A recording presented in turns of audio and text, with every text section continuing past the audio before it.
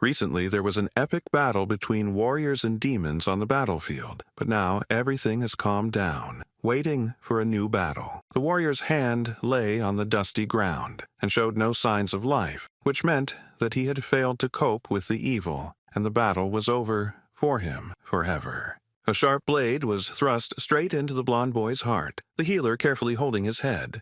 At that moment, the main character froze in shock, but in his head he understood that the warrior in front of him was dead and it would be impossible to save him. The entire team huddled around the dead fighter, hanging their heads in sadness because he was not just a warrior. The warrior who was killed by the sharp blade was not a simple soldier, but a man who possessed special powers. He was the only person who had the strength to destroy the demon, but even such a strong fighter met inevitable death. The healer sadly stated that this was the end, because the spear had pierced right into the heart, and it would be impossible to save the guy with a resurrection spell. Our hero, clutching his head from fatigue, said that it was stupid to appoint this blockhead as leader, referring to the dead soldier. The archer still had not lost hope of saving her comrade, so she asked Mikhail if there was really no way to bring him back to life. Another fighter supported her because Mikhail was indeed a 9th-generation archmage and should have prepared a spell for such a case. Looking at his friend's lifeless body, Mikhail replied that he had prepared spells, but they were designed to keep him alive. Turning his gaze to the cloud-covered crimson sky, the hero said that none of this mattered now. The warrior lying in the healer's arms, as before, showed no signs of life. His strong armor had been pierced through and through by a long spear. The situation enraged the bearded man, and he, clenching his strong teeth with fangs, began to swear and ask himself rhetorical questions.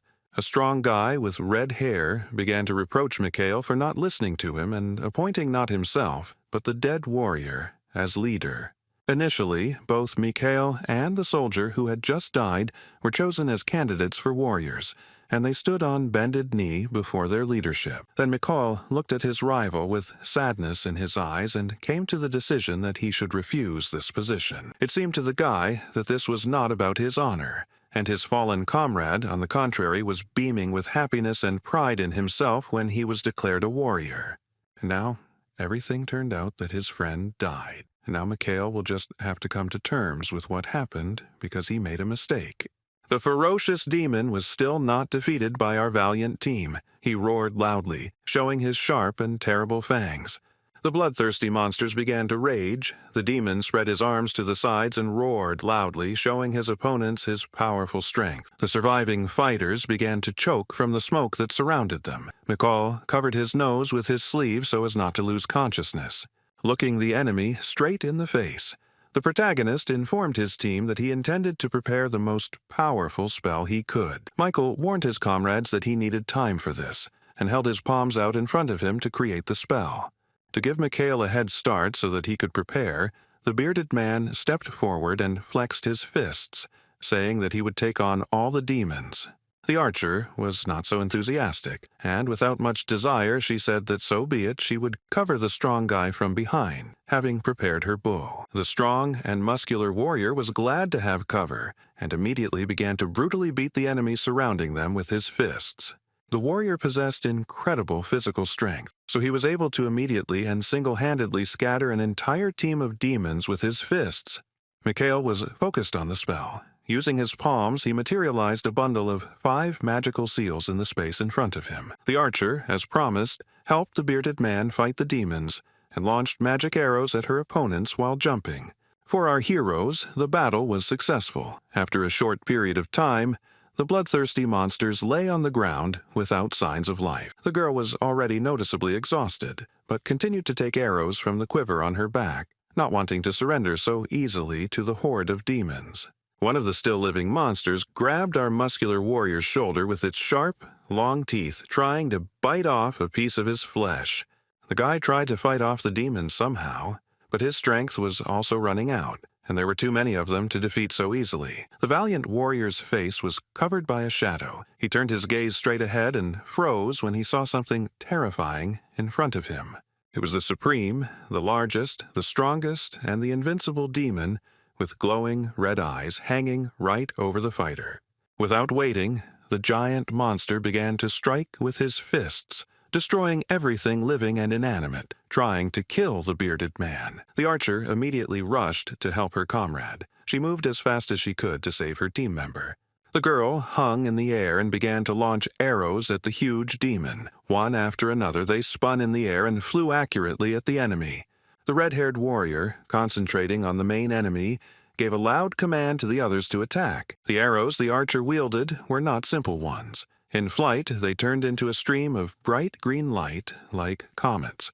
The girl moved gracefully in the air, trying to deceive the bloodthirsty demon and avoid his attack, launching more and more arrows at him. But the archer's attack was not fatal for the enemy. The monster remained calm and confident in its superiority over people. The healer dropped her staff to the ground and slowly walked forward, trying to help her team deal with the demons. While Mikhail was still working on his spell, the girl, without turning around, turned to our hero. She turned around and with a sweet smile on her face, thanked the guy for staying with them all this time. Mikhail froze in surprise and was clearly upset by the healer's words, and at first he could not find the right words to answer. Afterwards, the boy, whose blonde hair was fluttering in the wind, smiled softly and looked lovingly at the girl, thanking her. The healer, not afraid to stain her white dress, knelt down and placed her hands on them, palms down. The girl folded her hands together, preparing to cast a spell to save her comrades from death at the hands of the demons. The heroine lowered her head down. Demons were running towards her from all sides to attack her, but suddenly a bright light shone around her.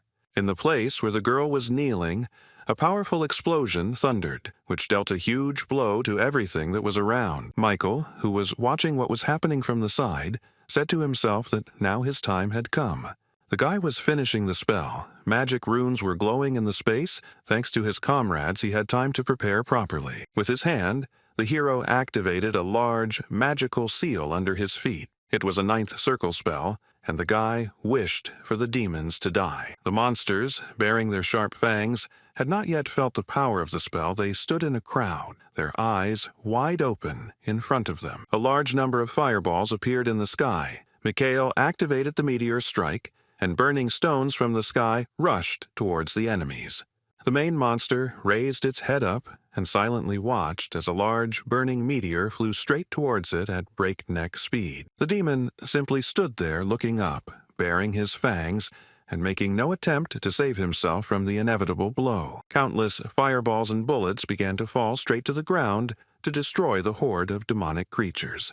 When the attack stopped, the earth was lifeless, with only meteorite craters remaining and dust hanging over the surface.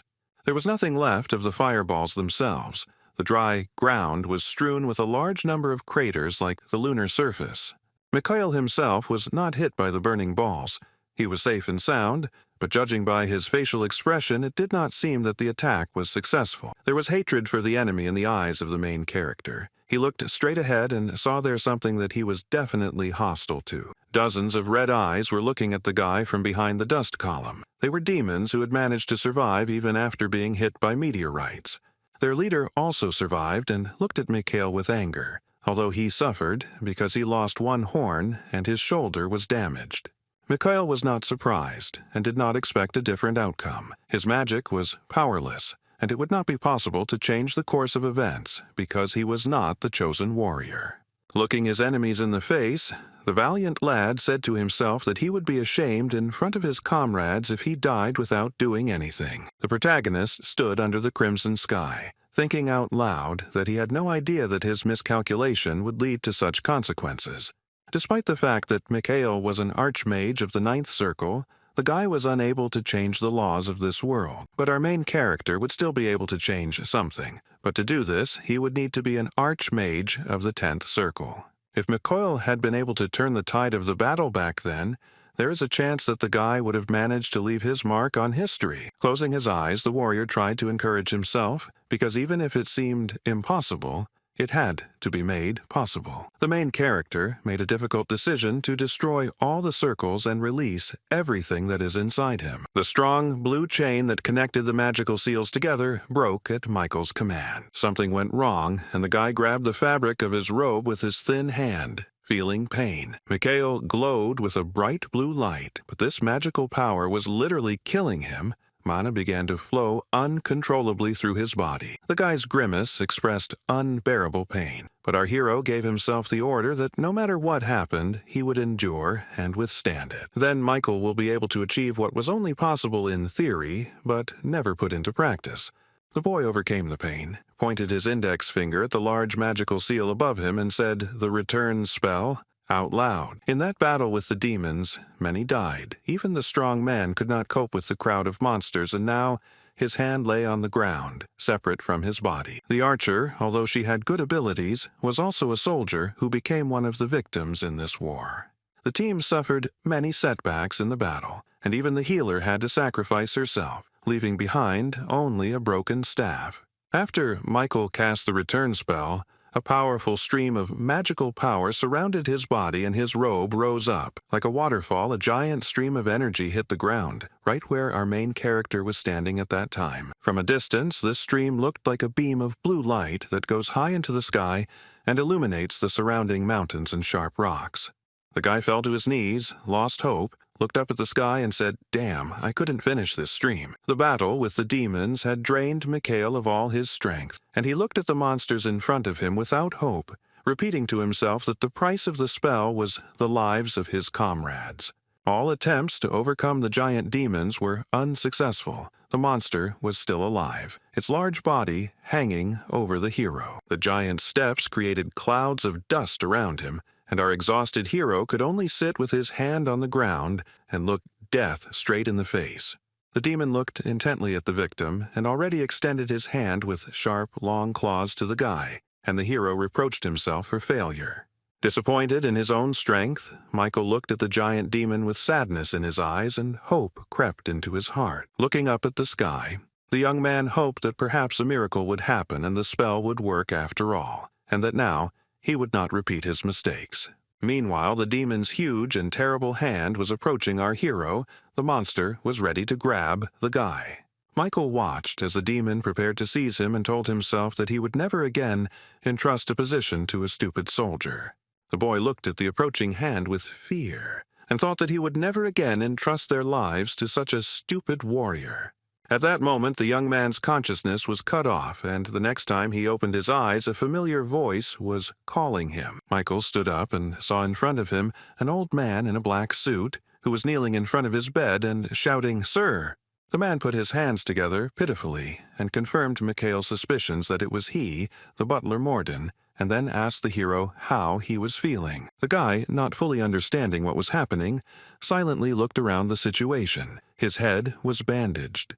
His vision was still blurred, but the hero saw before him a luxuriously furnished room that seemed familiar to him. Mikhail asked Morden what year it was, which confused the butler, but the hero insisted that he name the date. The butler was very worried about the gentleman, asking if he was really okay, which angered the hero, and he again demanded to name the date. The old man obeyed his master and said that it was now the 4th month of the 32nd year of Terran. Hearing this from the butler, Mikhail looked down at his palm and came to the conclusion that he had managed to go back 20 years.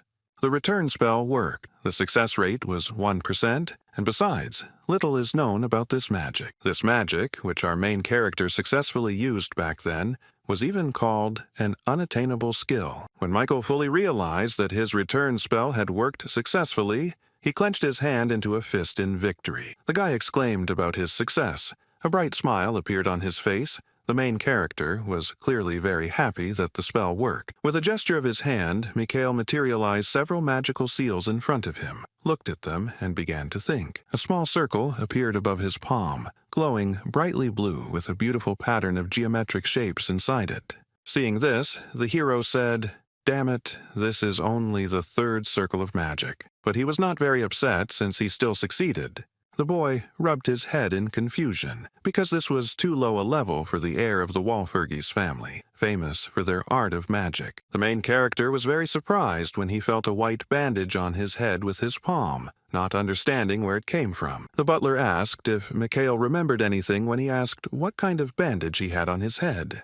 The young man shielded himself with his hand from the devoted butler, grabbed his head and ordered him to wait so that the hero could think. The young heir closed his eyes and moaned, trying to remember what had happened to him, that now his head was bandaged.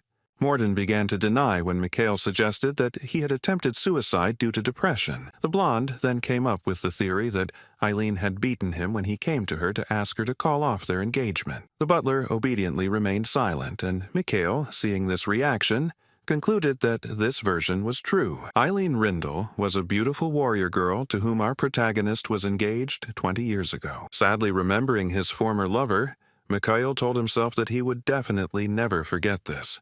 The young man got out of bed and went to the mirror and then asked Morden how the Duke's family reacted to this incident. Michael learned that there was no reaction from the Duke's family when the elderly man replied that they had not said anything yet. The protagonist pronounced the word correctly when, standing in front of the mirror, he found in his head the reason for the lack of reaction from the Duke's family. With his hands in his pockets, he shared it with the butler, saying that it was because this family was currently in a disadvantageous position.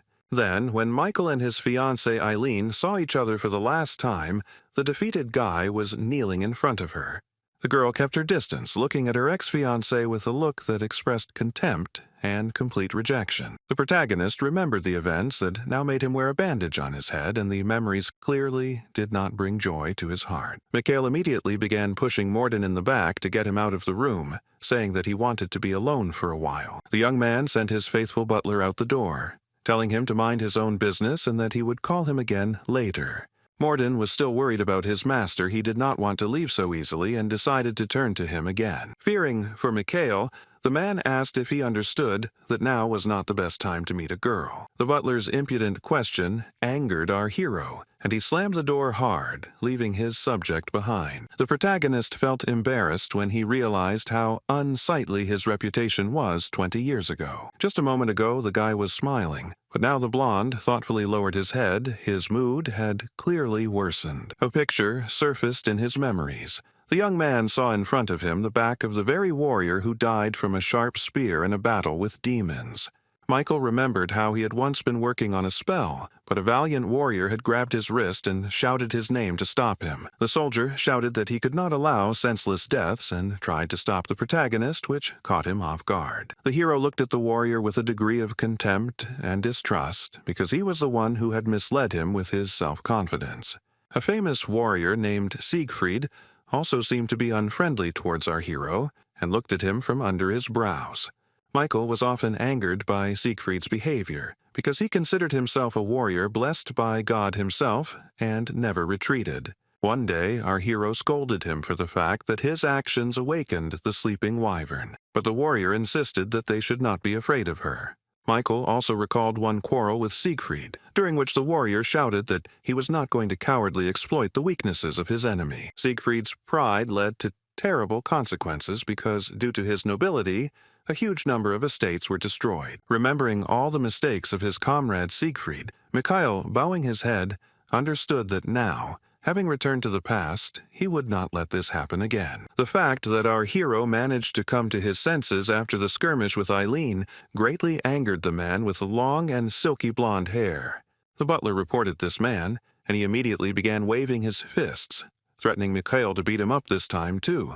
The man asked the servant why he was silent when Morden, looking down, did not answer, mumbling something under his breath. The butler looked at the man in front of him with frightened eyes and said that, to be honest, he did not know what to answer. With his hands behind his back, Morden promised that if Mikhail decided to do anything, it would be reported to the man immediately. The long-haired man still didn't calm down. He stared at the butler, trying to get more information out of him. Remembering how unusual Mikhail had been today, Morden tried to find the words to describe what was wrong with his master. The butler started talking about our main character's eyes, which, as it seemed to him today, were not the same as usual. Morden shared with the man across from him that there was rage in Mikhail's eyes when he regained consciousness in his bedroom today. Our main character managed to go back 20 years by using a complex spell called Return, and he was well aware that his struggle was not over, and in the future he would have to face the demons again in a final battle. But now the guy doesn't want to make the same mistakes again, so from now on he will begin to diligently prepare for the battle. The young man materialized his circles of magic above his palm and said that first he needed to stabilize the circular flow. The guy knew he was going to have a hard time with this task, so he sat down on the floor in his room, crossing his legs. Mana usually rotates forward. Mikhail closed his eyes to concentrate as much as possible and made a gesture with his hands. The direction in which this supernatural force rotates is a very important factor that greatly influences the properties of mana. At this point, it is known that mana moves clockwise and that this is the only correct direction. The magical power moving forward goes around the entire body and gathers in the heart, forming a kind of ring. Only in this way can the magic circles that Michael possesses be formed, and this theory is generally accepted. But our hero had his own opinion on this matter, and he believed that mana flows did not necessarily have to be concentrated in one place. According to the free circulation of flows, mana passes between certain points and is divided into 12 flows. Michael practiced this crazy method. He was sweating and red from excess blood circulation and would not be surprised if his body exploded. Opening his eyes, the protagonist remembered that he was not just a man, but a ninth circle magician, Mikael Valfurgis, the image of Siegfried, who died 20 years later. Rushing past him, looking sideways at the boy, appeared in the young man's mind again. Mikhail was very tense but did not give up, shouting that compared to the troubles of the future, the possibility of overheating meant nothing. Our hero succeeded in something. The space of his chambers was transformed. Large glowing links of chains appeared in the air. A magic circle was formed, which is what Mikhail was working on when he launched the free circulation of 12 streams of mana in his body. More and more magic circles began to swirl in the air, each of which was connected to others by strong magic chains. Seeing that the hero had succeeded, the guy sighed with relief. Due to overheating, his entire body was covered in sweat. The protagonist stated that for a first attempt he did quite well and tried to get up from the floor. The circular flow was stable enough that Mikhail had no doubt that with the help of free circulation, he would be able to effectively use mana. The guy raised his hand, palm up, to check something else because the work with mana was not finished. The young man was able to create another magic circle since he had mana left, and now he had the magic of the fourth circle. Mikhail thought that everything was fine, but there was no time to rest, so the young magician gave himself the command to move on. Using his supernatural powers, the hero released a fiery spear and an ice spear, two opposing elements. The boy watched as the orange and blue streams of light intersected with each other to form a mixed magic. The title of a seventh circle magician is awarded for the ability to use mixed magic, which is not within the power of even every experienced sorcerer. For the third circle magician Mikhail, mixed magic might have been unattainable, but with the help of free circulation, he succeeded. He remembered that as an archmage of the ninth circle, he was able to use any amount of magic at once. But the amount of mana the guy has now is not enough to use mixed magic for a long time, so the spears disappeared. Closing his eyes due to fatigue, the protagonist thanked that at least this way he could use mixed magic. Clutching his head, the main character stated that he had managed to solve the main problem that was currently relevant to him. A moment later, our hero's peace was disturbed, and he was unable to finish his thought because the door to the hero's room opened abruptly and without knocking. It was the man with the luxurious blonde hair whose face was covered in anger at Mikhail, and he immediately began to shout his name. The hero did not immediately understand what was happening, and the man in the coat immediately began to stretch out his hands, asking what he had done. Tired from using magic, the boy, holding his head with his hand, remained calm and agreed with the man in everything. But the long-haired blonde didn't want to listen to what his interlocutor was telling him, so he shouted that Mikhail didn't understand anything. But when the man realized that the guy opposite him agreed with him, he was very surprised, not believing his ears, and asked the young man to repeat. The main character repeated that he understood everything, and realized that he had dishonored the honor of their family, so there was no need to remind him of this once again. But Mikhail became embarrassed when the man opposite him began to openly threaten to break his arms and legs as punishment for his misdeed. The guy tried to calm the situation and calm the young man down, explaining that he did this because he had a plan. Michael admitted that it had been a bad idea to approach the Duke and ask him to withdraw his request for an annulment. The long-haired man calmed down and thought, answering the guy, that this act was too presumptuous on his part. Mikhail's words interested him, and the man, leaning his palm on the back of the chair, asked the guy to continue the story. The blonde suspected that our hero was still hiding something from him and concluded that, judging by his words, there was something else. The protagonist grinned slightly and confirmed the suspicion of the man opposite him out loud. Mikhail looked up and lifted one corner of his mouth, smiling ironically, adding that there was much more. Our main character, Mikhail Valfurgis, changed completely when he turned 23. Up until this age, the boy had been characterized by endless pity, and his relationship with Eileen Rindle began before he was 23. Remembering himself 20 years ago, the hero understood that at that time he was still relatively pathetic and often humiliated. At a young age, Michael Valfurgis was distinguished by a weak character, indecisiveness, weakness, and lack of self-confidence. His romantic relationship with Eileen had soured in part because she hated that type of person the most. It was precisely because of the weak character and other vices of our main character that the stately girl did not want to be engaged to Mikhail. One day, when they saw each other, Eileen looked down at Michael, her expression making it clear that she despised the guy. Then the girl abruptly turned away from the guy and said that our hero was a weakling, and she, as is well known, hates such people. But Eileen herself was also a difficult person, and she also had vices, because then she tried to hide her deception from Mikhail.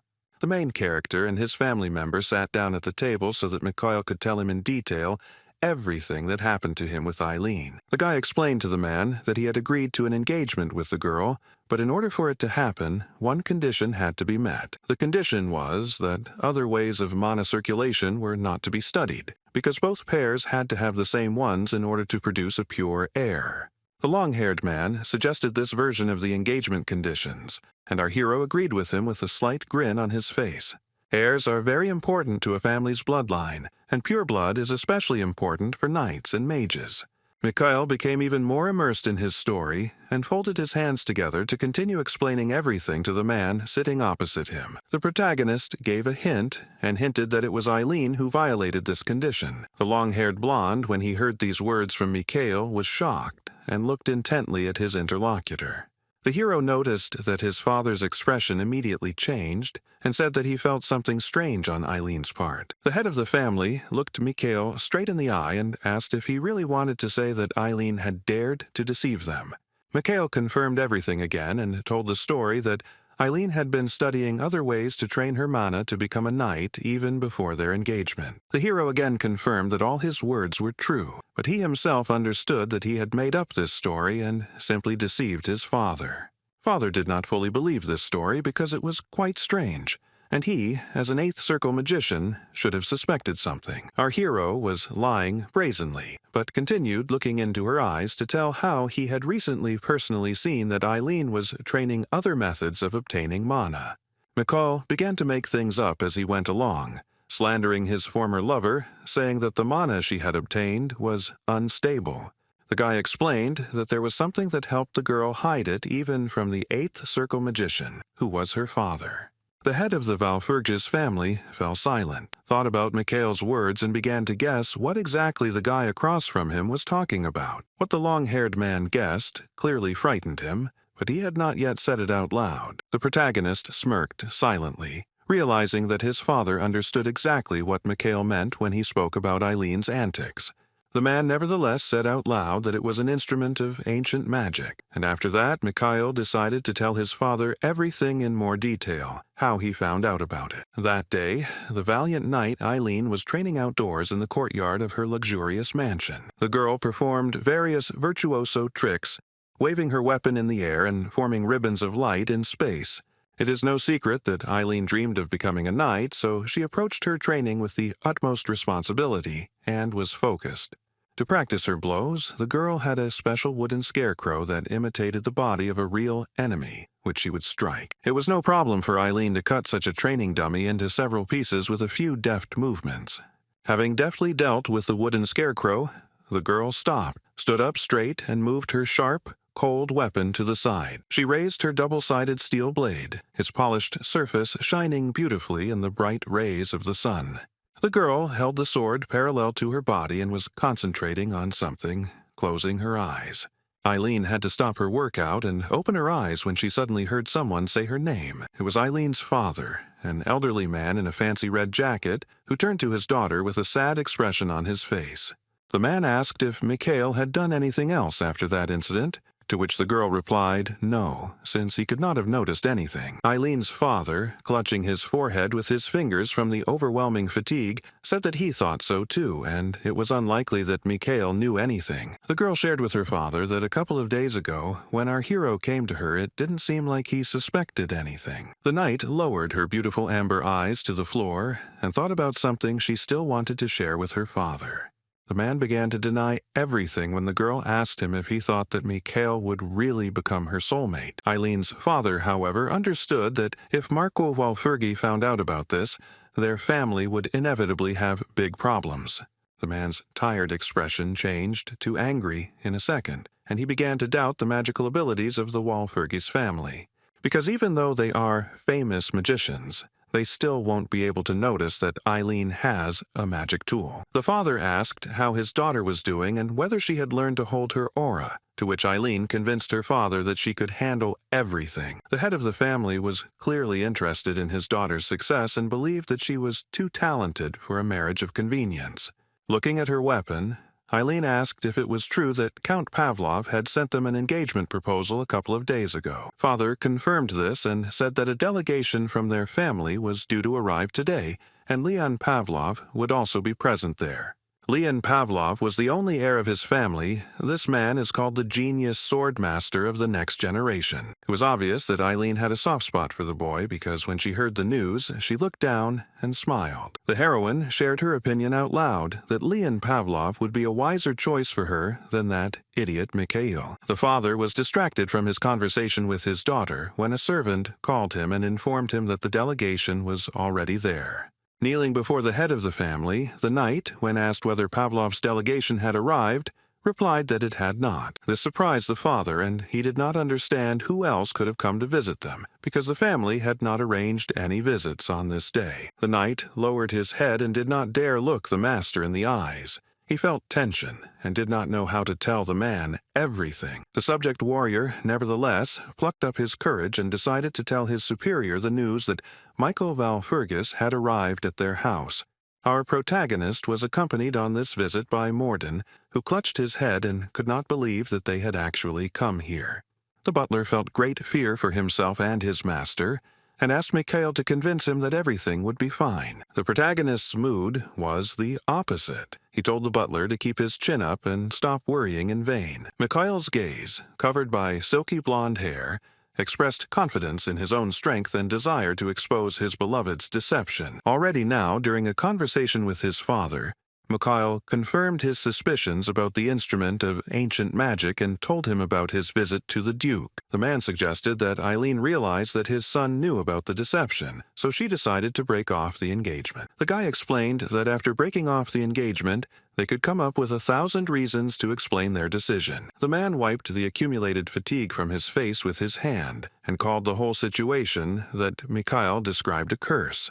The father, resting his head on his hand, warned his son that if he deceived him now, their reputation would not be shaken, but simply collapse.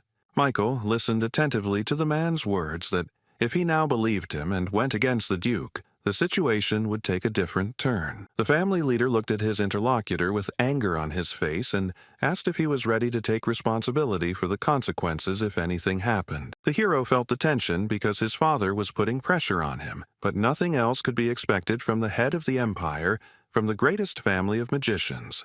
Mikhail decided to continue to insist on his own, smiled diplomatically at his father and said that he understood everything. Our main character wanted to complete his trick of deception, so he told the man that he was ready to personally prove everything. Such determination and loud words of the young guy surprised the head of the empire of the greatest family of magicians, and he glanced at the guy.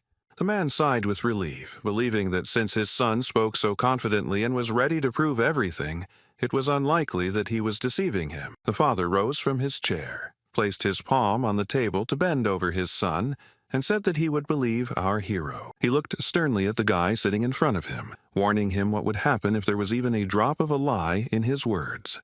The man threatened that in case of deception, Mikhail would be immediately deprived of his status as heir, and he would also have to leave the castle of Walfurgis.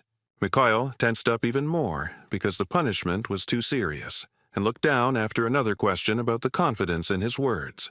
Although the hero understood that he was brazenly breaking his word and slandering his ex-fiancée, the guy confidently answered that he did. The head of the empire of the family of magicians, Walpurgis, was pleased with the answer, but it was clear from his face that he did not completely trust the heir. Now our protagonist, with his hand on his belt, stood right in front of Eileen and the Duke's mansion, and was ready to prove to his father that he was not lying. The butler could not calm down. He shouted to the master that he had a terrible premonition, and their family had already received a serious blow, but the hero did not listen to him. Morden had already begun to irritate the hero when he continued to repeat that if Mikhail made a mistake, there would be no turning back. The old man did not stop and said that in any case it was strange to come like this to the Duke's house after everything that had happened. All the butler's persuasion had no effect on our main character, and he declared that he needed to move on. Morden didn't understand what was going on, to which the guy tried to calm his butler down and told him not to worry so much. The young mage grinned and looked defiantly at Eileen's house, declaring that he had a plan and he was sticking to it. The Duke and his daughter Eileen looked warily at the knight who came to them with the news that Michael Walpurgis had come to the house. This news shocked the Duke. He did not understand why Mikhail decided to visit their family's estate so suddenly. The man closed his eyes and shook his head, saying that our hero's visit was just another headache for him. The Duke ordered his knight to go to Michael and inform him that the family could not receive him today, as they had another meeting planned. The knight agreed to carry out such a simple order from his superior, which for some reason made sweat appear on his face from the tension. The guy sincerely apologized to Mikhail and said that he hoped that our hero would still have a chance to meet the Duke. The protagonist did not resist, and upon hearing this news agreed with the knight and immediately turned around to leave. The guy in iron armor felt relieved and thought how good it was that Mikhail had agreed to leave without unnecessary hysterics. The butler, who had previously disliked the idea of this visit, now asked the gentleman if he really would just leave like that. Our young hero did not explain himself to the servant and irritably replied that he should simply follow him. Mikhail did not go far, but decided to rest, sitting down on a well-kept green lawn near the mansion of Eileen and her family. The knight working for the Duke was surprised when the youth settled down under the tree in such a masterly manner and closed his eyes to rest. The guy in the helmet looked at Mikhail with confusion and asked our hero what he was doing here. Michael Walpurgis folded his hands behind his head for convenience and brazenly answered the knight, asking if he could see that the guy was resting. The young man explained that their lands were very far away and it would take more than a day or two to get there, and asked if they couldn't at least rest a little.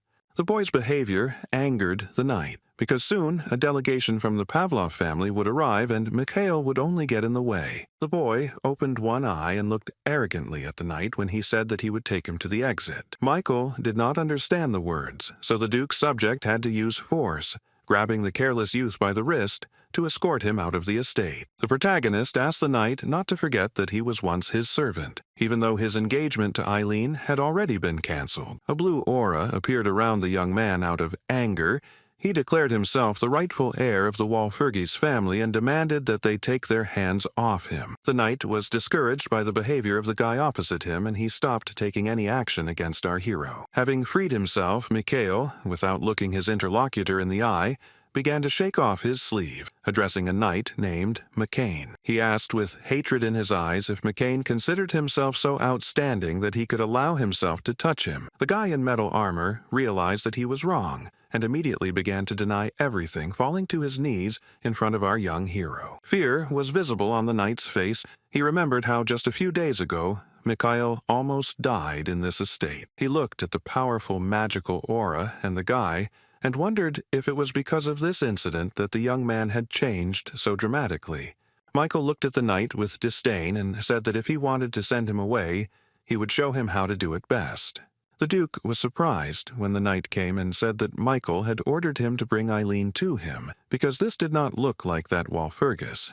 McCain bowed his head to his boss, because he was very ashamed, and the Duke realized that they had a problem. The submissive knight declared that he only had to give the order, and he would immediately use force against McCall to drive him out of here. The head of the family did not like this idea and immediately rejected it, saying that this decision would not lead to anything good. Eileen decided to act boldly and told her father that she would come out to her ex-fiancé, agreeing to his terms. The girl confirmed that she was confident in her decision, because it was only because of her that Mikhail came here so she would get rid of him again. Having laid down her arms, Eileen asked Sir McCain again if our protagonist was really waiting for her at the entrance. Eileen immediately began to walk across the white-tiled floor towards the entrance to the estate, asking the knight to take her to Michael. McCain did not immediately follow the girl, but looked at his mistress with caution on his face and turned to her. The girl turned her head and looked at the guy, asking if he had any problems. Sir McCain, though a brave knight, pressed his lips together at this moment and did not dare tell the Duchess that something was really bothering him. He replied that there was no problem and agreed to accompany Eileen, putting an iron helmet on his head for protection. Meanwhile, Mordine did not calm down and tried to find out why Mikhail was in such a hurry to come here, which began to irritate the main character. The elderly man, who was very worried, silently flinched when the boy asked him to just trust him. Our main character fell silent and thought he gave himself a firm resolution that he had to do what he had planned today. The guy realized that haste in this case was vital, because today Count Pavlov was arriving at the Duke's estate. The Pavlovs were one of the most famous families, and in the future they would unite with the Duke's family, which would make them even more powerful. Leon Pavlov, the main heir of the family, was the one who was constantly in the spotlight. He was considered a genius of his craft and a master of the sword. Lost in thought under the tree, Mikhail understood that he needed to meet Leon as soon as possible, because he had communicated with him before the regression. The protagonist noticeably wilted, not thinking that one day all the families he had dealt with would gather in one place. The guy perked up and opened his eyes, realizing that he needed to hurry up for everything to go according to his plan. Butler Morden was clearly not in a good mood. The elderly man had already knelt down and was again trying to reach the gentleman. Mikhail waved his hand and said again that everything was fine, to which Morden replied that that was not the issue at all. The man with the gray mustache paused in his conversation because he could not find the right words to ask his master a question. The butler plucked up his courage and asked if Mikhail had trained his mana in other ways without the Marquise's knowledge. The main character immediately looked down at the floor and fell silent, realizing that he had indeed trained in an unconventional way. Mikhail looked at his subject with distrust and asked why he suddenly decided to ask a question of such a nature. Morden explained that when Michael became angry at the careless knight, he showed the power of his magical force for just a moment. The man, although he was a simple butler, understood perfectly well that the power of this magic significantly exceeded the abilities of a third-circle mage. Morden told the guy that even though he was a magician, he worked for the Marquis, was observant, and could simply put the facts together.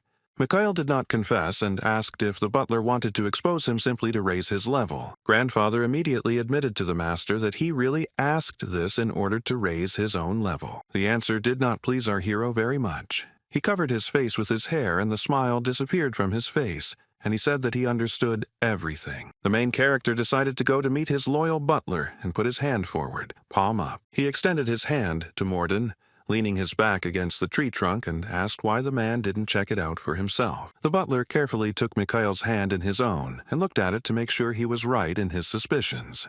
The old man, with shadows from the tree leaves playing across his face, closed his eyes and lowered his head a little to concentrate. With his palms, he carefully studied the hand of our young hero in order to read the necessary information from it. Morden sighed heavily when his analysis was successfully completed, and he saw something that both surprised and upset him. Telepathically, the butler found out that Mikhail had 4 circles of magic, and the guy immediately confirmed these suspicions.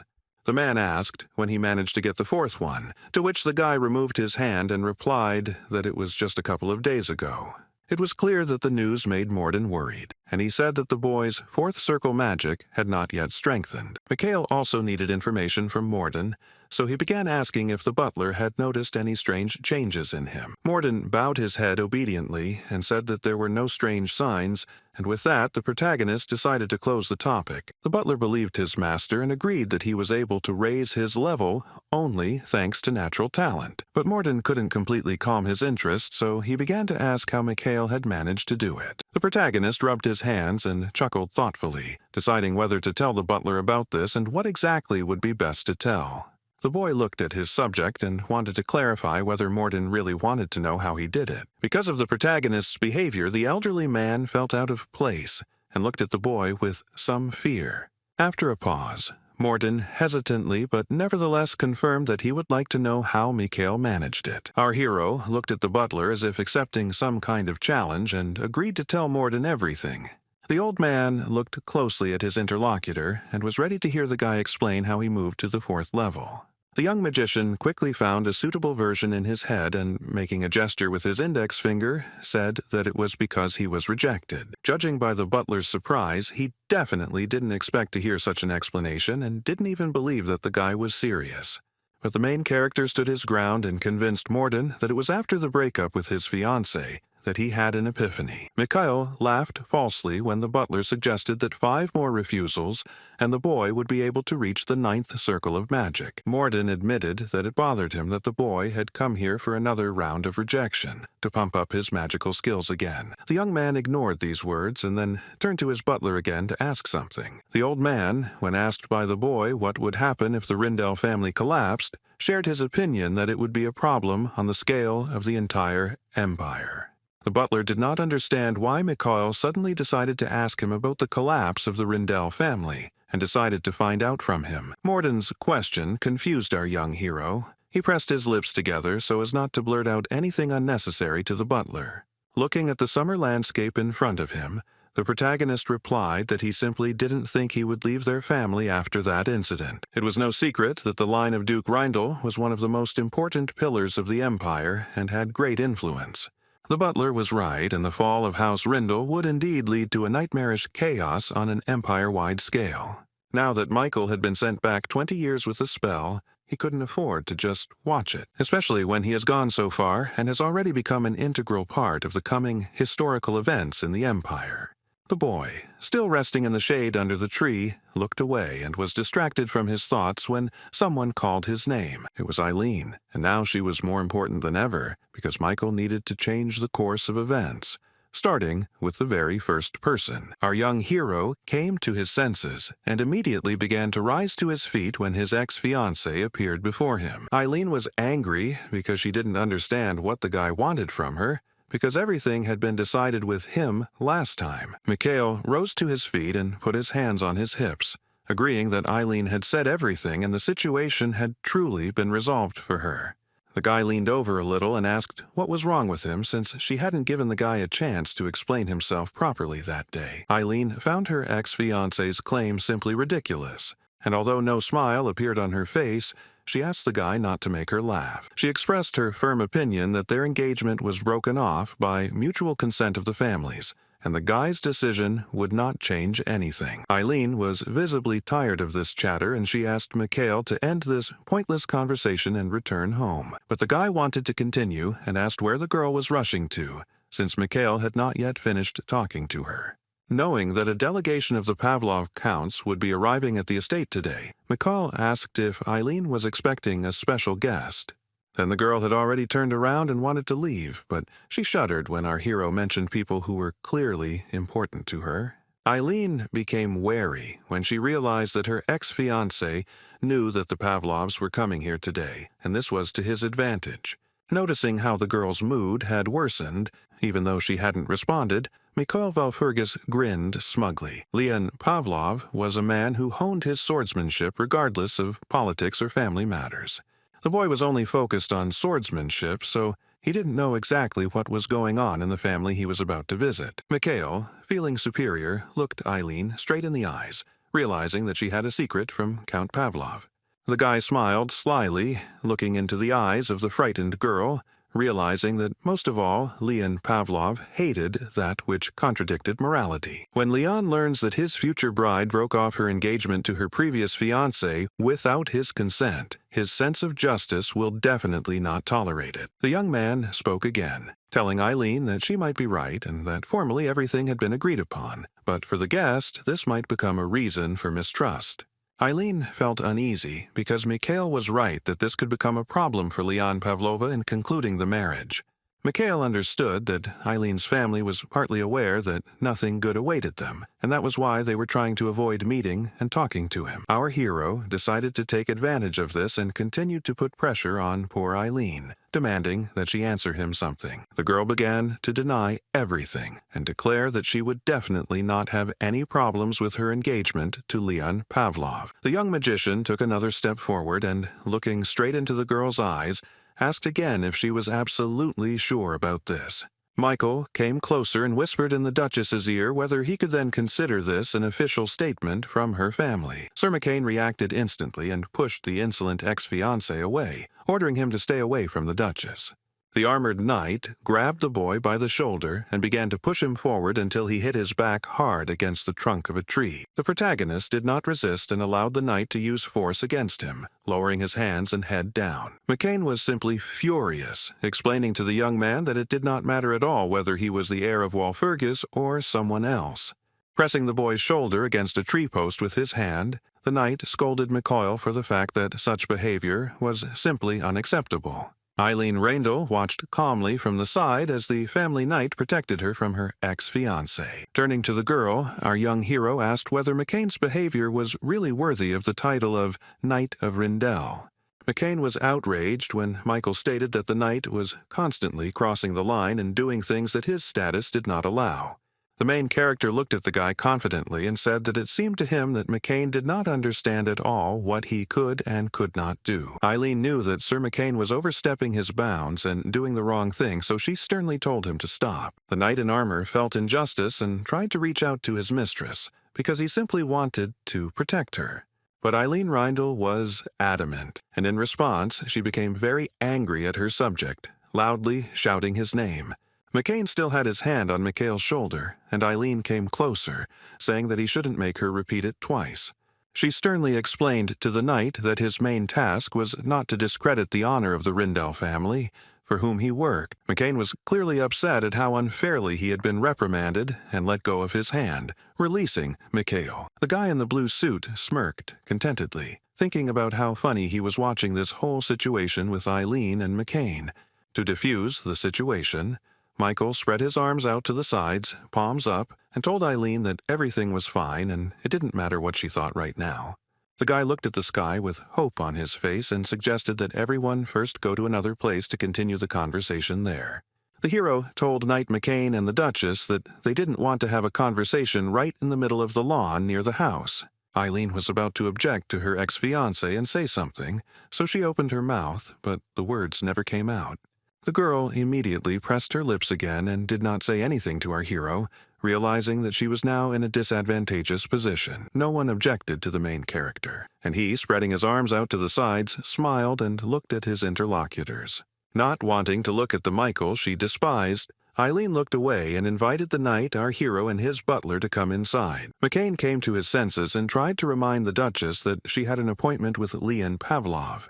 Eileen waved her hand and walked towards the house, telling the knight that they would think about it later and that she was not going to talk for long. So far, everything was going swimmingly for Mikhail, and he was clearly pleased with himself for being able to take control of the situation with Eileen. Our heroes were already inside. The Duchess, wearing brown leather boots for sword training, strode across the wooden floor. With her hair pulled back, she walked through her luxurious estate, leading Mikhail, a knight, and Morden's shy butler. The main character turned his attention to the decoration of the building in which he found himself, because its interior was amazing. Warm sunlight entered the spacious hall through large windows which were decorated with luxurious white curtains. Above the high, arched, stucco ceiling hung gold, crystal chandeliers that held candles even during the day. 20 years later, Mikhail managed to return and get into this mansion again, which, judging by his grin, made the guy happy. He admired the interior, with a smile on his face looking at the ceilings, and said that everything was the same in this house. The young man realized that he had said too much when the butler was surprised by his words, because Mikhail had been in this mansion only a few days ago. The magician became furious and got angry at the butler for the fact that he always had to put in his 2 cents. The hero became even more angry when Morden reproached him for grumbling like an old man. The guy exhaled and tried to calm down, mentally agreeing with Morden that he really was grumbling like an old man. The butler didn't quite understand what was going on, so he whispered to the gentleman what they were going to do here. The old man with the mustache was visibly worried because our hero decided to come here alone and not with the Marquis. Michael laughed and asked the butler what he meant by saying that the young magician had come here alone and not with his father. The guy's mood was high, and he turned his head to the butler, saying that he did have it. Such unexpected words took the old man by surprise, and he stood silently behind, staring at his master. Morden became very upset and looked down at the floor, muttering that he didn't think he would be of any use. The young heir of the Walpurgis family decided to console his butler, approached the man, and patted him on the shoulder. The guy advised the elderly and insecure man to gain more confidence. The words inspired Morden a little, and he again followed his masters to meet adventures in the house of Rindel. The main character wanted to cheer up the old man and praised him again, saying that he was a much more reliable person than others. Mikhail, Morden, Duchess Eileen, and her loyal knight McCain arrived at the right door, and the girl placed her palm on it. Eileen looked sternly at our protagonist and told him that behind that door was the living room. Mikhail was pleased with the choice of place for the conversation and suggested starting the conversation, considering that they did not have much time.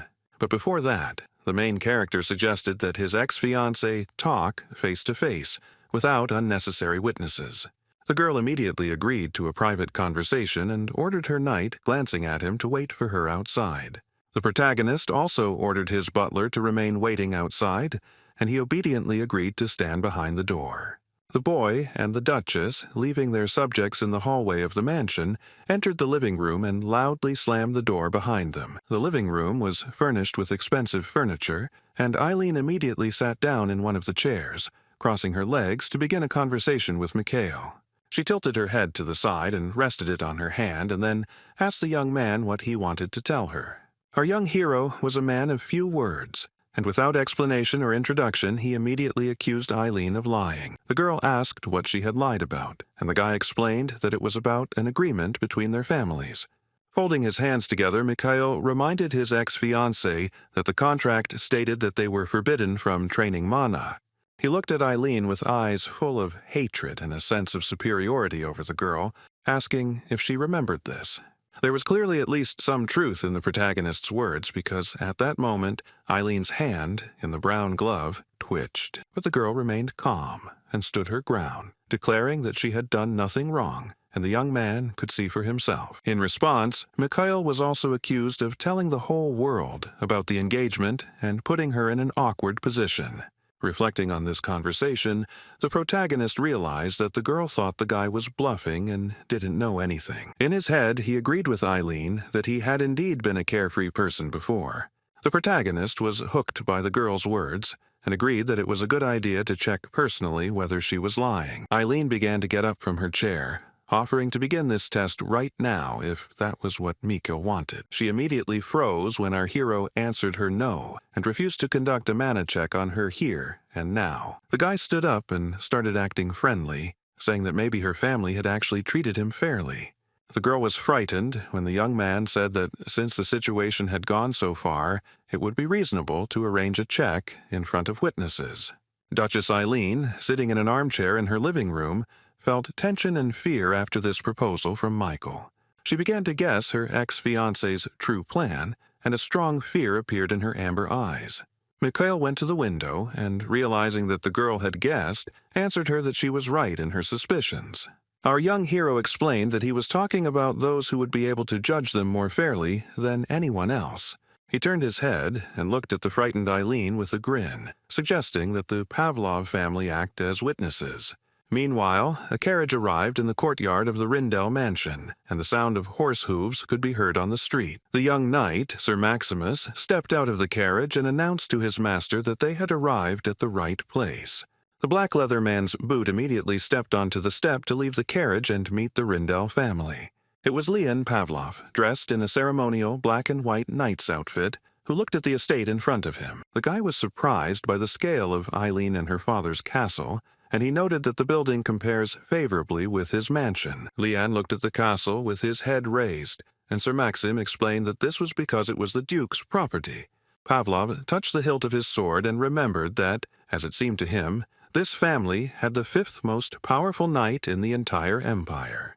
Lian, whose face was covered by platinum hair, grinned, anticipating an interesting meeting with the Duke. Sir Maxim decided to remind the gentleman that he should not start quarrels with the Duke's servants for no reason, to which Lian replied, "Yeah."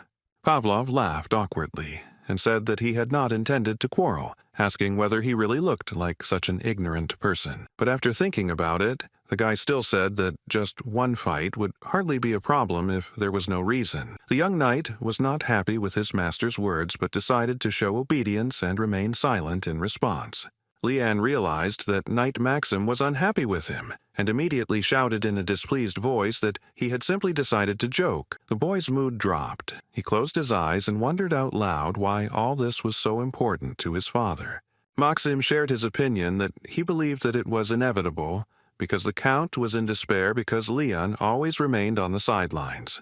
Pavlov thought for a moment and admitted that Sir Maxim was partly right about his father's mood and the boy's role in the family. For people of noble blood, there was really nothing worse than to be left without due attention, which explains a lot. This is due to the fact that the emperor grants the right of succession only to those who help him and do not constantly remain on the sidelines. Lian understood that now, standing in front of Rindel's house, he had a chance to show himself from his best side, and he would take advantage of it. The guy thought about it and remembered Duchess Eileen, and then asked the knight if she had really recently broken off the engagement. Maxim confirmed everything and said that the groom whom the Duchess had refused was the notorious Marquis Walpurgis. As Lian continued to look around the Rendell estate, she became curious about what had happened between the boy and the girl. He glanced sideways at the knight and wondered if it was possible that the reason was the Duchess and her probable oddities. Sir Maxim laughed and replied that the fact was that the girl's family was the leader of the Order of Knights, and the boy was the son of Marquis Walpurgi. Lian agreed with the knight's words that if there was something wrong with the bride, the Marquis would not simply leave her alone. Maxim suggested that most likely the heir of the Walpurgis family was so terrible that Eileen came to cancel the engagement. Pavlov doubted this, since Walpurgis had a good pedigree, to which the knight said that this was no guarantee of an excellent heir. The situation seemed strange and confusing to Lian, which he told Maxim while thoughtfully rubbing his chin with his fingers. Still standing by the carriage in front of the Reindel family castle, Liana's intuition told her that there was something fishy about this story. Meanwhile, Eileen was still talking to Mikhail in the living room, asking him again about testing her abilities with witnesses. Thinking that the girl had not heard him well, Mikhail once again suggested that she check it out in front of everyone. He approached the Duchess and said that Count Pavlov's arrival was an excellent opportunity to sort out such an unfair decision. The guy leaned over the girl, who remained silent, and accused her of simply being afraid. Duchess Eileen was indeed tense at this prospect and found nothing to say in response. She tried to find words to object to Mikhail, but closed her mouth and simply looked at the guy silently. Afterwards, the girl plucked up her courage, stood up from her chair, and shouted that he wouldn't wait, and then accused him of Mikhail arriving unofficially. The hero asked if she was sure of her words, and immediately reached into the inside pocket of his jacket to get something out of there.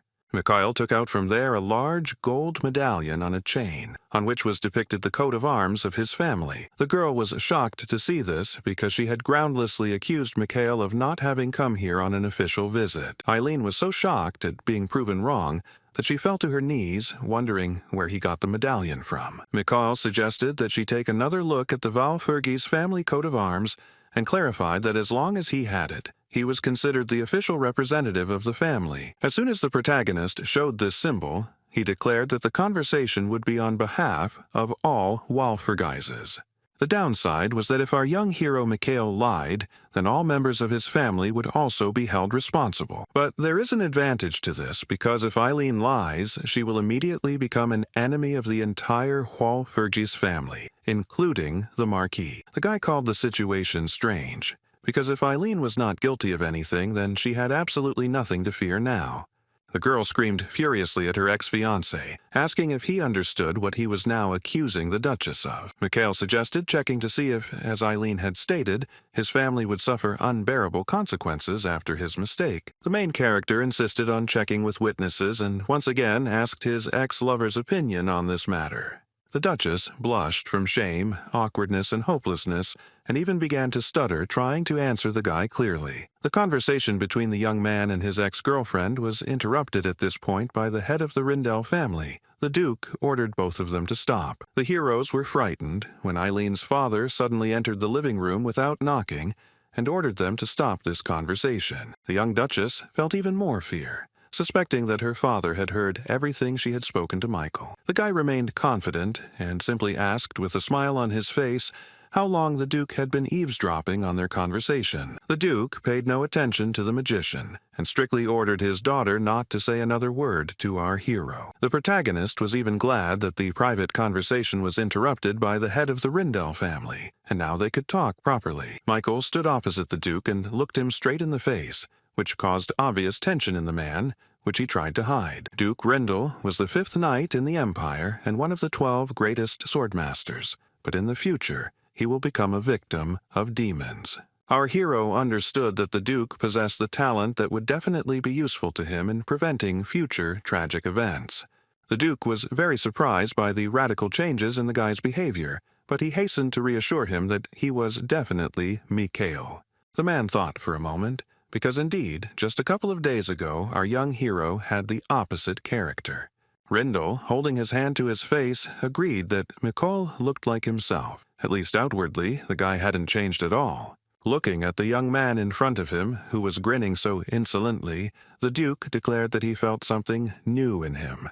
The man suggested that the Marquis had given the dragon's heart to the heir, to which the boy replied that he hadn't even seen it yet.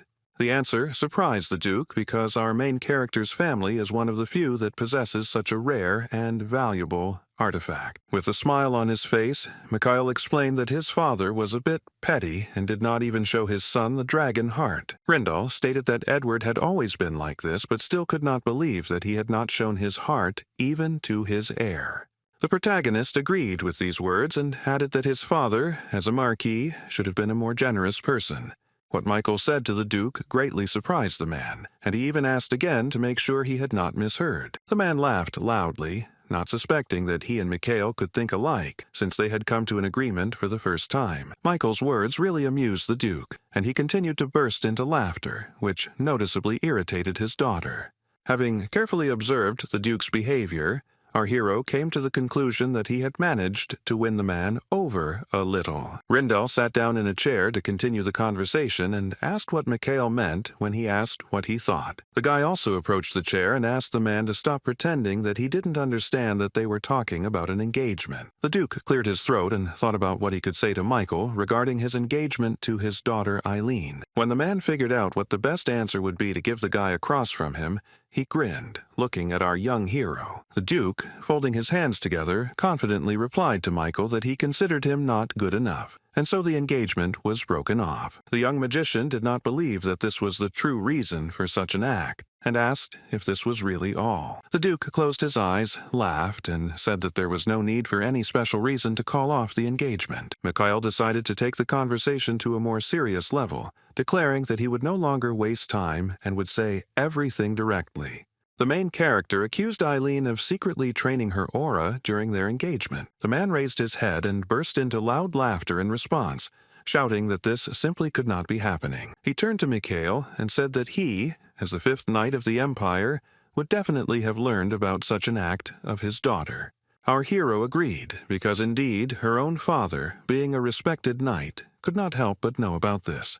Duke Rindell immediately stopped laughing and the smile slowly disappeared from his face, realizing what exactly he was being accused of. The corners of the man's mouth turned down when he heard Mikhail say that the Duke really couldn't help but know. The man looked at the boy with hostility, called the boy Mikhail, and asked if he was now trying to say that he was lying. The guy tensed up, and it seemed to him that from the very beginning, Duke Rindell had not even planned to deceive our hero. It is possible that Eileen trained her aura in secret from everyone, and her father found out about it by accident. Then the Duke would have to make a decision, weighing the pros and cons to understand what to do next. The balance was between his own daughter's swordsmanship and an engagement to what Duke Rindell considered an idiot. The main character believes that the man had to choose which of these was more important to him, and he chose his daughter's skill. Rindell said he understood why the guy was upset, but breaking off the engagement didn't give him the right to behave like that. Michael watched as the Duke spoke with confidence, and how confident he was that the young man could not notice that magical instrument. He also saw a oppressive dark aura surrounding the man in the chair opposite him, making it a little difficult for Mikhail to think. The hero had an idea, and replied that Eileen had recently made an unnoticeable but serious mistake. The protagonist pointed his finger at himself, implying that he was the very mistake Eileen had just mentioned. With a smug smile on his face, the guy told the man opposite that, even if it was only for a moment, he had noticed something. Eileen, who had been sitting calmly in a chair and listening to the conversation between her father and her ex-boyfriend, suddenly became alarmed. The Duke gripped the edge of his chair tighter, realizing that our hero had some evidence against them. Having called the Duke Your Highness, Mikhail, beaming with happiness, said that he thought he knew what the guy was talking about. The man was dejected because the guy was right about everything, so he kept silent in response, finding himself in a difficult situation. Grindel stood his ground, not wanting to give in, and calmly told the young magician that he was mistaken in his calculations. But Michael was confident that he was right, so he proudly looked the Duke straight in the eyes, asking if he believed him. The hero announced that their conversation was over and suggested that the Duke continue to deny everything. The guy didn't wait for an answer from the man, got up from his chair and walked towards the exit with slow but confident steps. Mikhail dealt his interlocutors another blow, declaring that apparently Duke Leon Pavlov was already on his way here. Taking one last look at Eileen and the Duke, the boy expressed hope that he would meet Leon on the way back. When the hero announced that he intended to meet with Pavlov, Duke Rendell immediately became alarmed and rose to his feet. Mikhail stopped and smiled calmly, closing his eyes when someone shouted at his back, demanding that he stop. The boy stood before the Duke and asked if he was now ready to admit that the young heir of the Walpurgises was right. The man tried to remain calm, so he closed his eyes and asked Mikhail to clarify something. The main character was pleased that the Duke had come to meet him, so he said that he was listening to him attentively. Rendell pressed his lips together in tension, trying to find the right words to help him get out of this situation successfully. He looked at Mikhail with hope and pleading in his eyes, suggesting that he compromise and find favorable conditions. The smile disappeared from our young hero's face, and he did not answer at first when the Duke suggested that he find a compromise. But the main character was not very surprised because it was quite natural for Duke Rendell to talk such nonsense. Michael was pleased with the outcome of the conversation, which he told the Duke, and decided to say goodbye to those present. Finally, he looked at the man with an ambiguous smile on his face and told him that they would see each other again. The man stood silently, looking out the window, and Eileen was completely dejected, because Mikhail really did reveal her deception. The girl's hands twitched and shook because she was very nervous, realizing that the guy had actually noticed then. She thought that Mikhail was hinting in every possible way that he knew something, but she thought that the young man was just bluffing. Clutching her head in despair, the Duchess understood that now that he knew the truth, he would do everything to make her family answer for the deception. When our hero left the living room, the girl jumped up from her chair and panicked, asking her father what they should do now. The man remained calm and confident, not panicking like Eileen, and tried to calm his daughter down as well. Duke Rendell thought that Michael did not understand how this world worked, but now it seems that he was wrong about that. Eileen's father even called the situation funny because he used to think that he was quite good at understanding people. The girl promised that if anything happened, she would take full responsibility, because it happened because of her carelessness. She wanted to object when her father replied that the problem was only between their families, and therefore it made no difference who exactly was responsible. Besides, the Duke himself gave permission to his daughter, and if he had noticed the awakening of the aura earlier, this problem would not have arisen. Feeling ashamed in front of her father, Eileen bowed her head to him when he said that he had to take responsibility for her as a daughter. Eileen and her dad were left alone in the living room to decide how to proceed in this situation and solve the problem. The Duke looked away, and memories of Eileen starting to work on her aura came flooding back to him. He recalled how his daughter managed to activate her aura once, and she looked at her palms burning with a bright light. Then the girl was sincerely happy, looking at her hands because she had worked for a long time to pump up her aura. When the young Duchess trained, her father was often nearby and watched his daughter's achievements from the sidelines. He couldn't even suspect that the girl would be able to independently pump up her aura to such a level. His daughter was a brilliant swordsman, and the Duke recognized her talent, so he simply wanted to support her. Silently looking at his daughter, who was devastated by her failure, Rindal mentally addressed her, saying that he simply wanted to protect her talent. Afterwards, he told Eileen that the Walpurgis family would definitely get their way, since the Rindals had violated the knight's code of honor. Eileen was at a loss. She knew that punishment was inevitable, and that the family would suffer most because of her. The Duke tried to calm his daughter down, telling her that everything was fine as she had been very upset about the deception being revealed. She didn't understand what her father meant when he shared his opinion that it was unlikely that Walpurgis would ask for anything out of the ordinary. The Duke explained that Michael did not want to destroy their family, and he was not as stupid a guy as his daughter thought. The man, seeing the state his child was in, decided to comfort Eileen by stroking her head with his hand. He advised his daughter, who was looking dejectedly at the floor, to simply watch if she could not understand what the man was talking about. Meanwhile, Leon Pavlov and his knight Sir Maximus went to Rindal Castle to meet with the family leaders. Leon stopped and cast a questioning glance at the man opposite him, not understanding what they wanted from him. Opposite Count Pavlov stood our hero silently, which raised several questions in Leon, including who he was and why he was standing in his way. The question of who he was did not embarrass the young man, and he proudly answered that he was Michael Walpurgis, looking Liana straight in the eyes. Pavlov didn't find the name he heard familiar, so he began to ask again, puzzled, who he was. Raising one eyebrow, the knight began to carefully examine the guy opposite him without answering our hero. Leon Pavlov looked at the blue and gold robe of the main character, and it seemed to him that the young man opposite him was not lying. The protagonist silently waited for what Leon would tell him, and stood in front of him with a barely noticeable grin on his face. Pavlov asked Mikhail to explain, because he had a meeting with the Duchess planned for today, and it already seemed to him that he had mixed up the date. The guy replied that Leon had arrived on time, but he and Eileen had just had an unplanned forced meeting. The knight frowned, and accused Mikhail of simply mocking him when he told him about the forced meeting. Leon Pavlov looked sternly at our hero, confirming his suspicions that the stranger was simply making fun of him. The young magician began to deny everything, to which he received a logical question as to why he was behaving like that with Leon. The knight was furious. He really didn't like our hero's behavior, and he accused him of talking nonsense. Michael stood silently, his face expressionless, and simply watched how angry Leon was with him. He noticed that Leon Pavlov was using explosive force against him, which he immediately decided to fight. The boy put his palm out in front of him to prepare to fight the power of the new generation swordmaster. The protagonist closed his eyes and concentrated to use his supernatural abilities to push away this force.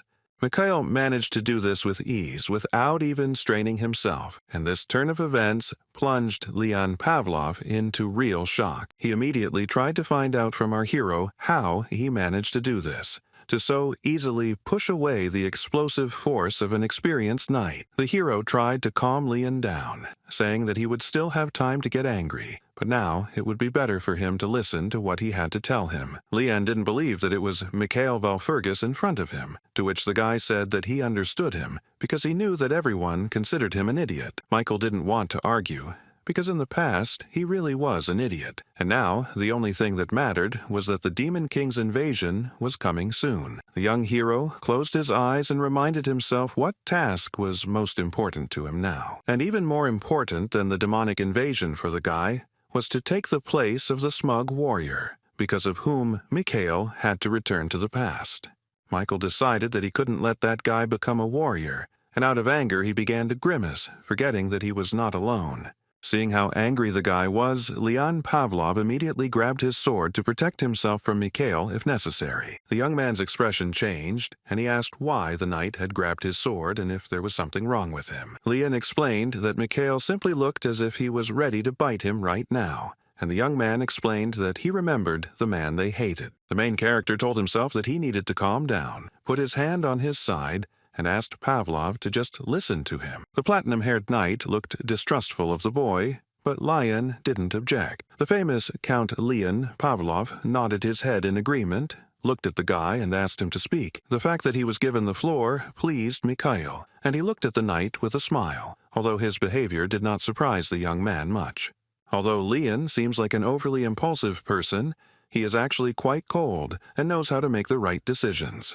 He knows when he should control himself and when to let out his anger, and Mikhail remembered their conversation from the past on this topic. Mikhail, with a smile on his face, recalled the last conversation with Lion before he returned to the past, and it was precisely about problems with anger. Coming closer, our hero assumed that Pavlov had come here for his engagement to Eileen, and warned the knight about one thing. Hearing this, Pavlov thought that Mikhail already regretted that he had unceremoniously burst into Eileen's house and made a scene there. The protagonist began to deny this, saying that he didn't need Eileen at all, and that he meant something completely different. The guy made a sophisticated gesture with his hand, raising his palm up, and declared that he was interested in a completely different person. Afterwards, the hero pointed his finger directly at the knight opposite, stunning him with the fact that he was the one he was interested in. An awkward silence hung between the guys. Count Pavlov did not know what to answer to Mikhail Valpurgis's statement. The main character immediately explained that, if anything, he likes girls, if he thought about something like that. Leon Pavlov did not understand at all why he suddenly turned out to be needed by the heir of the Walpurgis family, and asked the guy about it. Michael smiled amiably at the swordmaster to gain his favor and prepared to explain everything. The young protagonist extended his hand to Count Pavlov for a handshake and invited him to become partners. This proposal took Leon by surprise, and he was momentarily speechless from the surprise, looking at the slightly crazy expression on the young man's face, which was confirmed by his words. Leon concluded that he was not just an idiot, but a madman. In the future, 20 years later, when Mikhail and his team fought the demons, one of the warriors was Leon Pavlov. Pavlov was a master of the sword and a genius of his craft, so he was able to easily deal with a horde of bloodthirsty monsters. The guy skillfully wielded his cold weapon and was able to defeat monsters that were tens of times larger in size. But the battle was not bloodless for Leon. There were a lot of demons, and Count Pavlov received considerable damage.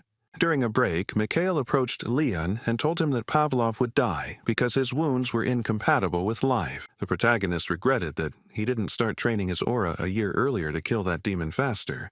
Mikhail looked at the defeated monster with sadness because he was killed at the cost of irreparable damage to his comrade. In that battle, Liana Pavlova managed to defeat the demon commander of the third squad, Fierce Alzem, using her swordsmanship. The useless warrior led an entire army to kill the demon commander of the second squad, and for Leon, this battle was a great achievement. But unfortunately, Count Pavlov had to pay with his own life for this victory because the wounds were critical. When asked to say his last words, Leon replied that nothing mattered now, and he was glad that he would at least take this creature with him to the next world. The protagonist approached his comrade and decided to put his hand on his head to comfort him and say goodbye. Mikhail, spending his last minutes with his friend, gave him advice not to worry and not to think about his death. Count Pavlov agreed, resigned to his fate, closed his eyes and answered his comrade that he would do so. Finally, Leon decided to ask Mikhail something he had not dared to ask about when everything was still good. He asked our hero to tell the truth, since he was already dying, to which Mikhail agreed, holding his head. Pavlov, looking down, asked if the hero really believed that Leon would not be able to become a worthy warrior. Now, when Mikhail went back 20 years into the past to prevent these tragic events, he sat at the table with Leon. The guy wondered if this peacock was talking to him on purpose, without any manners, even though he was used to it. During the conversation, the hero, with his arms crossed over his chest, said that there had been a lot of rumors circulating in the church lately. He shared his opinion that he thought it was somehow connected with the Pavlov family, and the interested Leon did not understand what church he was talking about. Mikhail confirmed his interlocutor's guess that he was talking about a warrior from a prophecy who was destined to prevent a catastrophe. Leon treated this tale with disdain, because the church always comes up with some prophecies that hardly anyone cares about. The guy kept talking about this topic and wanted to confirm his guess that Leon had heard about that legendary warrior anyway. Count Pavlov looked thoughtfully at his interlocutor, and it was clear that he knew which warrior Mikhail was talking about. At that time, people did not understand the seriousness of the demonic invasion, and although the prophecy was the first signal, even the Count treated it with laughter. The prophecy of Cassandra, which our young hero spoke about with Leon Pavlov, was significantly different from all the others. According to rumors, a prophecy about a warrior who can stop a catastrophe that would destroy humanity has spread throughout the world. Lian scoffed at the prophecy, stating that in their world, the demon king was Michael's family and the rumors were meaningless. Disappointed that they did not believe him, the protagonist understood that this time, too, everyone would turn a blind eye to the prophecy until the invasion happened. Only our hero knew what would actually happen in the future, and only he would continue to believe in the prophecy about the warrior. Mikhail replied that it didn't matter whether he believed those ridiculous rumors, but only whether Lian would agree to cooperate with him. Pavlov asked his interlocutor to stop talking nonsense and stated that he was not going to support the guy in his delusions. The conversation seemed so pointless to Lian that he called it all complete nonsense and already got up from his chair. The young hero decided to pull an ace out of his sleeve and told about training using the Miller method, which left Lian in complete shock. The guy added that even a person who is called a genius can sometimes stop developing his skills. Aura training according to the Miller method is something that Count Pavlov was very familiar with because he was a genius of the sword, but he also encountered problems. Indeed, it was at that time that Lian felt depressed because his training with bladed weapons had reached a dead end. This was reliable information that Mikhail received from Lian himself in the future, which is why the Count was so surprised. Mikhail began to talk about Miller, that he was a skilled swordsman and the best master of aura, one of the most talented in history. Pavlov became angry with his new acquaintance because he, as it seemed to him, was talking about things he did not understand. The young man said that if Lian agreed to accept his offer, Mikhail would help him with the aura based on the knowledge left by Miller. The offer seemed quite profitable because Pavlov really could use some help, but the guy slammed his hands on the table in anger. The swordmaster shouted furiously at the young man and began to accuse him of telling lies. The enraged Pavlov justified his accusation by saying that Miller left nothing behind except one note. Lian wanted to add that this recording was illegal, but Mikhail got ahead of him and admitted that the knowledge was truly illegal.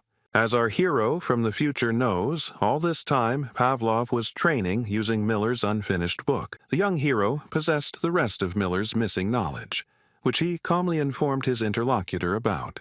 The guy tried to convince Lian that he wasn't asking him for anything unthinkable, and he certainly didn't care about his engagement to Eileen. Mikhail, raising his index finger up, said that he had only one wish and request for Pavlov. Lian, who was still angry at the guy, guessed that he was talking about that prophecy, and our hero confirmed it. In an attempt to get a final decision from Lian, Mikhail asked what the Count would do. The offer was tempting because Miller's missing knowledge would help Lian improve his skills, so the choice was difficult. Count Pavlov stood up from his chair, confused because Mikhail was ready to risk his life for stupid myths and prophecies. Lian thought long and hard before giving the boy his final answer, mostly thinking about the importance of Miller's book. He clenched his fist tightly, thinking that he could not lose the chance to gain such unique knowledge. Afterwards, he thought about Mikhail's stupidity, because according to rumors, he was such an idiot that, for this reason, the Rindel family broke off their engagement with him. Lian Pavlov thought about the answer for a long time, looking at the man in front of him and trying to understand what Mikhail really was like. The Count asked the guy if it really didn't matter whether he was engaged to Eileen or not, to which the hero replied that there were more important things to do right now. Michael asked with a satisfied grin if Lian really thought that his engagement to Eileen would somehow affect the Walpurgises. Liana won over Mikhail's self-confidence. It seemed to him that the guy didn't care at all about what others would say. Turning his back to his interlocutor, the swordmaster grinned imperceptibly and made his final decision. Already in a friendly mood, Lian looked at Mikhail and said that at first he had not had the best opinion of the guy, but now it had changed. Pavlov was taken aback when our hero replied that it was because they were friends, but Mikhail decided to immediately change the subject. Returning to Miller's teachings, Lian asked the young hero for proof that he really had the missing knowledge. Michael agreed to fulfill this condition and asked the swordmaster to follow him to prove that he was not lying. The heroes went to the white-tiled square near Rindel Castle, and our hero took up a bulky sword. Lian felt uneasy because the boys had come to someone else's training ground, which Eileen was using without asking. Looking at the sword, sparkling in the sun, Mikhail calmed the guy down, lying that everything was fine and he had already agreed on everything. Before showing the evidence to Pavlov, our hero thought about something, looking at the polished blade of the sword. The main character made awkward movements, waving a cold weapon, and thought about how heavy the sword was. Afterwards, Mikhail cast the strengthening spell, a fourth circle magic that strengthens the muscles to make wielding the sword easier. The spell worked successfully, which pleased the guy and brought a smile to his face, and now he wielded the heavy sword without any problems. Leon Pavlov did not fully understand what his new acquaintance was doing, so he asked the young man, who glanced at him sideways. The young magician replied that Leon needed proof, and now he intended to show it to him. All inspired with a beaming smile on his face, the hero asked the guy to watch carefully, because now he was going to show something cool. Mikhail began to work on the practice of Miller's knowledge, and Leon asked if he was going to prove it to him in this way. Pavlov didn't believe in the idea, asking the guy if he wanted to say that the principle of aura training could be explained. The hero explained that this training method was twice as effective as any other, and Miller was able to achieve incredible results in aura training. Miller's method of training the aura was not much different from others, but there was a feature that was characterized by the appearance of an engraving on the body. The engraving was a set of several symbols that appeared on the back of a person's hand and other parts of the body. Moreover, with classical methods of aura training, mana has a certain limit, no more than 40 units. Miller's method stands out here because it allows a person to use up to 70 units. Mikhail asked Leon to awaken the aura first, which made him a little wary and scared, but the guy insisted because he wanted to check. Pavlov sighed heavily, saying that our hero had convinced him and immediately activated his aura, which shone with a bright blue light. Immediately, Miller's engraving appeared on Leon Pavlov's forehead. His skin was decorated with blue symbols, from which light also emanated. The same symbols appeared on the back of the genius swordmaster's hand, and he clenched his hand into a fist. The young count was focused on fully activating his aura, so his eyes were closed. Our hero was somewhat surprised, because the engraving on Leon's body was in general similar to Miller's, but did not correspond to it exactly. Mikhail Valfurgis stated that Leon had not fully studied Miller's method, but only a quarter, so the results were not very impressive. But Leon Pavlov is still a good guy, because even the fact that he managed to find at least part of Miller's teachings already surprised Mikhailo. Leon replied that it was not his merit, but only luck, because he tried for a long time to find the book, and in the end, he mastered the teachings only thanks to his father. Count Pavlov looked at his palms and said that as soon as he began studying Miller's method, he realized something. At this moment, the young swordmaster became extremely angry and clenched his fists so hard that they began to tremble. His face suddenly turned angry, and he said through clenched teeth that he realized then that he had received only part of Miller's teachings. Mikhail understood perfectly well that Leon had problems with anger management, and nothing could be done about it, so he calmly watched from the side. The young count continued to rage, clenching his fists with all his might, but he did not yet know that he would become the first to study Miller's method. In the future, Leon Pavlov also foresaw that it was this teaching that would lead to his end, and before leaving, he passed on his knowledge to Mikhail. Mikhail never suspected that this could happen, but now he is in the past, and he will have to return Miller's knowledge to Leon. The protagonist, grabbing the sword, warned the count that he would only show it a few times, so he needed to watch carefully. The guy grabbed the hilt of the sword with both hands, held the weapon out in front of him, closed his eyes, and concentrated. Our hero activated his aura using Miller's method, as evidenced by the appearance of a characteristic engraving on his skin. The young mage held the hilt of the sword tightly with his hand. His entire body was enveloped in a powerful blue magical aura. The picture that Leon Pavlov saw before him caused him genuine surprise, because Mikhail used Miller's method. The guy couldn't believe his eyes and even started sweating from the tension. He repeated that this simply couldn't be. But when Mikhail activated his aura completely, Pavlov still had to acknowledge the fact that the guy had truly mastered this method. The young swordmaster was so shocked by what he saw that he collapsed to the floor and began calling what was happening some kind of madness. But not everything went smoothly. It was clear from McCall that something was not working out for him. The guy was very tense and clenched his teeth. The main character hoped to hold out in this state for at least a minute, but he couldn't hold out for even 30 seconds, because he was a mage and not a swordsman. Mikhail deactivated his aura and hid his weapon, then asked the stunned Leon if he was convinced. Sitting on the floor, Pavlov suspected that Mikhail was not a magician, but the guy replied that he was 100% not a swordsman. The hero was worried whether he had managed to convince the young count and asked if it was enough to believe him. Pavlov still couldn't come to his senses after what he had seen. His hands were shaking, and he couldn't formulate a clear answer.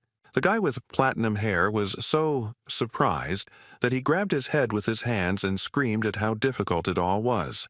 Leon was so eager to gain Miller's knowledge that he screamed at Mikhail to start teaching him right now in exchange for everything he demanded. Our hero agreed to start training, but Leon didn't even listen to him, being sure that Mikhail wouldn't agree right away. Pavlov's eyes widened in surprise when he realized that the boy had agreed to begin training that very day. The sword genius could not believe his ears, and asked Mikhail to repeat what he said, to which he again agreed to teach Leon. Finally, Mikhail said that Pavlov would have to turn to the wall for guises, since training on someone else's site is impossible.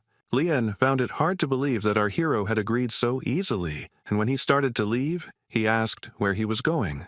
Waving his hand, Mikhail replied that they seemed to have already decided everything, so there was no need for him to stay here. Pavlov immediately screamed and tried to stop the young man, asking if he would really help if Leon turned to the Walpurgis family. He shouted after Mikhail, demanding that he promise not to deceive him, but our hero merely waved his hand as a sign of farewell and left. Count Pavlov continued to shout for the young magician to promise him that he would keep his word, but he silently walked towards the exit. A little tired, Mikhail, with his eyes closed, calmly walked through the territory of the estate of the Rindel Count family, heading home. He had to open his eyes and stop when he suddenly heard a male voice calling his name. The guy didn't turn his head and immediately respond. He simply glanced at the person who called him. This man was Count Rindel, who wanted to speak with Mikhail one more time before he left the territory of his castle. The guy said he didn't think he was there and was going to say goodbye before leaving, and the man asked if he was leaving already. The hero concluded that this cunning old man had seen everything when he said that the young man had managed to get everything he wanted. Michael did not hide anything, and said that it would certainly be easy for the Duke to master Miller's method. Duke Rendell looked at Mikhail as if through his soul, and clarified that he had seen not just everything, but absolutely everything. But suddenly the man bowed and said that he wanted to apologize to the Walpurgis family and asked them to choose a punishment for him. Mikhail watched the Duke's behavior with interest and distrust, because he knows that the man is aware of what our hero would like. Shamefully lowering his gaze, Rendell admitted that he had behaved unworthily, and the young man praised him for doing the right thing. Watching the Duke, Michael thought about how calm Rendell was, and noted that this was how the head of the family should be. The heir of the Walpurgis family also decided to apologize for the commotion and expressed hope that the engagement with Leon Pavlov would be successful. A modest smile appeared on the bearded man's face when our young hero mentioned his daughter's engagement to the young count. Duke Rendell accused the young man of being too naive, since it was already clear that this engagement with Leon was doomed to failure. The man, hiding his anger at the guy, shared his opinion that everything turned out exactly as Mikhail wanted. The main character laughed and pretended not to understand what the Duke was talking about, but he thought that he had simply given Leon a choice. The Duke told the young man that Leon had a strong character, and he believed that until that moment Pavlov had thought that the engagement had been broken off because of Mikhail. Covering his face with his hand, the man said that today, when Leon Pavlov met Mikhail, he realized that the reason for the cancellation of the engagement was hidden in something else. The man gasped and looked at our protagonist with his amber eyes as he prepared another question for him. Rendell, somewhat worried, asked our hero's opinion about whether the Duke would be able to regain the trust of the Walpurgis family. At that moment, the main character realized what had been making the man opposite him worry and worry all this time. With a good-natured smile, the young man replied that if the Duke so wished, the doors of his family's house would always be open to him. Afterwards, Michael asked what the Duke would do if his daughter Eileen had a reliable mentor to help her. The boy's unexpected question caught Duke Rindell off guard, and he was unable to answer it immediately. The man asked what Michael wanted to offer, to which the boy reminded him that the Duke would like to regain the Walpurgis' trust. The Duke wasn't thrilled with the idea of mentoring, as it sounded like the boy was saying they could have been taught better. Michael objected that he had meant something completely different, and the question was more about whether this training was the best possible. From the silence and thoughtful expression on the Duke's face, the boy realized that he probably thought the young man wanted to do something. The Walpurgis heir smiled modestly when the Duke stated that he did not understand what kind of darkness lurked within the young mage. The hero bowed his head. An ambiguous wide smile appeared on his head, and he assured the Duke that he was mistaken. Mikhail returned home. His father came up to him and ruffled his hair, saying that he had heard some rumors. Marquis Walpurgis was overjoyed when he learned that his son was able to uncover the insidious plans of the Rindell family. The boy didn't like his father's words and called them heartless, to which Edward justified himself by saying that he was the only father who trusted his son so much. The man simply glowed with joy and pride for his child, and the main character noted how pleased his father looked. The Marquis turned around, indignant that Mikhail could no longer even be praised, and added that he was very proud that the family's honor had been restored. Edward sat down in a chair, leaning his hands on the bench, and informed Mikhail that during his absence a letter had arrived from the Duke. The man took it out and said that Rindell wanted to come to their house in person and apologize, which meant that he wanted to keep the conflict a secret. Marquis Walpurgis grinned, because he understood that for the family of noble knights, the disclosure of such a case would be fatal. He said that thanks to Michael, their family was now in a better position, and besides, Duke Rendell's arrogance had always irritated Edward. The father began to interrogate his son about what the Duke had told him, to which he shared that Rindell had simply asked if he could regain their trust. Edward was curious about what Michael had said to the Duke, and the boy said that Rindell could do it if his intentions were sincere. The Marquis praised his son, saying that it didn't matter how they felt about that family, the main thing was not to show it so openly. Michael coped with the problem brilliantly, and as a reward, he decided to ask his father to fulfill one of his requests. He asked Marquis Walpurgis to entrust the matter with the Rindell family entirely to him, as he wished to see it through to the end on his own. Edward was somewhat surprised by the guy's determination and courage, and he admitted that Mikhail had made a great contribution to their family affairs. The main character was pleased that he was being praised, confirming his father's words that the guy had made a significant contribution to the family's reputation. Becoming more serious, Mikhail suggested that Edward stop being disingenuous and admit that if it weren't for the guy, the Marquis wouldn't even have noticed. The boy continued to try to convince his father to trust him with the matter, saying that Walpurgis himself had said that he trusted the boy. The man listened silently to his son's arguments, tapping his finger on the table that he wanted to do everything, from start to finish, himself. Edward thinks that Duke Rindell is quite a smart man, and the whole world knows him as a talented knight, but this old fox is cunning. He warned his son that he must understand that Michael would have to meet the Duke face to face, and the young man was well aware of this. Despite his father's warnings, the protagonist was determined to see the matter through to the end, his gaze expressing confidence. In the end, Edward still agreed to hand over this matter to Mikhail, because the guy would have to deal with this one day anyway. The man said that he would see what would come of it, and our hero confidently promised that he would not disappoint his father. Hearing these words, Marquis Walpurgis fell silent for a moment, thinking over everything they had just come to during their conversation with his son. The man's gaze was not calm. He leaned his head against his hand and looked into space, clearly worried about the fate of his son and his family. The main character was about to leave, but he had to stop again and look at his father when he called him. The young mage's eyes even widened in surprise when his dad praised him for doing a good job today. Mikhail felt sincere gratitude for such apt and important praise for him, so he bowed before his father. Edward watched silently as his son left his office. Even though the family had achieved success today, there was no smile on the man's face. Marquis Walpurgis rose from his chair and sighed heavily, leaning his hands on the table. Something was gnawing at the man. The man was haunted by the fact that what had happened to his son, that his behavior had changed so much in recent days. Remembering his son when he was still a baby, Edward was not lying when he said that the boy had always had a weak character.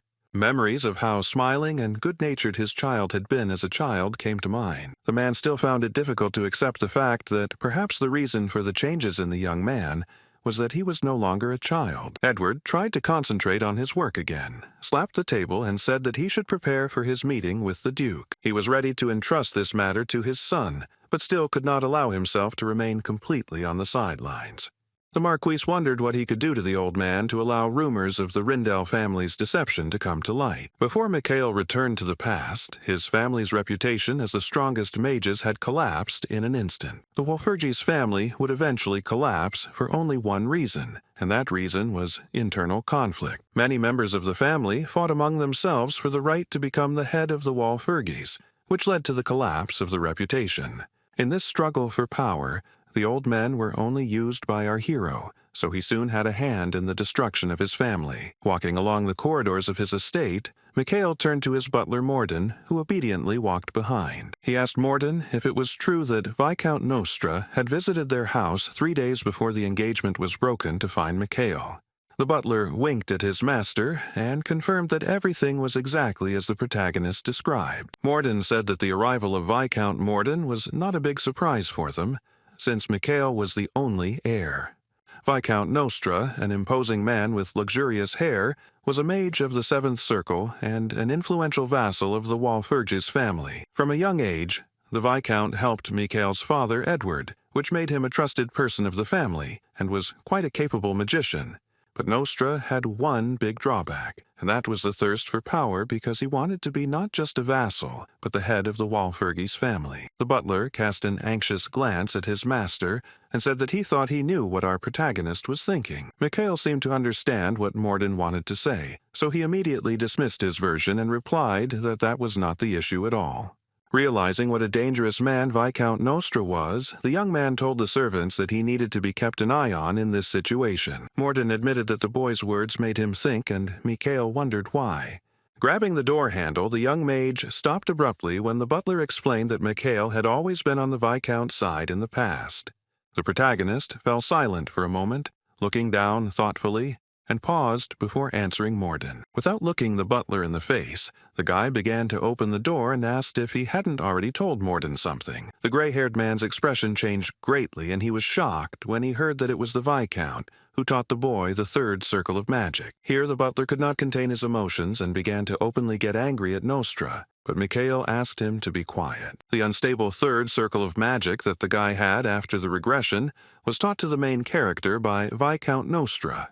When Mikhail managed to obtain the third circle of magic with the help of training from Nostra, the guy initially felt joy. But now that the main character knows what awaits him in the next 20 years, he began to feel ashamed, which is why he even blushed. Mikhail knew the Viscount's intentions in advance, and understood that he posed a threat to his family, and that he needed to be eliminated now.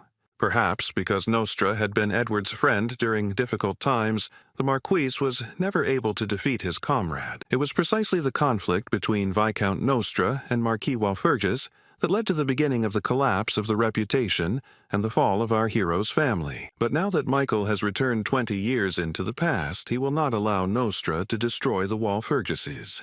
Realizing that there was no point in delaying the elimination of the ill-wisher, Mikhail asked the butler to invite the Viscount to him. The request surprised Morden because the Viscount Nostra magician was not one of those people who agreed to come at the first call.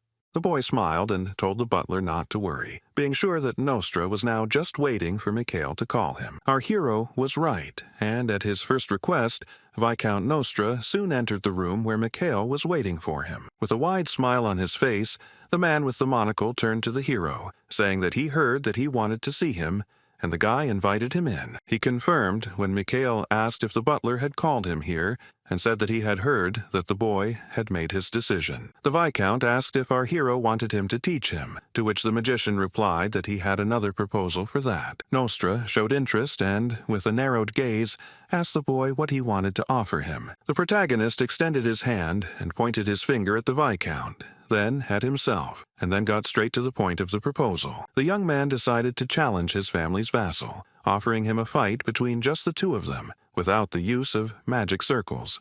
Although it was a long time ago, our hero still clearly remembered how his family began to collapse, when many turned against it and wanted to seize the Walpurgises.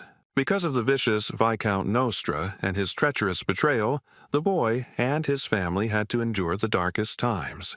The part that managed to hold out until the end balanced between life and death for a long time. Against the backdrop of these events, demon followers appeared, people dressed in masks and black suits who fought against the Walpurgises.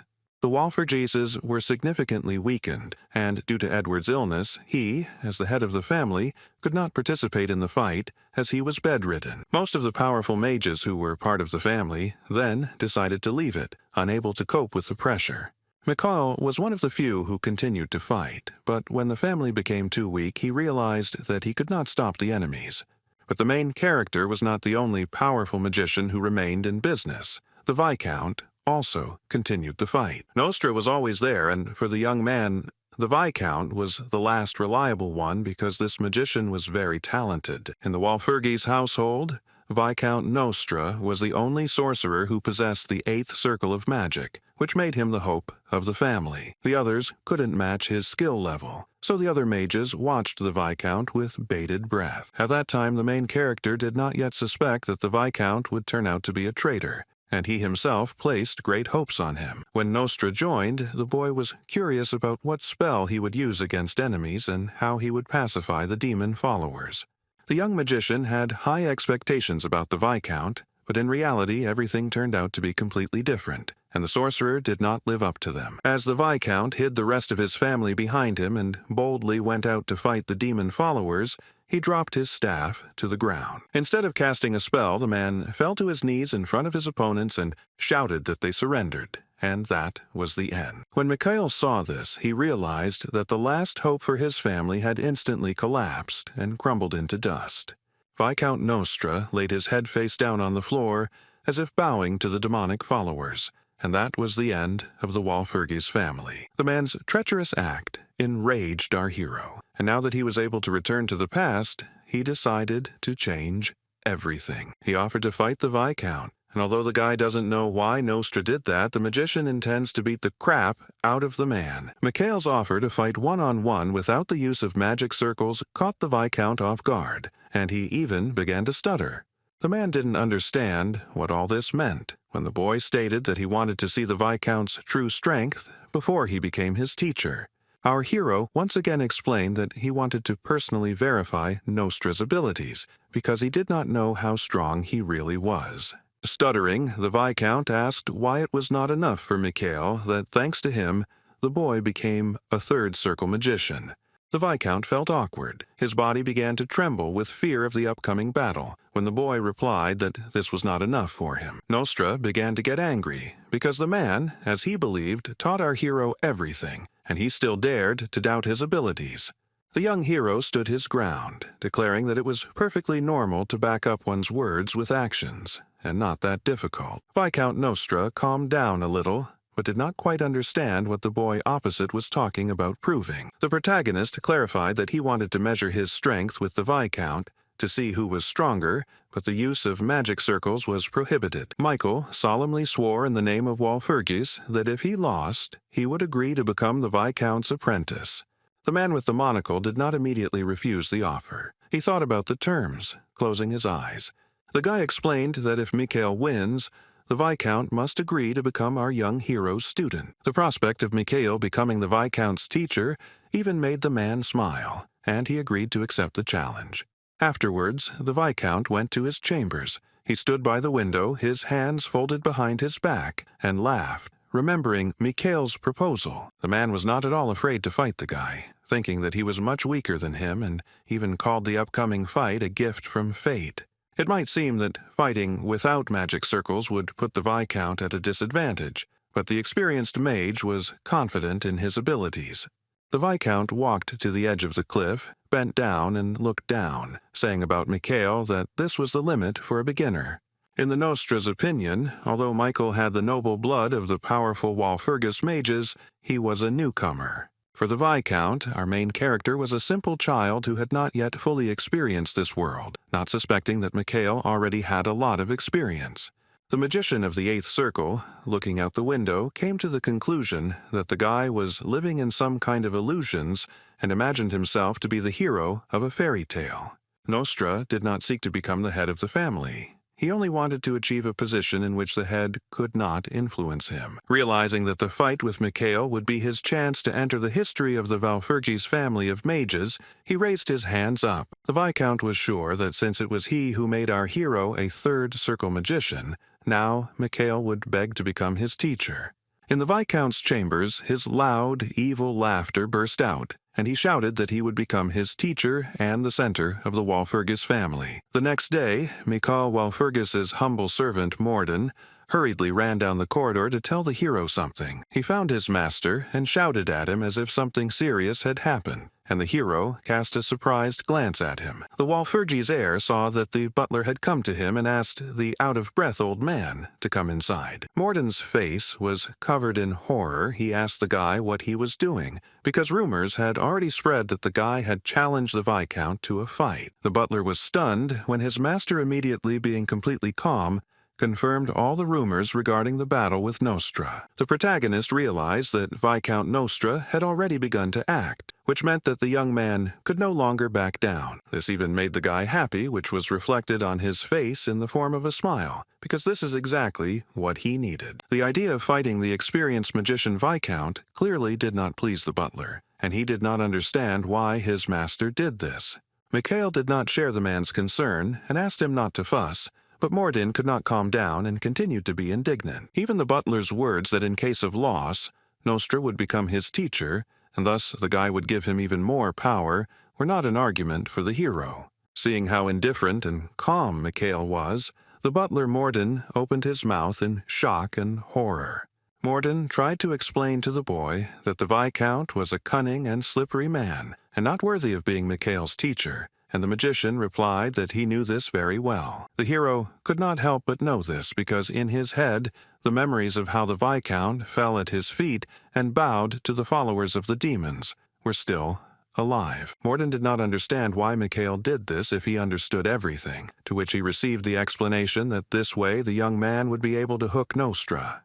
Michael asked if the butler knew why the Viscount still remained in the Walpurgis family after everything he had done. Morden stammered that the Viscount was still close to the family because he had been close to the Marquis Edward in his youth. The butler was right, because Nostra was both a colleague and a friend to Mikhail's father, and Edward would never throw him out, because he had many pleasant memories associated with him. After calmly listening to the protagonist, the butler agreed with him that the Marquis was unlikely to kick the Viscount out of the family. Pointing his thumb at himself, the protagonist declared that for this reason he intended to drive the Viscount out of the family on his own. In our hero's opinion, a one-on-one battle with Nostra will demonstrate what nasty deeds a man is capable of. The stakes for Michael Walpurgis and Viscountessa Nostra as magicians were very high. Magic is complemented by words. At stake was a promise that had been sealed by the heroes, and if it was broken, the mage would literally be rejected by magic. This meant that if Michael succeeded in winning the battle, he would gain complete dominance over the Viscount. Gaining control over Nostra and preventing it from causing the complete collapse of the Walpurgises was what our hero was striving for. The butler agreed that his master's plan was good, but it could not be ruled out that the Viscount would win. Worried about Mikhail, Morden tried to make sure that our young hero was confident that he would defeat the Viscount. This question made the main character smirk, because he was no longer that young boy, but an experienced magician, although the butler did not know it. Winking, Mikhail promised Morden that Viscount Nostra would never be able to defeat him in the upcoming battle. The expression on our hero's face radiated complete and unshakable confidence in his victory over Viscount Nostra, but this did not calm the butler down. He was clearly worried that the fight could end in failure for the guy and asked him again if he was sure. The guy explained that according to the rules of the battle, both participants would be in absolutely equal conditions. The butler was still not delighted with the whole idea. His lips trembled with fear, and he listened silently to his master. Morden asked if Mikhail was serious now when he stated that in battle the Viscount would use the same magic as our hero. This was another blow for the butler. The elderly man could not stand it and reached into the inside pocket of his jacket. The man took out a letter of resignation from there and said that he was leaving, because the longer he listened to the guy, the closer he was to a heart attack. The main character did not accept the resignation letter but cast the fire spell, and the piece of paper instantly turned to ashes. The butler looked sadly at the resignation letter destroyed by the magician, and Mikhail simply asked Morden to trust him. Morden hinted that with the fourth circle of magic, our young hero would be unable to defeat an experienced magician. The older man looked away and said no when the protagonist asked if he was confident in the Viscount's abilities.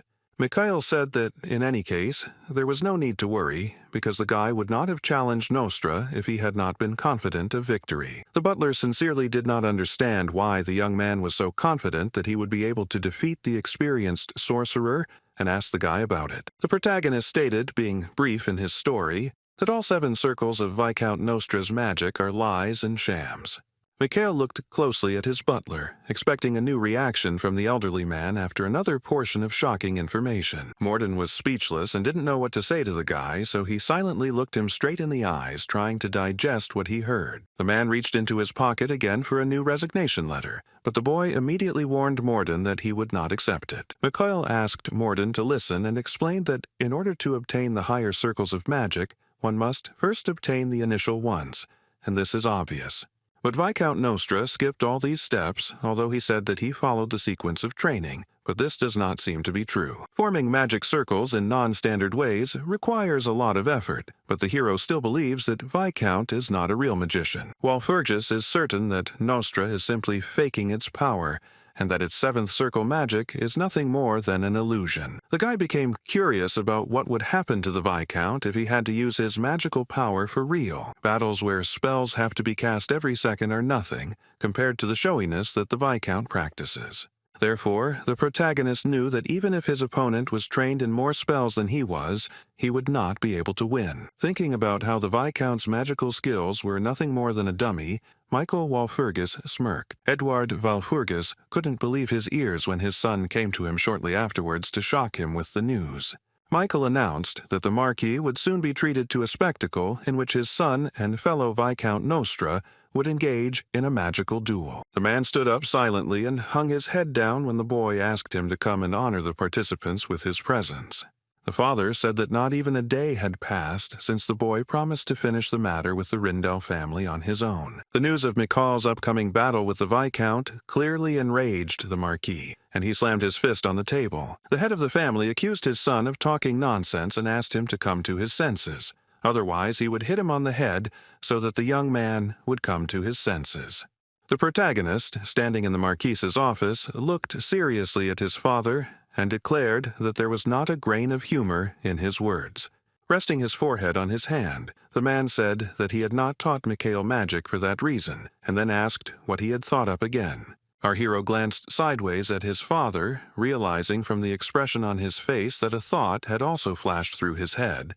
Seeing how worried his father was, the young man understood that the Marquis did not like the prospect of Mikhail becoming a disciple of Nostra. Edward Walpurgis did not immediately understand Mikhail when he confidently stated that he did not intend to lose to his opponent. The man was surprised by his son's words that he was obliged to win and make the Viscount his student. The boy didn't understand what this thing was for when his father stood up and took out a wooden battle, declaring that it was a textbook and that he would now hammer knowledge into him. Realizing that his dad wanted to beat him with a club, the main character smiled and asked Edward what this nonsense was about. Walpurgis sincerely did not understand why Mikhail, being a sane person, was saying such nonsense with a completely serious face.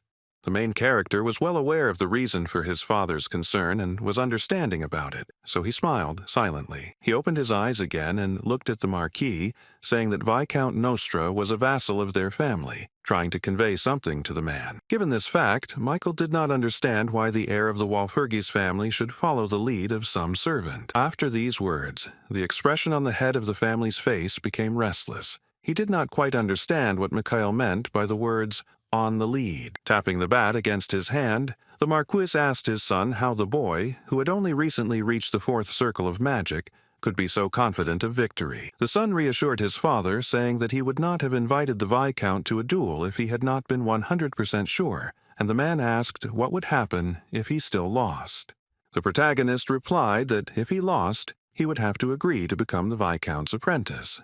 Edward didn't like this idea and said that was the whole problem, after which he hit the table with his bat. The man was very angry with Mikhail. In despair, he lowered his head down and asked what he should do with him now. He looked at his son with a furious expression on his face, asking if he understood what he wanted to do to him now. The father's anger made our hero feel tense, and in an awkward situation he began to laugh, trying to defuse the situation. The hero remembered that his dad always threatens to break his legs when this happens, so he promised to give up his legs for the sake of peace in the family. The conversation with the Marquis was over, and the guy took hold of the door handle to open it and leave, glad that the issue with the duel was resolved. When the boy left his father's office, he breathed a sigh of relief, because now nothing would stop him from fighting the Viscount. Edward Walpurgis gave him the go-ahead, so the only thing left for him to do was to deal with Nostra once and for all. Mikhail knew that the Viscount was now 100% confident in his victory, and believed that it could not be otherwise. The main character suspected that the man was probably now thinking about how he could use Mikhail for his own purposes. The guy was sure that the Viscount wanted to use the victory in the duel to seize power in the family in the future. The young man laughed, because the person who wanted to seize power was a man who had never been a real magician, even before Mikhail's regression. He felt great anger towards the man who had caused the Walpurgis' downfall, and said that he would definitely crush him. Our hero went to the Walpurgis training hall and noted that everything was the same as before, and the room would probably withstand attacks from the sixth circle of magic. The family's center of magical practice was a place where a huge number of different tools were stored, including magical staves. The protagonist carefully examined the training hall to make sure that the room would definitely withstand all the blows. To make sure that anything could be done in the hall, Mikhail cast the flash spell, and purple light poured out of his palm. The young mage released a bright stream of purple light from his hand, which began to fly around the training hall. Mikhail was focused on the spell. Putting his hand forward, he controlled the flash, which belonged to the magic of the first circle. Flash was a simple spell, but the simpler it is, the more options there are for using it, something many experienced mages forget. For example, this spell can be used not to direct the flash precisely to the target, but to control the flow of energy. The main character also decided to use the spell in an unusual way, and beckoned with his index finger to the flow of energy. With this approach, the difficulty of use increases. After the hero's actions, the flow of energy began to jump from side to side throughout the hall. In such a situation, a more precise calculation of coordinates is required, and if the rotation angle is calculated correctly, the difficulty increases to the fifth circle of magic. When the young mage successfully calculated the coordinates of the flash, he added another spell, saying the word explosion.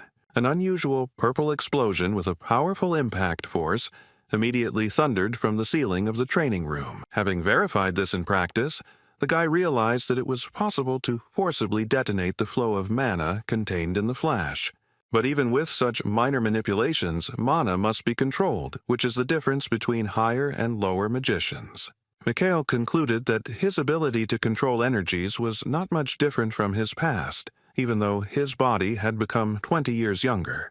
Having dealt with the spells, the main character thought about what else he could do, because there was still an hour left before the duel with the Viscount. The boy decided to amuse himself by trying out a few more spells in the training room, and his hand immediately released a stream of mana. Before the hero regressed, the Viscount was his teacher, and everything he taught the boy was completely a lie. Nostra, without a twinge of conscience, deceived the guy only in order to get a new circle of magic as quickly as possible, but he could not rise above the 8th circle. The protagonist is lucky that after the regression, all his magic circles were reset and now he can start over. The guy thanked himself for his talent because if he didn't have a unique gift, he wouldn't have been able to start everything over again. Michael Walpurgis massaged his hands to prepare for battle and realized that the time had come to enter the duel. The Viscount was already walking towards the training room. He was quietly laughing and remembering his comrade and colleague Edward.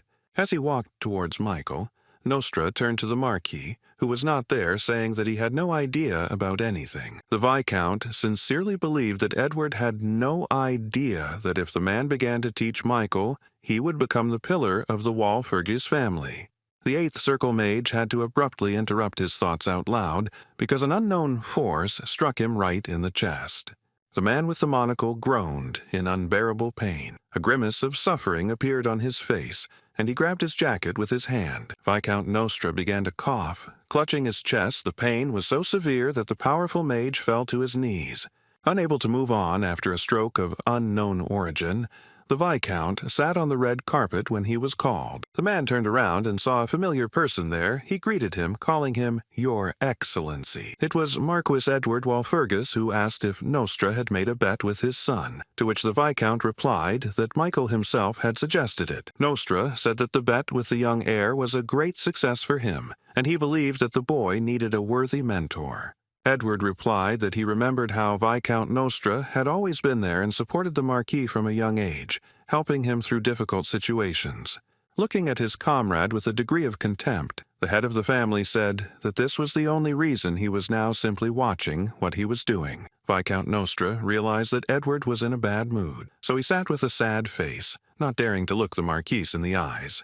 Afterwards, the man raised his head and respectfully thanked him for how Edward had always taken care of him and promised to never forget it. The magician added that for this reason the Marquis was willing to give him a chance, and Edward understood how his comrade saw the situation.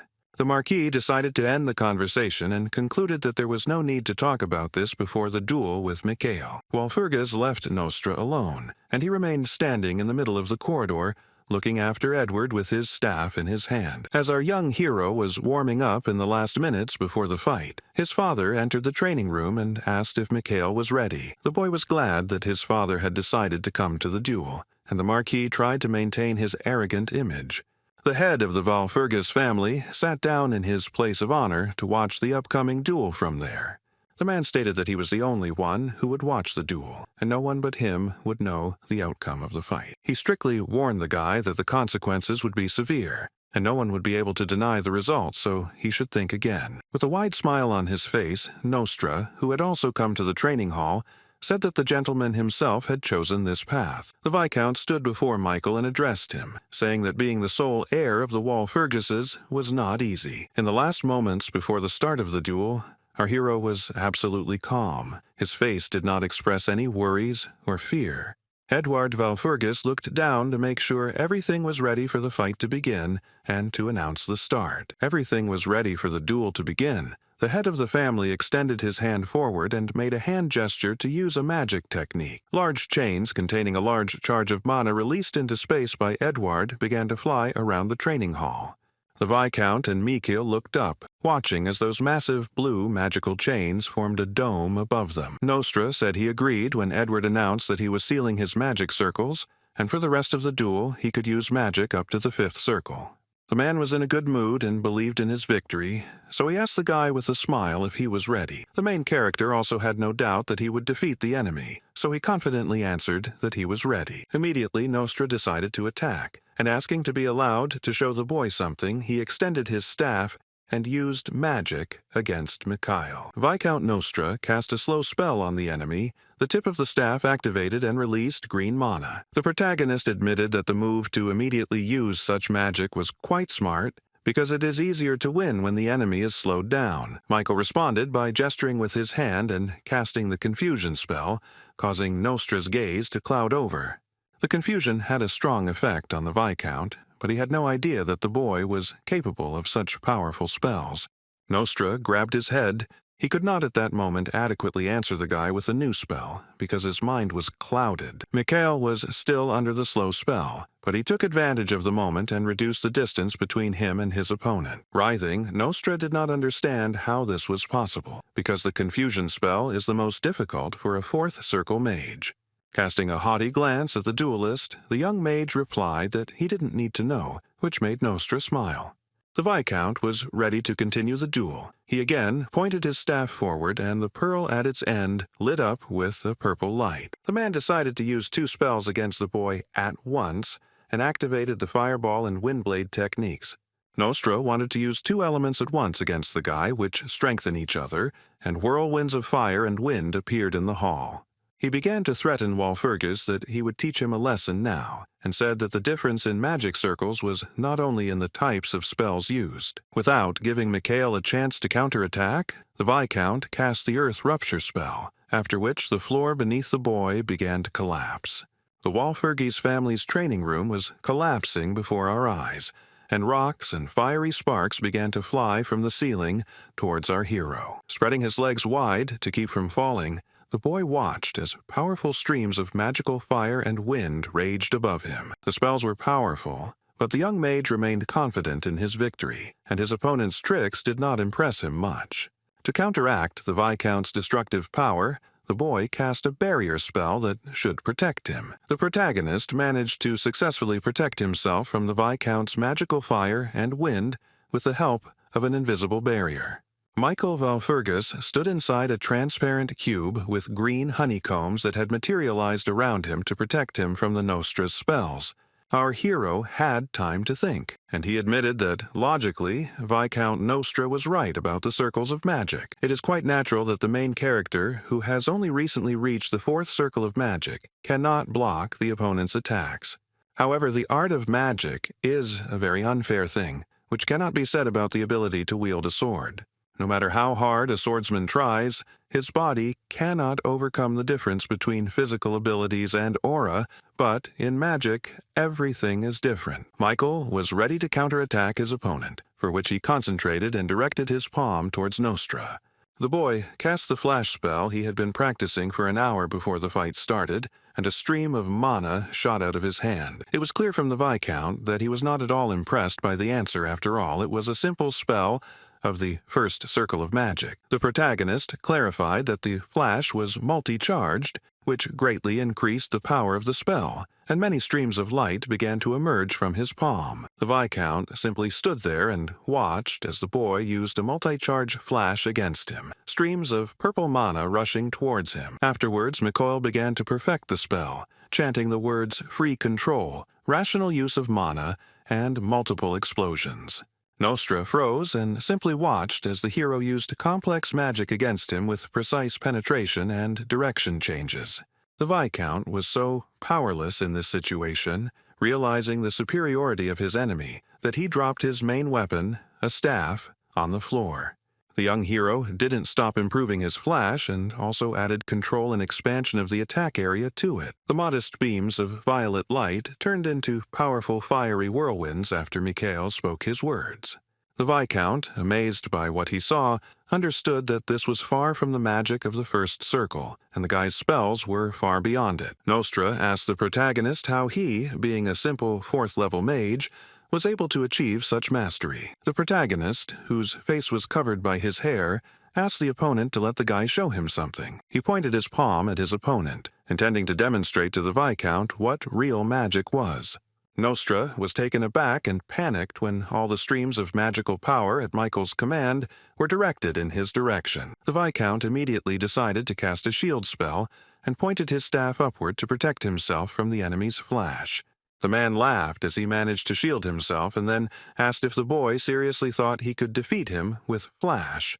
But our hero did not lose his head, and in response to this he cast the explosion spell to destroy the opponent's shield. All the streams of light were directed to one point where the Viscount was at that moment, and a powerful explosion thundered, which destroyed the shield. In horror, Nostra did not understand where the young man got such ability to control mana. In place of his shield, there was only gray smoke. The man asked how he did it, to which Mikoil explained that all it took was a dirty trick and a little calculation.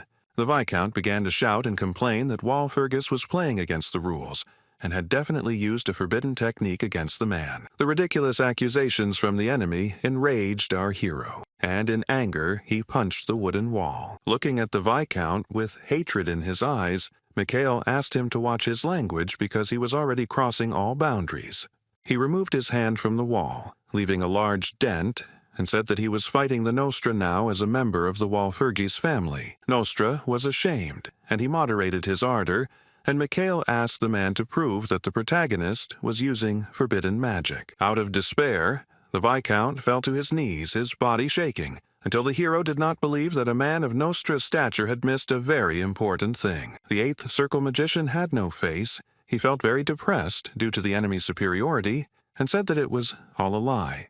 Seeing that our hero had managed to take complete control over his opponent, Mikhail smiled, savoring how he was dominating Nostra.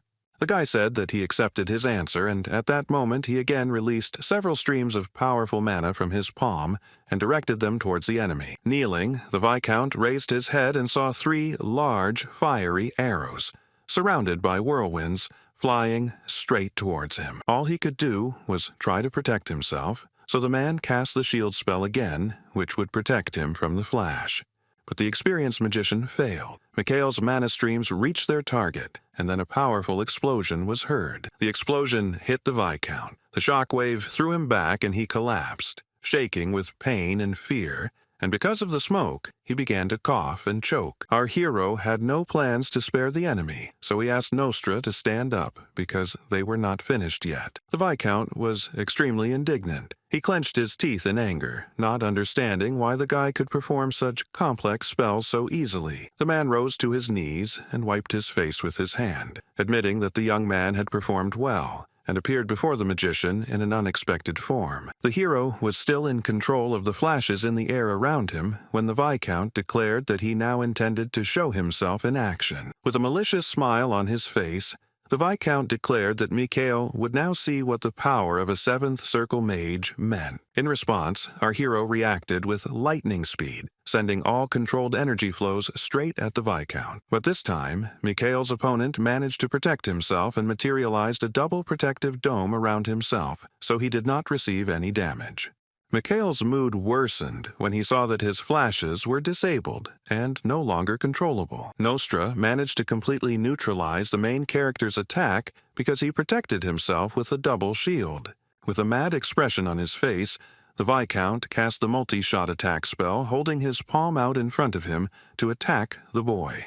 Fiery vortices formed around the Viscount, and 3 powerful streams of magical energy shot upward. Edward, who was watching the duel closely, expressed dissatisfaction because the Viscount used a spell of the 4th Circle of Magic. He could no longer watch while sitting, and stood up from his seat to help his son if necessary, because the magician had improved his attack to his level. Marquis Walfurgi felt angry. He covered his face with his hand, thinking about how Nostra used 3 spells of the 4th Circle at the same time. He looked at his old comrade with hatred, and realized what Viscount Nostra had been hiding from him all this time. Nostra burst into loud, evil laughter, because Michael would not be able to resist the strongest spell. 4 circles, 3 fire spears. The Viscount rejoiced, thinking that this spell would be his victory, and he grabbed the fabric of his clothes with his hand. The man couldn't stop gloating. He stood and laughed loudly, watching the fiery spears darting through the air. Shouting that it was the end, the Viscount pointed his magic staff at Mikhail, and 3 fiery spears flew straight at our hero. Powerful streams of magical fire reached their target, and a thick cloud of black smoke formed in the place where Mikhail stood. Edward Walfurgis was disappointed. He sat back down and looked down, admitting that Viscount Nostra had been right. The man was overjoyed. A wide smile shone on his face, and he told Mikhail that the victory would be his. But just a second later, his facial expression changed dramatically, and the man was shocked when he saw something in front of him. Through the wall of thick smoke, the Viscount noticed the silhouette of his rival. Mikhail stood steadfastly on his feet, asking Nostra if this was all. The fire spears did not hit the guy. He grabbed one of the spears and held it tightly, and then declared that it was his turn now. Mikhail's father was also deeply struck by what he saw. He watched the picture in front of him with his mouth wide open. Viscount Nostra couldn't believe his eyes, and in confusion, he asked the protagonist how he was able to stop the fiery spear. The guy held his hand almost to the very tip of the magic spear, which was a fiery stream of mana, and did not receive damage from it. When asked how he stopped it, the young man replied that it was easy and simple, and then with a movement of his hand, he dissolved the fiery spear in the air.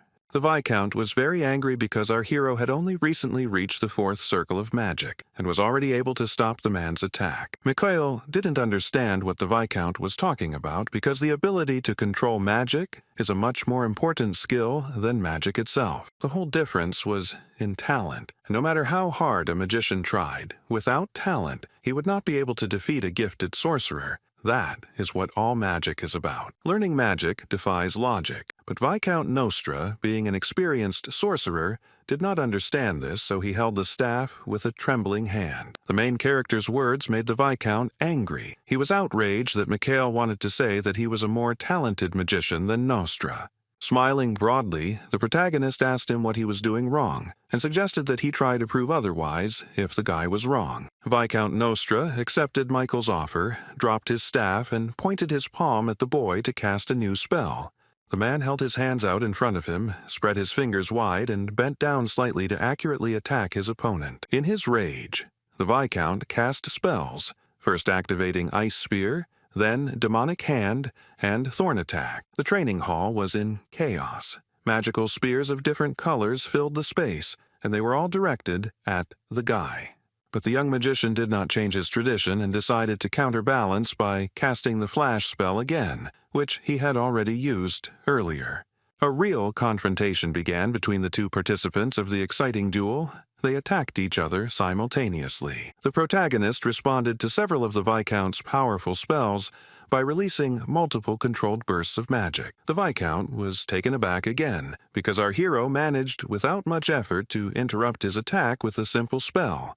Michael Valfurgus replied that he needed calculations for this and nothing more, which baffled the Viscount. Afterwards, our hero decided to use a new spell against the enemy, and cast multi-charge attack. His next move was another flash spell, and many powerful fire magic arrows flew towards his opponent. The amazed Viscount Nostra stood as if enchanted, watching as many flashes flew straight at him.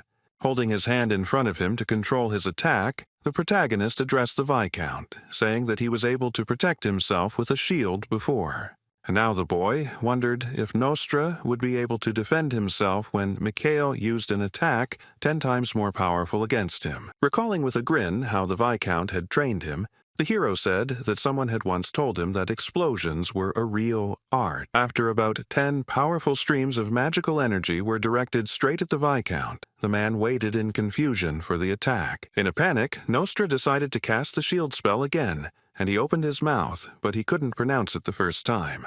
The man was terrified of Michael's powerful flashes and screamed at the top of his lungs, trying to activate the shield. But the very next moment, in the place where Mikhail's opponent stood, a powerful explosion was heard, and the training hall was filled with fire and smoke. Viscount Nostra didn't have enough time to activate the shield, so the man took damage and began coughing from the smoke and pain. To finish off the Viscount, when he was weakened by the explosion, the protagonist cast the confusion spell when he approached the enemy. While Nostra was still unable to think, Walpurgis ran up to the man and struck him in the face with his hand, causing him to lose his balance.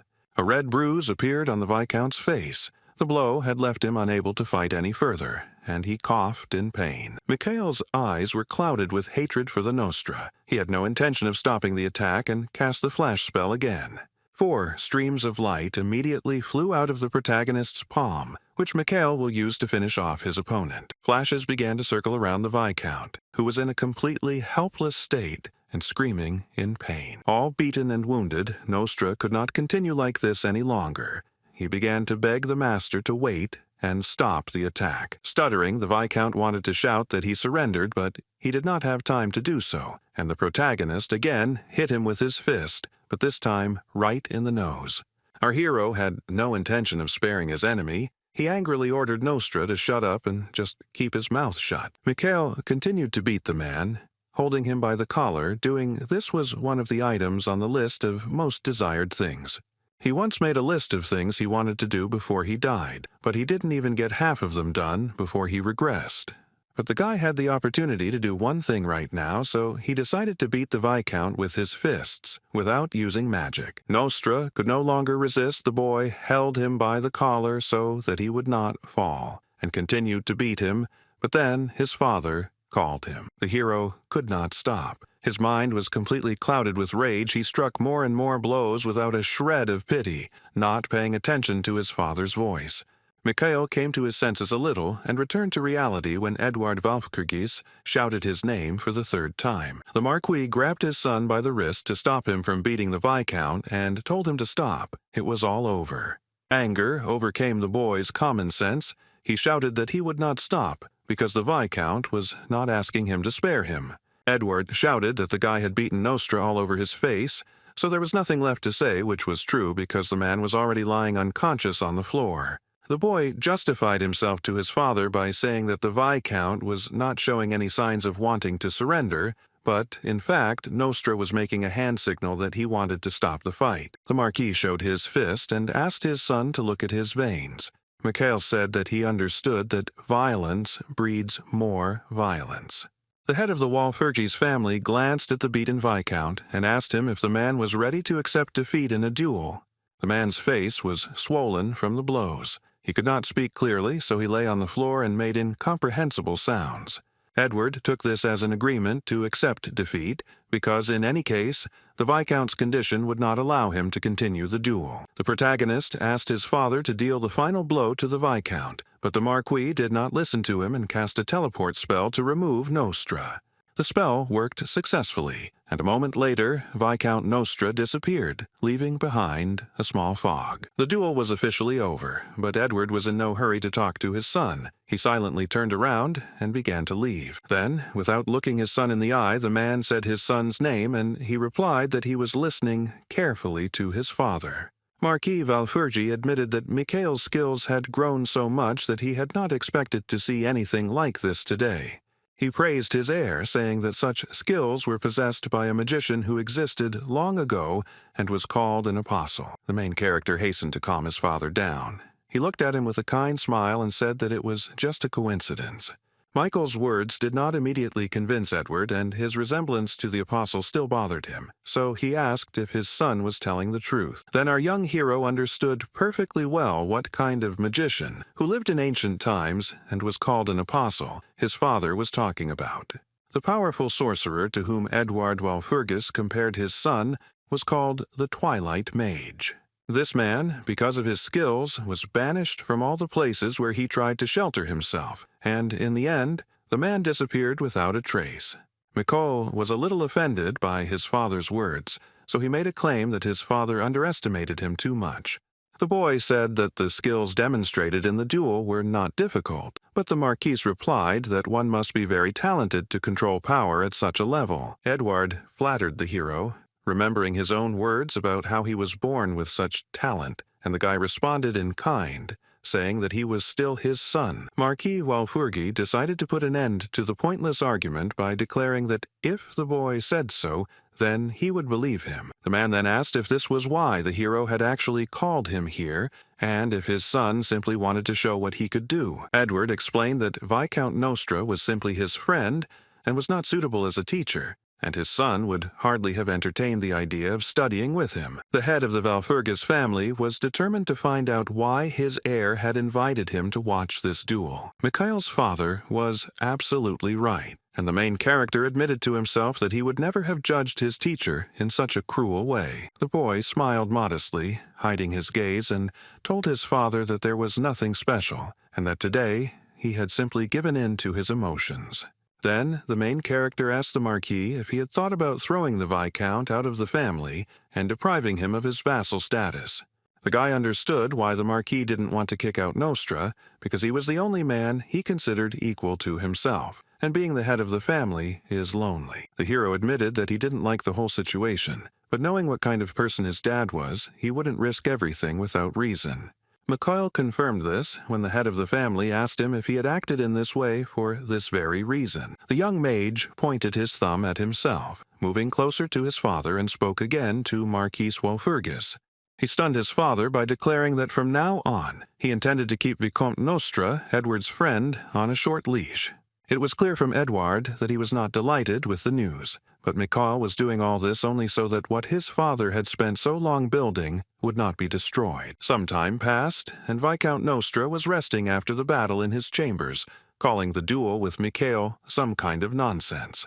The man was confused to the point of madness. He grabbed his head with his hands, not understanding how he lost to such an inexperienced youth. The Viscount felt hopeless, realizing that Edward Walpurgis had witnessed the duel, and that nothing could be changed now. Nostra was talking out loud to himself, asking what he should do now. The man was very depressed.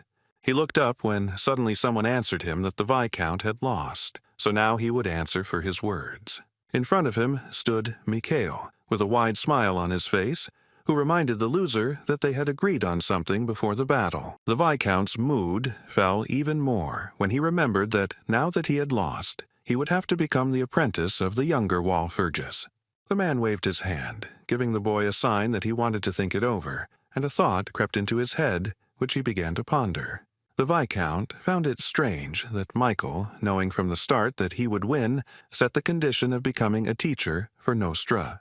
Nostra began to guess why the main character had come up with exactly these conditions for the duel. The Eighth Circle Mage suspected that all of this was planned with some more nefarious purpose than simply humiliating the Viscount. The Viscount came to the conclusion that Michael had set up a test for him, so he still had a chance to turn everything to his advantage. The hero brought Nostra back to the conversation and asked if he understood what the guy meant, to which the Viscount replied that this was the future of his family. The magician's answer made the guy laugh. He grabbed the back of the chair and moved it to sit down, and then asked the man to continue speaking. The Viscount said that Michael had long hidden the fact that he wanted revenge on Duke Rindal after what their family had done. The main character seemed to have kept his mouth shut and did not answer his duel opponent, but only silently looked into his eyes. The Viscount's expression became more positive as a new idea came into his head, and he decided to share it with Mikhail. The man solemnly spread his arms out to the sides, smiled broadly, and declared that he intended to help the main character do this. The young magician sat silently, his arms folded across his chest, and did not respond to Nostra's words about Michael wanting revenge. The Viscount's face showed that he was confident that he was right, and he looked the boy straight in the eyes, waiting for his answer.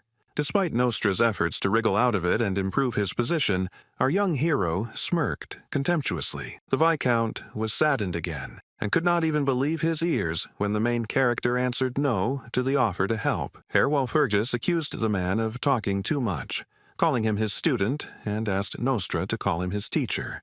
Nostra was confused and embarrassed, and the fact that the guy rejected his offer made him genuinely indignant. The Viscount still couldn't believe that the fact that he would have to become Mikhail's student was not some kind of bad joke. The protagonist once again confirmed that he intended to become the Viscount's teacher, and the man realized that the guy was not joking at all. He looked at the young man and realized that he looked serious. So the experienced magician would now have to come to terms with the new reality. Nostra began to panic, sweat running down his face from worry. He didn't want to become the guy's student at all and wanted to prevent it by any means necessary. The man did not lose hope of reaching an agreement. He reminded the hero that he was a Seventh Circle magician and a good friend of his father Edward.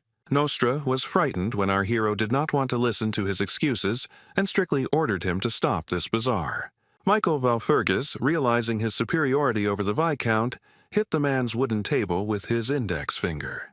The guy said with all seriousness that, as a Viscount, a man must understand that a promise made by a magician cannot be broken. The protagonist understood that Viscount Nostra could not help but know this, and the magician would have to fulfill his promise. Magicians make promises to each other in magic circles, and if it is broken, the circles of the unscrupulous sorcerer will be destroyed. Nostra was outraged to the limit. He jumped up and started shouting at the young man, declaring that he was older and had more circles of magic. The man did not understand how the boy imagined this, and where had it been seen that a young man could raise such an experienced magician. Mikhail understood that the Viscount would definitely try to get out of this, which he told the man opposite him. The main character's words caught Nostra off guard. He looked at the boy in confusion, not knowing how to get out of it now.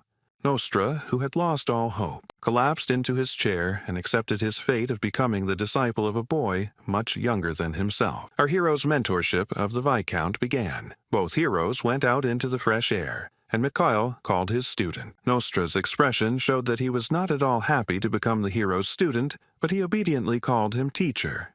The man trembled with anger and injustice, but he understood that he would have to endure it. Otherwise, his magic circles would be destroyed. Turning his back to Nostra, Mikhail declared that he was now his mentor, and now he would teach the man a few things. The Viscount tried to control himself. What was happening to him now horrified the man, and he could not hide it. Feeling hatred towards the boy, He clenched his fist so hard that it trembled, but still answered the teacher that he was listening to him. The protagonist glanced at his newly minted student and remembered what happened before his regression. Looking at the grief-stricken Viscount, the boy understood, recalling the events of the future, that destroying Nostra now was not the best option. Michael dreamed of taking revenge on Nostra, but funny as it may be, this magician may turn out to be very useful for the Walpurgises in the future. The thing is, Viscount Nostra has 7th circle magic, so he has potential, and it could help Mikhail. As a good teacher, Michael decided to ask his student's opinion and asked what the Viscount would like to know. Confused and terribly upset, Nostra was unable to answer clearly and said that he did not want to learn anything from the hero. Mikhail did not agree, because it seemed to him that Nostra was interested in something, for example, unstable circles and the inability to fully use magic. Our hero approached his student and poked his finger into his chest, saying that this was evidence of his heart, which hurt with the slightest exertion. Viscount Nostra could not stand the tension, and after a light kick in the chest with a finger, he cringed and groaned from the pain in his heart. Clutching his heart, the man fell to the ground. He screamed loudly from unbearable pain. The magician's body trembled. Observing this, the hero knew that, as a rule, circles cannot be stable unless they are preceded by enlightenment. There is a way to create circles without enlightenment, and those who are able to do this are called apostles. The man who knew very well about this method and the magicians who were called apostles was the father of the main character. Viscount Nostra was a sorcerer whose circles were unstable due to a lack of enlightenment. He understood, looking at his palms, that in terms of mastery of magic he did not reach the level of Marquis Walpurgi. The protagonist knew that for this reason, Viscount Nostra was provoked to achieve the stabilization of the circles in another way. While the Viscount tried to use the Apostle's method, he found himself in an empty space surrounded by infinite space. When the man turned around, he saw a massive concrete structure in front of him. The path in front of him was almost destroyed. Michael, who watched as Nostra's heart now writhed in pain, knew that he was now paying the price for all of this. The man came to his senses a little, but still held his heart and looked at the teacher with fear, and the teacher said that he would show him how to stabilize the circles. The main character came closer to the magician, leaned over him, looked straight into his eyes, and ordered him to give the guy his mana. Viscount Nostra realized that the young man knew perfectly well that he had used the Apostle's method, but did not understand where from. He became furious when he realized that the Marquis had told him all this, and that Edward had known all along that Nostra had touched the hands of the Apostle. The man couldn't believe it. He grabbed his face with his hand and started laughing nervously, although he wasn't in the mood for laughing. The magician began to accuse the guy that the whole duel was Mikhail's plan, and that he and the Marquis had planned it from the very beginning. The fact that the head of the family was involved in this was an outright lie, so the hero looked sternly at Nostra and told him not to make things up. Michael asked if the Viscount had felt anything strange when he had made the triple attack of the 4th circle of magic, and Nostra wondered how he knew that too. For our hero, everything was obvious. He pointed his finger at the heart, which gave away the Viscount during the duel. Nostra looked at his new teacher with horror, trying to accept that the man in front of him knew about all his weaknesses. The hero explained that the Viscount had been constantly clutching his chest during the duel, and that this was a common symptom for a magician whose circles were not stabilized. Michael asked if Nostra really thought that a man with Walpurgi's blood in his veins would not notice. The hero took away the man's hope when he said that he would not last long in this state, and all his attempts to improve it would only make things worse. Nostra realized that his path as a magician was now over, but the guy immediately stopped him and said that the Viscount would simply die.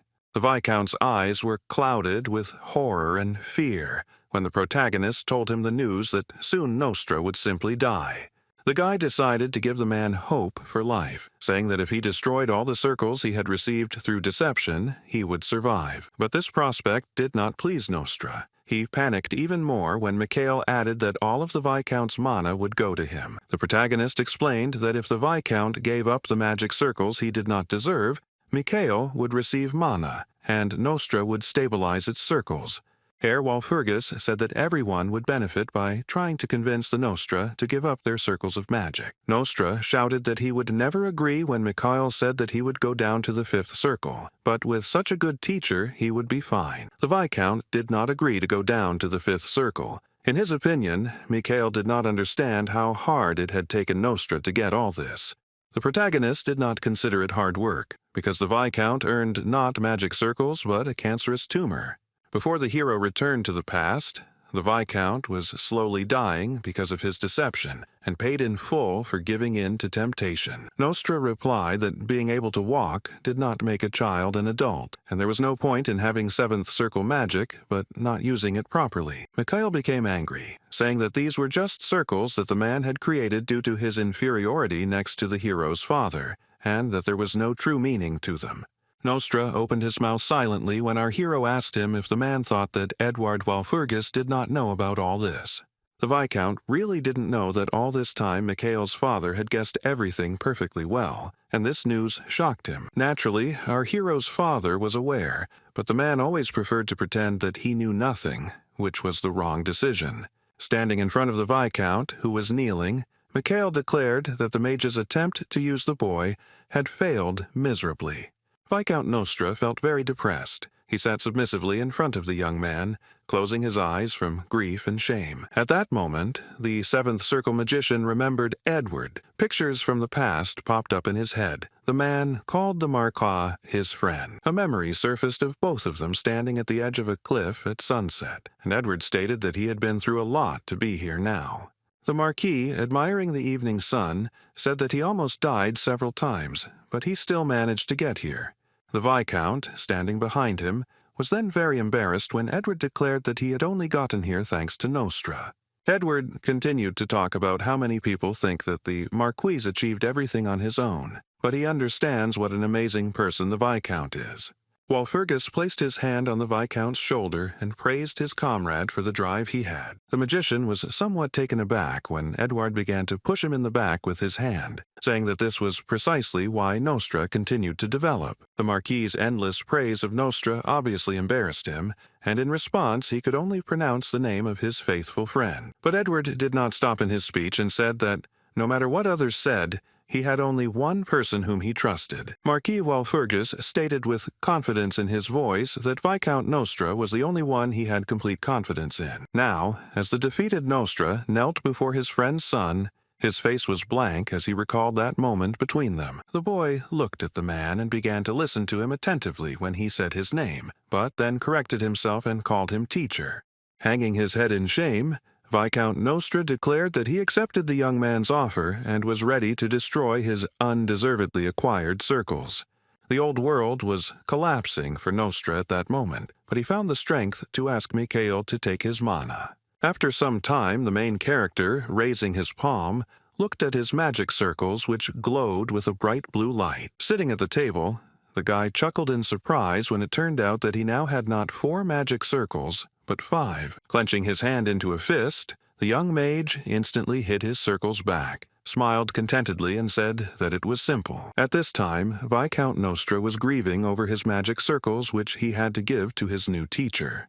The guy said that now it's not easy for him to look every day at the sad Viscount, who gave his mana to our hero. Our hero scratched his chin with his fingers and came to the conclusion that the guy had done an excellent job with the first task. Michael was able to extinguish the spark in the form of the Viscount, which in the future could have turned into a fire, and in some ways this matter was urgent. Considering the future catastrophe, the guy had no problems because he knew what was at stake, and then he remembered what would happen in 7 years. The main character remembered Cassandra's prophecy, according to which in the future, exactly 7 years from now, something irreversible would happen. Cassandra's prophecy says that in exactly 7 years, the world will no longer be the same because demons will appear in it. The unwillingness to believe the prophecy turned into a disaster. The world was not ready for this, especially since demonic power is much more powerful than human power. Even though the demons had no way to replenish their numbers, there was not a single person who could stand up to these monsters. The scale of the disaster was realized by the entire empire when the demonic creature managed to destroy the 7th Knight of the Iron Wall, Kelbion. It was impossible to change the course of the battle between the two worlds, human and demonic. So the tragedies continued. People tried to call upon heroes who would be able to save humanity from the demons. But by then, it was too late. The power of these monsters was so powerful that in a short period of time, they managed to destroy half of the empire. Humanity was not ready for such a bloody war, so in a frantic rush, meetings of heroes were organized in the temple. The groups were worthy in their strength and included warriors who could defeat demons and even enslave them. As a result, the most elite squad of warriors was assembled, which was called Argo, and our main character was also a member of it. The guy leaned against the back of his chair, raised his head up, and admitted out loud that the most important thing right now was Cassandra. This is a poor fortune-teller whom not a single person believed. Now she is 2 years younger than our hero, so she is about 18 years old. A girl named Cassandra had a unique gift she could predict, and as experience of the future showed, all of them came true. The prophecy about the demons became fatal for the Empire. Cassandra tried to warn everyone, but no one took her seriously. Before Michael's regression, Cassandra's prophecies mentioned a hero who would come to the aid of the Empire. But this never happened. The main character understood that the prophecy, which no living soul except the fortune-teller herself believed in, lost all meaning. The guy had no idea what happened to Cassandra after the war with the demons, but she certainly didn't have a happy ending, and he wouldn't let that happen now. Mikhail Valpurgis firmly stated that now, after the regression, the guy intends to personally participate in the selection of warriors. The young magician has already begun working on this, inviting Leon to his team, who will help him with the selection of warriors. The hero continued to sit at the table and think hard about the problem, realizing that now he had another problem in front of him. To systematize all the information and come up with a detailed plan, Mikhail took a pen in his hand and began to take notes on paper. The Valpurgis heir was confused because the main problem now was Cassandra, and not understanding what to do with her. As far as the boy remembers, the girl is not in the temple now because she told everyone about the prophecy, but no one believed her, so she ran away. In despair, Mikhail buried his fingers in his hair and began to complain that he had no idea where the fortune-teller might be now. He continued to run his fingers through his lush, blonde hair, knowing that he had to find a way to contact Cassandra as soon as possible. From the tension and lack of understanding of how to find a way to contact the girl, the main character gritted his teeth and closed his eyes. It turned out that the butler Morton had been spying on the guy for some time now, modestly peeking out from behind the door.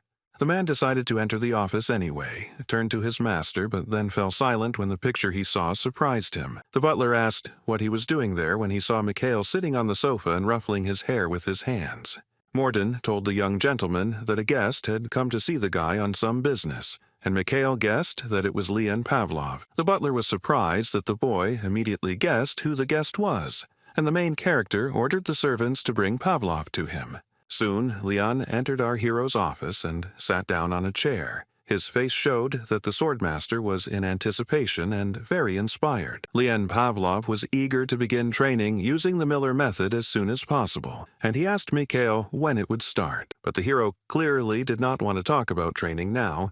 He went to his chair and sat down in it to talk to Pavlov. The protagonist said that the guy arrived faster than he expected and asked if Pavlov needed to prepare for the engagement now. The engagement with Eileen did not interest the Count at all, which he admitted because training was much more important to him. He immediately asked Mikhail to tell him about Miller's teaching without delay, and the hero sighed heavily and agreed. Leon Pavlov tensed and looked intently at Mikhail when he asked to be allowed to put forward one more condition. The fact that Walpurgis was slow in training and now wanted to put forward a new condition to Pavlov angered him, and he slammed his hand on the table.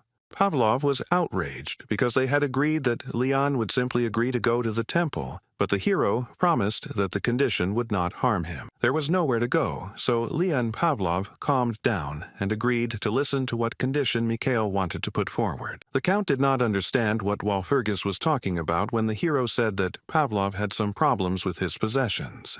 Leon winced when the protagonist clarified that he was talking about the dungeons belonging to Pavlov. The young man hesitated and began to sweat. He looked away and lied that he had no idea what kind of dungeons his interlocutor was talking about. The main character noticed that the guy opposite him was darting his eyes, which is why he was lying, and stated that Leon Pavlov couldn't lie. Leon Pavlov laughed falsely, asking why he would lie, when his face and behavior had clearly seen it. Our hero decided to share the information he had, and said that the Pavlovs discovered the dungeon a year ago. He continued that a huge amount of mana was discovered in this dungeon, and Count Pavlov sent a research team there. Pavlov was shocked that our young hero knew all this, and asked how he knew about the dungeons with mana. To be honest, it wasn't a dungeon. Mikhail just didn't fully understand what it was, so he called the place a dungeon, but that's far from true. Before the boy's regression, Count Pavlov sent 5 detachments to that place. Most of the research group disappeared, and almost no one returned. The eldest, Count Pavlov, wants to marry his son to his daughter Rindel precisely because the girl's family is rich, and he has money problems.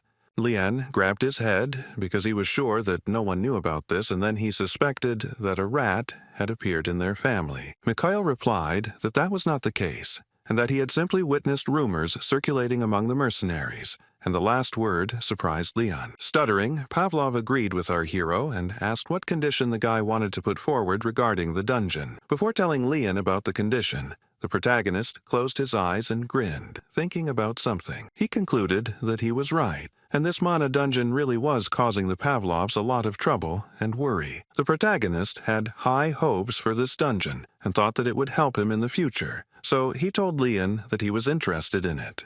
Mikhail Valfurgis's words caught Leon off guard. He looked at the protagonist with an indignant expression on his face. Pavlov tried to convince the hero, saying that most of the research group did not return from the dungeon, and it was impossible to clear it out. Mikhail fell silent, remembering that before his regression, the Pavlov family could not leave this dungeon until the very end. Although the Pavlovs never succeeded in this dungeon, someone else did, and took all the riches from there.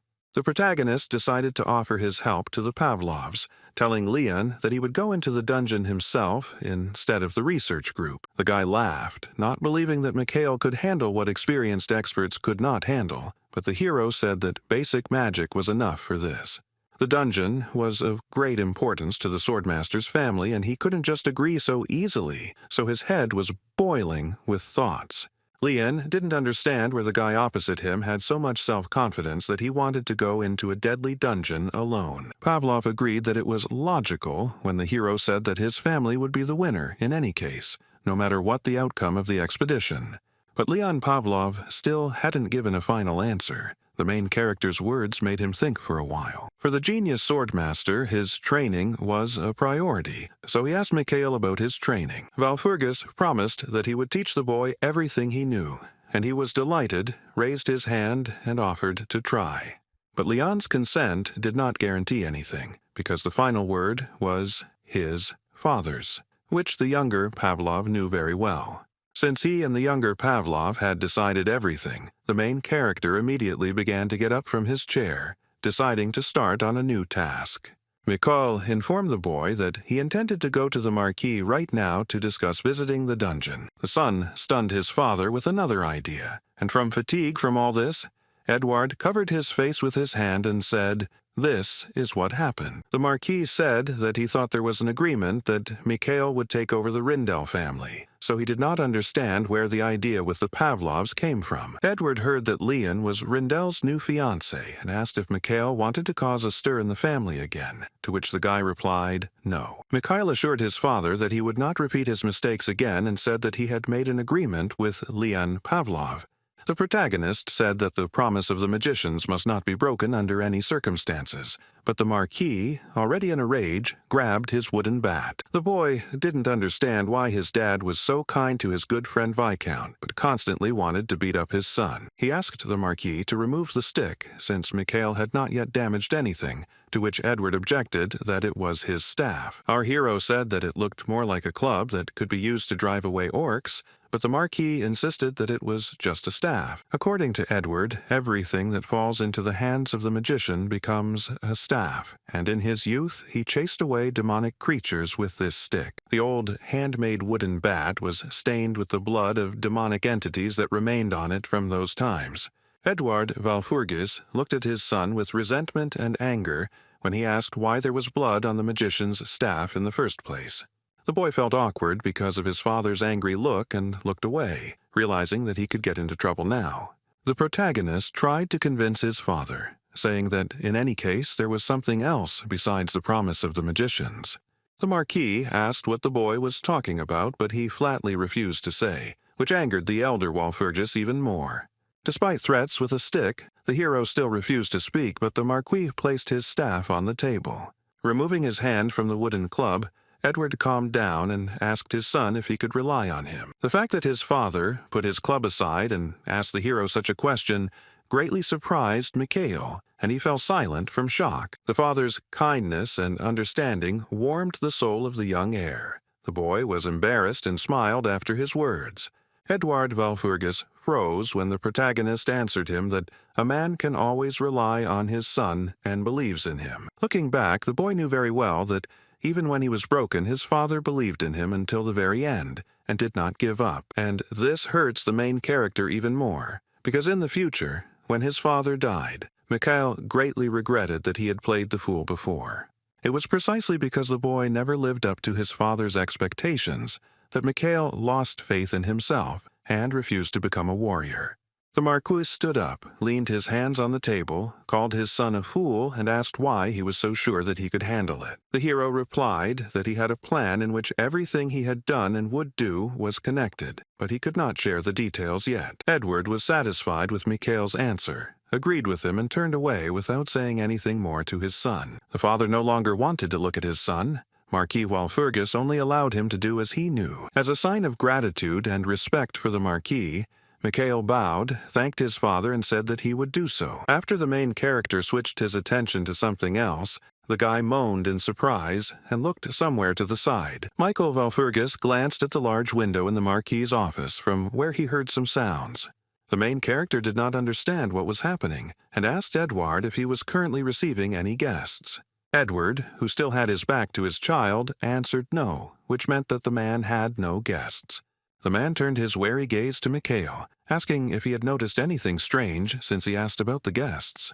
The main character stood in the middle of the office, confused and silent. He felt strange, having noticed something but did not dare to say anything. He looked at the window again with hostility, clearly sensing that something was wrong, but decided to tell his father that he had simply imagined it. The guy quickly left the Marquis's office, and he was left standing in the middle of the room in proud solitude, thinking about something. Thinking about his son. The man with long blonde hair said out loud to himself, trying to figure out who Mikhail reminded him of. It turned out that the Marquis was not alone in the room, because in response, someone told him that his son resembled him. Walpurgis did not turn his head to look at his interlocutor, but only laughed and asked if he was the same.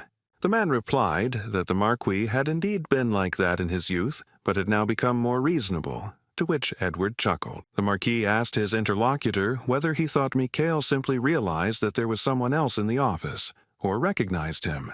The unknown man with the black aura began to pace around the office, saying that there was nothing strange about it because of his unusual circles that were difficult to hide. Edward Walpurgis turned his head, looked at his interlocutor, and asked if it was possible to simply get rid of them. The unknown man, who had been in the Marquis's office all this time, walked with his hands folded behind his back. It was Morden, and Edward said that he was the butler, constantly looking after Mikhail, and the guy probably didn't notice anything. The butler, with a sad expression on his face, shared with his master that the boy had changed a lot lately. According to Morden, Mikhail became more courageous, and his ability to use magic reached a completely different level. Recalling the dramatic changes the boy had undergone recently, the butler said he didn't think it was just magic. He said that the magic of circles does not give such results, and that it was due to the abilities of the Marquis's son, and perhaps the boy was simply able to reveal his potential. Morden lowered his head sadly and added that it was not strange that the heir of the Walpurgis family had suddenly shown his talent. Edward listened attentively to the man's story about how this was hereditary in the boy, and the awakening of the power only confirmed his belonging to the family. Marquis Walpurgis thought about the butler's words about talent being passed down from generation to generation. Without looking Morden in the eye, Edward informed the elderly man that he was forced, in that case, to ask him for a favor. Putting his hand on his heart, the butler immediately agreed because he had an agreement on this matter with the Marquis. Marquis Walpurgis sighed and looked at the ceiling. He remained silent for a long time before saying this to the butler. The man looked into space. Edward felt obvious sadness for his only son, wondering if the time had really come. Liane, Pavlov, and our main character stood by the carriage and turned their heads sharply when someone called Mikhail. The butler ran up to Mikhail. After such a run, the elderly man was tired, and the guy asked why he came if he was unwell. Morden, who was sweating from rushing to see his young master, explained that he had been asked to come by the hero's father. The butler said that the Marquis ordered him to go with Mikhail because he might get into trouble. The hero did not believe the butler because he knew the real him, and Morden approached Count Pavlov to shake his hand and say hello. Pavlov whispered to Mikhail what difference it made to Grandpa, and Walpurgis explained that he was his butler, almost like a nanny. The butler's behavior made the protagonist wary, but he did not consider Morden the kind of person who would spread rumors. The guy didn't argue about Morden being with him, put his hands on his hips, and said that then they were leaving. Mikhail, in anticipation of the trip, announced that it was time to visit the Pavlovs' estate. Liane and Morden stood behind. The heroes had traveled a long way and arrived by carriage at the Pavlov family estate, a beautiful house with wooden windows and doors. The guy was still sitting in the carriage. He was thoughtfully looking out the window, examining the building where his friend Liane lived. Michael was distracted when Liane asked him what he was staring at, since Walpurgis's estate was no worse. The protagonist explained that he was rather surprised that the family kept the area in good condition, although everything around did not look rich. Taking another look at the house outside the window, the young magician said that his father, Edward, would have liked it here. Michael noted not only the general condition of the estate, but also how the people in this settlement looked. They were happy and not worried. Our hero got out of Count Pavlov's carriage and found himself in a small square surrounded by modest but well-kept houses. The guy liked the brick path that stretched to the city from the Helen Forest itself, which spoke of the Pavlovs' wealth and established trade connections. He shared with Liane his opinion that what matters is not the luxurious appearance of the estate, but the fact that the locals are happy with their lives. Liane was flattered to hear such words from Walpurgis himself when Michael said that the boy's father was a good ruler. The younger Pavlov agreed with our hero that his estate looked amazing, and it was all thanks to his father. Liane did not stop praising his father and told Mikhail that he respected him immensely and Count Pavlov deserved it. The guy finished his eulogy to his father, looked at Mikhail with a smile, and called him his dear guest. The protagonist also smiled and agreed with the swordmaster that Count Pavlov certainly deserved respect. Remembering the times before the regression, Mikhail knew very well that Liane had always been proud to belong to the Pavlov family. Liane never forgot his family name, even when the swordmaster was the only surviving member of his family. While walking, Pavlov Jr. told Walpurgis that his family had an army and that the soldiers regularly hunted monsters.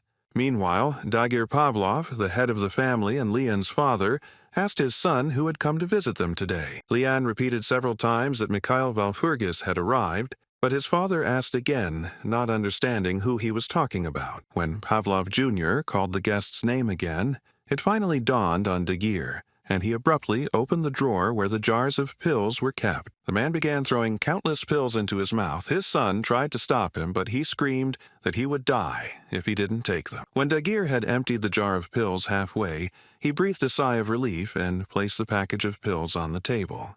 The medicine worked immediately. The man felt better and calmer.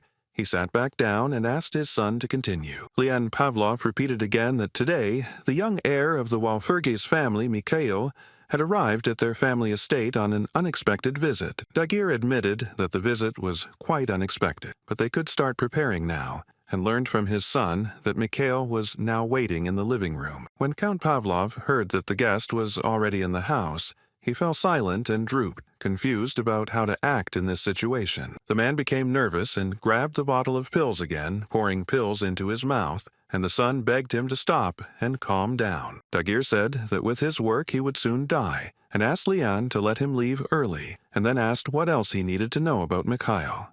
Pavlov Jr. replied that his father did not need to know anything more, except for a small problem regarding their dungeon. The Count's face changed when his son mentioned the dungeon, and then asked again to clarify whether Leon meant the same dungeon. The fact that Michael Valfurgis had come to visit his estate to talk about the dungeon, for some reason, made the man laugh. Count Pavlov began to laugh uncontrollably, sitting in his work chair. His face began to resemble the grimace of a madman. The man took a pen and began to make some notes on paper, and when asked what he was doing, he replied that he should have done this a long time ago. Pavlov said that he leaves everything to his son, and it would be right if he leaves his post now for the sake of preserving his mental health. Leon began to raise his voice and try to get through to his father, saying that he hadn't even had time to tell him anything yet. While the heir of the family was trying to explain something to his father, Count Pavlov dipped his pen into the inkwell to continue taking notes. He walked towards his son, put down his pen, folded his hands together, and prepared to listen to Leon. Looking at his son's face with tired eyes, the Count mentioned that the Walpurgis family was of higher status than themselves. Afterwards, the man corrected himself, because the Walpurgis family is not just higher in status, but one of the most powerful families in the empire.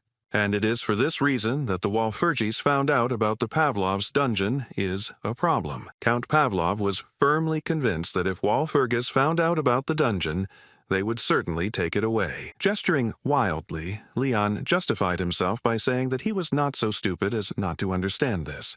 But Mikhail offered an excellent deal. Keeping his cool, the Count asked what conditions Mikhail had put forward, and Leon hesitated before telling him. The words that this was Miller's finished training method plunged Count Pavlov into real shock. The man jumped up from his seat, not believing his ears, and Leon explained that Mikhail would teach him the Miller method under the terms of the agreement. The Count asked if his son was sure, and he told how Michael had shown him part of the power and it had looked amazing. Afterwards, the man asked what about the promise, and the swordmaster confirmed that there was a promise from the magicians, and Dagir knows how significant it is.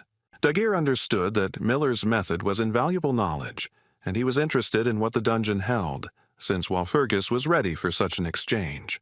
Having thought everything over, the Count turned to his son and declared that he must personally speak with Mikhail Walpurgis. Meanwhile, in the living room of the Pavlov estate, the butler Morden was lamenting, clutching his head, saying that everything was lost. Completely calm and peaceful, Mikhail sipped tea and asked the butler what was bothering him so much. The elderly man looked at the protagonist and asked in a raised voice if he really didn't understand anything. The butler shouted with such force that our hero spilled his tea. He was trying to convey to the boy that the Pavlov family was not so simple. Morden said that if the hero's information about the dungeon was true, one could only imagine how the aristocrats would react to the news. The boy didn't understand why his butler was so worried, and Morden began to deny everything when the hero suspected that he was a lord. The butler's words made the young magician think, and he admitted that to some extent Morden was saying the right things. But Morden was leaving out one important thing, namely that Mikhail already knew how important Miller's teaching was to the Pavlovs. Moreover, this family considers the dungeon to be a burden due to how difficult and expensive it is to explore. The main character understood that everything would become clear only after today's conversation with the head of the Pavlov family. The guy calmed the butler down, assuring him that he would be able to come to an agreement with the Count, but Morden did not believe that Pavlov would make a deal. Mikhail Valfurgis stood his ground and repeated that he was sure that in just a minute Count Pavlov would personally rush straight here. The butler, worried about the mental state of his young master, said that he was delirious again. Morden couldn't believe his eyes when he looked in front of him and saw a picture that shocked his imagination. As our hero said, Count Pavlov personally entered the living room to meet Mikhail, accompanied by Leon behind him. Rising from his chair to greet the Count, Mikhail told the butler that he was right. Even before the main character traveled 20 years into the past, Dagir was famous for always making quick decisions. The Count and our hero began negotiations over a cup of tea, and Pavlov said that, as he understood, Mikhail was interested in the dungeon. The guy explained that he was exploring the dungeon using his magical skills, which was much more productive, and the Count became interested in why a mage needed a dungeon. Pavlov came to the conclusion that the main character already knew what exactly was in that dungeon, which he shared with the guy. The man understood that Miller's teaching was worth the price, and Mikhail would not give up such valuable knowledge for an unknown dungeon. The hero was dejected when Count Pavlov said that his son might have fallen for it, but certainly not he himself. Michael Valfurgis understood what the man across from him had meant when he had mentioned Miller's teachings as a reward for handing over the dungeon. The guy realized that most likely sharing only Miller's teachings in exchange for the dungeon for the Count would not be enough. The protagonist came to the conclusion that the Count was simply bluffing, so he decided to stand his ground in these negotiations. The young magician was inspired when he remembered that he still had an advantage in the conversation with the Count about the dungeon. Mikhail decided to play the fool, saying that he was not sure that there would be any valuable things in the dungeon. While Pavlov was drinking tea, the hero asked him if he really thought that in their current situation, their family could explore the dungeon on their own. Count Pavlov decided not to lie and honestly answered the guy that his family did not have such an opportunity at the moment. But the man also did not consider it necessary to take the Walpurgises as partners, to which Mikhail offered to become their personal partner. He confirmed this when the Count asked if the boy was referring specifically to himself and not his entire powerful family. The protagonist clarified that he did not require an escort into the dungeon, to which the Count began asking about the expedition's timing. The guy lifted the corner of his mouth slightly, smirking as he realized he had almost managed to convince the Count to agree. Our hero showed the man his index finger, saying that one day was enough for him, just one. The Count became angry because he thought that just one day was not enough, and asked what they would do if the hero failed. Pavlov was indignant and did not believe it when Mikhail declared that if he failed, he would simply give Miller's teachings to Leon. The guy folded his hands under his face and looked Dagir straight in the eyes, saying that if everything ended successfully, they would split the spoils in half. They managed to come to an agreement, and after some time the main character, his loyal butler and Leon Pavlov, stood at the entrance to the dungeon. Pavlov Jr. screamed and accused Mikhail of madness, thinking that now the three of them would have to go down into the dangerous dungeon. Michael replied that if he was scared, he could stay outside, but Leon said that he was not scared. It was just that there were too few of them. The swordmaster declared that the Pavlovs did not run from the trials that had befallen them and quickly headed towards the entrance. But everything around began to double when the main character tried to stop his comrade by using a magic spell against him. Leon Pavlov stopped abruptly, a look of confusion appearing on his face as the hero cast the freeze spell.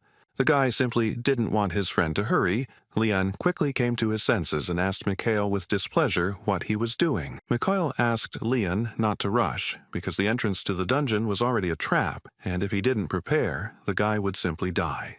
The butler stood behind and did not interfere with the young men's conversation. He rubbed his chin with his fingers and sighed heavily. Morden came to a conclusion and shared it with the boys, saying that it was impossible to enter there and that it was a safe method of protection against intruders. The protagonist simplified Morden's formulation by explaining to Leon that the dungeon was alive and teeming with various creatures. Coming closer to the entrance, our hero said that this is one of the rare dungeons that needs energy because of its inhabitants. A worried Leon guessed that something irreparable would happen if the three of them simply entered the dungeon, and Mikhail confirmed this. But Mikhail was curious about what would happen if they fed the dungeon with energy using mana, and immediately cast the fireball spell. The hero released a fireball from his palm. The magical stream of fire lightning fast headed straight towards the entrance of the dungeon. The strip of fire came close to the closed entrance to the dungeon in order to penetrate inside and feed the cave with energy. The entrance was securely protected from unwanted guests, but Mikhail's magical mana flow managed to penetrate inside. It was very dark in the tunnel, but the heroes saw how the main character's fireball was now doing its job. The flow of magical energy managed to break a hole in the entrance that leads to the mysterious cave. It became covered with cracks. Michael, who was watching this, advised the others present to be on guard because the doors were already opening. The boys covered themselves with their hands when suddenly there was an explosion. A bright, multicolored flash blinded them and shards of glass flew in all directions. The protagonist was extremely focused on his task and looked serious, and the tomb of Asura appeared in his memories. The tomb of Asura is a dungeon that contained ancient ruins and valuable sacred objects. Among the ruins, there was also one interesting artifact, an item with a bright green core inside, which was discovered by the hero's team. The team of warriors were very happy to find this artifact from the storm set because it would help them fight against the demons. But the healer was against it, saying that it was not yet time to use it because there was no need for it yet. The holy healer told the team that the storm set's power increases as the owner's power increases. This thing will be able to reveal its true potential depending on who wields it. And before the regression, it was in Siegfried's possession. And then, just a week later, the irreparable happened, even though our hero tried to prevent it by stopping Siegfried. But the warrior, Siegfried, disobeying our hero, used a valuable artifact from the storm set and ruined everything. Now, standing in front of the entrance to the dungeon, the main character recalled the events of that day, calling Siegfried an idiot. In the dungeon that Mikael, Leon, and Morden would now go to, or rather in the first tomb, there was something important. The guy was determined to go there because in the tomb, he would be able to find part of the storm set. The main character intended to take the relic for himself so that such a situation with Siegfried would never happen again. The boys entered the dark tomb and began to light their way with a torch. The place immediately seemed strange to them. Leon noted that the place was different from what the research teams had described, and Mikael explained that time did not work in this dungeon. This information shocked Pavlov, and it was hard for him to believe that time here, contrary to all laws, had stood still. For Leon, this was some kind of divine level of magic, which the hero agrees with, especially when the time stop works over a large area. The younger Pavlov tried to come to terms with the fact that a dungeon of such size was now in his family's possession. The protagonist moved his hand to the side when he noticed something dangerous in front of him and ordered his group to stop. The butler and Pavlov obeyed the guy and stopped, and the swordmaster asked our hero what was there. Mikael didn't answer, but Leon Pavlov noticed it himself, and a surprised look appeared on the face of the brilliant swordmaster. In the tomb, right in front of the boys, there was a horde of goblins, green creatures with pointy ears slowly wandering around the dungeon. Leon Pavlov recognized the monsters in front of him as goblins. They had not yet noticed our heroes and were busy with their own affairs. Pavlov suggested returning to call soldiers here, but the hero was against it, because a lot of blood would be shed if ordinary knights fought against the goblins. Leon was angry when Michael reminded him that it was only the first gate and asked if the guy was suggesting a three-way fight. The main character told the frightened guy that they were not yet in the dungeon, but in the first tomb. Mikhail Valpurgis warned the team that the place is not indifferent to new visitors. The guy turned around with a smile, looking at Leon, and said that, by the way, the tomb had once been cleared out by only one person. The heroes remained inside, Leon and the butler obediently following their leader, while Michael carefully studied the tomb. The guy walked up to the wall, which was covered with mysterious symbols, and inserted the knife into the gap between the stone blocks. Leon Pavlov did not understand what the main character was doing, and demanded an explanation from the young magician. The answer was obvious to Mikhail, and he explained to the boy that he was scraping the precious stones off the wall with a knife. Pavlov replied irritably that he saw everything, but he still did not understand for what purpose the younger Walpurgis was doing this. Michael collected a small pile of tiny gemstones in his palm, explaining that the goblins were simply crazy about them. The guy said it was like a cat finding catnip, and goblins have the same reaction to gemstones. The protagonist clarified that the most important thing is that this mixture contains not only precious stones for goblins. From the stone wall of the tomb, the young mage also obtained crystals that cause hallucinations in goblins. An astonished Leon listened to his comrade's story about how, with the help of magic, crystals could be transformed and exploded. Moreover, due to greed, the goblins will destroy each other, and the hallucination-inducing bombs will help the guys with this.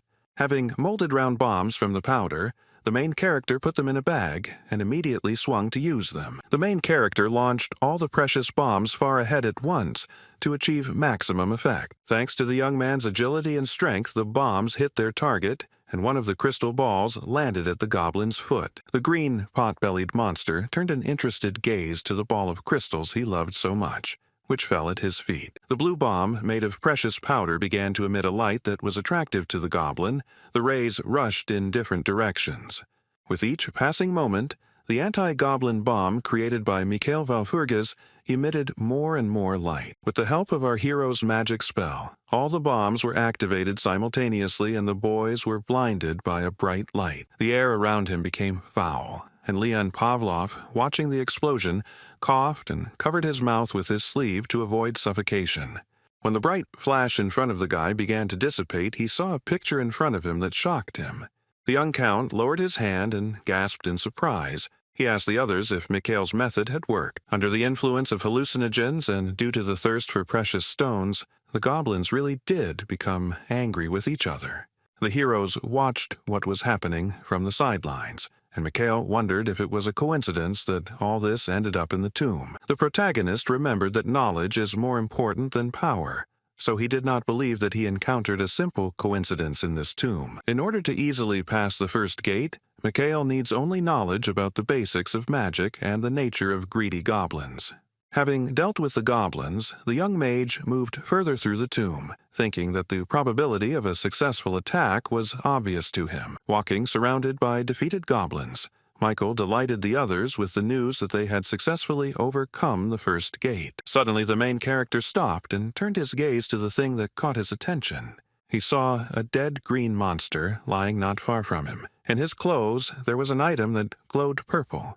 Mikhail Valfurgis was not afraid to approach the defeated goblin and reach into his pocket, where the thing he was interested in lay. The guy was genuinely surprised when he pulled out a small cloth spatial bag with a circle of magic drawn on it. The protagonist understood that this was a very serious artifact, and had no idea how it could have ended up in the dungeon. Like a bolt from the blue, the hero realized how this most valuable artifact could have ended up here. The guy remembered Siegfried, who was a warrior before our hero's regression, and threatened to kill all the monsters. Also, memories of how the warrior Siegfried encountered the divine luminary surfaced in Michael's head. Then, in the brightest divine light, the face of a terrible goblin appeared, growling and grinning at the warrior. The main character seemed to go crazy. He grabbed his head and screamed in horror, began to swear and yell that he had warned Siegfried. Leon Pavlov did not understand what had suddenly happened to Mikhail, and the butler advised not to pay attention to him because sometimes he got stuck. Having grabbed the artifact, Leon immediately recognized it as a spatial bag and was delighted with the find, because you can put anything in it. A saddened Mikhail said that this artifact is far from simple, and the hero might not be so lucky the second time. The guy was surprised that he came across the spatial bag now, because before the regression, he found such artifacts later. The mage knew there had to be some explanation for this, and asked Leon to hand him the pouch, extending his hand to the swordmaster. Without resisting, Pavlov handed the artifact into the hands of the protagonist, and he looked closely at the spatial bag. The guy opened the bag, and inside he saw an inscription that was glowing brightly and said, "Give up your greed." Pavlov did not understand what this inscription could mean, and the butler suggested that it could be a clue to the next gate. The main character looked at the inscription with sad eyes, realizing that it was impossible to get out of this place. He came to the conclusion that the greed spoken of in the message in the bag was inside the dungeon, head like lightning, and he guessed what the inscription inside the artifact actually meant. The boy looked ahead and told the others about the goblin chieftain without explaining anything else.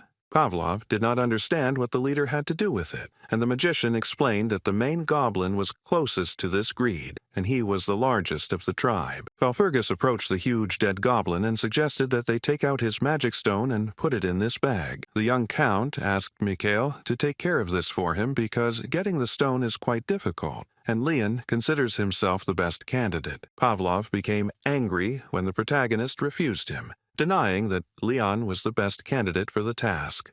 Valfurgis tolerated his comrade's stubbornness when he loudly began to prove that the guy with the sword would cope much better than the magician. The swordmaster smiled as an idea came into his head that would help resolve the dispute between the boys.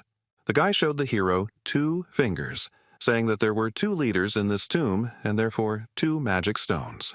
Leon Pavlov also noted that the spatial bag in Mikhail's hands is a rather expensive item. The Count offered to bet Mikhail on this artifact because he wants to be sure that he will receive a reward for this dungeon. Leon Pavlov and Mikhail Valfurgis climbed onto the bodies of the defeated huge green monsters lying on the floor of the tomb. The swordmaster cast the haste spell to help himself complete the task faster and get the stone first. Grabbing his sword, Leon Pavlov began to wield it deftly, the magic spell helping him deliver quick blows. After a short period of time, the guy managed to successfully extract the shining red magic stone from the goblin. The young man took a small stone with 2 fingers and examined it, confident that he had won, because there was not a single scratch on the stone.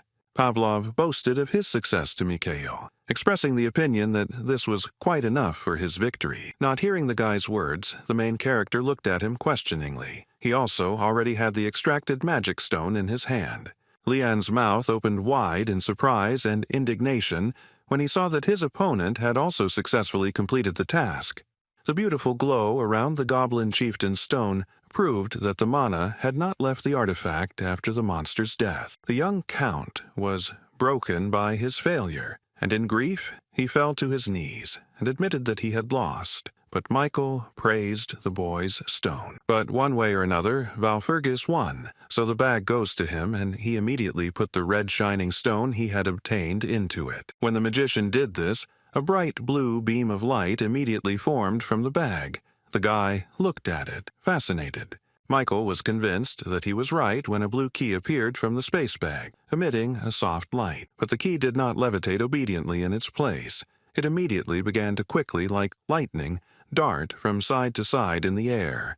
The magic key eventually found its rightful place and stopped in the door, which then began to glow with a blue light. Valfurgis thought about it because this place was definitely not like the one he had heard about before his regression. After some thought, Mikhail realized that if this was an inaccessible space, then the team would need to overcome about 4 more gates. The guy was delighted when an idea rose in his head about how he and the guys could significantly shorten the route. A staircase appeared in front of the hero and his comrades, ending in a gate, and behind it was pitch darkness. Pavlov stared at the gate in front of him because the space on all sides was filled with bright magical honeycombs. He asked the butler what kind of person Mikhail was because it didn't seem to him that they were the same age. The butler didn't know what was wrong with Mikhail, but he confirmed that most of the rumors about them had a grain of truth in them. This information surprised the younger Pavlov, and he asked the butler Morden if he was serious now. Morden admitted that the young master had previously lacked charisma, skills, and insight, and Mikhail himself did not hide this. Observing the actions and behavior of the main character, Leon Pavlov made a note to himself that Mikhail is a strange person. The swordmaster was surprised by the fact that Walpurgis fully accepted his past, while others tried to hide the mistakes they had made in the past. The elderly butler still had something to tell Leon Pavlov about his young master Mikhail. With sadness on his face, Morden noted that the youngest heir of the Walpurgis had changed a lot lately. The main character did not feel calm because he was tormented by the feeling that the guys had missed something, even though they had successfully gotten here. Michael, Leon, and Morden approached the high closed gates, which were lit by 2 torches on the sides. From that moment on, our hero could only guess what would happen next, because before the regression he had passed through them once or twice. The young magician placed his palm on the blue symbol that was located on the 4th gate and tried to understand what was written there. It was clear from the protagonist's expression that he was taken aback when he realized that the inscription read, "Don't try to predict." The guy didn't show it and told the others that he thought they should just go in, and Morden asked him to wait. Valfurgis replied that they had no clues, so there was no point in guessing what was inside. But before entering, the magician decided to cast a spell, at which point his hand began to double and everyone present saw it. Leon didn't understand what was happening, and Mikhail called it a safety net to protect the boys from mental and physical shock. Our young hero had no idea what awaited the team beyond the 4th gate, but he was in anticipation and in a great mood. With a joyful and inspired smile, the guy looked at those with him and invited them to move on. The young heir Valfurgis, without hesitation, slowly opened the mysterious 4th gate, which creaked open. Without a second's hesitation, the protagonist stepped inside. The protagonist's body was surrounded by pitch darkness. Michael found himself inside a completely dark tomb, and he still did not understand that he was in this room. To light his way, the protagonist cast a light spell, and a small bright sphere formed above his palm. It seemed to Mikhail that the room was very spacious, but he couldn't make an exact conclusion yet, and they didn't know anything about this place yet. The darkness around us was a little disconcerting to our hero, because of it he couldn't even understand where Pavlov and the butler Morden were standing. The young magician wasn't worried about the butler, but he was worried about Leon, so he needed to determine where they were as quickly as possible. Someone's finger touched Valpurgis, indicating that someone was nearby, but the protagonist had not yet seen his face. When the unknown person said Mikhail's name, he turned his head towards the source of the sound, but was wary. The guy saw Leon in front of him, but not the current one after regression, but the one he would become on the last day of his life. Pavlov behaved unnaturally. He addressed Mikhail with hatred, saying that they had not seen each other for a long time, and then insulted him. The main character looked at his friend with caution and distrust. The guy said nothing in response to Leon Pavlov. Valpurgis realized that it was a simple illusion, gave the mirage an 8 out of 10, and asked where the real Leon was. The imaginary Pavlov asked the hero where he was going in such a hurry, and suggested that he sit down and talk about their common past. Mikhail understood that he shouldn't give in to the illusion, so he dismissively replied that he was simply lazy.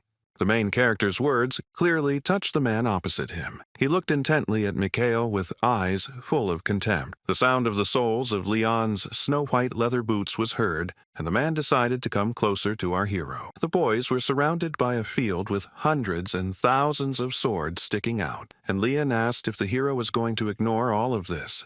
With an evil smile, Pavlov accused his comrade of being the only one who managed to avoid this hellish fate. Leon grabbed the boy by the shoulders and asked if he deserved to be saved, called him a cowardly bastard, and accused him of running away. The heir of the Valpurgis family silently listened to the accusations against him, and then decided to take 1 point from Leon's mirage score.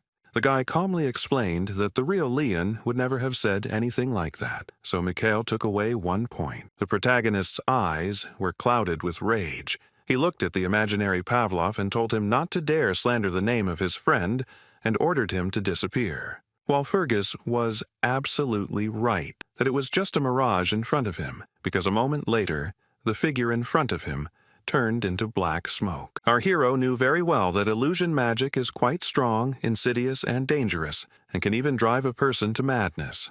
This magic is so dangerous that it can even drive the person who created it insane. Michael turned around when a voice was heard again in the mysterious tomb, calling out the young man's name. It was the butler Morden, who had finally found his master, and Walpurgis asked if something had happened to him. The man said that he was fine, and that this was due to the magical protection cast on him by the hero, which turned out to be very effective. The heroes were surrounded by countless mana stones. The butler asked if these were them, and Mikhail said that they would be enough to enrich Pavlov. Butler Morden turned the young gentleman's attention in another direction, asking if Leon Pavlov was there.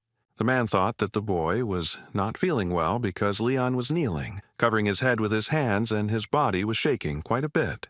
From the expression on the swordmaster's face, it was clear that he was literally going crazy and was in a helpless state. The butler asked what they should do with him now, but the protagonist had an easy way out of any situation. He looked at his loyal assistant with an ironic smile and said that it was obvious that Leon needed a punch. Sweat was pouring down Pavlov's suffering face. He was breathing heavily and could not speak, ignoring his team. Leon's mind was enslaved by destructive illusions, headless mouths telling him that he was the only hope and the swordmaster of the new generation. In complete darkness, eyes looked at the boy, repeating to him that Pavlov would be able to restore the honor of his family. Trying to hide from all this, in his mind Leon was lying on huge hands, and all these words were repeated to him by his father. Pavlov Jr. understood that he had lived his entire life obeying his father and fulfilling only his desires and not his own. The young swordmaster thought that this was just his father showing his concern, so he tried his best. Leon worked on his craft non-stop because for him it was not just important, but the purpose of his life. Pavlov was at a loss. He rethought many things, not understanding why he had come to this dungeon, and having forgotten his original goal. The protagonist walked up to Leon, who was 100% lost in his head, and told him to get up. The boy looked at his comrade's face. His eyes were completely painted black. Leon looked distraught. Mikhail looked warily and silently at Pavlov, who, sitting in front of him, began to say things that were not typical of him. Leon Pavlov named our hero and said that if Mikhail Valpurgis died, all the treasures of the dungeon would become his property. The young swordmaster continued to say that the most important thing for him now was to return the honor of their family. The guy clarified that he was going to fight for his family even if he had to sacrifice his partner. Completely maddened, Leon Pavlov took out his gold-adorned sword to attack the protagonist and take all the treasures for himself. His eyes were completely black, and he held the sword with a smile, claiming that he would do it if it would benefit his family. Mikhail Valpurgis understood that he was now in danger from the mad Leon and cast the flash spell. Several streams of purple mana flew out from the protagonist's palm and headed towards the younger Pavlov. The swordmaster noticed the flashes flying straight at him. Their number clearly surprised the guy and took him by surprise. Leon understood that Mikhail knew his training program and what he was capable of, so there was no way he could win this fight. Little by little, the young count began to come to his senses. The question arose in his head whether he needed such a death. Consciousness began to awaken in him. The eyes, which had previously been completely covered in black, began to clear up, the blackness almost completely gone. Leon Pavlov regained his sanity, turned to his comrade and reported that he had already come to his senses.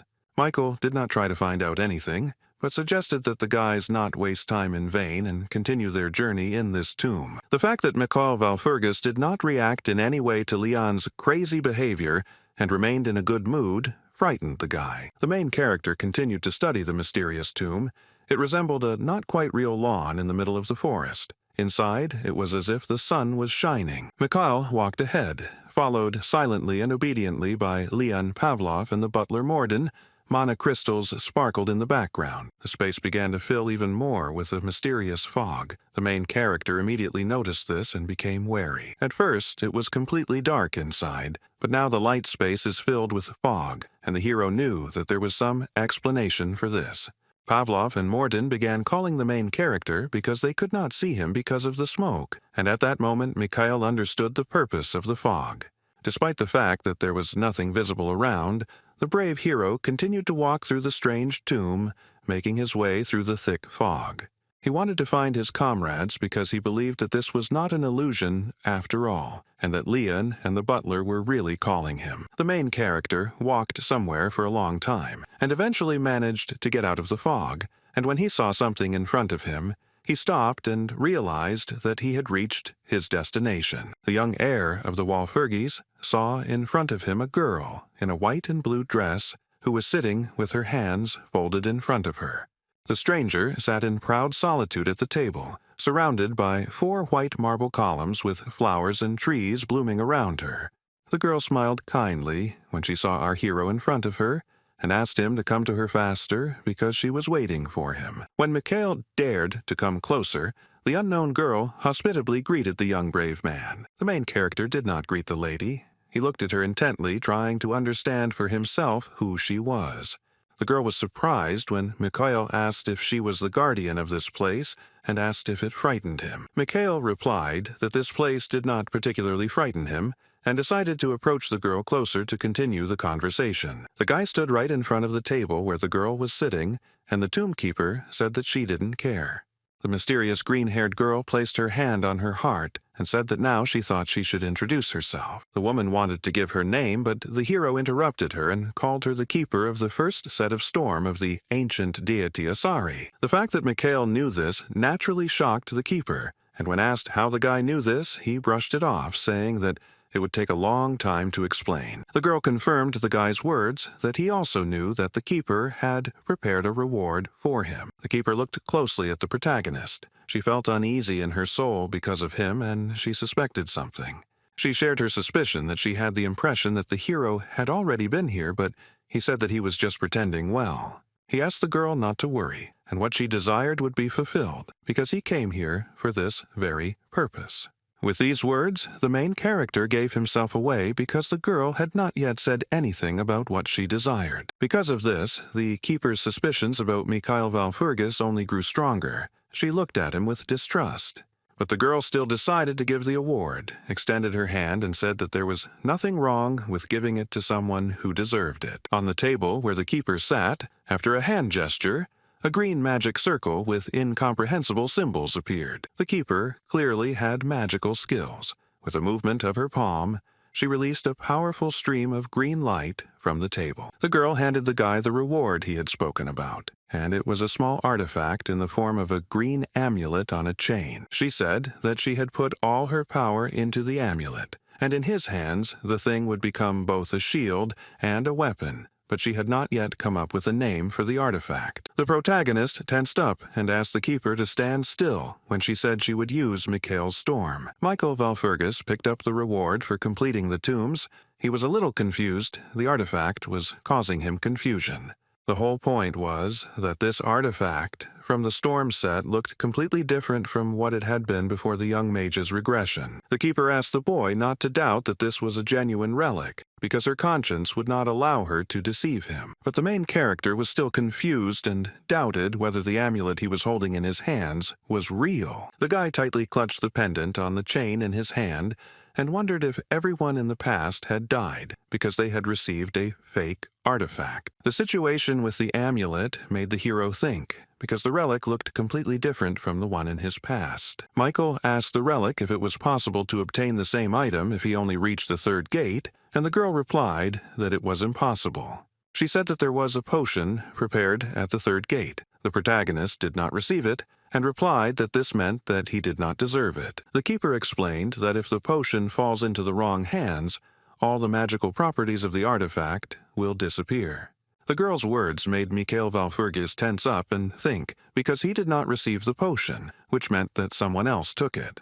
The protagonist decided not to discuss this topic any further, told the keeper that he understood everything, and took the artifact to put around his neck. When Valfurgis placed the relic around his neck, a small ball inside the amulet began to glow with a bright green light, like a lantern. A moment later, the pendant began to crumble. It came off the gold chain, and the green crystal shattered into small pieces. After the artifact completely disappeared from the main character's neck, green, glowing smoke began to envelop his body. The guy closed his eyes. The guy was surprised when he had a green aura, and the girl said that it was not just a pendant, but a protective barrier for his soul and body. She warned that the relic would protect him from any attacks, but only once a day, but sometimes the artifact's properties change. The hero listened carefully to the keeper, although he was outraged that the artifact protected only once a day, and said that he understood everything. The young magician noticed that the girl in front of him began to slowly disappear. Her body became transparent and turned into fog. With sadness in her eyes, the tombkeeper stated that her time had come, and her face began to fade. She explained that her task was only to hand over the pendant to its owner, and now it was time for the girl to leave. Michael thought about it, and concluded that time in the dungeon no longer stood still, and the spell should have disappeared. While the keeper had not yet completely dissolved into space, the guy asked what she would do if she could stay. The girl told our hero not to even think about restoring the magical barrier, because this requires the 9th circle of magic. The body of the keeper gradually disintegrated into small grains of sand, but she still sat at the table and could talk to the guy. She shared with the hero her secret desire that she would like to stay and see how this world will change in the future. The protagonist walked up to the table and placed his palm on it, telling the keeper that he believed she understood everything. She was shocked when Mikhail said indifferently that when magic returned to normal, she would be able to continue to exist. At this point, the conversation with the tombkeeper ended, and the protagonist moved on to continue his exploration.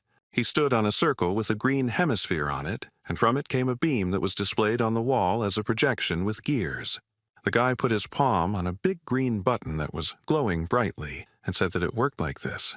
The keeper jumped up from her seat and indignantly screamed at what he was doing, when the hero said that this was the best option to hold out longer. The main character did not look at the girl, but only asked her if she wanted to see how this world would change in the future. Michael Valfurgis looked at the keeper with a wide smile and said that he would show the girl this. The protagonist cast the advanced time-stop spell and, without hesitation, pressed the big green button. A moment later, the body of the keeper was pierced by bright green rays of light. She was amazed by what was happening. The girl sincerely did not understand why her body was emitting a bright green light. She opened her eyes wide in surprise. In the magical garden where Michael and the keeper were now, giant mana crystals began to appear. Purple sharp crystals covered the wall on all sides, on which was depicted a diagram with the lines and gears. The main character was pleased with his work. He calmly watched what was happening and called it all ideal. He was distracted and turned to look at the keeper when she was outraged by Mikhail's words about it being perfect. The keeper was furious. She clenched her fists so hard that they shook, and she began to stutter in anger. Mikhail Valpurgis calmly watched as the keeper rushed about in a rage, screaming and asking what it was. She was outraged that the hero dared to turn her beautiful body into a horrible little piece of meat, and Mikhail said that it was quite cute. The girl, reduced to a tiny size, was even more angry because she was a guardian serving the ancient gods, and the hero apologized to her. The guardian, feeling angry at the guy, asked who he thought he was and whether he was a ninth circle magician. The hero replied that nothing of the sort, but the girl was interested in how, if he was not a ninth circle mage, the guy was able to stop time. The miniaturized keeper flew closer to the protagonist and admitted that she had never seen anything like it. The petite girl stopped being angry and was more surprised when the hero began to explain again. He looked at the keeper with a smile and praised himself, saying that he was simply a genius, and, moreover, an incredibly talented magician. The keeper hoped that the guy would give her some normal explanation, but only sighed in irritation when she heard this. She asked if the hero wanted to say that he possessed magic of such a level due to simple talent, and Mikhail confirmed his version. Meanwhile, Dagir Pavlov was in his estate, waiting for his son and Mikhail, who had already been in the dungeon for a long time. The Count was visibly worried as he looked out the window because a lot of time had passed since the boys had gone to the ill-fated tomb. The man rubbed the bridge of his nose from fatigue, and already regretted that he had agreed to this absurd proposal, believing that nothing would work out between them. Count Dagir Pavlov, standing by the window, turned around sharply when someone called him loudly, entering the man's office. A knight entered the room and immediately dropped to one knee, and the Count asked what had happened. Pavlov froze in shock as the knight solemnly declared that Michael Valpurgis had returned right now, meaning he had succeeded. Everyone who was in the dungeon returned to the estate safe and sound. The large wooden cart was filled to the brim with mana crystals. The man was amazed that this was the first time he had seen a mana stone of such height and with such pure energy, and that there were so many of them here. The main character and Count Pavlov stood nearby, also examining the loot. The man looked intently at Mikhail. Dagir couldn't believe what was happening, because he had sent people there so many times, and now everything happened so easily. Mikhail admitted that it took a little effort to succeed, and for the Count it was a miracle that Valpurgis managed it all. The Count glanced sideways at the boy, mentally blaming himself for trusting the rumors because he didn't think that the boy would be capable of such a thing. Dagir Pavlov concluded that the fact of Mikhail's origin should not be ignored, since he was the heir to a powerful family. Extending his hand, the protagonist, with a wide smile on his face, told the Count that, as agreed, the guy intended to take half. The hero warned the Count that he could hear everything when he quietly began to complain that he would have acted differently if he had known that the boy could handle it. The hero was in a good mood, because after this expedition, both Mikhail and the Count remained winners. It was becoming increasingly difficult for the Pavlov family to send research teams into that ill-fated dungeon because soldiers were dying there. The Pavlovs spent an enormous amount of money, but they received no profit in return, and the risk of the research was high. For Dagir, the dungeon was of great importance, and he often became upset when he realized that with each passing day he was getting further and further into a dead end. For Count Pavlov, our main character became a real salvation, a kind of ray of light in the darkness, because he helped bring in profit. Dagir was interested in one more question, and he asked the boy why he decided to share something with his family. Mikhail asked if he meant Miller's teaching, and the Count asked the hero to keep his promise as quickly as possible so that the result would be better. The main character put his hands on his hips, preparing himself for further work, and said that if the Count had a lot of time, then training could begin today. Mikhail told Dagir the good news with a smile on his face. He was not against starting Leon's training as soon as possible. 4 whole days had already passed, and in the town where the Pavlovs' estate was located, the knights were whispering among themselves, discussing the latest rumors. The guard told his colleague that he heard that Leon had a new teacher who was teaching him swordsmanship, but he was skeptical. The knight said that a teacher is not a knight when his friend did not believe that there could be a soldier who could teach Leon something new. The guy in metal armor didn't understand what kind of teacher they were talking about because who else could train a swordsman? Not a mage after all. The guard at the gate fell silent when his friend replied that the magician was currently training Leon Pavlov. Our hero kept his promise and Leon's training began immediately. Pavlov was actively engaged in training. The protagonist used a flash against his comrade, who screamed from tension and fatigue, trying to defend himself with a sword.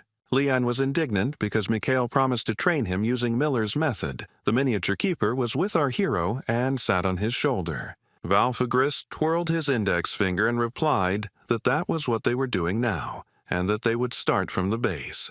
The tiny girl said that it seemed that while she was in hibernation, the word base had taken on a different meaning. The keeper, watching Leon, said that the training was taking place in a rather interesting form, and it was interesting to watch. Mikhail asked if the girl noticed that it wasn't just a free flow of mana, as Leon desperately fought the flares. Pavlov gritted his teeth and swung his sword, trying to hit the flash, and Mikhail said that knights were not the kind of people to handle mana carefully. That's why Walpurgis suggested such an interesting training method, and at that moment Leon managed to hit the flash.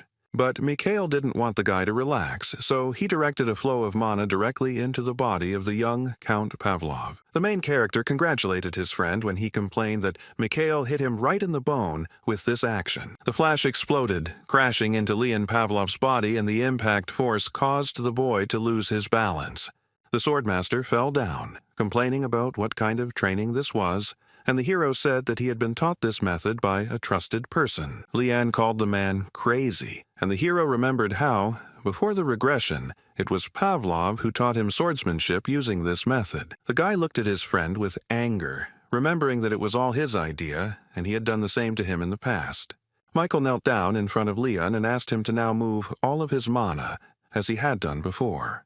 Pavlov Jr. was noticeably tired after training, but he obeyed without question and closed his eyes to do it. A moment later, he opened his eyes and cried out in surprise when he noticed some unusual changes in himself. Mana enveloped the boy's sword. The swordmaster reported that he felt the load being removed from his body. Our hero explained that the process of moving mana during an attack was part of this training method, and it dawned on Leon that the mage had not attacked him for no reason. Now, Pavlov needed to remember the feeling that arose in him when mana was moved. The guy concentrated on this task. Mikhail helped himself with his hand to stand up on his feet and gave Leon advice not to forget this feeling and to constantly train it. The protagonist stood up and said that in this way, Pavlov would be able to achieve good results in his training. Walpurgis had seen how attentive and serious Leon had been during his training, and knew that sooner or later the boy would understand. Mikhail smiled, realizing that the training was going even faster than he had promised, because the hero had led Leon along a shortcut. The main character was pleased with today's training session and understood that now all that was left was to wait for the result. After training, Mikhail Walpurgis and his new companion, a keeper reduced to tiny size, came to a deserted place. Mikhail said that there was no one around, but the girl didn't care because people wouldn't see her anyway. The guy said that he had discussed everything with the Count in advance, and this was the only time he would be able to be here completely alone. The keeper asked if the hero wanted to do something without witnesses, and whether she should leave him alone now too. The protagonist replied that the girl could stay here and extended his hand forward to do what he planned. With a gesture of his hand, the young mage activated the relic from the storm set. The pendant lit up and froze in the air. A powerful green whirlwind of mana flew out of it, and the girl guessed that the hero wanted to use the storm, because it works not only as a defense. Staring intently at the magical vortex, the protagonist explained that he wanted to study the artifact before he had to use it in battle. The proud keeper offered to teach the boy how to use the relic, because she knows everything about this thing. The guy angered the girl by saying that what she knew was completely useless. She called this absurd, and did not understand how he could doubt her skills. The protagonist called her too young, so the keeper does not understand that rotation is the essence of mana. She listened attentively to Mikhail's story about how, when it comes to artifacts, there are an infinite number of options for their use. Everything around turned into darkness. Only streams of green mana shone, which surrounded the main character from all sides. Mikhail closed his eyes and was calm. While the artifact worked around his body, the guy remembered that before the regression, the relic did not belong to him. Before our hero returned to the past, the relic was in the possession of the warrior Siegfried, but the boy carefully watched how Storm worked. Before the regression, Mikhail often analyzed the work of these artifacts, and then a certain assumption arose in his head. Seeing how the warrior Siegfried used the Storm set, our hero realized that the relic could be used for self-circulation of mana, because the principle of the autonomous cycle is a multi-square circulation of mana, although it has certain limitations. All the shortcomings that were previously inherent in the autonomous cycle system were the inability to feel this very cycle. The miniature keeper was frightened. She tried to cover herself with her hands from the bright, magical green light. The actions of the main character raised many questions in the girl. She asked Mikhail Valpurgis what he was doing. The young magician was always interested in what would happen if he used artifacts from the storm set to work with the cycle. The experiment that Mikhail had always wanted to do succeeded, and the entire space around the boy was filled with powerful mana. The guardian was outraged and accused the guy of madness because you can't use the storm to circulate your mana.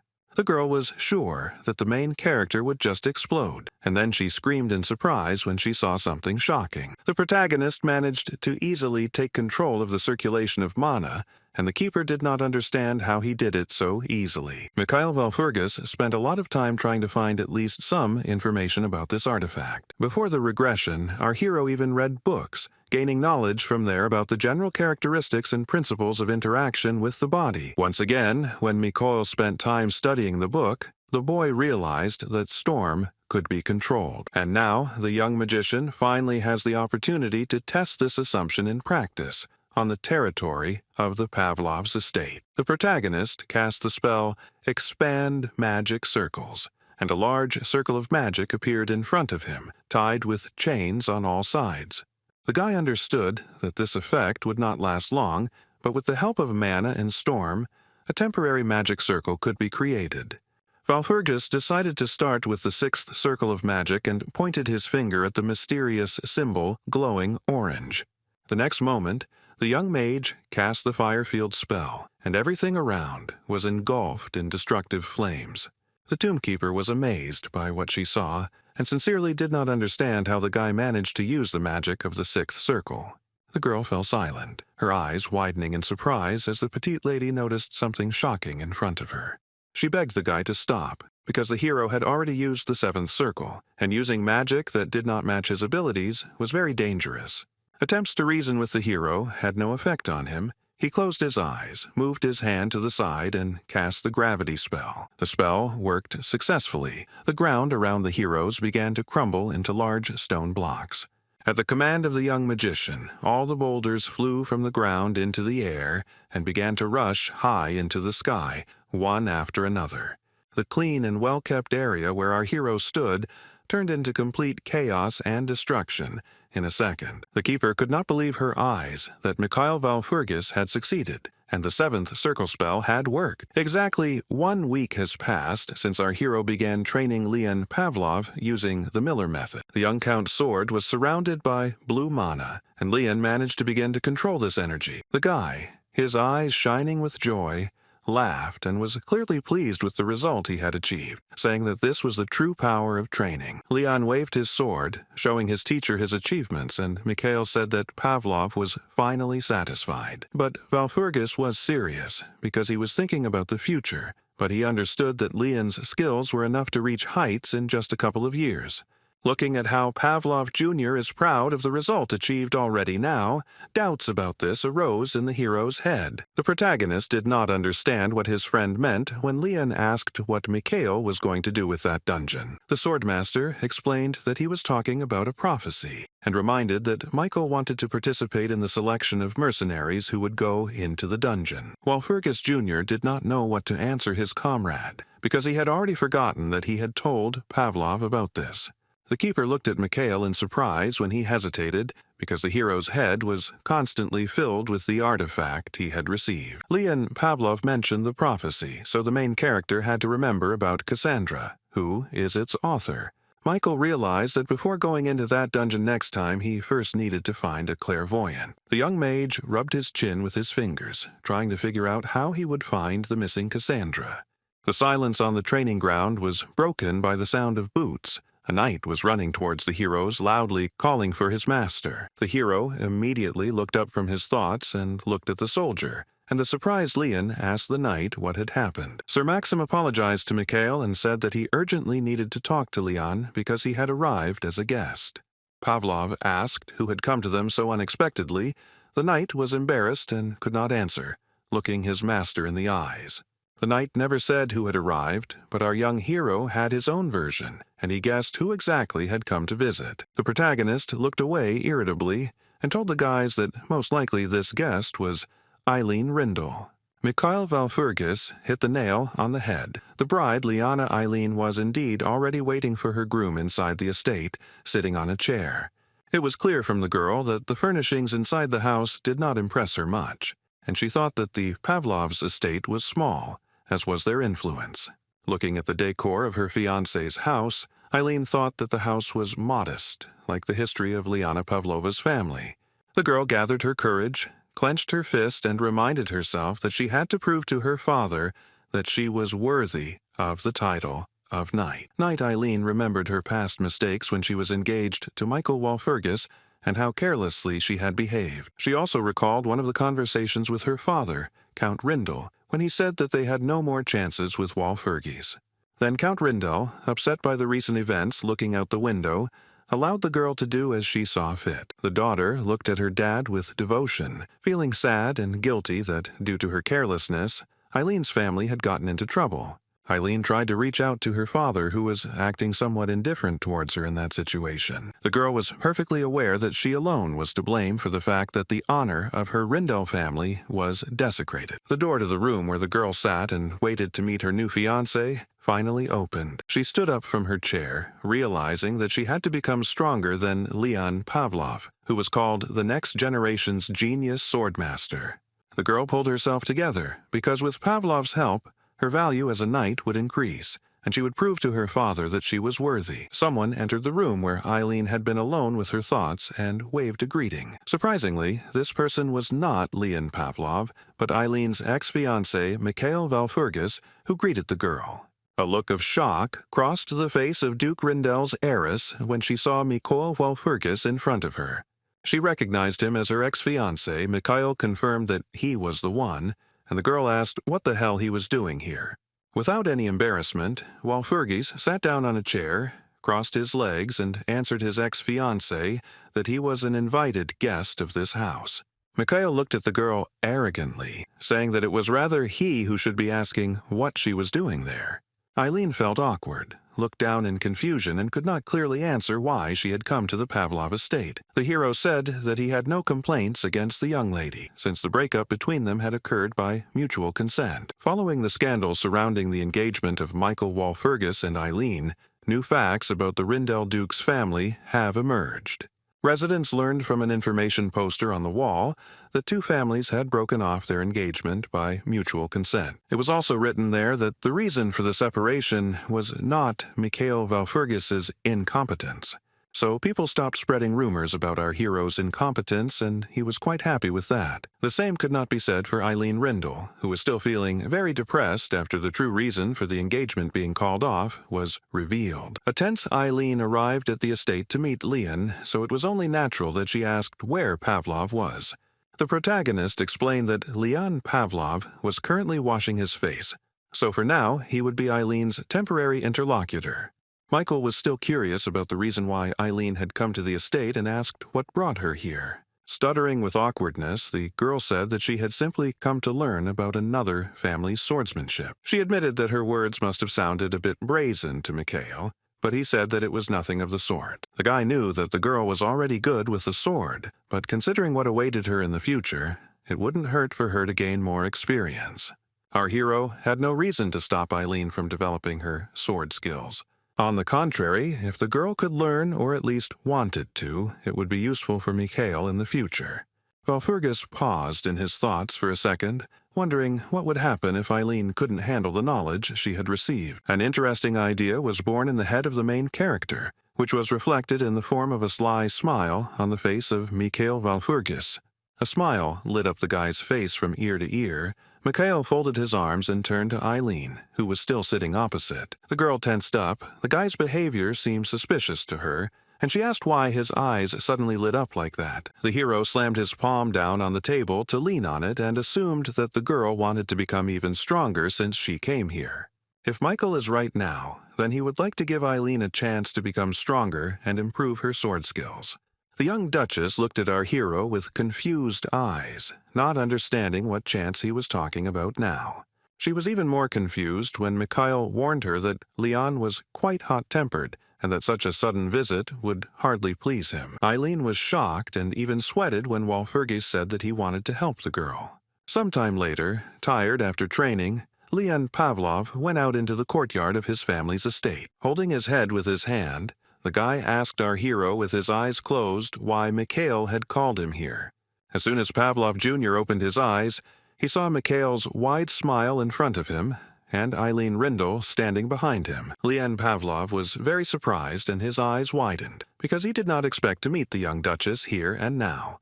Mikhail was in a good mood, but the girl standing behind him looked away and looked displeased. The swordmaster pointed his index finger at Mikhail, accusing our hero of having a suspicious smirk on his face. Leon shared his suspicion that Mikhail Valpurgis was probably planning some kind of madness once again. The smile disappeared from our hero's face. He asked Pavlov not to upset him and asked where else he would find such a teacher. Pavlov turned his attention to Lady Rindell when she tilted her head and asked the boys what was going on. Leon Pavlov was completely confused, not understanding what Mikhail and Eileen were doing here together, which is what he asked the guys about. The swordmaster's face broke out in sweat as he realized the reason why the three of them had gathered here together. A few hours later, a training session was in full swing at the Pavlov family's training ground, in which Eileen also took part. The girl closed her eyes in pain and screamed that he could have warned her when Mikhail's magical flashes pierced her body. The way our hero's students were suffering only amused him, and the keeper asked if Mikhail had gone too far.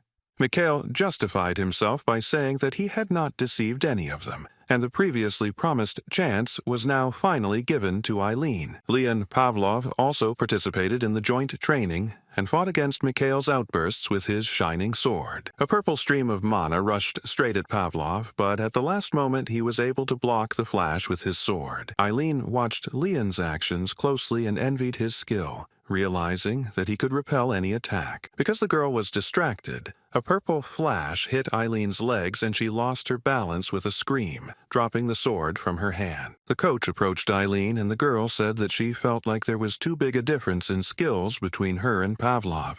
The main character did not agree with this because it is usually not the one with fewer skills who gets it, but the person with a lot of technical problems.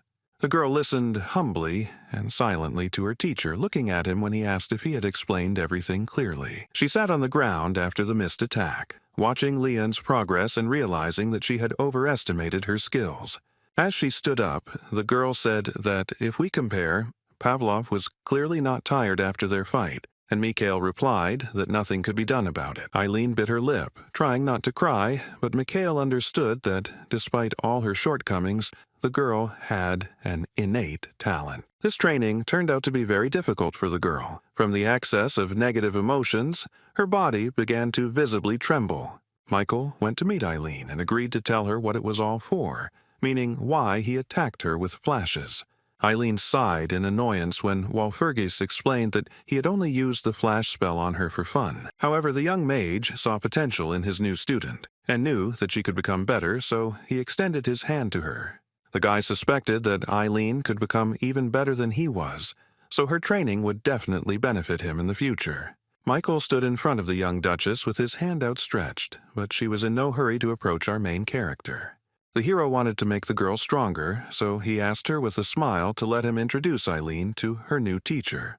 When the protagonist extended his hand to the Duchess to introduce himself as her new teacher, she looked at the guy with distrust. There was a pause in the conversation between the heroes. Mikhail Valpurgis looked intently at the girl, expecting at least some kind of reaction from her. The young mage's offer to become her teacher caught Eileen off guard, so she hesitated for a long time before answering. The boy extended his hand, expecting Eileen to shake it, but the swordswoman in leather gloves pushed our hero's palm away. Eileen reacted negatively to the young man's proposal. She became indignant and asked Mikhail if he thought that this was what she came here for. The hero calmly massaged his palm after the blow, while the girl was indignant that a magician could not teach a swordmaster and adequately judge skills. Leon Pavlov immediately ran up and stood up for Walpurgis, saying that Mikhail's ability to learn deserved the girl's trust. The young duchess was shocked when Leon stated that Walpurgis had taught him everything she had just seen. She said that it was impossible, that the magician taught him to use his aura, but Mikhail defended himself, saying that he understood how it worked. Leon Pavlov stood behind and looked at our hero with eyes full of admiration and adoration, and Eileen felt confused. The girl hesitantly agreed that the main character was telling the truth now, since the brilliant swordmaster Leon confirmed it. The girl bowed her head before Mikhail as a sign of respect and apology, and asked him to forgive her for her bias. Eileen's excessive politeness surprised the hero, and the girl explained that she apologized because he shared his wisdom with her. The young Duchess of Rindel's actions surprised Mikhail because he thought that apologizing was not her style. Mikhail realized that he was deeply mistaken about this when Eileen stood for a long time in front of our hero, her head bowed submissively. Noticing the guy's interested look, Eileen asked why he was looking at her like that, and Walpurgis replied that he just did so. Eileen became angry when the guy explained that he was simply surprised by her honesty and straightforwardness on such a matter. The main character admitted that the girl never ceased to amaze him when she immediately stopped being angry at Mikhail and asked him to start training. Michael asked if Eileen thought she would share such valuable information with her for free, and added that he wanted to get something in return. The Duchess covered her mouth with her hand and fell silent, wondering whether she should agree to such a proposal from Walpurgis. The girl decided to clarify whether she would simply be in debt to the guy after he passed on his knowledge to the Duchess. The protagonist closed his eyes and answered no. His intention was to ask for something else in exchange for training. Eileen sighed heavily and reached into her pocket, rummaging around for a long time to get out something that could be tuition fees. The girl took out a large purple crystal from her pocket, which glowed mysteriously, and asked the hero if this was enough for him. The hero looked at the stone with interest, saying that it was a flawless mana stone, and the girl saw how much Mikhail liked it. Eileen said that this stone can reduce the difficulty of passing dungeons, and she originally wanted to give it to Leon. The protagonist was in no hurry to accept the flawless stone of magical energy as a reward for teaching Eileen. He understood that it was not without reason that the girl decided to use such a valuable item for negotiations with the Pavlovs. Michael Walpurgis concluded that the Rindel family was already well aware of the raids in the dungeon. The protagonist was lost in his thoughts, thinking about old man Rindel and what a difficult person he was. The reward was indeed of great value, so Michael took the mana stone from the girl's hand. Then, unexpectedly, Walpurgis turned to Eileen and Leon Pavlov and asked if they knew who the judge of iniquity was. The young count looked at Mikhail with eyes wide with shock when he suddenly mentioned the judge of lawlessness. The capricious Leon asked if Mikhail was talking about the man who was the free master of the sword of this continent. Walpurgis confirmed Pavlov's guess, and he really meant the holy sword of the West, the judge of lawlessness, Milium Ariaran. Before our hero's regression, it was he who destroyed the commander of the 7th Legion, one of the 12 demonic commanders. Eileen Reindl visibly tensed up when the protagonist announced that Milium was the teacher he would introduce them to. The girl did not believe Walpurgis, saying that no matter what he had planned, he would definitely not be able to pull this off. The main character did not explain to the Duchess where he got such connections, and said that the less she knew, the better she would sleep. The hero asked Pavlov if he remembered what he had been told about the temple, and Leon replied that they could go there right now. The guy said that they would go to the temple tomorrow, and then turned his head to the side to tell about something else. The hero stunned Eileen with another piece of news, saying that the girl should be ready because tomorrow she would go to the capital with them. Michael advised the Duchess to stop arguing if she wanted to start training faster when she began to complain. Walpurgis the Younger understood that Cassandra, who was the author of the prophecy, was probably now on the western border. The guy knew that the clairvoyant had run away because people never believed her, and the girl did not gain trust in society. The main character, recalling the events before the regression, suggested that it was during that period that the judge of lawlessness appeared there. For our brave hero, this was a great opportunity to meet two people he needed in one place, and it couldn't be missed. Eileen Reindl was at a loss and did not know whether to agree to the trip to the capital, although training was important to her. She screamed, waving her fists, that this was too sudden, and the guy should explain everything to her, why they suddenly needed to go to the capital. When Eileen screamed so furiously and loudly, making claims to the main character, he opened his mouth silently in surprise. Mikhail Valfurgis grinned and treated the girl's behavior with tolerance, not shouting or being indignant in response. The young mage calmly explained to Rindel that they were going to the capital tomorrow in order to meet the warrior there. It was already late evening, training was over, and the main character was spending time alone with himself, thinking about what a funny girl Eileen was.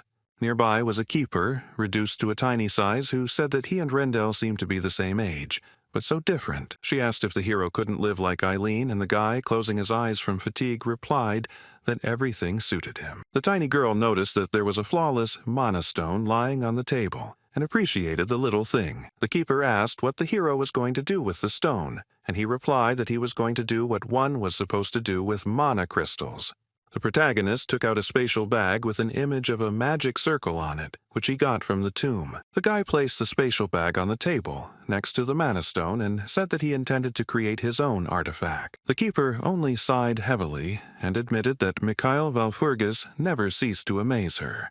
The girl did not believe in this idea, asking how our hero was going to make it, since there were obviously not enough materials. She obediently fell silent when the protagonist repeated that he would use the magic stone as it was supposed to be used. In anticipation, Mikhail smiled and said that he would make a magic staff with the help of these artifacts. The idea of creating a staff obviously did not please the keeper, and she asked if there were other ways to use the magic stone. She explained that it was worth a lot that the young man could create a flow of mana himself, but even 100-year supply of strength would not be enough to make a staff. Mikhail reassured the petite girl, saying that everything was fine and that he had an interesting idea in his head on how to implement it. The keeper asked him with a complaint where he got so much confidence from, and the hero answered bluntly that it didn't concern her. The girl, with long green hair, sincerely did not understand what all this meant, and what idea had visited the bright head of the magician. Mikhail Valfurgis did not leave the curious keeper without explanations, and decided to tell how he would create the staff. He looked at the girl with an inspired smile on his face and said that he was going to find a branch of the holy tree. The keeper's mouth and eyes widened in surprise when the protagonist announced his intentions to find the holy tree. The guardian was tossing and turning, not understanding how the hero knew about the holy tree, and he explained that he had his own sources. He reassured her that he was in no hurry to create the staff, and would simply prepare for the process. The guy added that even without this, the magical mana stone is itself a rather powerful and valuable artifact. Refining mana stones is a tricky process, especially if they are of high quality, and one wrong move can blow up the estate. The guy understood the complexity of the matter, but he smiled because he knew that such an incident would not happen if he took on the matter. The protagonist reached out to the flawless mana stone without worrying, because he had a lot of experience with it before the regression. The young magician, Mikhail Valfurgis, had not yet managed to touch the crystal, but his hand was already engulfed in blue magical light. The keeper watched this process closely, wondering whether the hero should now cleanse every piece of this stone. Michael knew very well that he could also engrave spells on the stone that would always be active. To do this, he began casting spells one after another, starting with special engraving and strengthening, and ending with adding magic circle. The petite girl sincerely could not understand how our hero was able to use spells that were only available to experienced magicians. Mikhail's answer caused the keeper to sigh in irritation when he said that only his talent and tenacity helped him. The flawless mana stone was almost purified. To complete the process, the protagonist took the knife and prepared his finger. The boy pricked his index finger with the blade, held his hand over the stone, and a drop of blood fell from his flesh. Our hero did this in order to become one with the magic stone. The drop fell right onto the crystal. At the next moment, the mana stone began to change color and vibrate, moving on the wooden table. Valpurgis stated that the process was successfully completed when the purple stone turned into a perfectly smooth, round black ball. The keeper was surprised that the stone became not colored, but black, because the nature of a person's magic can be determined by color. The main character ignored the girl's remark, stood up from his chair, and said that this was not about him. The guardian accused Mikhail of simply mocking her when the guy said that he possessed every kind of magic. Michael Valpurgis took the successfully purified magical energy stone into his palm, which turned into a black ball. The young mage cast the fireball spell, and the stone jumped into the air and turned into a clot of bright flame. The hot magic mana stone fell onto the wooden table, and after the spell it turned not black, but red. What she saw amazed the keeper when the main character told her that he could paint his stone in such a simple way. Mikhail was surprised that he spent less mana on this than he did before, but the effect, in his opinion, became better. The protagonist spent very little magical energy on the spell, so he decided to experiment again. Realizing that his skills were undergoing a huge change, the young man looked out the window and declared that he would try to test his limits. When the young heir of the Walpurgis family made this decision, it was night outside. The forest and mountains around the Pavlov estate were lit only by the moon. Soon, the night gave way to early morning. The bright sun began to emerge from behind the green mountains. The sky was covered with clouds. Mikhail, Leon, and Morden gathered on the estate grounds, and Pavlov asked if they had already heard any news. Looking away suspiciously, the hero replied that he already knew about this when Leon told him about the destruction of the orc settlement at night. Leon said it was good that so many monsters had disappeared from the face of the earth, but his dad had been racking his brains since this morning to figure out how it happened. The indifferent protagonist replied to his friend that who knows what could have happened in that settlement at the foot of the mountains. Rubbing his head, the young count noted that Mikhail's reaction to the news was somehow dull, as if he already knew about it. A moment later, a suspicion crept into the mind of the genius swordmaster, and his face changed. Suddenly, Leon Pavlov grabbed our hero by the clothes with his hand and did not let go. The guy clearly had some kind of complaint against Mikhail. He looked at Valpurgis with narrowed eyes and began to ask whether Michael himself had arranged the destruction of the orcs in the forest. In response to Leon Pavlov's suspicions, our protagonist smiled ambiguously, realizing that he had been found out. Mikhail didn't answer his comrade, but only smiled, looking into his eyes, when Leon asked again if he had dealt with the orcs. From Walpurgis' reaction, the swordmaster realized that it was indeed him, but he still couldn't believe that the guy could seriously do such a thing. Meanwhile, the holy church was deserted. Only one person was inside, and it was a priest in a snow-white cassock. The priest's solitary prayer in the middle of the temple was interrupted when he heard quiet and slow footsteps. It was another clergyman who addressed him as Your Eminence and spoke of the prophecy. Archbishop Narun, an elderly man with a shaved head and a beard, said he had done everything as he was told, and the priest asked if everything had gone well. The priest replied that everything had gone well. No one seemed to have even paid much attention while he carried out the task. Narun meekly agreed when the priest said that the prophecy did exist after all, and they would act accordingly. The man had one more question for the archbishop, and he asked, still with his back to Narun, if he had found Cassandra. The old man admitted that he had not yet found the girl who was the author of the ill-fated prophecy about the war with demons and the warrior. Archbishop Narun dared to express his opinion that looking for the seer Cassandra was not exactly a good idea. The old man thinks that the prophecy makes no sense and no one believes it anyway, and the priest asks if Narun thinks it is a lie. The man in the snow-white cassock of a priest did not quite agree with the archbishop's opinion regarding the falsity of the prophecy.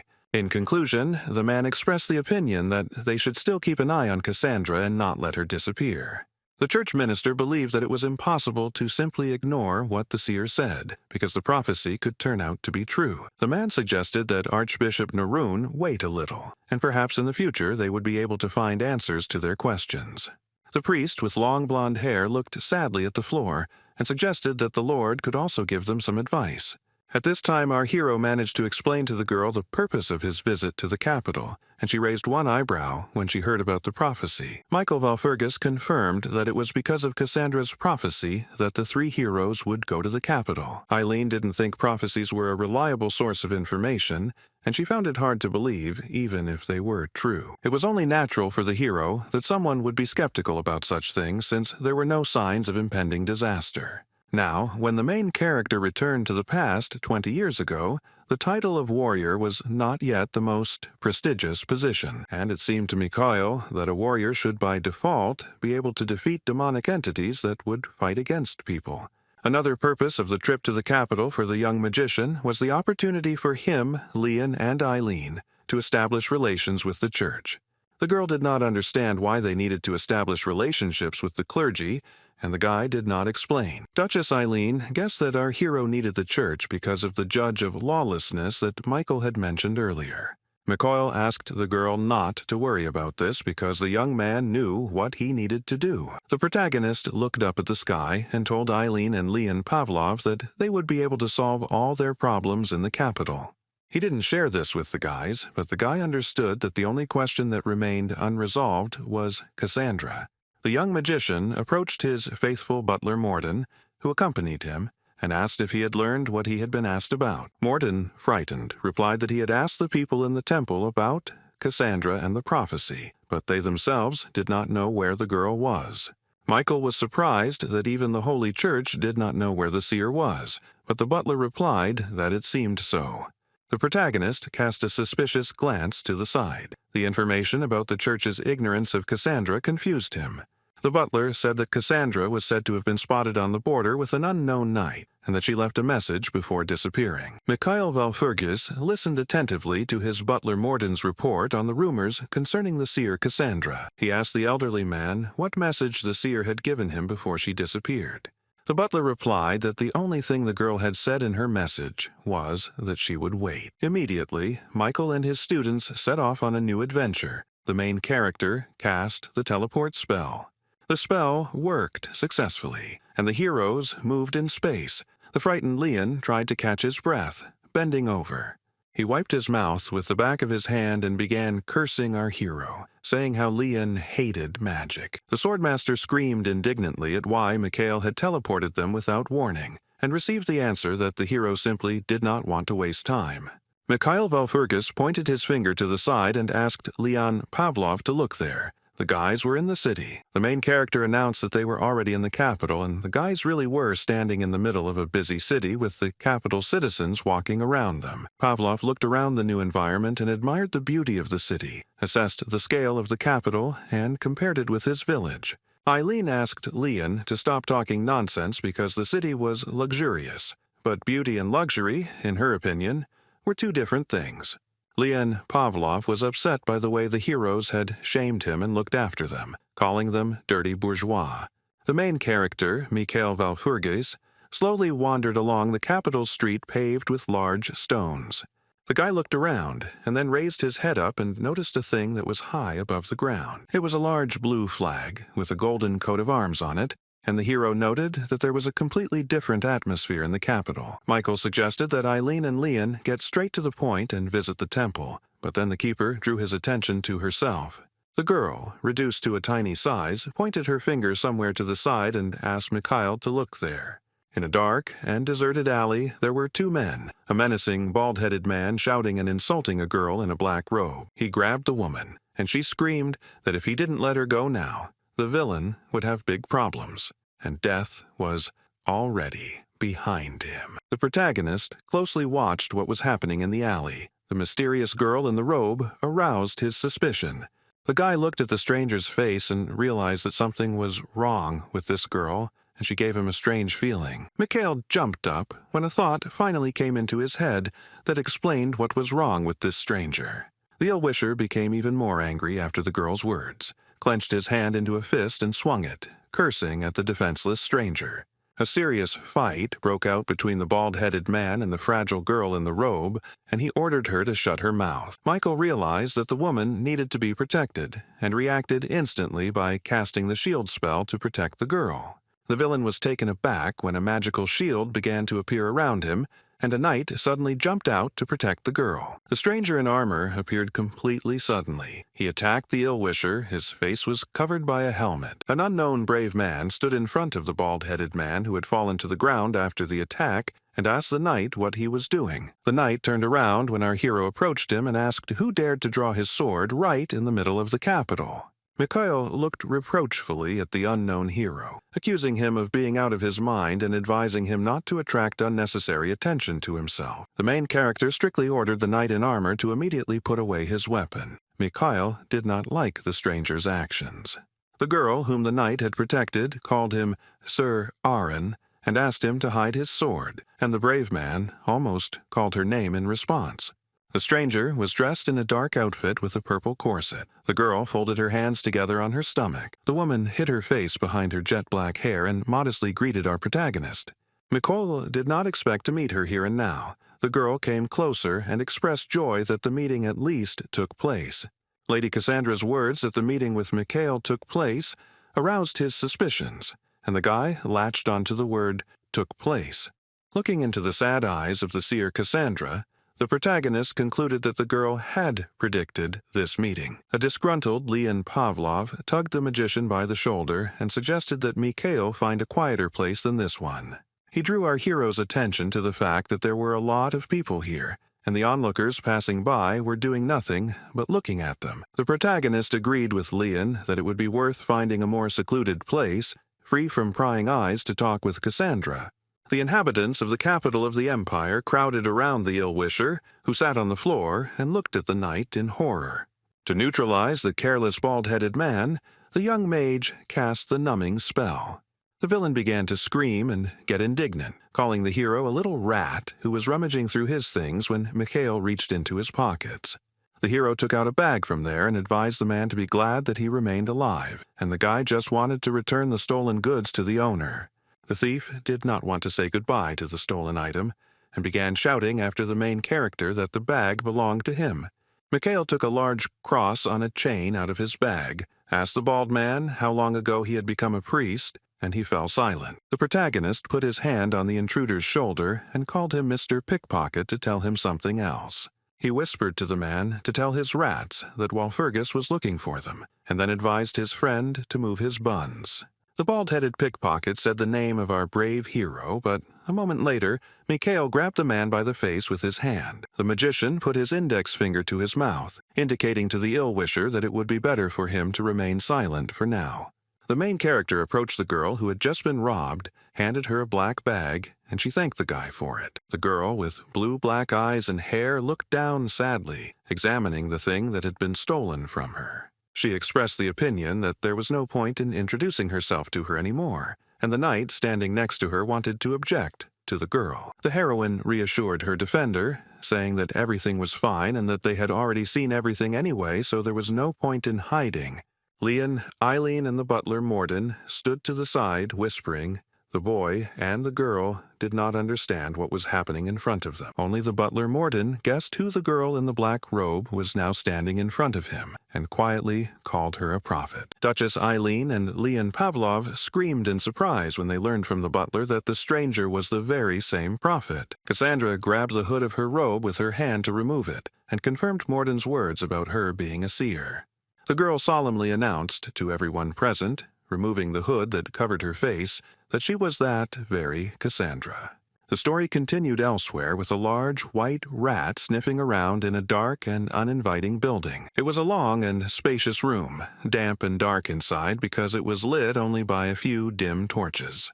The bald-headed man who had attacked Cassandra earlier in the day was now kneeling in front of someone making excuses. The big guy with the big belly sat on the throne and looked at his pickpocket, asking if Walpurgis was really looking for him. A stranger told those present that he had heard that this little bastard Mikhail Walpurgis was nothing special. The pickpocket was outraged, apologized to his boss, and blamed everything on Mikhail, who had robbed him. Disgusted with his mercenary, the man asked how Mikhail was able to deal with the bald-headed thief if the rumors about Mikhail were true. The pickpocket's boss put his gloved hand forward and wished the guilty man to die. The thief's face twisted in horror and pain. His body was covered on all sides by magical dark worms that would now kill him. At that moment, the pickpocket remembered the seer's words that if he didn't let him go now, he would have big problems. The man's eyes were filled with horror as he realized that the girl he had robbed today was 100% right. Dark magic completely consumed the careless thief. Before his inevitable death, the unsuccessful thief only managed to let out a long groan. The spell turned the bald-headed man into a naked skeleton, leaving only his skull and bones, and the boss only said that there would be one less idiot now. At this point, the farewell to the dead thief was over, and the fat man ordered his subordinates to get moving because they had a lot of work to do. The leader of the villainous gang took the warning of the already dead pickpocket seriously, and wondered what Walpurgis wanted from him. The man didn't have time to come to any conclusion because he noticed the steps of an unknown person, which were becoming louder and louder. The mustachioed villain moaned in surprise when he saw a man in front of him who unexpectedly approached him. An unknown person in a mask with long hair appeared in front of the man, and the leader said that, of course, they have him. The masked stranger pulled out a sword, standing in front of the fat man, and asked him what they would do in this situation. The leader of the villainous gang laughed and told the girl that he had already forgotten that she was the greatest swordmaster. The woman approached the man, pointed the tip of the weapon directly at the villain, and told the fat man not to drag out the rubber until she killed him. The bandit grinned and asked how the girl would find what she needed if she killed the man now.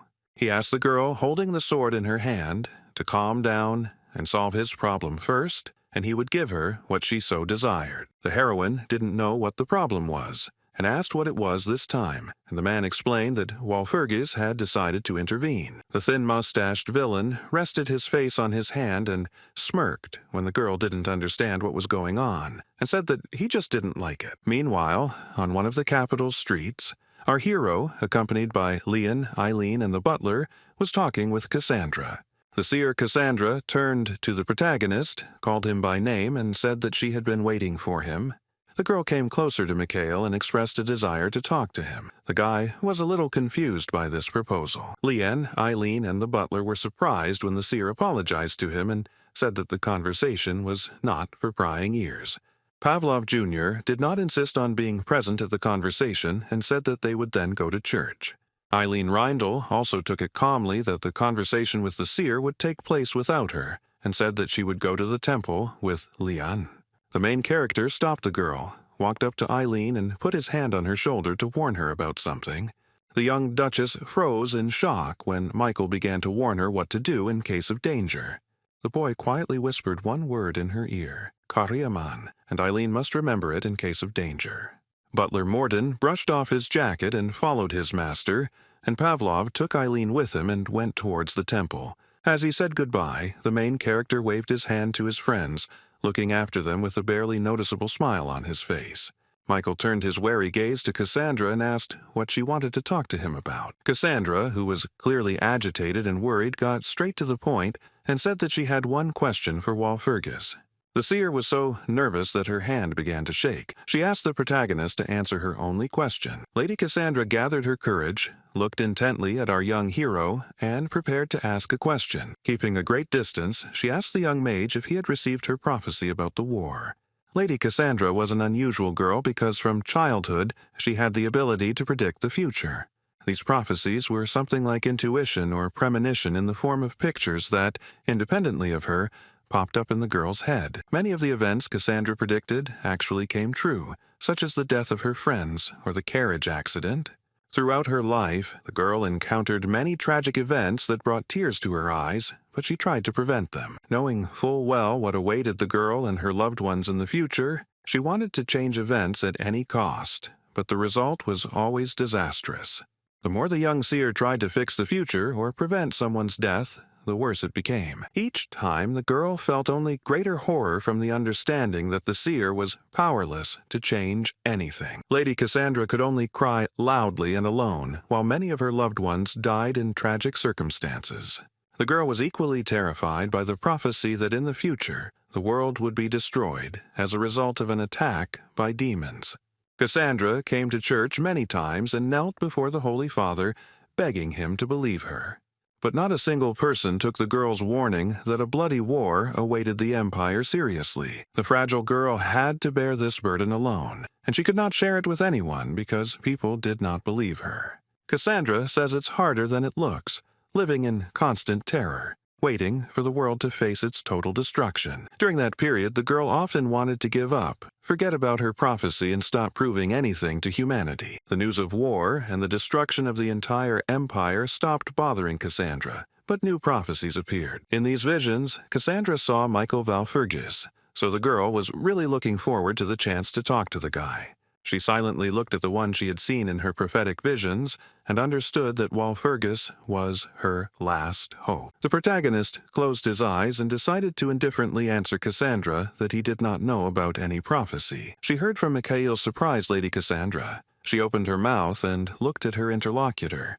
The fact that Walpurgis knew nothing about the girl's prophecy clearly made the heroine upset. She became even more upset when our young hero took away the lady's last hope, saying that he would hardly be able to help her in any way. The girl asked the young man how she should understand his words, and the main character indifferently replied that his words should be taken literally. Mikhail decided to stop irritating the seer, approached the girl, and calmed her down, placing his palm on her head. The boy smiled and admitted that he actually believed in Cassandra's prophecy, which brought hope back into her heart. Tears ran down the girl's cheeks when our hero said that he believed in the coming of demons and the destruction of humanity. Cassandra was touched, but still did not understand why Michael Walpurgis believed in her prophecy about war and the apocalypse.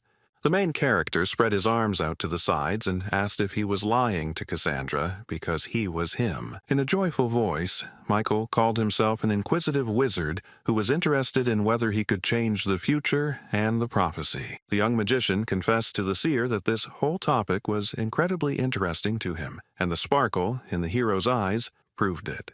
Cassandra listened silently as Walpurgis told her that this was a good chance to prove that everything was possible and there was no predetermination. Before this conversation with Mikhail, the seer was sure that our hero, like everyone before him, would simply laugh at the girl.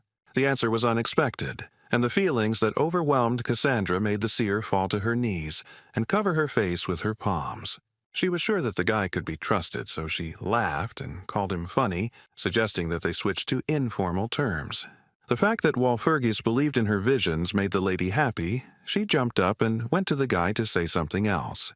She grabbed our hero's hand with her own and said that if he trusted her, then Cassandra could trust the guy. After this conversation with the legendary seer, the adventures of our brave heroes in the capital of the empire continued. A young priest in a black cassock held a paper in his hand and looked questioningly at his interlocutor when he was told about the warrior. Leon Pavlov, angry to the point of redness on his face, shouted at the guy that he had come to submit an application and that formalities should be omitted. The priest did not argue any further with the warrior he did not know, and when he asked what about the others, he was told about Michael Walpurgis.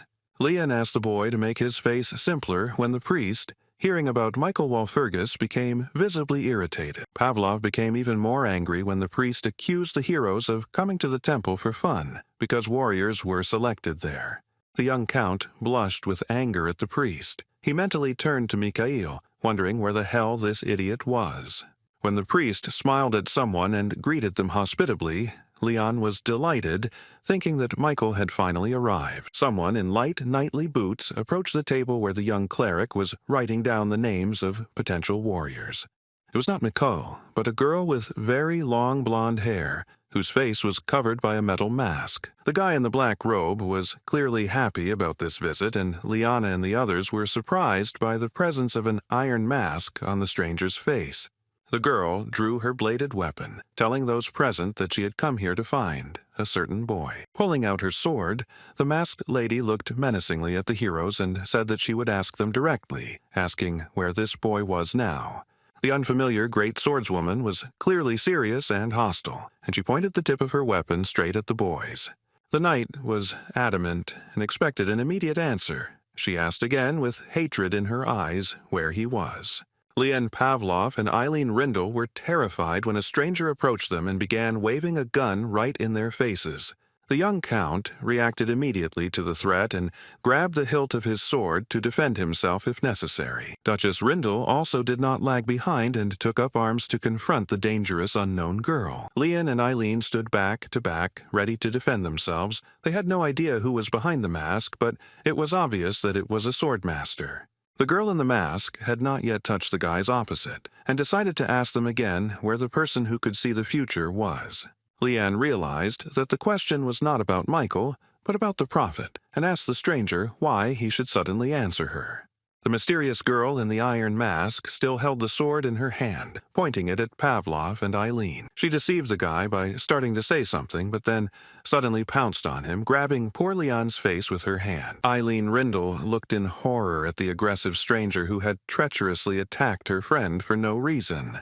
The girl in the mask looked at Leon Pavlov with anger in her eyes and began to threaten the guy to make him say something. Duchess Rindle was thrown to the side, and the stranger struck with such force that everything around her was shattered into pieces. Eileen fell from the blow, flying to the side, and closed her eyes in pain. The heroine did not drop the sword and was ready to defend herself. The girl began to get indignant because they were in a temple, and the unknown villainess acted very recklessly by attacking them. The woman replied that she didn't care about Eileen's claims because everyone present didn't even know who she was. She held Leon's face with her hand, saying that even if they found out, she still wouldn't start with Eileen because the Emperor wouldn't allow such chaos. Eileen was at a loss as to what to do in this situation because the aggressive stranger was not even listening to her. Sitting on the ground, the frightened young duchess began to back away so that she would not become the next victim of the attack. It dawned on the duchess that as soon as she, Mikhail, Leon, and Morden arrived in the capital and met Cassandra, our hero said something to her. Eileen's mind flashed back to a recent conversation with Walpurgis, in which the boy asked her to remember just one word in case of danger. The girl looked at the face of the mysterious masked woman who had already approached her and was looking menacingly at the Duchess. Eileen was at a loss for words due to her fear of the stranger. She tried to figure out what word she needed to say now. Eileen opened her mouth and began to pronounce the first letters of the word that would save her in the face of danger. When the young Duchess loudly shouted the word "Karyaman," the woman in the metal mask retreated and ran back. She glared at Eileen. The word the girl had spoken did not frighten the villainess, but aroused even greater interest. Eileen was unable to escape the attack by saying the name Karyaman, because the woman grabbed her right by the throat with her hand. Grabbing Eileen by the throat, the swordmaster lifted the Duchess into the air, asking how she knew the name Karyaman. The stranger ordered the girl to answer. Eileen could only scream in pain, and in her head she complained to Mikhail that her words did not help her at all. Our main character unexpectedly intervened in the fight, calmly saying that he knew much more than who she was. Not far from the swordmaster and Eileen stood Michael Walpurgis. Behind him were the seer Cassandra and her faithful companion, the knight. The woman with long blonde hair looked away from Eileen and turned her head to look at our hero. The young mage warned that he had Walpurgis' blood in him, so he suggested that the stranger not hurt people now. The woman in the iron mask only forced out a laugh when the protagonist suggested that they just talk. The stranger laughed loudly. Not listening to Mikhail, she did not let go of Eileen and held her tightly by the throat above the ground. Then the woman decided to go along with it and let go of the young duchess who, wincing in pain, fell to the ground. The mysterious girl looked at the main character with disdain and called his offer to talk very funny. The tomb guardian, who was always by the brave man's side, panicked and urged Michael to be careful. The main character saw his entire set of magic circles appear in front of him, and he immediately loudly recited the spell, Expanding Circles. This is the spell that Michael Walpurgis used to instantly increase the number of his magic circles. The guy saw that the girl was about to attack him, so his next step was to activate the enhanced shield spell. The protagonist tried to reach out to his opponent, shouting that he just wanted to talk because the young man did not want to get into a fight. Mikhail told the woman that she could still stop, but then realized that he had no other choice now. The young mage understood that the spell's effect would only last for 5 minutes, and he needed to act quickly, so he activated level 4 acceleration. To gain an advantage in battle in the form of perfect vision, the guy then cast the 4th level Eagle Eye spell. Meanwhile, the masked woman bravely swung her longsword, leaving behind streaks of bright purple light. The main character quickly and deftly moved through space with the help of a spell, trying to bypass the enemy's magical stripes. When Mikhail managed to get close to the villainess, the hero cast the massive gravity spell, and green streams of mana flew out of his hand. Walpurgis understood that this was a decisive moment, and he used a powerful spell against the Swordmaster in a jump. The protagonist's massive gravity proved weaker than the Ill-Wisher's sword illuminated by purple mana. With a scream, Mikhail flew back as the masked woman managed to block his spell with her sword. The protagonist was unable to keep his balance, losing at the decisive moment and fell to the ground, landing on one knee. The greatest swordmaster, her face covered by a mask, stood before our hero, raising one hand up in victory. The defeated Leon, watching all this, shouted that this was not even a knight, not understanding where she got the skills of a wizard without an aura. The mysterious woman began to threaten the protagonist, saying that he had asked for it. Her long, thin sword began to shine with a bright, powerful aura. Whirlwinds of a strong blue aura filled the space. The girl informed Mikhail that now he would have to sort it out. The hero was at a loss, still kneeling, and looked helplessly at the giant stripes of magical light above his head. It was clear from Mikhail's face that he was deeply shocked by what he saw when the girl activated her aura. But then a brilliant thought occurred to him, which made him grin, and the mood of the young brave man clearly improved. The guy ordered the keeper to do something right now. She obeyed, and also activated her aura. A whirlwind of bright green magical light surrounded the protagonist, giving him strength to continue fighting the villain. This magical shining tornado only grew stronger and larger with each passing moment, and was no longer inferior to the stranger's aura. Now the masked girl found herself in a difficult situation, because a powerful vortex of green mana was rapidly approaching her. Our young hero was injured as a result of a skirmish with a robber. He covered his bloody face with his hand, trying to stop the bleeding. The guardian asked if the mage was okay, since he had to take on a large flow of mana, and the guy said that everything was fine. Mikhail Walpurgis successfully managed to destroy the mysterious woman's aura, and she asked what the hero had done. The main character did not reveal the secret, saying that it was a secret, and he pricked the woman by saying that each of us keeps our own secrets. The girl called Mikhail a useless bastard, just like his father. The hero did not agree and said that he was completely different. The villainess fell silent when Walpurgis Jr. said that he had now clearly shown how he differed from his father. The woman removed her weapon from the sight of those present, hiding it under her clothes, and said that it was worth recognizing the skills of our talented hero. The swordmaster admitted that she had little time and asked about Karyaman, and the hero said that he met this man by chance. Mikhail explained that Karyaman was a pale boy who was wandering aimlessly somewhere, and our hero gave him water and asked a couple of questions. The woman came closer, trying to find out from Mikhail where the boy was going, but the hero did not understand why he should share such important information with her. She began to shake him by the shoulder when the main character said that, moreover, it seemed to him that Karyaman himself would not want this. The woman came even closer and quietly shared with Mikhail that she had to find this boy, and the main character agreed with this. But our hero had one more question that he would like to ask this girl, which he quietly whispered into her ear. The boy asked how a woman could feel calm when she was helping the one who was to blame for the boy's suffering. The woman froze and her eyes widened as our young hero spoke her name, calling her Knight Milliam, and asked her to tell him something. In another part of the capital at this time, a big man in boots, the leader of a villainous gang, was walking around his gloomy domain. A fat man stood in the middle of a dark room, surrounded by bars, because he owned a certain prison and kept prisoners in the dungeon. The big guy approached one of the cells. Behind the bars sat an emaciated child in rags whom the villain was holding there. The man walked up to another cell, where a boy looked at him with a frightened look, his legs shackled. The villain looked at the defenseless little boy with contempt, not feeling an ounce of pity for the child. The fat man asked his subordinate what was wrong with the boy and why he couldn't be sold at a decent price, to which he received the answer that buyers liked docile children better.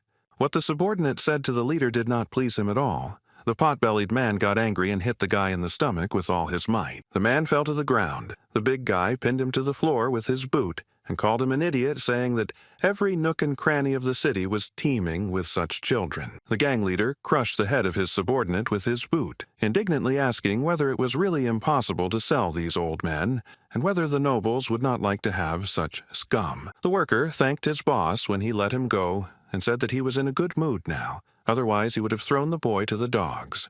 The fat man left with an evil grin on his face.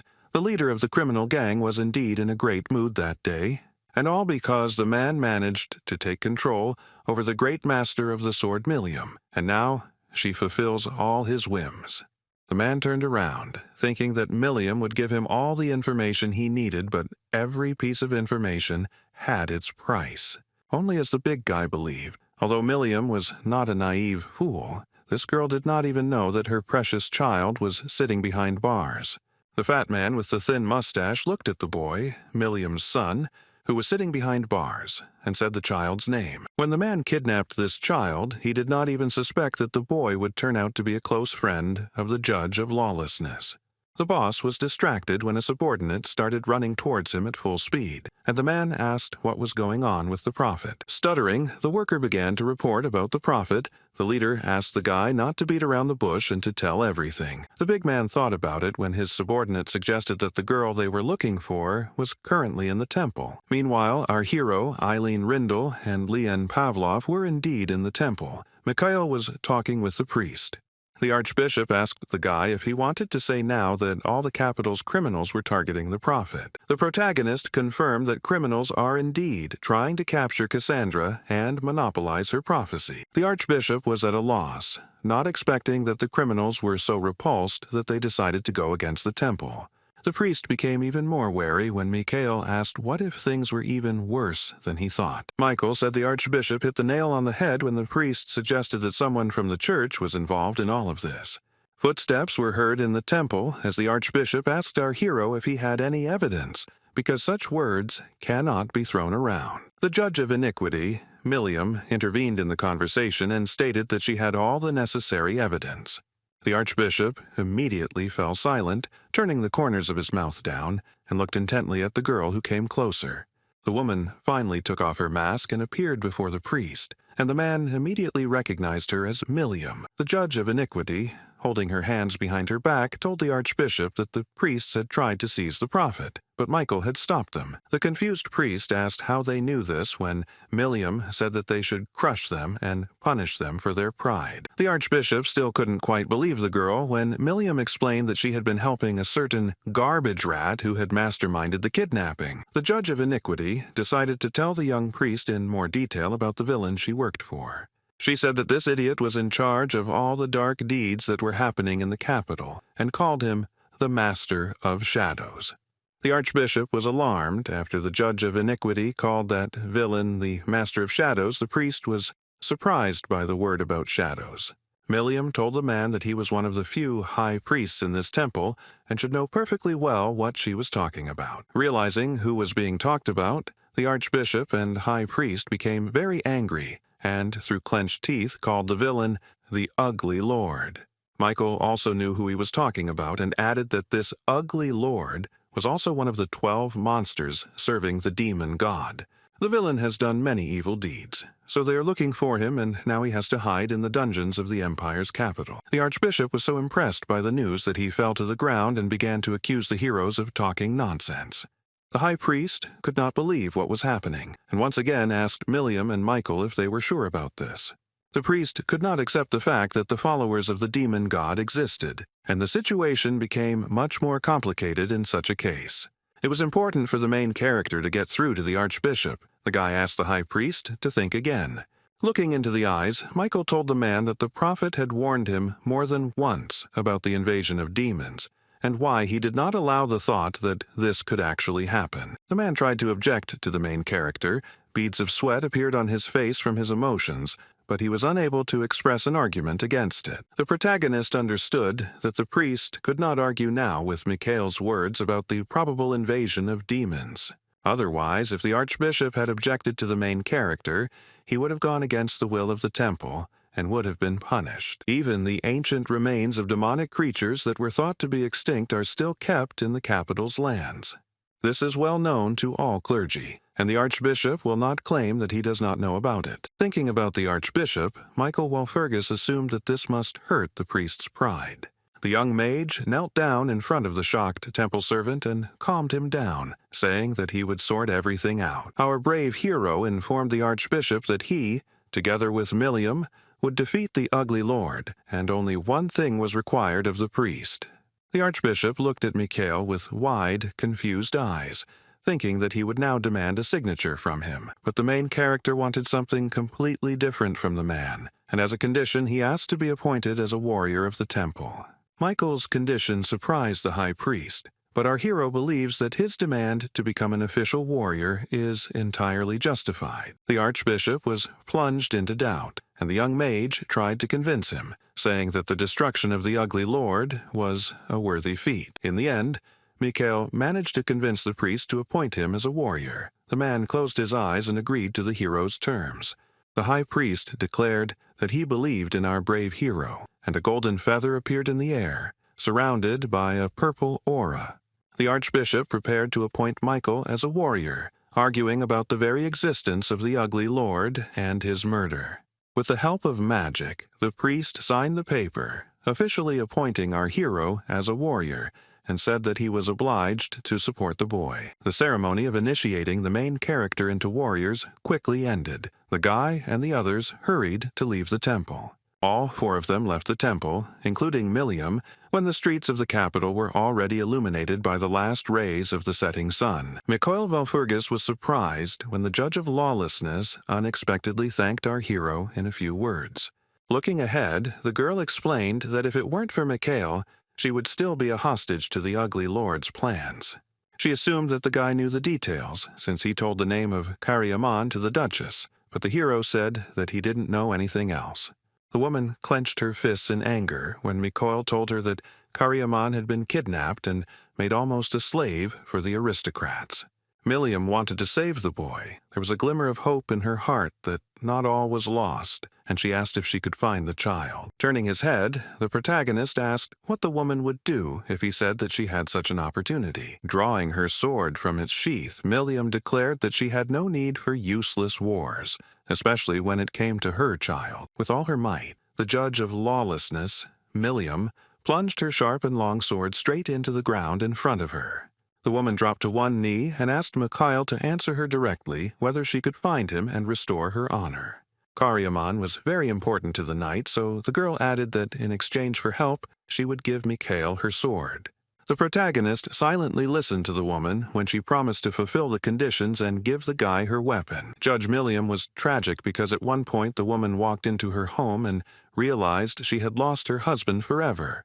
The man died completely unexpectedly because he came across some vagabond who brutally killed Milliam's husband. The tramp did not go unpunished. The grief-stricken woman was a master of swordsmanship, and one day she stained her weapon with the murderer's blood. But this did not calm the widow's soul, even though she managed to take revenge. The hatred in the girl's heart did not disappear. When she fully realized that her husband could not be brought back, she realized that the reason for her husband's murder was lawlessness. The woman was convinced that it was precisely because of lawlessness that people on Earth were divided into two castes, prey and animals.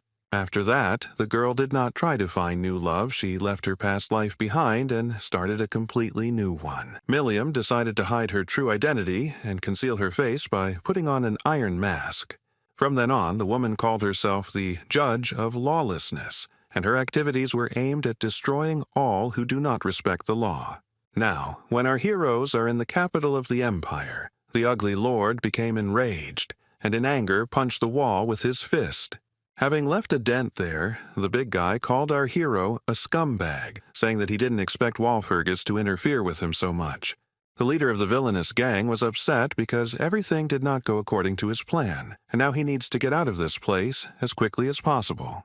A mysterious voice of an unknown creature was heard in the room, which forbade the boss to leave and ordered him to devour the prophet. On the wall of the capital's dungeon, a large shadow of the demonic beast that controlled the ugly lord appeared. The fat man was angry, because hunting the prophet now was too dangerous for him and it was better to wait another time. The demonic shadow did not let the big guy leave. The hand grabbed the man by the leg and asked if the boss decided to break their agreement. The boss was trying to escape from the clutches of the big shadow. The contract had no meaning for him now, because his life was more important than the contract. The gang leader began cursing when a subordinate ran up to him and said that a raid had begun, and they were being attacked. Realizing that the ugly lord was unwilling to fulfill the terms of the contract, the demonic entity decided to take revenge on the man. The creature pounced on the boss with its black claws, saying that in that case it would devour him. The ugly lord tried to break free from the shackles of the long black tentacles of the shadow, but the monster grabbed the man tightly. Before disappearing into the darkness, the fat man only managed to scream hysterically, and the monster dragged him into a dark cave behind bars.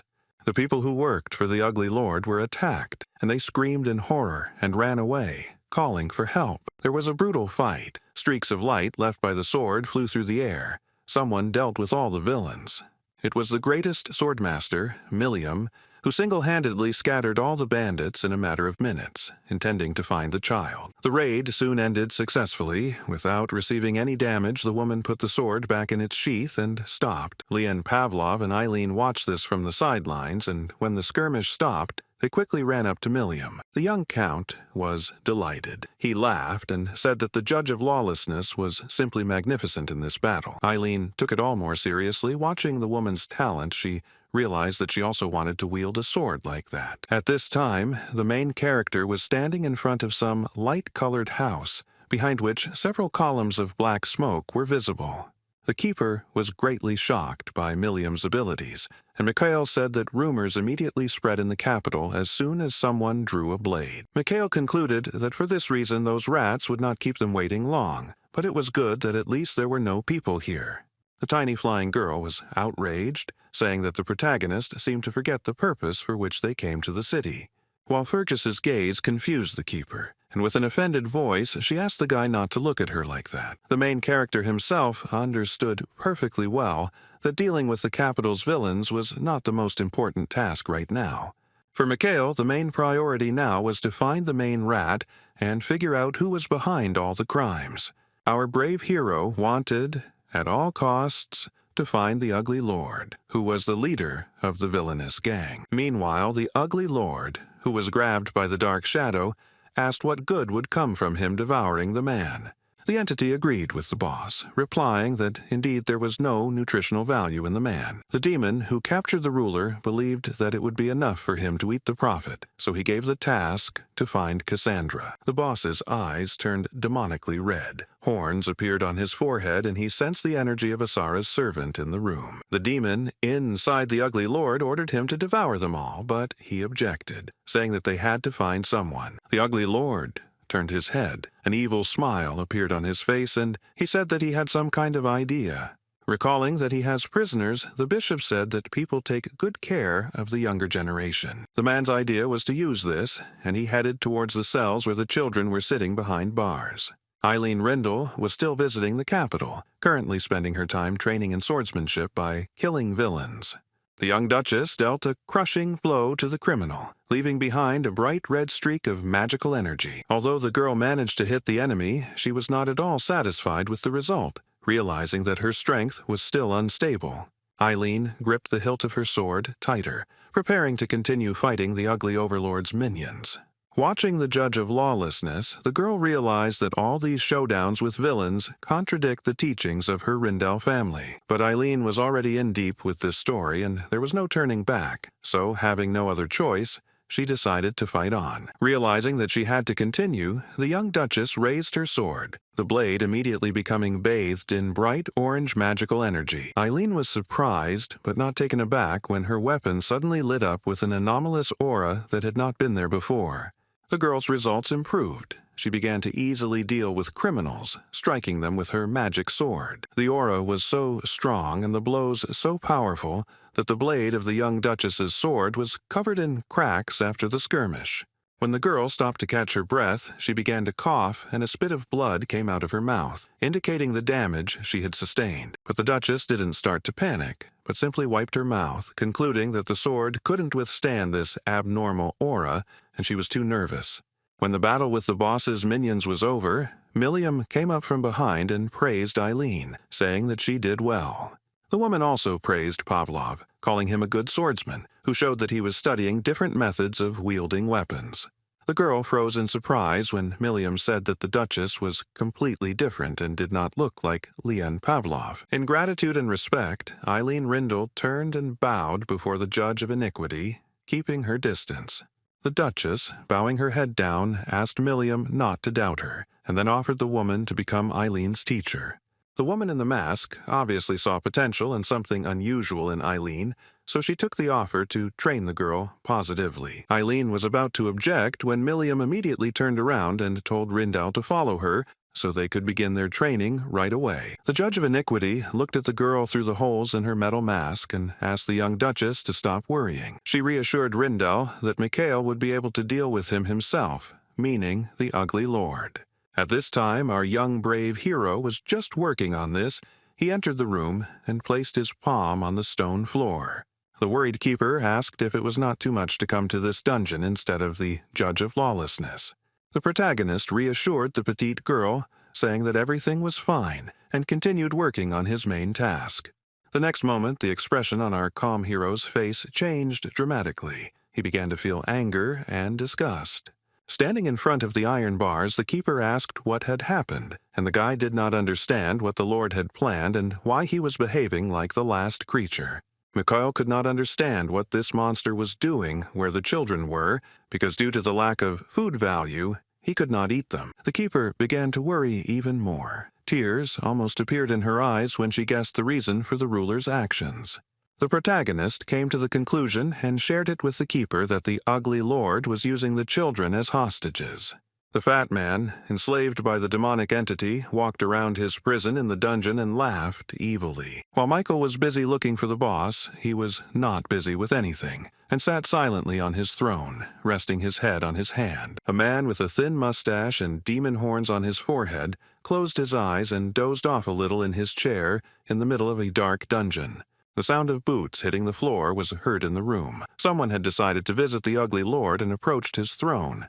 Realizing that he was not alone, the fat man immediately opened his eyes to see who had come. His pupils were red and glowing. The visitor turned out to be Mikhail Valpurgis, but the visit was not unexpected for the boss because he said that the guy had finally arrived. The ugly ruler asked the young man not to think about it when our hero asked if the man was waiting for him. With a disgusting grin, the big guy said that it was nice to watch the kids fight. The protagonist put his hands on his hips and chuckled, lost in his thoughts when the fat man shared that the battle even lifted his spirits.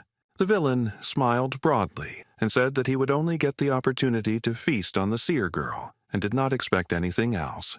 The pot-bellied man rose from his throne, saying that he never thought that the prophet's lackey would come to him and now he would be able to regain his powers faster. The Lord's hints that he would devour Mikhail did not frighten him at all. The boy called him a freak and suggested that he just try to do it. The boss did not expect such behavior from our hero, not understanding where this boy got so much confidence from and what he was hoping for at all. With his arms crossed over his chest, the protagonist truly exuded self-confidence, and there was not a drop of fear visible on his face. The man looked at the guy's neck and saw a tattoo there, suspecting that the deity Asari was helping the hero, although the boss had already dealt with him. Having come to the conclusion that Mikhail had no reason to be so confident in himself, the ugly lord stated that the guy was bluffing. The demon-like man moved his hand to the side and declared that Mikhail was making his job easier by coming here himself. The guy quickly looked around the dungeon and concluded in which direction the imprisoned children were located. The ugly ruler kept innocent boys and girls in an underground prison, each in a separate cell. The big guy spread his sharp, clawed fingers and activated his black demonic aura to attack the boy. With a movement of his hand, the man released black streams of magical energy from his palm, directed against the main character. It was necessary to react as quickly as possible, and in a panic, Mikhail cast the shield spell, and a large golden circle of magic appeared in his palm. The young magician managed to protect himself from the dark energy of the ugly lord. The streams hit right into Mikhail's shield. Impressed by Walpurgis's abilities, the man sat back on the throne and said that it seemed like the boy might be more than just a snack. The guardian appeared over the protagonist's shoulder, and he strictly ordered the girl not to interfere, but instead to protect the children. But the keeper was worried about the safety of our brave hero, and he asked the girl not to worry about him. The boss laughed and surrounded his body with a black aura again when he saw that the protagonist had so easily given up the protection of the deity. The ugly lord's red pupils disappeared. His eyes were now completely colored black, and he called Michael a fool. The lord once again directed streams of black mana against our hero. This time, the magic shield did not protect Mikhail Walpurgis. The protagonist decided to use another spell and activated Shimmer to save himself from the enemy's mana.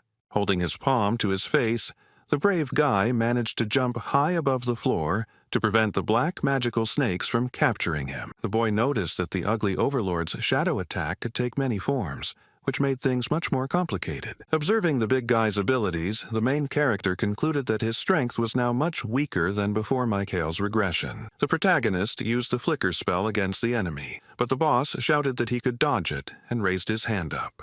Mikhail crossed his arms in front of his face and activated all his magic circles, after which the guy cast the strengthening spell. Blue streams of magical energy began to fly around the dungeon when our hero cast the Wind Cutter spell to strengthen his attack. The ugly lord couldn't believe his eyes when he saw that Walpurgis managed to block his blow with ease.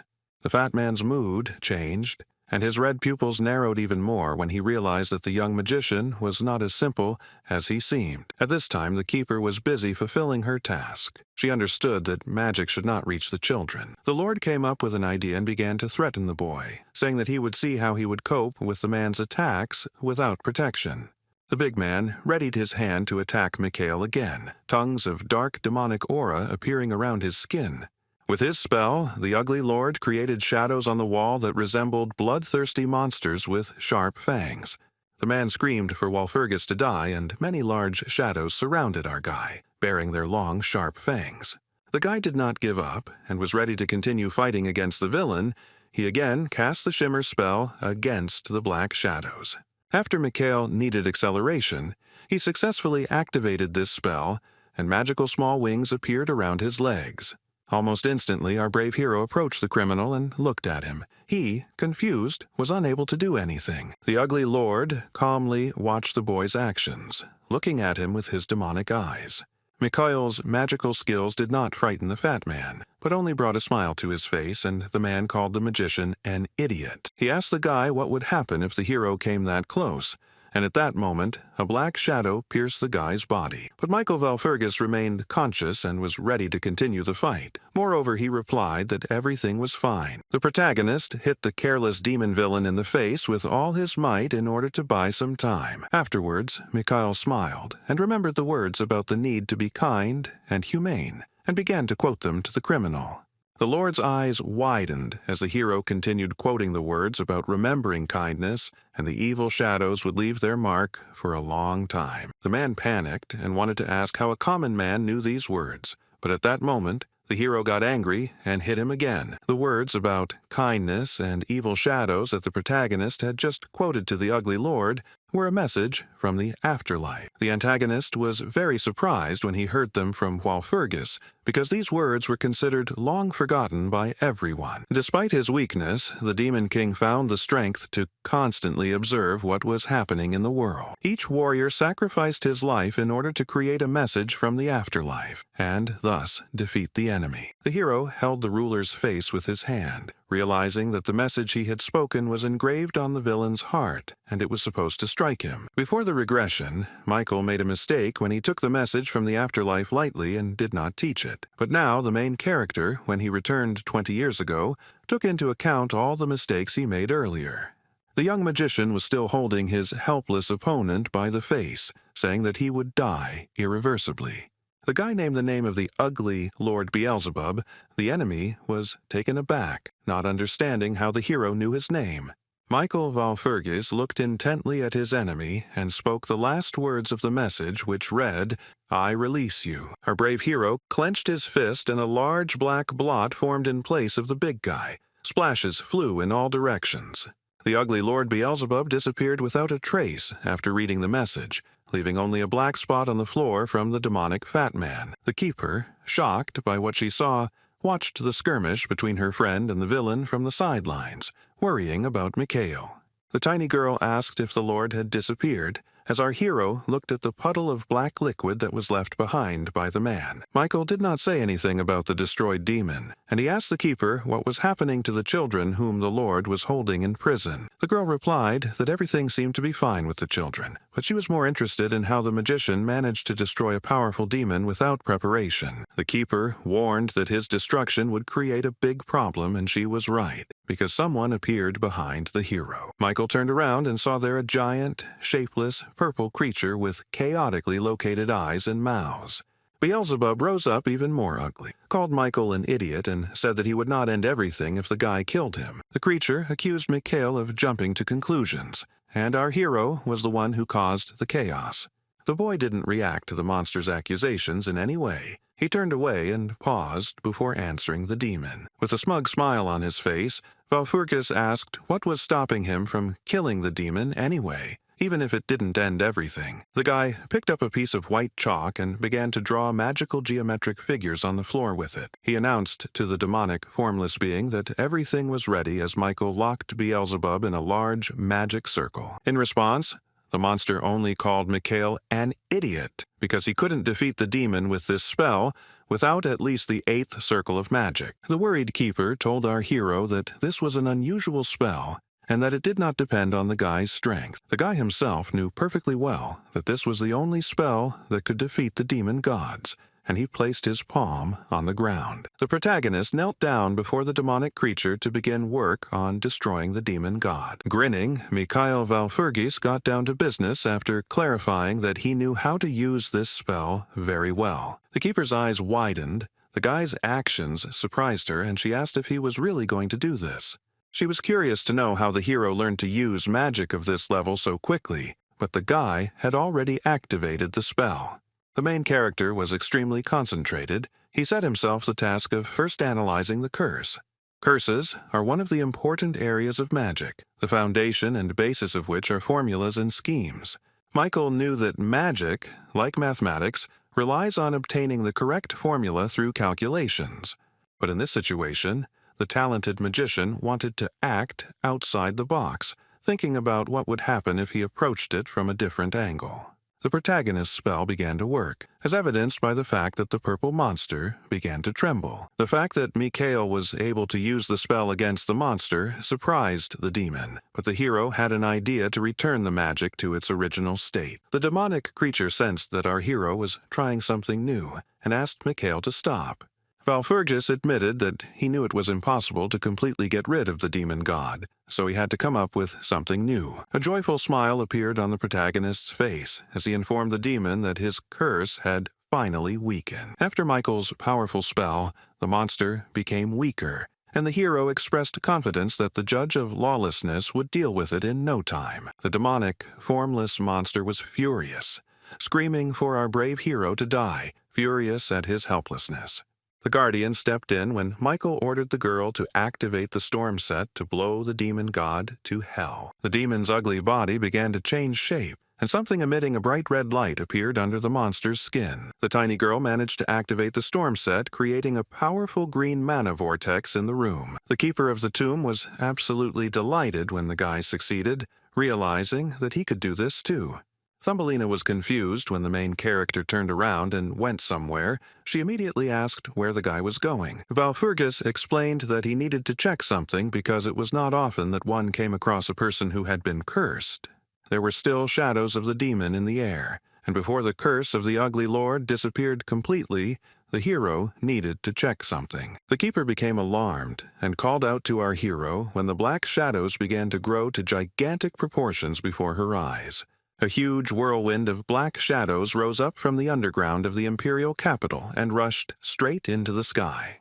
From the side, the butler Morden watched all this, talking about how much his master Mikhail Valfurgis was hiding from him. Behind stood the judge of iniquity, who asked the servant if the man wanted to say that he had arranged all this with Mikhail. Miriam's question made the butler laugh, and he continued to look at the tall column of shadows, not looking back at the woman. Afterwards, the elderly man, looking into the distance with sad eyes, said, "Is he really equal to the great master Mikhail?" Miriam explained that the boy had told her that Morden knew what to do, but he had said that he had only heard something from the master.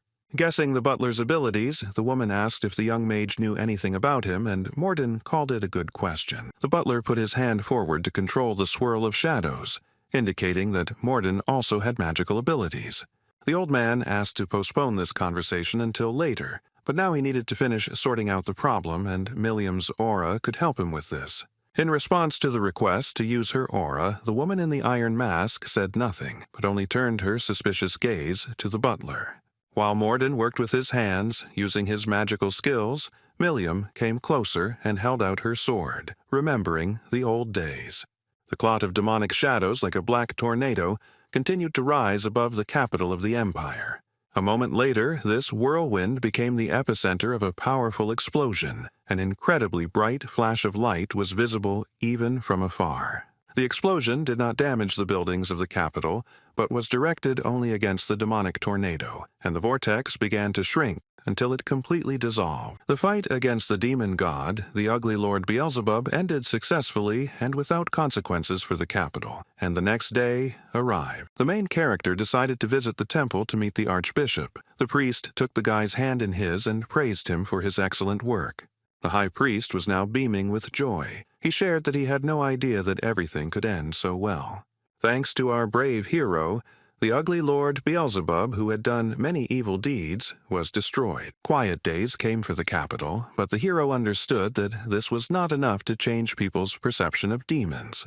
The smile immediately disappeared from the archbishop's face when the protagonist reminded the high priest of the promise he had made. The promise concerned the warriors, and the man confirmed that he remembered everything and would gladly support any decision Mikhail made. But before that, he wanted to say something else. The archbishop informed Walpurgis that he and the other clergy had almost decided on a person to take the place of chief warrior. Michael listened to this with irritation, because he already knew what kind of warrior they were talking about when the archbishop wanted to verify his skills. The main character knew very well which warrior the high priest was talking about because he had already been to the future and even witnessed the death of this soldier. When the young mage had already left the temple, he looked ahead at the cityscape and called out the name of that very warrior, mentally calling him an idiot. The guy suddenly turned his gaze and looked at the person standing next to him when someone unexpectedly thanked him. Michael asked Eileen why she suddenly thanked him, and the girl asked why he had to go so far. The young duchess said sadly that the guy had promised that they would leave the capital immediately, and now he was trying to find someone else. The hero said that Eileen could just follow him if she considered him a teacher, and the girl hesitantly replied that she did not know and wanted to go back. Duchess Rindle hesitated. She felt awkward in front of the guy, and she stuttered and called the main character by name. Our hero looked intently at Eileen, waiting for the girl to collect herself and tell him what she was going to say. The heroine looked away, abruptly. Her ears turned red with shame, and she apologized to the protagonist for everything she had done earlier. The guy smiled knowingly when Eileen said that she would be glad if the hero accepted her apology and their relationship improved. The Duchess blushed with embarrassment and was indignant when the boy laughed, asking if she had said something funny. Mikhail replied that the girl, of course, had not said anything funny and stated that they were both not connected by any feelings. That is why the main character gave the young Duchess the right to act in this situation as she sees fit. The girl was speechless for a moment, not expecting to hear such kind words from a man she had treated badly in the past. But then Eileen Rendell smiled. The girl's heart was relieved, and she made her final decision. The heiress of the Rindell family put her hand on her side and told Mikhail Walpurgis that they were only at the beginning of their journey. Raising her index finger up, the girl said that she was looking forward to growing as a sword master. A masked woman came down the stairs leading from the entrance to the temple, asking our hero if he had finished with his student. Mikhail said that Eileen wants to leave, so the main character is obliged to fulfill the promise he made to the girl earlier. The judge of iniquity stopped and turned her gaze to the young magician when he asked her to tell him where the woman's son was now. Sometime later in the temple, Archbishop Narun again met with the priest in white robes to report something. The man in the white cassock was visibly upset when he heard from the clergyman that there was an ugly lord in the capital. The man with long hair cried out to the Lord and staggered upon hearing the news, clutching his head in distress. The Holy Father was shocked by what he heard because if this monster had decided to reveal itself, a real catastrophe would have occurred. The archbishop gasped and agreed with the priest's opinion, adding that everyone would have died if the ugly lord had shown himself. The priest in the white tiara froze and looked at the archbishop in bewilderment when he said that everyone would have died. The man standing in front of the stairs explained that it was believed that it would take less than a day for the great demon to wipe everything off the face of the earth. He told the Holy Father that, as Archbishop Ali testified, everything that happened was the feat of just one man. The priest placed the bundle of paper in his palm and handed it to the Holy Father, saying that it was a letter of confirmation from Ali. Upon unwrapping the package, the Holy Father learned from the letter that Walpurgis had prevented hell on earth because he had destroyed the ugly lord. Not only does Archbishop Ali confirm this information, but also the judge of iniquity claims that this is the feat of our hero. And even the seer Cassandra left a message from herself in a letter from the priest, confirming that the demon was destroyed by Michael. The information was truly shocking, and the man in the snow-white robe found it hard to believe that one boy had managed to kill the demon god.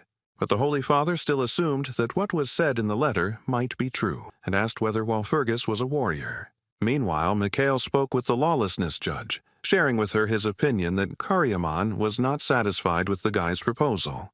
The masked woman listened attentively to the words of the main character about how her son Karyaman had decided to do exactly the opposite. Mikhail shared his opinion that the guy does not want to take revenge, but still the son of the judge of lawlessness decided to become part of the defenders.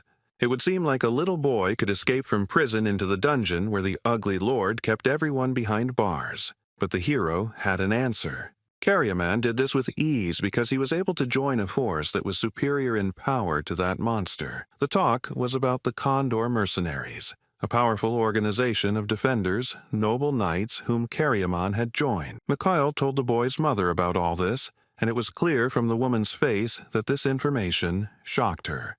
Milliam wanted to find her son as soon as possible, so she immediately began asking our hero about the Defenders of Freedom. The Condor Mercenaries were an organization whose primary goal was always the desperate fight for freedom. Not everyone could become a member of their squad because the requirements were high and candidates had to put in a lot of effort. Each of the mercenaries was special. Moreover, they were recognized by the Empire and the Four Kingdoms, which cannot be said about any other mercenary squad. The hero told the woman that she was a knight, and she should know that when you become one of the Condors, you must give up your name. Milliam knew that this would make it even more difficult to find her son, but the guy reassured her, saying that if they found the mercenaries, they would find the boy too. The woman in the iron mask fell silent after these words of the main character and lowered her eyes to the floor. Doubts settled in her head. The desire to find her son at any cost faded, and the judge of iniquity wondered whether she should do it. The woman's doubts surprised the protagonist because Milliam had already spent a lot of time unsuccessfully searching for her child. Having learned today that Karyaman had become one of the Condor's mercenaries, the mother concluded that the times when the boy needed her help were over. With sadness in her eyes, the woman said that now everything had changed, and therefore the desire to find her son was now in question. Milliam understood that the boy had chosen his own path, and he had never wanted to be like his mother. The protagonist, without interrupting the judge of lawlessness, listened to her explanation of why she doubted whether it was worth looking for Karyaman. Looking at her hand, the woman admitted that she was naturally upset that she had never been able to become a mother to the boy. Milliam told our hero that now she doesn't even know whether she should continue searching for Karyaman. Michael Walpurgis approached the judge of iniquity and took the woman by the hand to comfort her in a difficult moment. The main character wanted the woman to meet her son, so he said that she would find him and talk to the boy about it. The guy encouraged Milliam, saying that the girl should talk to her son, tell him everything honestly, and then the boy would decide for himself. Walpurgis still held his hand over the woman's, saying that even if her son rejected her, she would still remain the boy's mother. When Mikhail removed his hand, Milliam found a small glass bottle with small stones inside in his palm. Our hero explained that this was a medicine that might be useful to the woman in the future, or she might give it to someone. The judge of lawlessness clenched her fist, accepting the gift from Mikhail, admitted that the guy was right and said that she couldn't give up so easily, while Fergus Jr. smiled sincerely at the woman in the iron mask when she thanked our hero for his help. At parting, the woman promised the guy to repay him for everything if the opportunity arose, and that day she and Eileen left the capital. Seeing the protagonist as comrades leaving the capital of the empire, Mikhail began to wonder if maybe he should do the same. Turning around, the guy saw Leon Pavlov sitting on the floor behind him, who was clearly in a bad mood and upset about something. The man hugged his knees and began to deny when Walpurgis asked if Leon Pavlov was sad about Milliam's departure. The young count admitted that he was upset that he could not even put up a worthy resistance to the woman, she was so strong. Leon was in an extremely depressed state, having encountered difficulties in the capital. He lost his former self-confidence. Recalling the raid against the Ugly Lord's minions, Pavlov said that at that moment he couldn't even help his friends in any way. Then Leon was completely useless in the battle, but he was surprised that the woman didn't even say anything to him. The swordmaster complained to our hero that after that battle, Milliam didn't even tell Leon that she was disappointed in him. Pavlov's behavior was unexpected for Mikhail because he did not suspect that Liana could be offended by such things. The young count was distracted from his self-flagellation and looked away when the protagonist called his name. Mikhail Walpurgis threw Liana Pavlov a pendant on a gold chain to console his comrade in a difficult moment for him. The guy caught the thing in his hands and his eyes widened when he was surprised to see a gold pendant there. Pavlov examined the pendant, holding it in his palms. It was a large, round gold medallion with an image of a coat of arms. Mikhail explained that it was a gift, since their first goal was the temple, and Leon latched on to these words because the hero had originally said that they needed to get to the capital. Leon began to be indignant because he doubted his powers, and Mikhail deceived him, and the hero advised the guy to continue the journey with him. With a smile on his face, Mikhail asked his comrade if the next generation's brilliant swordmaster would admit defeat because of such a trifle. Pavlov turned red with anger when the boy accused him of admitting defeat so quickly and shouted that he was not going to give up. The butler intervened in the conversation and said that the master was right, and Leon had a chance to help Mikhail by proving that he was worthy of the title of warrior. Morden laughed happily when the gentleman asked him where he had been and said that he had been able to meet up with old friends. At this point, the seer Cassandra joined the conversation. The girl came up and said that she needed such colleagues. The clairvoyant said that she felt that the main character and his friends had managed to win the trust of the church's archbishop. Lady Cassandra told Michael that he could consider this a small victory because the archbishop was not the last person in the capital. The seer closed her eyes and put her fingers to her mouth, declaring that she too wanted to help our young hero, and asked for permission to do so. The girl shared her opinion that it was time to put everything back in its place. The knight accompanying her was not delighted with this idea. Lady Cassandra placed her hand on her heart, waiting for an answer from the protagonist, and asked what the guy would say about this. With hope in her eyes, the girl suggested that the help of the church's chief prophet Michael would definitely be useful. 3 days had already passed since the conversation with Cassandra. The days in the capital were not easy, and the hero used force many times, which led to him now wrapping his hands in bandages. The battle with Beelzebub had noticeably exhausted Mikhail's physical body. He had received a lot of damage, and his torso was also covered in bandages.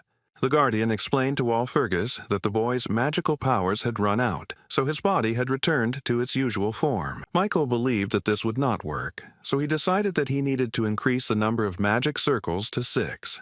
The guy clenched his fist, remembering the Demon King's betting and realizing that they were all definitely much stronger than the Ugly Lord. The tiny girl sitting on the bed next to him, her big round eyes wide open at the guy, said that she had wanted to ask him something for a long time. The main character was surprised and did not understand what was going on when the keeper asked Mikhail who he really was. The keeper clarified that she wanted to know about the true origin of the skills and abilities of the young magician sitting opposite her. The girl was angry with Mikhail, declaring that she could not trust our hero if he was going to hide something from her. The main character was sympathetic to the keeper's questions because he understood that, in fact, she was right. Michael Walpurgis agreed that trust is the starting point in any relationship. The guy's head is spinning from the abundance of thoughts in his head because he cannot allow himself to tell the girl about his regression. Considering that the storm set did not reveal Mikhail's essence, he still had a chance to hide his secret from the whole world. A light bulb seemed to go on in Walpurgis's head as a brilliant idea came to him about how he could get out of this situation. With a satisfied smile on his face, Mikhail told the keeper that she was not the only one who knew something about the Asari tomb. The girl objected because our hero was in the tomb for the first time, but he behaved as if he already knew the structure of this dungeon. The guy explained that there was this thing called the Records of Thoth, meaning that they were what helped him in the tomb. The keeper was stunned by what she heard, because she was sure that Thoth's records had been destroyed, so she asked if they still existed. The protagonist confirmed with complete confidence that those very records were not destroyed and still exist. At that moment, Michael Walpurgis did not lie to the keeper. He really did practically absorb the records of Thoth before his regression. He was a man who had successfully attacked the dungeons several times, and after those expeditions he was able to capture a couple of tombs. Unexpectedly, for the main character, there was a leak of information, and thus the records of Thoth, with secrets about the tombs, appeared in the world. The keeper said that now a lot of things became clear to her when the guy repeated that she was not the only one who knew about the gate. The shocked girl stated that in this case, her new friend really does have incredible strength. Smiling broadly, Michael Walpurgis disagreed, replying that he was simply lucky to have gotten his hands on those recordings. The keeper asked if the magician had information about other tombs, and the guy sat down on the bed and told her to wait a second. Putting on the shirt, Mikhail said that his priority now was to become a warrior, and the person he needed was hiding in one of the tombs. The petite lady was surprised, having previously thought that the guy was acting without a plan, and now it meant that what they feared would not happen. Straightening his white shirt, Walpurgis admitted that there were still some things concerning Thoth's notes that the guy had not been able to verify. The protagonist turned his head, looked at his interlocutor, and suddenly asked what deity they worshipped. The question caught the keeper off guard. Not knowing what to answer, the girl looked at our hero in confusion. Currently, the recognized deity on the continent of Michael is Hekonda the Wise, a girl with ears and long white hair. Before Michael Walpurgis traveled back in time 20 years, Hekonda the Wise was known as the only deity. The keeper silently listened to Mikhail's thoughts about how there could have originally been two deities, and why no one talks about Asari. Continuing to dress, the protagonist understood the keeper's words that she could not tell everything. Turning away, the tiny girl still gave a little information, saying that the cause was an accident. The guy himself knew everything perfectly well, and he only noted for himself that the keeper also knew about Hekod. The girl said yes when Michael Walpurgis asked if any information about the deities was kept secret. The young magician did not question the keeper further, but it became clear to him why the little one was silent. Now Mikhail had enough of what he already knew, and having dressed, he went out into the street and met Leon Pavlov there. Scratching his head, the young count asked if they would go to the temple now, because he thought it would be better to resolve this issue as soon as possible. The protagonist agreed with Leon, but said that he needed to stay late, and the guy became curious why. Michael Walpurgis explained that the one he had destroyed the other day was a big shot in the Demon King's retinue. The guy understood that most likely rumors about the death of the Ugly Lord had already spread throughout the Empire, not to mention the kingdom. The magician looked up at the sky with sadness, realizing that the essence of the prophecy was in him, and that soon chaos would come to the world. Pavlov became alarmed when our hero suggested that rumors about the death of the god demon could have reached Father Mikhail. The main character, talking to his friends, tapped his boot on the ground and said that most likely this is how it is. The guy crossed his arms over his chest, looked at Pavlov with a smile, and said that it seemed obvious that his father knew.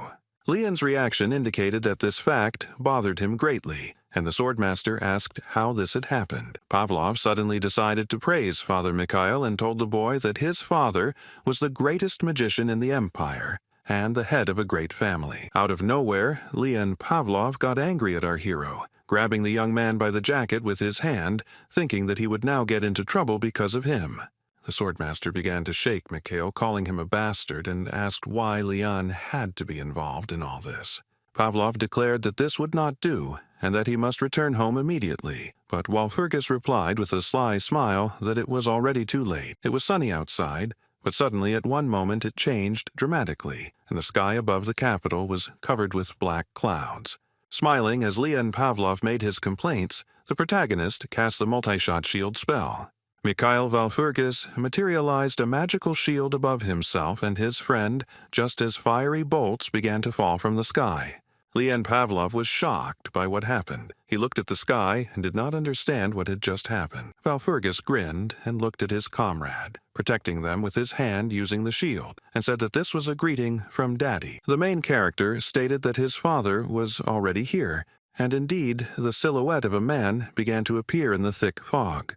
Edward Walpurgis came out of the fog. The man was furious with his son. He insulted him and showed the boy the middle finger. At this time, the atmosphere in the church was calmer. Archbishop Ali was spending time over a cup of tea. The priest asked someone if he thought that a man had nothing better to do than interfere in the selection of warriors. Ali said that as long as there is a threat of the Demon King's invasion, the church cannot remain on the sidelines. The image of our brave hero appeared before the archbishop's eyes, and the priest began to think about Mikhail. The minister of the capital's temple sat at his desk in his office, thinking about Walpurgis and the coming war.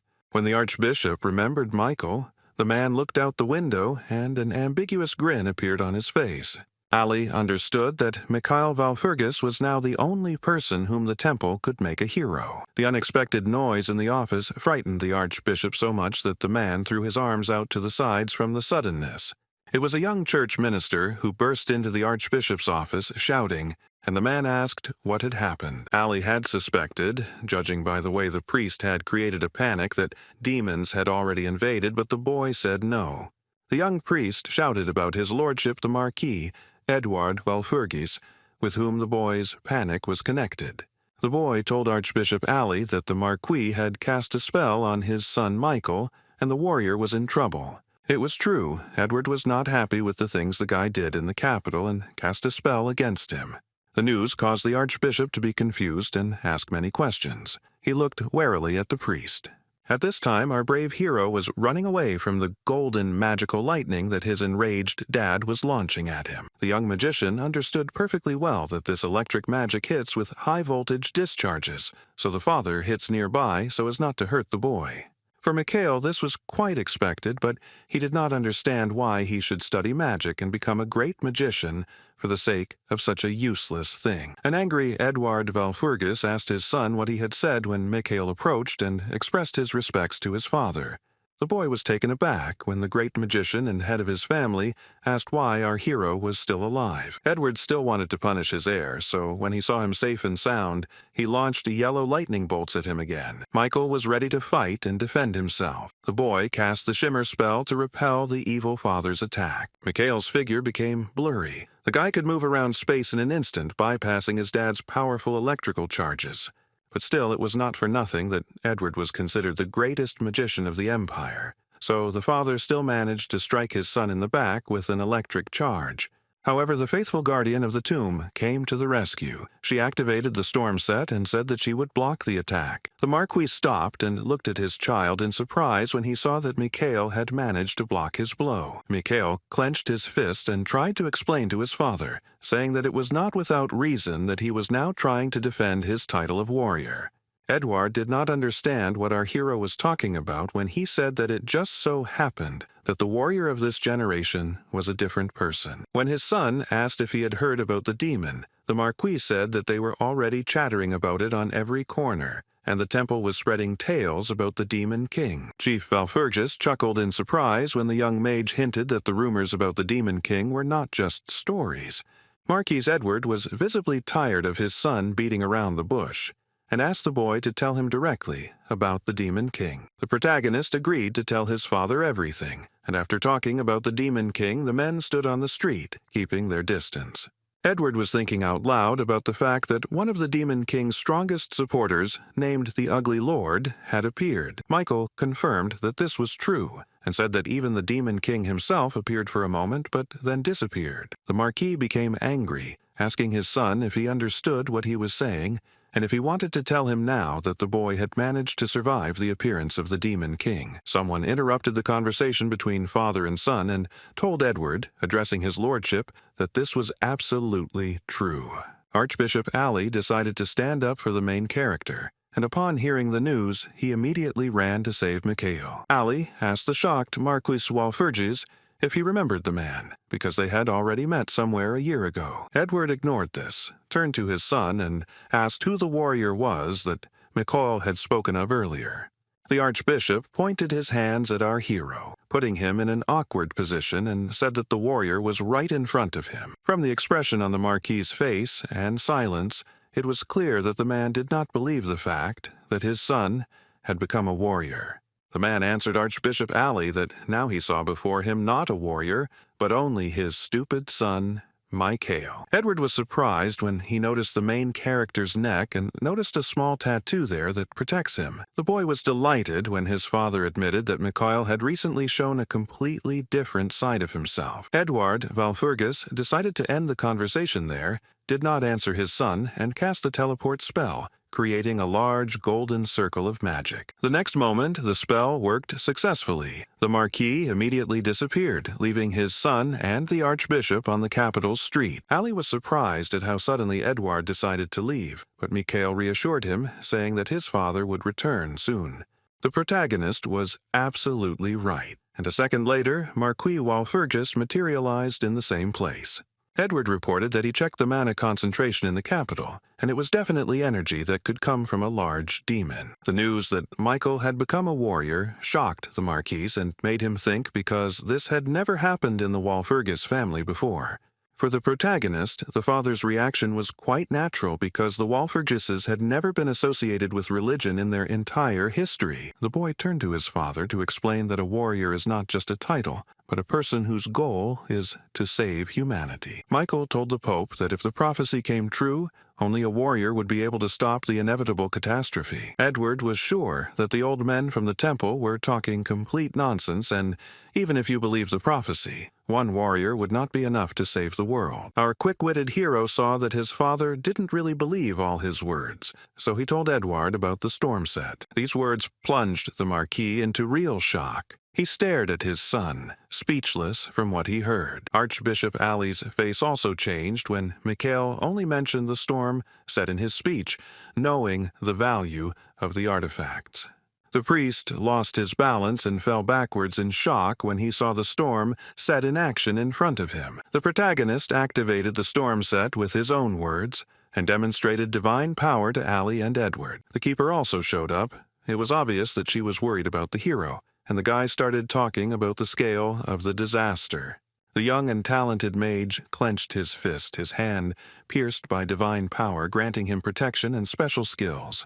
Walpurgis solemnly declared that with such a scale of the disaster, everything they talked about was useless, but the Lord was with them. Michael said that the decision was up to the temple, and he left the possibility for the church to choose its warrior, and Edward asked about the candidate. Our hero replied that, of course, he had already found a worthy candidate for the title of warrior, and pointed his finger at Leon Pavlov, who was standing behind him. There were many questions in Leon's shocked mind when he was called a potential warrior, and the Marquis said that the guy didn't look ready, but a smile shone on Mikhail Walpurgis's face, and he answered Edward that he was confident in his choice of a candidate for the title of warrior. The boy turned his head towards his friend and explained to his dad that in return, he had promised to give the young count something credible.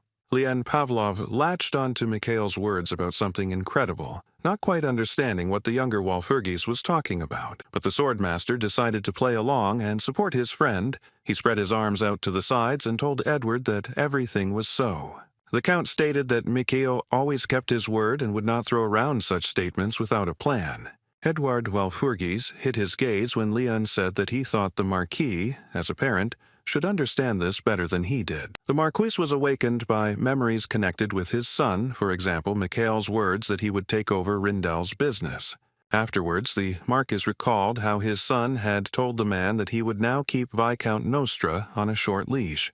A sad memory came over the greatest magician, and he remembered the sad face of his son asking his father why he never believed in him. All these pictures from the past made Marquis Walpurgis sad, and he thought about what kind of father he was to his child. Ali looked up sharply from his seat on the ground after seeing the storm set when Edward addressed him. Edward wondered if his son could do something like that because the boy was not a parishioner of the church. Ali thought about the Marquis's question and paused before answering the man about whether Mikhail could be a warrior. The Archbishop managed to find the right words. He looked at Edward and said that he was ready to swear before the Lord. Edward briefly answered Ali that in that case he saw no point in doubting the decision any further. The greatest mage of the empire waved his gold-embroidered robe and told Mikhail to do as he decided. The man turned around and went his own way, telling our young hero at the end that he would not stop Mikhail. His father's words brought joy to the younger Walpurgis. He did not shout anything after him, but only looked at the Marquis with a smile. The heroes moved into the room. The main character spent time alone, but his peace was interrupted by the appearance of Leon Pavlov. The swordmaster burst into Mikhail's room, put his hands on his hips and shouted when Walpurgis would give him the promised reward. Mikhail turned an uncomprehending look to the young count and was not very happy that Pavlov had disturbed him in his free time. But the guy understood that there was no escape, because when it came to promises, Leon became annoyingly persistent. The protagonist agreed to fulfill his promise, waved his index finger at his friend and told him to lie down first. Count Pavlov obeyed and fulfilled Mikhail's demand. He lay his head on the pillow and looked at the magician, waiting for the next action. With his finger, our hero materialized magical symbols in space, which raised questions in Leon, and Mikhail told him to get some sleep. Controlling the purple-blue magic letters with his finger, the hero said that he would show Pavlov something for now. The room was filled with chained magic circles, and Mikhail expressed confidence that Leon would definitely not be disappointed in what he saw. The genius swordmaster's eyelids became heavy, and he suddenly began to feel sleepy, but the boy did not understand why. Falling asleep, Count Pavlov looked at the ceiling of the room, under which sparkled the circles of Mikhail Walpurgis's magic, connected by purple chains. Leon's former vigor completely left him. His eyelids began to close automatically, and eventually the young man passed out. Pavlov was surprised when, a moment later, he came to his senses in a completely different place. It was dark all around, and the sky was covered with clouds. The guy didn't understand where he was. The Count was surrounded by gray dust, and behind it he could see a half-destroyed, lifeless city. Leon Pavlov could not figure out what place he had ended up in after falling asleep on the bed, and he looked around at the situation around him. The unknown person, who was surrounded by a dark aura, greeted the guy with a smile on his face, saying welcome. The swordmaster became wary and visibly tense when he suddenly heard the voice of a man he didn't know. But Leon was not afraid and turned his head in the direction from which he heard the voice to see the man who greeted him. On top of a large stone obelisk sat an unknown guy in knightly clothing, his body surrounded by a black aura. Making a hand gesture, the unknown man, when asked by Leon Pavlov who he was, replied that he was just a local. The stranger looked at the young count with his gray eyes and declared that he could show the boy a completely different world. Pavlov was alarmed by the fact that he could not see the face of his interlocutor, and he told the stranger that he had a strange voice. The mysterious guy jumped down from the obelisk to reduce the distance, and in the jump, he grabbed the hilt of his sword with his hand. Even at close range, the stranger's face was invisible, except for one eye, and the boy ordered Leon to draw his sword. The stranger, judging by his actions, wanted to engage in a sword fight and grabbed his black-bladed weapon with gloves.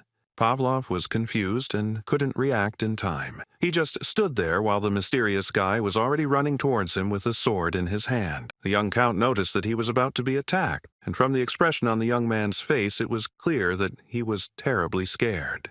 Leon Pavlov managed to grab his sword before the stranger attacked him and was ready to defend himself. The faceless boy wanted to strike the young count with his sword, but the first attack was unsuccessful because Leon managed to block the blow. Pavlov managed to protect his body and not receive damage, but the enemy's blow was so strong that the guy dropped the weapon from his hand. Leon, frightened and tense, clenched his teeth. It was perfectly clear to the hero that the stranger's skills were superior to his own.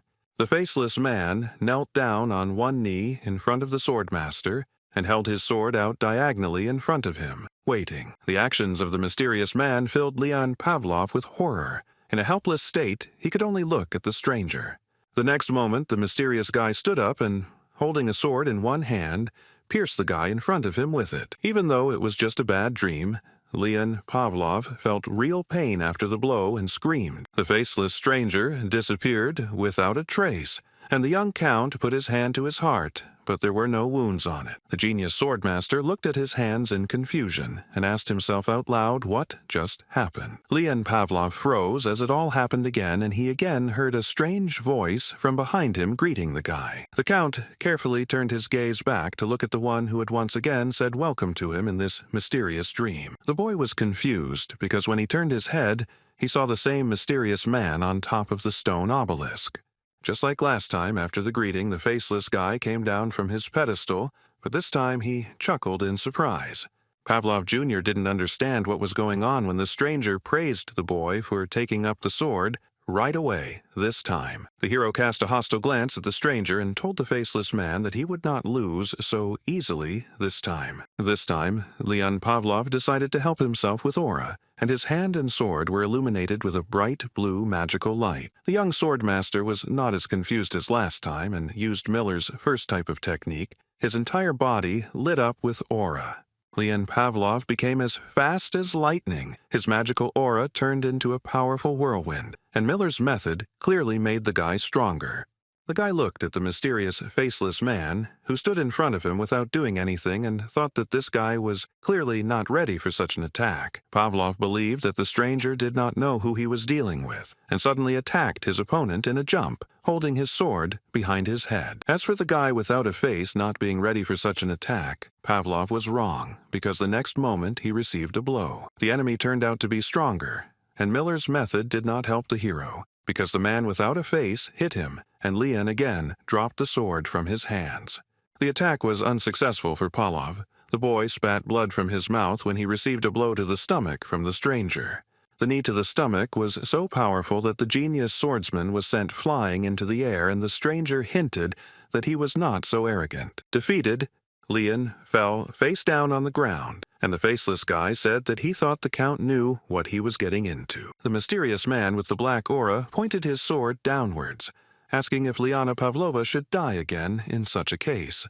At that moment, Leon Pavlov woke up in horror on his bed. He began to swear out of fear, and Mikhail, who was sitting next to him, greeted him. The swordmaster yelled that he needed to go back and kick that guy's ass, and our hero thought that apparently it hadn't gone so badly. Mikhail said that there was no point in asking him about it now, and he would send Leon back there when the time came. The hero explained that what he saw in the dream was what Leon would have to face in reality after he learned the method of controlling the aura. Overwhelmed with emotion and the new information that had fallen on his head, Pavlov grabbed his hair and began to ruffle it. The brilliant swordmaster was perplexed and tried to find out from Walpurgis what he had just experienced.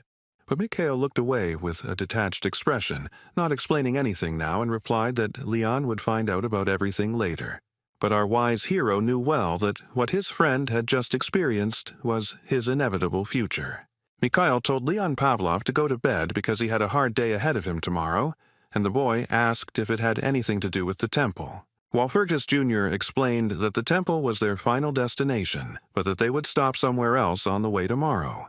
The protagonist thought for a second when an intrigued Leon Pavlov asked what other place they would visit tomorrow. Michael said that they would go to the magic forest, and he kept his word, because the next day the whole company found themselves there. Cassandra asked if the guys were going to that tree, and Michael asked in return if she had said anything about it before. The knight shared his opinion that the elves would certainly be stubborn because they only take into account the opinion of their leader. The protagonist agreed, and then finally asked the knight his name, and the big guy in armor asked to call him Aaron. The butler agreed with the knight's words, telling his master that no one had ever believed in these prophecies. Knight Aaron looked at Morden through the bars of his metal helmet and told the older man that he was absolutely right. However, Aaron suggested that they might still be believed if the heroes provided all the necessary evidence. Butler Morden did not have as much hope as the knight, and he replied that the elves did not have the brains to understand this. The conversation between the knight Aaron and the butler Morden brought them closer together. the men approached each other and shook hands firmly. The unexpected formation of a new friendship was observed by the protagonist, who told the others that they seemed to have found common ground. Michael Valfurgis waved his hand, telling the butler and the knight to stop this, because the most important thing now was to find that tree. Leon Pavlov, who was awaiting further instructions from his teacher, asked Mikhail what they would do now. Our young protagonist pointed his finger at himself and told his friend that his question was quite stupid. A mischievous smile appeared on Walpurgis's face as he looked at Leon and said that they would break off the tree they had found into branches. The others were clearly not thrilled with the guy's idea because they looked at him suspiciously from the side. Michael Valfurgis, Cassandra, Leon, Aaron, and Morden continued to walk in nature, and someone asked how they would get to the magical forest. The young magician walking in front of everyone stopped and replied that it was an easy task, and now he would demonstrate everything. While walking, the heroes came across a strange place. The green and blooming forest turned into a clearing with bare trees, fog, and boulders. Michael Valfurgis bent down, touched the piece of wood, and noted that even here there were roots of the holy tree. The young mage removed his hand from the stones and began to rise to his feet when Leon Pavlov asked what they would do next. The tree that our heroes were looking for was so huge that it spread its roots across the entire globe. The main character explained to his friends that absolutely every root leads to the heart of the tree, and this way they will be able to find it. Seer Cassandra said that the fact that the tree had exposed its roots indicated that it was not in the best condition. Mikhail reassured the girl that everything was fine when she said that the tree was a higher being and that it would not be possible to use any tricks on it. After analyzing the tree's roots, Michael Valfurgis stood up and folded his hands together to begin working on finding the tree's heart. The young mage looked at the roots, folding his palms into a triangle, and assured Lady Cassandra that he had already taken care of everything. In order to cast the necessary spell, the younger Valfurgis closed his eyes, and after that he said only one word: block. Before the regression, the main character had already seen the tree he was looking for now many times, but 20 years later it looked completely different. Then Michael Valfurgis looked seriously at the King of Jihad and told him to concentrate on something as they stood near that tree. He turned to the long-haired elf, who stood with his back to him, and declared that from now on he would have to become the leader of all the elves. The young elf was clearly not happy with this news, so he turned around and looked at our hero with eyes full of tears.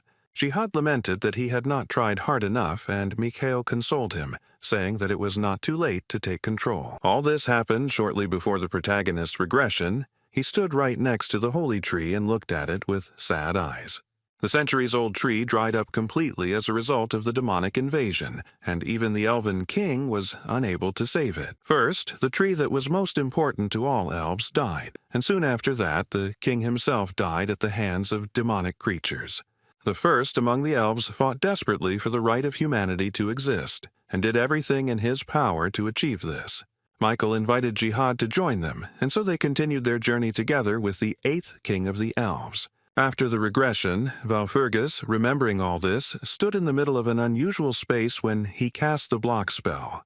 The guy complained that he had to constantly communicate with so many creatures, and all the memories of the past came up by themselves. The keeper suddenly showed up with a question about why he couldn't just get the information and move on without them, and the hero asked what she was doing there.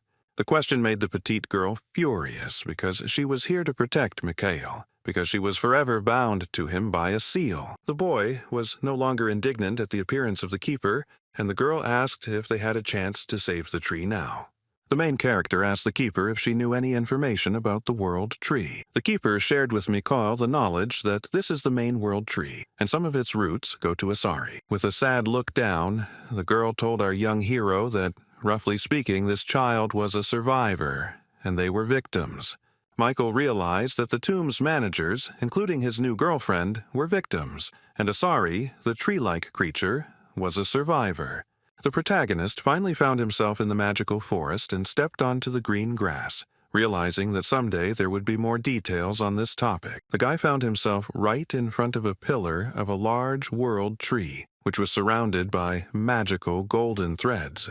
After a bright green splash, the tree disappeared, and in its place a girl in a white dress appeared in front of our hero. She landed on the ground and said that she was glad to see Mikhail, and then said that she was the tree, the very same world tree. The green-eyed girl placed her hand over her heart to introduce herself, and told our hero that her name was Yggdrasil. Yggdrasil held her hand out, palm up, to use her magical skills after telling her name to Mikhail. Right before our hero's eyes, branches began to grow from the ground at great speed with the help of the magic of the world tree. With a gesture of her hand, the girl created a wooden table and 2 chairs in a matter of seconds, saying that they should sit down first.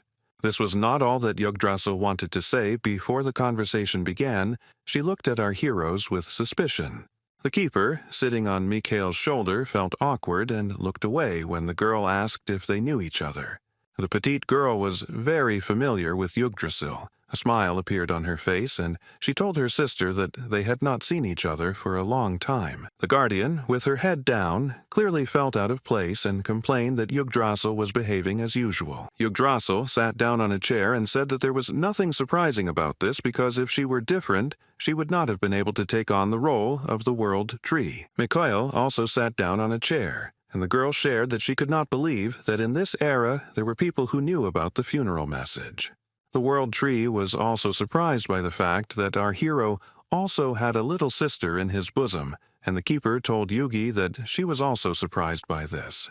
Yggdrasil couldn't believe her ears when her sister told her that Michael Valfurgis even had the lost records of Thoth. The girl suggested that if Mikhail had Thoth's records, then he must be perfectly aware of the situation he was in. Our hero replied that he knew this, but then corrected himself and added that he was only guessing about it. The smile immediately disappeared from Yggdrasil's face when the protagonist asked if his situation was related to the Demon King. With a thoughtful look on her face, the girl concluded that Mikhail Valfurgis really did have Thoth's recordings. Yggdrasil held out her hand, saying that Thoth had left a lot of trouble behind him, and her fingers began to turn to dust. Dark smoke formed around the girl, and her fingers seemed to turn to stone and were covered with numerous cracks. The world tree, in the form of a girl, looked sadly at her hand, which was becoming more and more destroyed with each passing moment. The keeper was shocked by what was happening. She looked at her sister with wide eyes, not understanding what she was doing. It was also clear from the protagonist's face that he was very wary when Yggdrasil began to pull off some kind of trick. The girl's fingers continued to disintegrate into small stone fragments, and the powerful blood of the demon began to evaporate from them. The protagonist at that moment realized why, after 20 years, the world tree had completely dried up, and the reason for this was the demon's blood in it. Michael asked if the girl had tried to deal with it alone, and she said that the demon's blood acted like a slow poison and would kill her 100%. The keeper was very worried about her sister. She looked at the girl with frightened eyes and said her name. When asked how much longer Yugi could hold out, she said that it would all happen within 4 days, and she wanted to meet the end of it all. The protagonist was understanding of Yggdrasil's words when she shared that she had very little time. Yugi was taken aback, and her mouth opened wide in shock when the young mage shared his conclusion that her essence had not yet been captured by the demon. The boy leaned his hand on the wooden table and told Yggdrasil that in that case they still had time and opportunity to fix everything. Before Michael's regression, Yugi made the decision to destroy the demon within herself at the cost of her life. But after her death, the Demon King burst into the world. Destroying the demonic entity inside the world tree did nothing to avoid the war between humanity and the demons.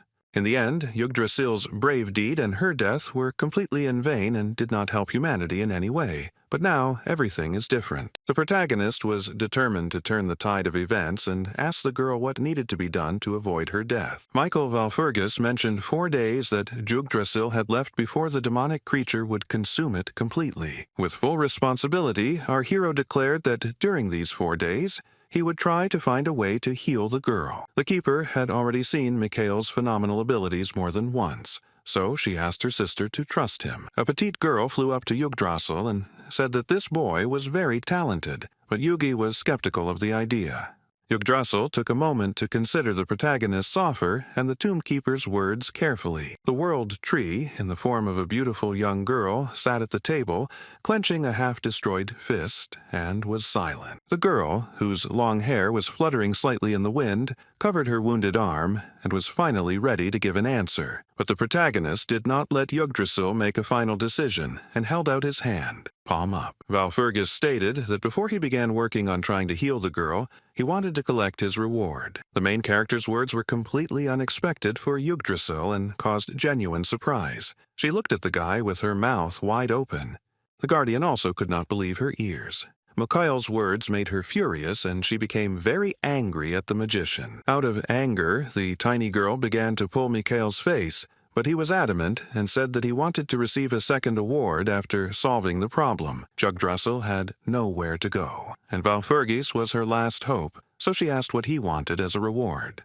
The main character showed the girl his index finger and said that he would not demand anything special, realizing that this thing was needed not only by him. While the keeper continued to pat the guy's face with anger, Mikhail knew that he was demanding this thing only to save the world tree. The Walpurgis heir pointed his finger up and looked at the sky, asking her to give him the best she had. Yggdrasil waited with bated breath for the moment when the boy would finally say what thing he wanted from her in return. The protagonist stated that before starting the mission he wants to receive the old branches of the world tree from Yugi. The demonic creature had swallowed the world tree, causing all of its green leaves to disappear and making it appear completely lifeless. The 8th Elven King, Jihad, spent a long time in prayer, asking the Great Mother for guidance. The elf knelt in a prayerful pose before the withered tree, asking it what it could do to save it. Jihad's face and heart were filled with sadness and longing for the withered tree. He raised his head to look at the Great Mother. But the world tree was completely dead. At that moment, it did not respond to the Elven King in any way and left him without any clues. The guy said it was no wonder she wasn't responding, and maybe she was trying to give people protection that way. Jihad's eyes widened in surprise, and he flinched when he suddenly heard the voice of the Great Mother speaking to her child. He raised his head and called her mother, and the tree replied that he was surprised that everyone called him by different names. The withered tree glowed with a bright green light, and the Great Mother told Jihad that the darkness was trying to consume her. But there was still some time. The tree appeared as a bright flash in the elf's hands, and he asked the Great Mother in a panic what he could do for her. The tree said that there was one person who could help, and the boy needed to help him too, so that hope would shine upon them. Jihad shouted for her not to disappear, not understanding how to find this person, but that same guy was already standing behind him. Saddened by the disappearance of his mother, the elf shuddered when he heard the answer behind him, that he was that very man. The 8th Elven King turned his head back, his eyes filled with words, and he stuttered as he asked the stranger who he was. Our main character stood before him, arms folded across his chest, and first asked the Elf King if he was currently addressing him. With a wide smile on his face, the boy introduced himself to Jihad, saying that his name was Mikhail Valfurgis, a trusted person of the World Tree. In the magical forest of the elves, nature reigned. Everything around was decorated with blooming, multicolored flowers and fragrant plants. Jihad and his new friend Mikhail were walking through the area where the elves live. Their houses were bizarre and not like human dwellings. With hope in his eyes, the boy asked Walpurgis if he knew what to do, and if his mother had instructed him. Holding his hands behind his head, the hero yawned and indifferently replied that he seemed to know, and if not, then let the elf guide him on the right path. Before Jihad, Mikhail played the role of a carefree and irresponsible guy, but he himself understood perfectly well what he was doing. Michael knew that even if the entire magical forest of the elves was destroyed, the heroes would still have a chance to fix everything. Valfurgis's expression changed, and he thought that the priority task now was to save the current fairy king. The king was too weak and spent most of his time in bed, but it was enough for Michael that he was still alive. Sooner or later, the king will die in the war that the demons will soon unleash. But Valfurgis steadfastly decided that he will not let him die. The young magician had to return to his conversation with Jihad when he timidly asked if Mikhail was alone here. Our hero answered the worried elf that he was not alone here, but the guy had nothing to worry about because Mikhail knew everything. Valfurgis smiled when Jihad said he couldn't afford to doubt his mother's messenger, but the forest was not so easy to enter. Mikhail explained that there were still people left outside, but this whole story was a little different from common sense. The words of Walpurgis Jr. impressed the young elf so much that he froze and looked at our hero with his mouth wide open. The private dialogue between the elf and the magician ended when someone's quick steps were heard nearby. Jihad stuttered as he asked what had happened, when a man ran up to him with a spear in his hand and called out to the prince. The guard reported some intruder, which only provoked and made our hero smile because he was expecting him to appear. Prince Jihad was shocked when the guards started shouting about some flying people who attacked their settlement. 4 guardians of destruction flew over the forest village on Pegasi. Local archers shot at them, and the hero and Jihad watched everything from the side. For some reason, the situation did not cause any concern in Michael Walpurgis, but, on the contrary, made him smile sincerely. The protagonist was surrounded by guards in the middle of the forest, and he stated that he felt like he lacked allies in this situation. The ashamed butler Morden, Leon Pavlov, Lady Cassandra, and the knight Aaron sat to the side, their heads down. It turned out that they were the supposed guardians of destruction, and the main character told his friends that they shouldn't have created such chaos in the forest. The butler Morden began to loudly justify himself on his knees before the master, that he had left without saying a word, and he should not have left them. Mikhail looked away and thought, putting his finger to his mouth, whether Morden's accusations against him were fair now. The fact that Walpurgis did not want to admit his guilt infuriated the butler, and he declared that the rotten fruit was the gardener's fault. Our hero agreed that it was his mistake, but he meant Morden, and gave the command to arrest him, after which the elf gave the order to the guards to do this. The butler was seized and began to shout that he was wrong, and Lady Cassandra laughed, remembering the funny horse ride. The brilliant swordmaster, Leon Pavlov, remained serious as he turned to the team and asked what their next plan was. The main character admitted that he already had the old branches of the World Tree, but he had to pay a price for it. Knight Aaron, Seer Cassandra, and Leon Pavlov froze when Mikhail told them that they would now have to help the boy. Jihad took all the boys to a house with a long staircase leading to the entrance and said that his father, the king of the fairies, lived there. The protagonist looked at the fairy palace, a tall and unusual-looking building that towered over the trees. Since ancient times, fairies and elves coexisted in peace. They lived in harmony with each other and never fought. The fairy king belonged to a different race, but he also led the fairies because he was the recognized leader of both communities. The main character looked at a wooden house of an unusual shape, which was not only the king's home, but also the habitat of all the fairies. Michael Walpurgis stepped onto the first step of the stairs to visit the house of the fairies and meet the king, Jihad's father. When the fairies noticed him, they immediately surrounded our hero from all sides, admiring the fact that a human had visited them, since this was a rare event. The fairies began to knead Michael's cheeks, saying that he was blessed, and the prince called our hero wonderful, because fairies rarely greet strangers in such a way. Jihad's praise irritated our hero, and he asked the long-eared one not to irritate him, and the elf asked the fairies to take care of him. When Walpurgis and the whole company entered the house of the fairies, Jihad pointed with his palm to the door of the room where the king was now.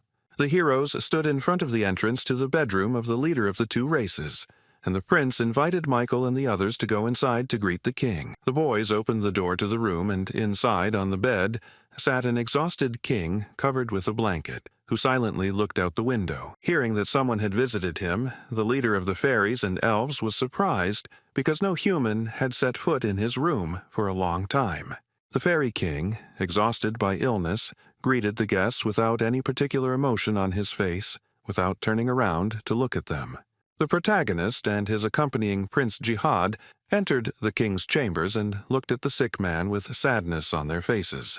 Michael Walpurgis came closer, bowed his head before the king, and thanked the protector of the fairies for his hospitality. The exhausted man looked sadly into the distance, and noted that our hero was well acquainted with the rules of elven etiquette. The fairy king continued to sit in his bed, without turning his head towards the guests, and asked what brought them to him. Jihad knew that his father was very vulnerable, so before breaking the news, the boy asked the king not to be afraid. The man finally turned his surprised gaze to his son when he reported that the momentarily dried-up world tree had made itself known. This joyful news so shocked the king, exhausted by illness, that he decided to get out of bed and stepped onto the floor.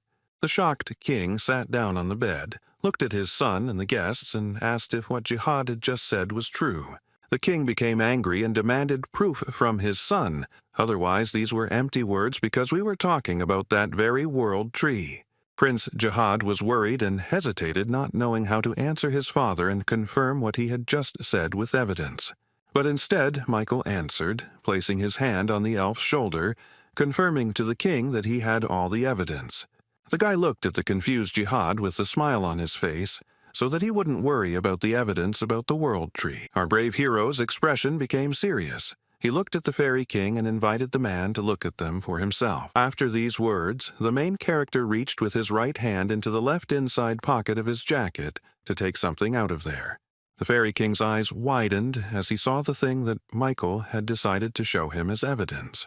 The man couldn't take his eyes off the thing that our main character took out of his pocket, and he knew what was in front of him. Michael Valfurgus held a branch of the world tree in his hand in front of him. It was distinguished from the usual one by its magical green glow. Showing the fairy king a small branch, the young magician asked if the man understood what it all meant. The fairy king knew very well that if the guy in front of him had a branch of the world tree, it meant that he had become his confidant. This was true because the presence of a branch of the holy tree in Michael's possession was direct evidence that the tree recognized him. This proof was enough for the fairy king, and the man found the strength to kneel before the hero. The man loudly declared that he, King Jirenhadas, welcomed our protagonist as the recognized messenger of the world tree. Michael silently listened to the king's plea for Walpurgis to save the kingdom of fairies and elves from destruction. Behind the young mage stood Prince Jihad, who was deeply impressed by his father's behavior and called out to him. Walpurgis told the king that there was only one solution to this problem, and the man was eager to know what it was. The guy explained that with the help of this branch you can remove the miasma that is devouring the tree, and the branch will be needed to create some kind of thing. The protagonist pointed his finger upward and asked the king for permission to use their workshop to create this thing. Michael confirmed when the king asked if he was talking about his workshop, and said that he was talking about the source of Urda. The fairy king was shocked because he did not expect that an outsider knew about the source of Urd in his personal workshop. Urda was a great elven blacksmith who in the past made weapons for kings. The man rose to his feet and said that there was no need to waste time in such a case, and he would immediately take our hero to the source. The protagonist stopped the king because the guy had one more question that he wanted to ask him. Michael asked about the remnants of the demon god who were now slowly destroying the world tree, and this information shocked the king. Valfurgus looked at the man opposite him with a serious expression and stated that the demon god was their main enemy. The king doubted because he did not feel any evil energy from the tree, but they explained to him that the spirit of the tree simply did not allow the energy to escape. The tree spirit does everything in its power to deal with the demon inside itself, even though it should have asked the king for help. However, the spirit of the world tree did not want to show anyone that she was weak, so she decided to fight the demonic energy alone. The fairy king's eyes widened at the information he heard from Michael, and he tried to digest everything he had just been told. The man turned to his mother, realizing how the world tree had suffered all this time, not wanting to appear weak. The main character said that in any case, the spirit did everything in her power, and the rest now depends on Mikhail and the others. But there was one problem, and it was that while the hero was tinkering in the workshop, the remnants of the demon god would continue to destroy the tree. What our main character had just said alarmed Leon Pavlov, and he looked at Mikhail with worried eyes. Prince Jihad also fell silent, trying to digest the information he had received and think about a solution to the problem. Lady Cassandra and the knight behind her looked at the protagonist carefully, waiting for Walpurgis to say more. Hearing that the remnants of the demon god were currently devouring the world tree from the inside gave the fairy king a terrible thought. The man had not yet managed to share it with Mikhail, but the boy understood everything without words and confirmed the king's version. The protagonist declared to the leader of the fairies and elves and everyone present that the fairy forest was in danger right now. The fairy king pulled himself together and straightened his hair when Michael warned him that he could not delay any longer.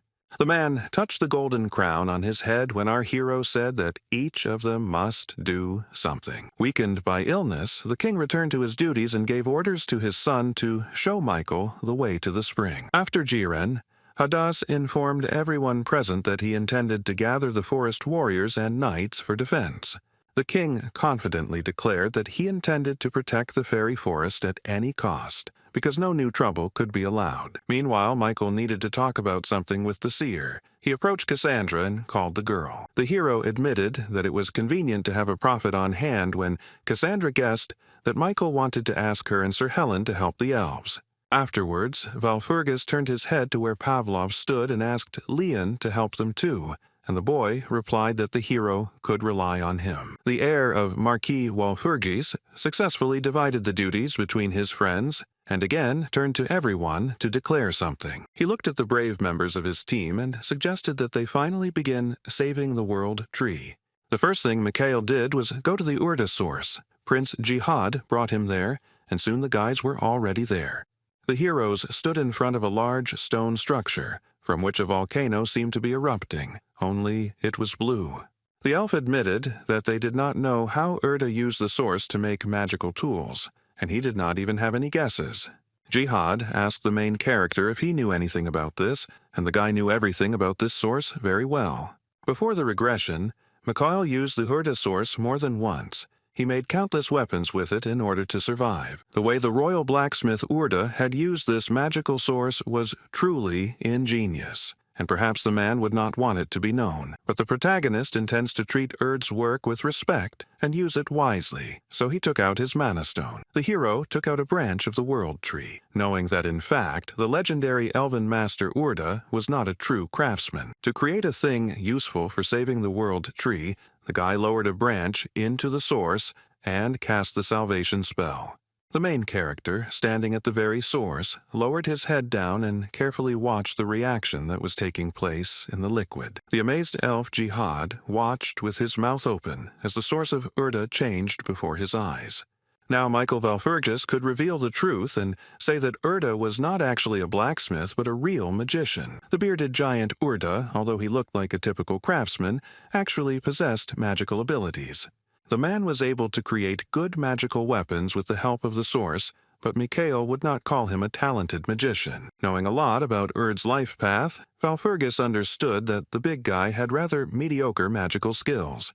Urda himself understood this perfectly well, so at one moment he made a fateful decision that changed his life forever. Having let go of his magic staff, Urda decided that since he could not become a talented magician, he would try to succeed in another field. The protagonist, while working on creating the weapon he needed, said that Urda eventually became a master of magical weapons. Before he first came to this place, Mikhail sincerely believed that the source was some kind of metaphor or something like that. The guy couldn't even imagine that in reality, the source of Urd would actually turn out to be a literal source. But the water in this spring was not ordinary. It was as if it was completely filled with mana and resembled a magical liquid. Holding his hand in front of him, our hero continued to work on creating the weapon, this time casting the structural waves spell. At that moment, the branch of the world tree changed. Now it glowed not green but blue, which meant that the spell worked. As the color of the branch's aura changed, a large splash of water appeared above the source, lifting the branch into the air. Like waves, magical water surrounded the branch of the world tree, and the future weapon hovered in the air in front of the protagonist. The branch of the world tree was a very rare material with its own characteristics, because it inherited the life force of the tree itself. Michael smirked, realizing that the branch of the world tree was almost impossible to use as a material, but the key word was almost. The talented magician knew the method very well, and to create the weapon it was necessary to select the right combination of magical elements. The excited elf Jihad listened attentively to Mikhail's explanations, and asked what would happen if he selected a combination of elements. Working hard, the protagonist explained that if he collected the right amount of mana, he would be able to process the branch and use it. The prince asked how long it would take Michael, and the boy replied that not much, about 4 days. The information stunned the young elf because such a period of time seemed very long to him because the forest was in danger now. The protagonist asked Jihad to trust him that it was very fast, because the processing of such a weapon usually takes a whole year. Prince Jihad was taken aback when Michael turned around and asked the boy if he was going to continue standing there like a pillar, doing nothing. Valpurgis said that now that they had reached the source, it was time to carry out what the hero had planned. The boy explained that there was not only a source here, but also other gifts that Urda left behind, and the elf was surprised. Michael pointed his finger at the source and, with a smile on his face, told the elf that the weapons of the former fairy kings should also be here. Jihad couldn't believe it when he was told that there was an opportunity to obtain the magical weapon once created for the fairy king. Valpurgis said he didn't yet know where they might find the weapons, but for now he needed to focus on processing. Elf Jihad listened attentively to the messenger of the world tree and did not argue with him, but simply remained silent in response. The prince with long red hair nodded, making a serious expression on his face, and answered our hero that he understood everything. The protagonist focused on the task, realizing that he would have to process it continuously for 4 whole days. In order to concentrate as much as possible before starting to process the branch of the world tree, Mikhail closed his eyes. The young mage announced that he was beginning to process the magical weapon, and the branch of the world tree flew into the air even higher above the source. 3 whole days passed from that moment. The forest elves were talking among themselves.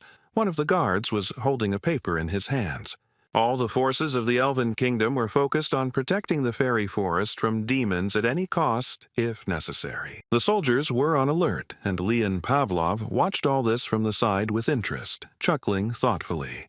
The boy told Cassandra and the knight that apparently nothing terrible had happened in 3 days and the forest was in perfect order. Cassandra couldn't agree with the swordmaster 100% and he became scared, asking if the girl had any visions. With sadness on her face, the seer stated that many details of the future of humanity were reliably hidden from her. The clairvoyant glanced at Count Pavlov and shared what she had been able to see about the future of the forest. Lady Cassandra walked closer to the withered world tree and declared that she saw nothing good about the future. But the seer tried to remain optimistic, smiled, and said that Michael would probably take care of it himself. Knight Aaron did not share the girl's opinion, advising Lady Cassandra not to place great hopes on anyone, including our hero. The clairvoyant told the knight that everything was fine and, in any case, the only thing they could do now was wait. The girl advised everyone to continue to believe that Mikhail would cope, but she did not notice that the ground beneath the heroes began to crumble before their eyes. The soil around the world tree was covered with giant cracks, which became deeper and wider with each passing moment. Leon Pavlov wanted to talk about the temple, and the 3 still did not suspect that behind their backs the land was turning into ruins. But the brilliant swordmaster still noticed that something was wrong, and asked Cassandra what was going on. In a panic, Knight Aaron and Lady Cassandra began to run wherever their eyes looked, so as not to fall into the huge cracks that had formed in the ground. Just a minute ago, roses were blooming in the fairy tale forest, but now they have withered and faded, just as the sky above them has turned gray. The world tree shook and thundered, and a circular moat began to form around it, which protected the heroes from the tree. Aaron, Leon, and Cassandra managed to run to a safe distance and watched what was happening with shock on their faces.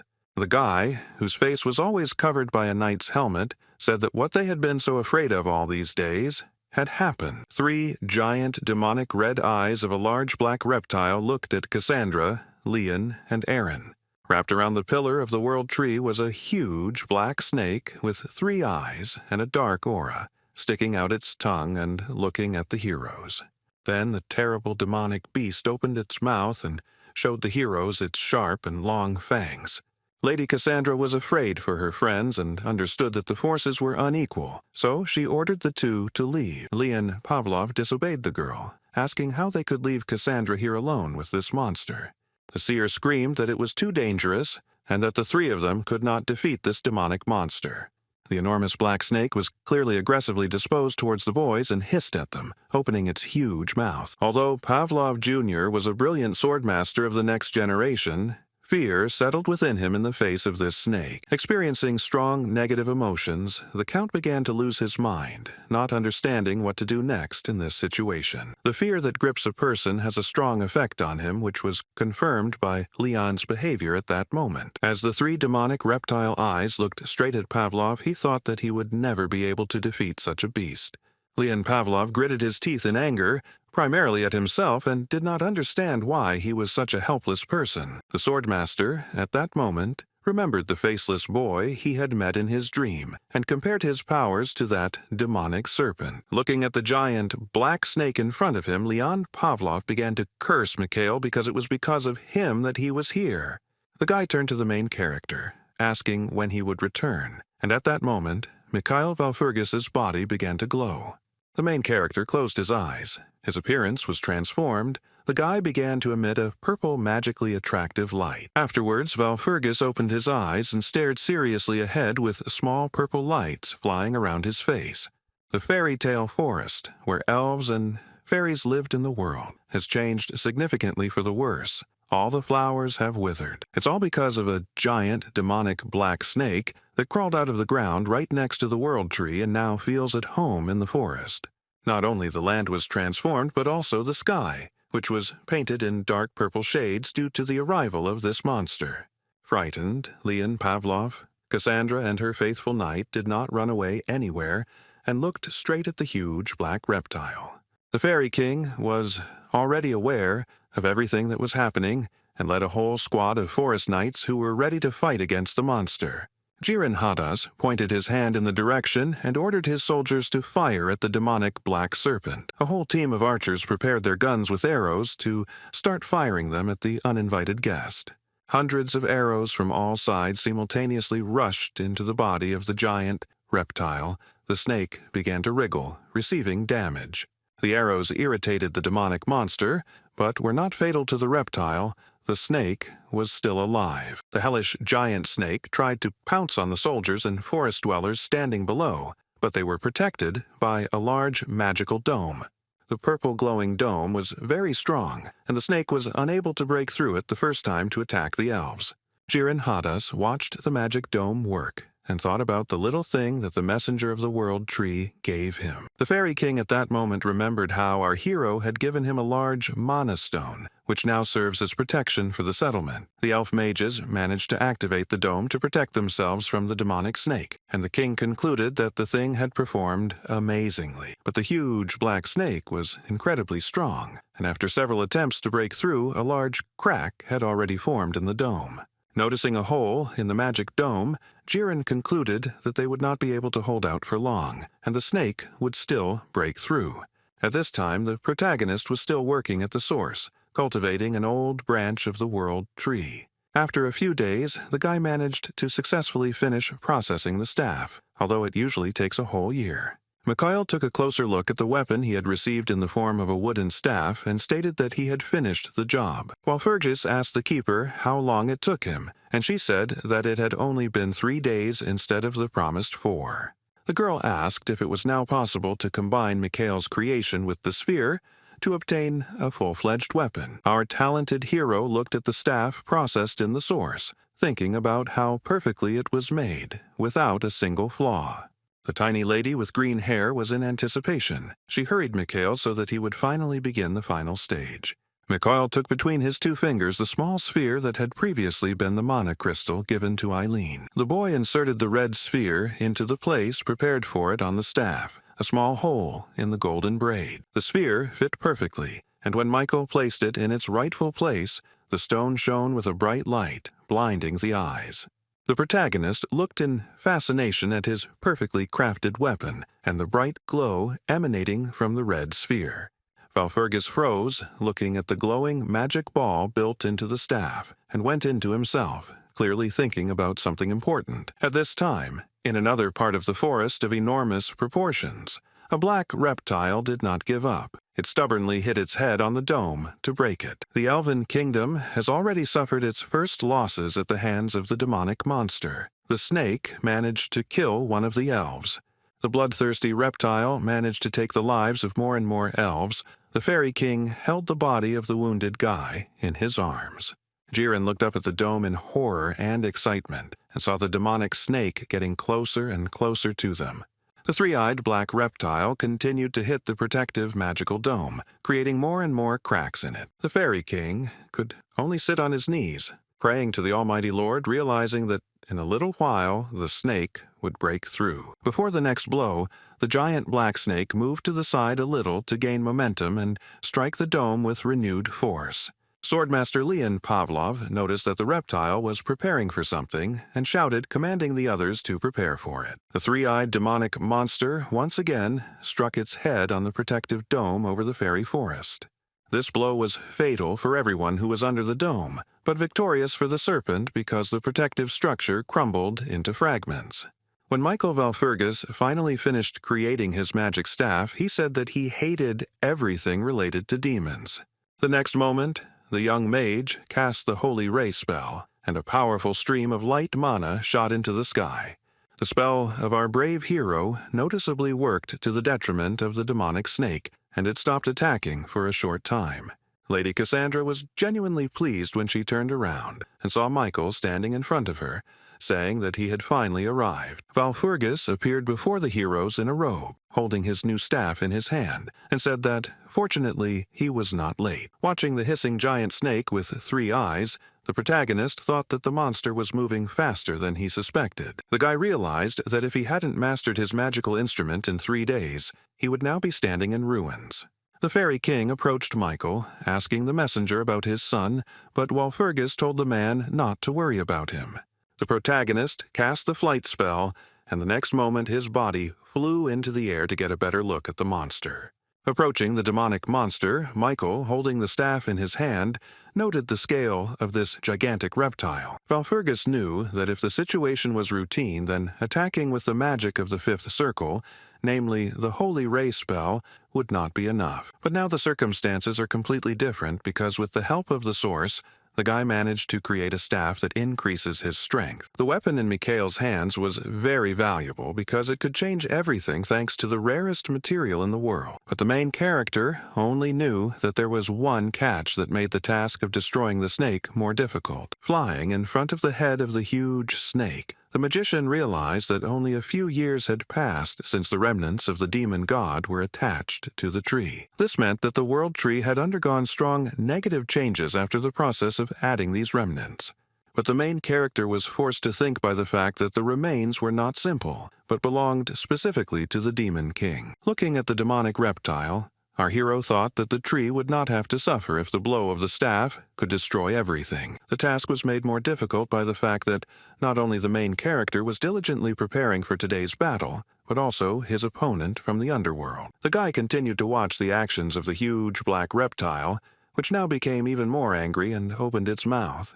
The protagonist mentioned the devil when he noticed from the behavior of the demonic snake that it was preparing to do something against them. Mikhail Valfurgis was absolutely right, and the next second, the reptile, opening its mouth to its maximum, headed towards the guy. To stop the snake's attack, an unknown hero shot an arrow at the demonic reptile, which was not ordinary, but magical. The arrow flew past the snake at breakneck speed as it threatened everyone below, with its mouth wide open and its sharp fangs.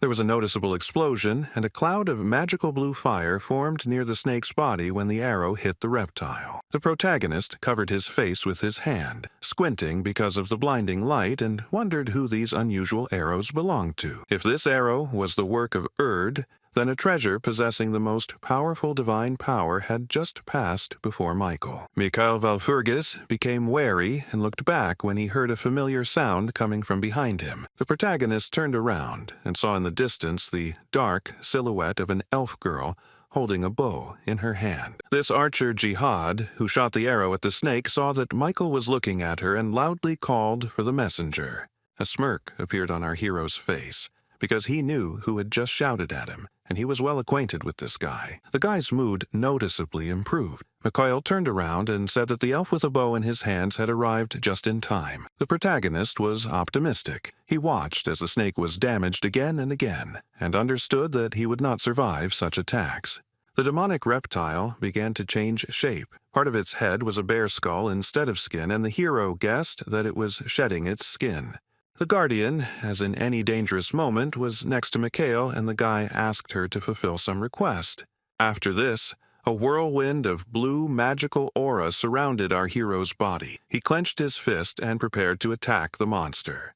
The guy asked the creature to open its mouth, and, turning into a blue beam of light, rushed straight into the mouth of the demonic snake. In an elated mood, the protagonist approached the monster's mouth and declared that he was going to enter inside, destroying the monster from the inside. Walpurgis Jr. managed to successfully get inside the giant snake and began to fly, surrounded by the entrails of the bloodthirsty monster. The keeper accompanied the guy. She felt disgusted, and she clearly did not like flying inside the reptile. The girl asked the hero if they could see the very remains of the Demon King in front of them now, and said that they couldn't be named better. Inside the huge reptile were stored the remains that destroyed the world tree. They looked like hundreds of black worms. The protagonist looked angrily at the demonic remains that were now writhing in front of him in the insides of the reptile. But these were not just remains, but living creatures that moved, and each had glowing eyes and mouth. The keeper came to the conclusion that these were real demons who had formed themselves from the remains of the king, and Michael called them some kind of weaklings. But still, the girl advised our hero to be careful, because these demons are born very quickly. Not feeling any fear of demonic entities, the guy thought about how to deal with them as quickly as possible. Inside the snake, more and more new creatures were formed from the remains of the Demon King, which only increased in size. In order to get rid of the newborn demons, the protagonist decided to use his new staff and grabbed the weapon. The hero materialized all his magic circles around himself, but decided to temporarily increase their number with the help of a special spell. The next step for the talented magician was to cast the Divine Gate spell, which would help kill the demons. Numerous demonic monsters began to make sounds, not understanding what was happening when the boy cast the spell. After the spell was successfully activated, a large magical divine gate appeared behind the main character. Mikhail Valfurgis coughed and spat out a clot of blood because strong spells always deal damage to physical health. The boy wiped his mouth with his hand and said goodbye to the demons because he knew that the Divine Gate would definitely help get rid of them. Divine Gate was a signature spell by Michael Walpurgis, developed by his boyfriend before his regression. The spell is quite complex, and not everyone can successfully perform it because it is not a basic level of magic. Michael wasn't even surprised when he saw the Demon King's reanimated remains panicking after activating this spell. The open divine gates began to literally suck in demons, because this is one of the most effective spells against creatures from hell. The guardian covered her face with her hands and opened her mouth wide when she saw that one spell was enough to kill the demons. The girl began to tug at Walpurgis's cheek, screaming why those monsters had disappeared and whether they were really that easy to kill. Seeing that her friend was not in the best physical condition, she asked Mikhail if he was sure that this was necessary. Looking at his blood-stained hand, our hero said that he was sure, because in such a situation, there was no other way out. Divine Gate is a spell that consumes a lot of mana, and if used with others, the power will run out after 5 minutes. The main character realized that he had only a few minutes left, so he ran to have time to destroy every single demon. After a few minutes, the place that had recently been filled to capacity with demons became empty, and only smoke remained there. Michael Valfurgis managed to cope with all the demons, but at the cost of his own health, because his strength almost completely left him. But our brave hero had another important task ahead of him. He looked at something in front of him and said that he had found it. It was a round lump of red meat, which was attached to the walls of the black reptile's entrails by threads of meat. Michael said that this is the eye of the Demon King, and also the heart of the black snake that swallowed our hero and the keeper. The Demon King's eye opened slightly and a red pupil appeared from the round organ, and the guy said that this was the only thing that tormented the world tree. The Demon King completely exposed his lone eye, which he had been safely hiding inside a huge black reptile. 3 minutes left for everything, and after that he would collapse without strength. The Demon King's giant eye narrowed as it watched the actions of Michael Valfurgis standing below. It was not just an eye, but a full-fledged monster that attacked Mikhail, releasing numerous meat tentacles from itself. The tentacles circled around the guy, trying to harm him, so there was no more time to wait and Mikhail prepared to attack. The first step in the battle against the eye of the demon, King Michael, was to cast the shimmer spell to confuse the eye. Our brave hero reminded himself that he only had a minute left and took off, heading straight for the center of the pupil. For now, the demonic eye was fine. It once again fully exposed its eyeball, watching the actions of the magician. In order to destroy the eye of the demon king and the heart of the black snake, Michael Valfurgus took an unusual golden puck into his hands. The guardian, who was already sweating from the tension, asked the protagonist if he was holding the signal stone in his hand. The guy didn't answer and squeezed the stone in his hand, realizing that he had no time for talking because there were only 30 seconds left. The protagonist continued to act according to his plan. The pink tentacles of the demon's eye tried to grab Mikhail to stop him, but the next moment, something went wrong as the guy had planned, because a bright green beam flashed in front of his face. Confused by what she saw, the keeper assumed that this green beam was a magical arrow fired by someone. The giant demonic snake received a noticeable disfigurement. A large hole formed in its body from which green smoke poured out. After a successful shot, the girl stopped to catch her breath and look at the result. The person who helped Michael defeat the demonic reptile was an elf archer, whose body glowed with a green aura. Having reduced the distance between himself and the eye, Walpurgis asked him if the monster thought that they would allow him to destroy the world tree. Looking straight into the huge red eye, the guy gave himself the order that he would not allow this because before the regression, the tree died, and everything became meaningless.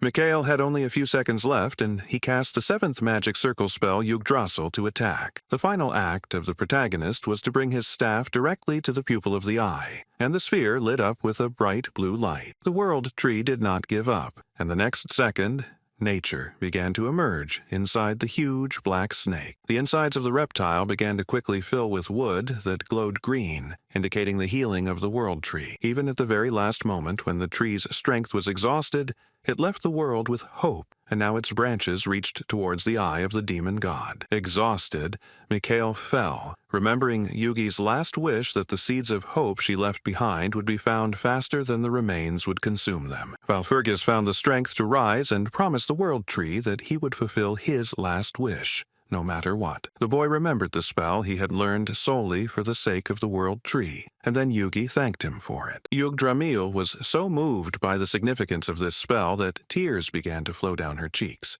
Michael decided to get rid of all the regrets of Jihad and create another reality by casting a spell, and the world tree began to dissolve before his eyes. Prince Jihad watched from the sidelines and saw how, before his eyes, the old, dried-up world tree began to be destroyed. Unlike the elf, there were no tears in Walpurgis's eyes. He looked to the future with hope and decided to create a new reality. It was a new beginning of sorts for our hero, and after Yugi's spell was successfully cast, a new world tree grew around the Demon King's eye. At Yggdrasil's last wish, the protagonist made the old world tree begin to disintegrate into small dust.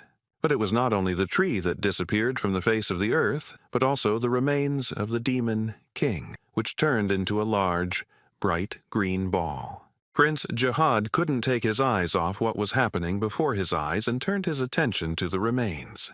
The spirit of the world tree, with a powerful stream of green mana, went to another tree which was very far away to settle in it. A bright green beam entered the pillar of a tree standing in the middle of the lawn, which meant that the world tree would now be located in a different place.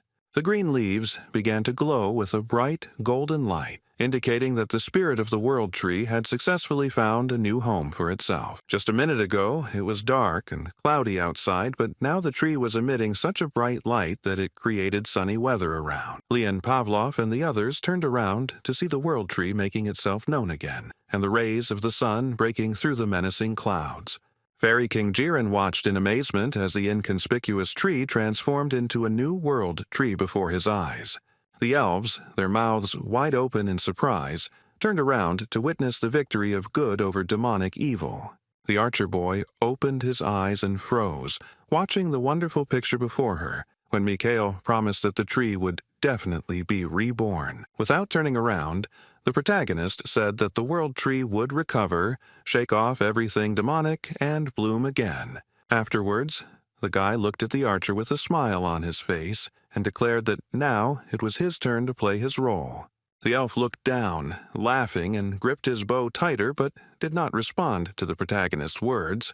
Os looked at the revival of the New World tree with hope in his eyes and said that everything was as the guy had said earlier. The archer stated that the protagonist was right and she really needed to move forward, and after these words the guy left. Mikhail Valfurgis was left alone in the middle of a green meadow with golden threads of the world tree flying in the air. Tired after the battle with the Demon King's eye, the protagonist looked around and said that there it was, her world. Yggdrasil approached the boy and told Mikhail that now she would be able to take care of the restoration of the forest and take care of the children. Yugi thanked Walpurgis for saving her, but our humble hero replied with a smile on his face that there was no need for thanks. Michael Valfurgis explained to the spirit of the tree that he had only fulfilled his promise, and now it was the turn of the world tree to fulfill its own. The girl smiled modestly and agreed with the young man, but said that she believed that the reward would not be enough. Yggdrasil asked Mikhail if he wanted to increase the number of his magic circles and get a new essence, and she was completely right. Yugi said that a small part of her essence could help our hero with this, and she even wondered if her life was worth too little. Yggdrasil placed her hand on her heart, deciding for herself to help our hero, and prepared to make a statement. With a sincere smile, the spirit of the world tree told Mikhail that, as a sign of gratitude, she was ready to give the guy a part of herself. The guardian was furious at her sister's statement and screamed, "What the hell?" looking angrily at Yugi. She flew up to the frightened Yugi, asking how she would maintain harmony in this world if she decided to make her life so difficult. The tiny girl blushed when Yggdrasil asked if she hadn't chosen Mikhail for the same reasons as Yugi. The protagonist asked the keeper what was wrong with her, but the girl did not want to explain, seething with anger on the guy's shoulder. Yggdrasil told Mikhail that now that she shared a part of herself with him, the boy would be able to absorb not only mana, but other types of energy as well. Walpurgis Jr. thanked the girl with all his heart, and she praised him for being a very determined person. Yugi cut off a strand of her long blonde hair and gave it to the protagonist as a part of herself that Mikhail could use for his own purposes. Michael examined the cut strand of hair and said that it was very symbolic that Yugi's essence was contained in her hair. The boy opened his mouth wide and asked the spirit of the world tree if he should eat the hair now, and Yggdrasil said that he shouldn't. The girl asked the guy to just tie a strand of hair around his wrist and that would be enough, and Mikhail did as he was told. The protagonist closed his eyes and concentrated to feel how part of Yggdrasil's essence connected with his body. The guy immediately felt some changes, as if a magical power had awakened in the strand of hair of the girl on his hand. A second later, the strand glowed with a green aura. The hero's wrist was wrapped in magical golden threads, and part of the essence of the spirit of the world body merged with him. A stream of bright green mana began to swirl around Mikhail Valfurgis's body. He closed his eyes and was ready to accept part of the tree spirit. The young magician opened his eyes, feeling how the energy of the entire world seemed to be flowing through his body. Valfurgis's magic circles turned green, and he felt his magic power being restored, and his wounds healing. The guy tried to move his hand, and all his movements left behind a bright green trail of magical energy. The glow around the young magician's body became brighter and brighter. Strength filled the hero, and the former fatigue after the battle disappeared somewhere. The protagonist felt mana gradually filling his entire body, and this would not have seemed strange if he had not had to absorb Yugi's essence. From the concentration of mana, the main character began to lose his mind. The energy became brighter and brighter with each second. The speed of the guy's recovery was amazing. When the absorption of the Yggdrasil essence was successfully completed, Mikhail was glad that he had become one step higher. The reward from the spirit of the world tree helped our hero become the owner of the 6th magic circle, which made him even stronger. Meanwhile, in the fairy tale forest, everyone was celebrating the victory over the remains of the Demon King. The elves were drinking to life, knocking mugs of beer together. The soldiers danced around the fire, shouting about 32 arrows in the air and rejoicing at their survival, while the hero watched them from afar. Mikhail did not share the general joy, but calmly drank beer on the side, surprised at how relaxed the elves turned out to be. The swordmaster Leon Pavlov was also having fun with the elves, also holding a mug of beer in his hand and blushing from intoxication. The guy looked at Cassandra and Aaron, who were standing nearby and chatting pleasantly with the elven archer, rejoicing in their victory. Watching this whole picture, our hero also smiled broadly, because although the elves had suffered greatly, they were now much better off. The king of the fairies was also with his people. Although he was unable to dance due to his health, the man sat quietly to the side. Michael sat down next to him and received a question from the king about how he was feeling, to which he replied to the man that the leader of the elves and fairies had no less responsibility on his shoulders. Fairy King Jiren looked at his interlocutor with a soft smile on his face and said that he was feeling much better now. Watching the general merriment, Michael Valfurgis said that his son, King Jihad, had great talent. The boy advised the king to teach his son and then arrange a meeting with the spirit, and perhaps the spirit would make a contract with him. The Fairy King noted that our hero was truly concerned about his son Jihad and said that he was proud of his child. Valfurgis listened silently to the Fairy King Jiren, and he remembered Jihad's words before Michael regressed. During the war with the demons, the 8th King Jihad often told Michael about his father, calling him a truly good elf. Now, Mikhail understood that Jihad was telling the truth, and the main character was very glad that he was able to help them. The current Fairy King stood up from the bench, asked for forgiveness from Mikhail, and said that for now he was forced to interrupt the conversation with him. Jiren Hadas decided at that moment to turn to his people, asked for attention. The soldiers stopped and froze, looking at the king. The Fairy King began his speech by saying that with the revival of the World Tree, they were able to restore their lost honor. But as Jiren believes, this is not their merit, and the true savior of the kingdom of elves and fairies was the messenger of the World Tree. The man raised his fist and declared that here and now he wanted to proclaim them all as allies of Michael Walpurgis. The Fairy King solemnly announced to his people that from now on, the elves and fairies would not be locked in this fairy forest. The guards of the fairy forest completely agreed with the decision of their leader, also raised their fists up and began to loudly praise the messenger. The elves crowded together to throw Michael Valfurgis into the air and catch him again, shouting eternal glory to the messenger. The situation amused our hero, but Mikhail certainly did not expect such a development of events and the reaction of the elves. While the elves were throwing our hero into the air, a suspicion crept into his head that the guy had forgotten something important. From the dungeon behind the bars came the cry of the butler Morden, who had been arrested a few days ago and was now shouting that he had thought about his behavior. At this time in the capital, the Holy Father, a priest in a white cassock, stood in front of the window preparing for the event in the church. The man with the beard was noticeably nervous. He sighed heavily, trying to pull himself together to start working in the church.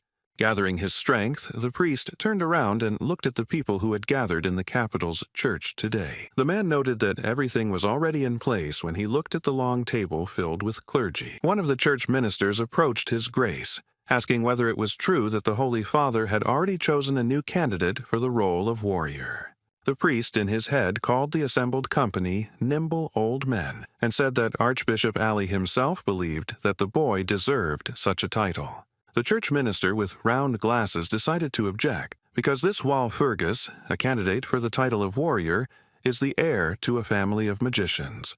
He tried to get through to the Holy Father that he himself should understand that a magician is not the best candidate for the position of a warrior. The priest in the white cassock replied that nothing had been approved yet, not wanting to justify himself to the minister of the temple.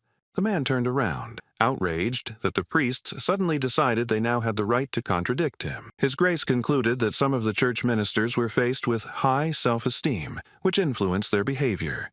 The Holy Father made a statement that they all serve God's will, therefore they have no right to decide anything on their own. The priest said that their task as ministers of the church was to prepare the future warrior for the coming catastrophe. One of the priests slammed his hands on the table, loudly declaring that this was precisely why the proposal for a new candidate should be rejected.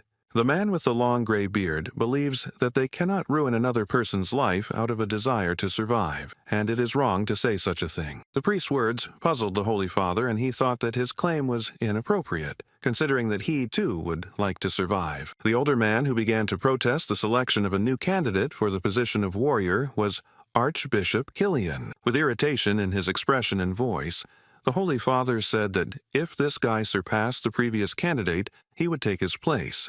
The man in the white robe explained that for the previous candidate, becoming a warrior was not the only path, and there were other ways to serve the Lord. Archbishop Killian looked like he completely disagreed with the words of the leader of the church, but he just clicked his mouth. Killian decided to give the Holy Father a short answer, not wanting to continue the argument, saying that we'll see, implying that the truth will come out later. There was nothing more to discuss, and the man in the white robe declared that he considered the meeting to be over. After the meeting, the Holy Father spent time alone in the church, thinking about the results of today's meeting, and they disappointed him. The man remembered Michael Valfurgis, who had insisted on this so much, and expressed hope that he could buy some time.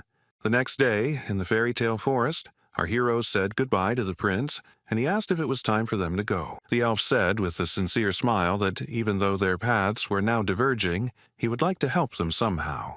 The protagonist told the elven prince that he thought that soon he would have such an opportunity, and he would have a chance to repay. The boy froze when Mikhail advised him to train more with the bow to be ready to fight the Spirit King. But the son of the Fairy King did not ask unnecessary questions about the upcoming battle with the King of Spirits, but only smiled and promised to do everything possible. The fact that the guy was ready to fight the Spirit King in the future made Mikhail happy and brought a smile to our main character's face. Jihad was not ready to end the conversation. He wanted to ask our hero something else, and turned to the messenger of the world tree. The future Fairy King asked Michael if he had decided to become a warrior, and the boy confidently replied that the elf had said everything correctly. The guy looked down, embarrassed to look the hero in the eyes, and said that he was sure that our hero could do it. The protagonist listened to Jihad's wise speech about how not all religions turn the world into a battlefield because of a false prophecy. The future king of the elves said that, nevertheless, due to some religions, his race would forever remain hostages of the fairy forest. Mikhail knew that Jihad knew this better than anyone else, and he clicked his tongue when he remembered the man who had caused so many to suffer. In Valfurgis's memories, the image of Siegfried surfaced, and our hero knew very well how many lies the churchmen were spreading to the masses. Mikhail clearly remembered how, even before the regression, he ran away headlong to avoid doing the nonsense that the old men in cassocks ordered him to do. The protagonist's head was full of thoughts, but he asked Jihad to stop worrying about it because he knew what he was doing. With a smile on his face, Jihad wished the messenger and his companions a successful journey and blessed them on behalf of the world tree. The protagonist wished the elf and his entire race all the best in return, and declared that he believed in his people, and then turned around. But Mikhail couldn't just leave because he wanted to tell Jihad one more thing, so the guy stopped abruptly. Something was obviously bothering Walpurgis Jr., and before saying anything to the elf, the boy thought. The hero turned his head to Jihad and asked if he remembered what the magician had said earlier, and the elf clarified what exactly he meant. Our hero made a gesture with his index finger and told the future elf king that he shouldn't carry the whole burden alone. Michael Valfurgis warned Jihad that this usually did harm, and hoped that this time the elf had learned something.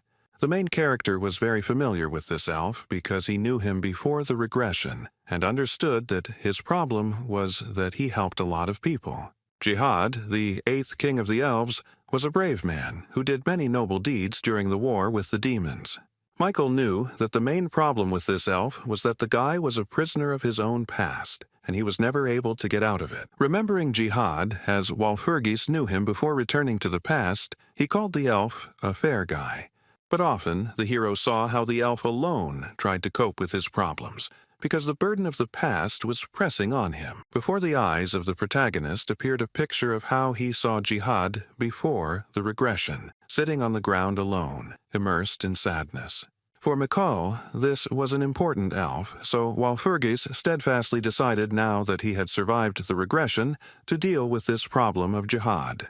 A smile spread across the elf's face as our hero spoke wise words to him, and Jihad took this speech with understanding. Jihad replied to the boy that he believed that Mikhail knew that carrying a burden alone was harmful, even more than the elf. The elf promised that he would repeat these words of Valfurgis like a prayer, and our hero was glad that he was able to tell Jihad the most important thing. The main character said these words to the elf Jihad so that from that moment on he could direct his life in the right direction. For Michael, the prince was a partner who was just as dedicated to saving the world, and he wanted to lead him into a better future. Our brave heroes left the fairy tale forest and headed back to the capital. McCall was accompanied by the knight Aaron and the others.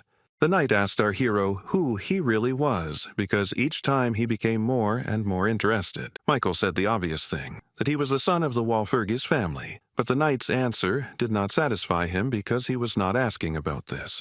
The guardian was also there as always, sitting on the guy's shoulder, and told him that she always knew that our magician was special. The protagonist complained that people always amazed him and came to the conclusion that it was time to tell everyone everything. Knight Oren stopped abruptly and turned his attention to Michael as he told everyone present to listen to him. The brilliant swordmaster Leon Pavlov also stopped walking and looked intently at our hero, expecting him to tell everyone now. The butler Morden was not left in prison and was released. The elderly man accompanied his master on the way back to the capital. Mikhail, with a smile on his face, began to talk about the reason why he can do what sometimes seems impossible to his comrades. The guy pointed to his ear and told the guys that he simply heard the voice of the Lord and was guided by all his instructions. When those present heard Mikhail's explanation, everyone froze, staring at our hero, and considered it nonsense. The protagonist recalled the moment when he first met Siegfried, whom he calls an idiot, and he extended his hand to the guy. Before the regression, Walpurgis first saw the warrior Siegfried in the temple. Then the boy greeted him and asked if he was Michael. The hero remembered how Siegfried looked when they first met. The warrior had hair that shone like golden rays.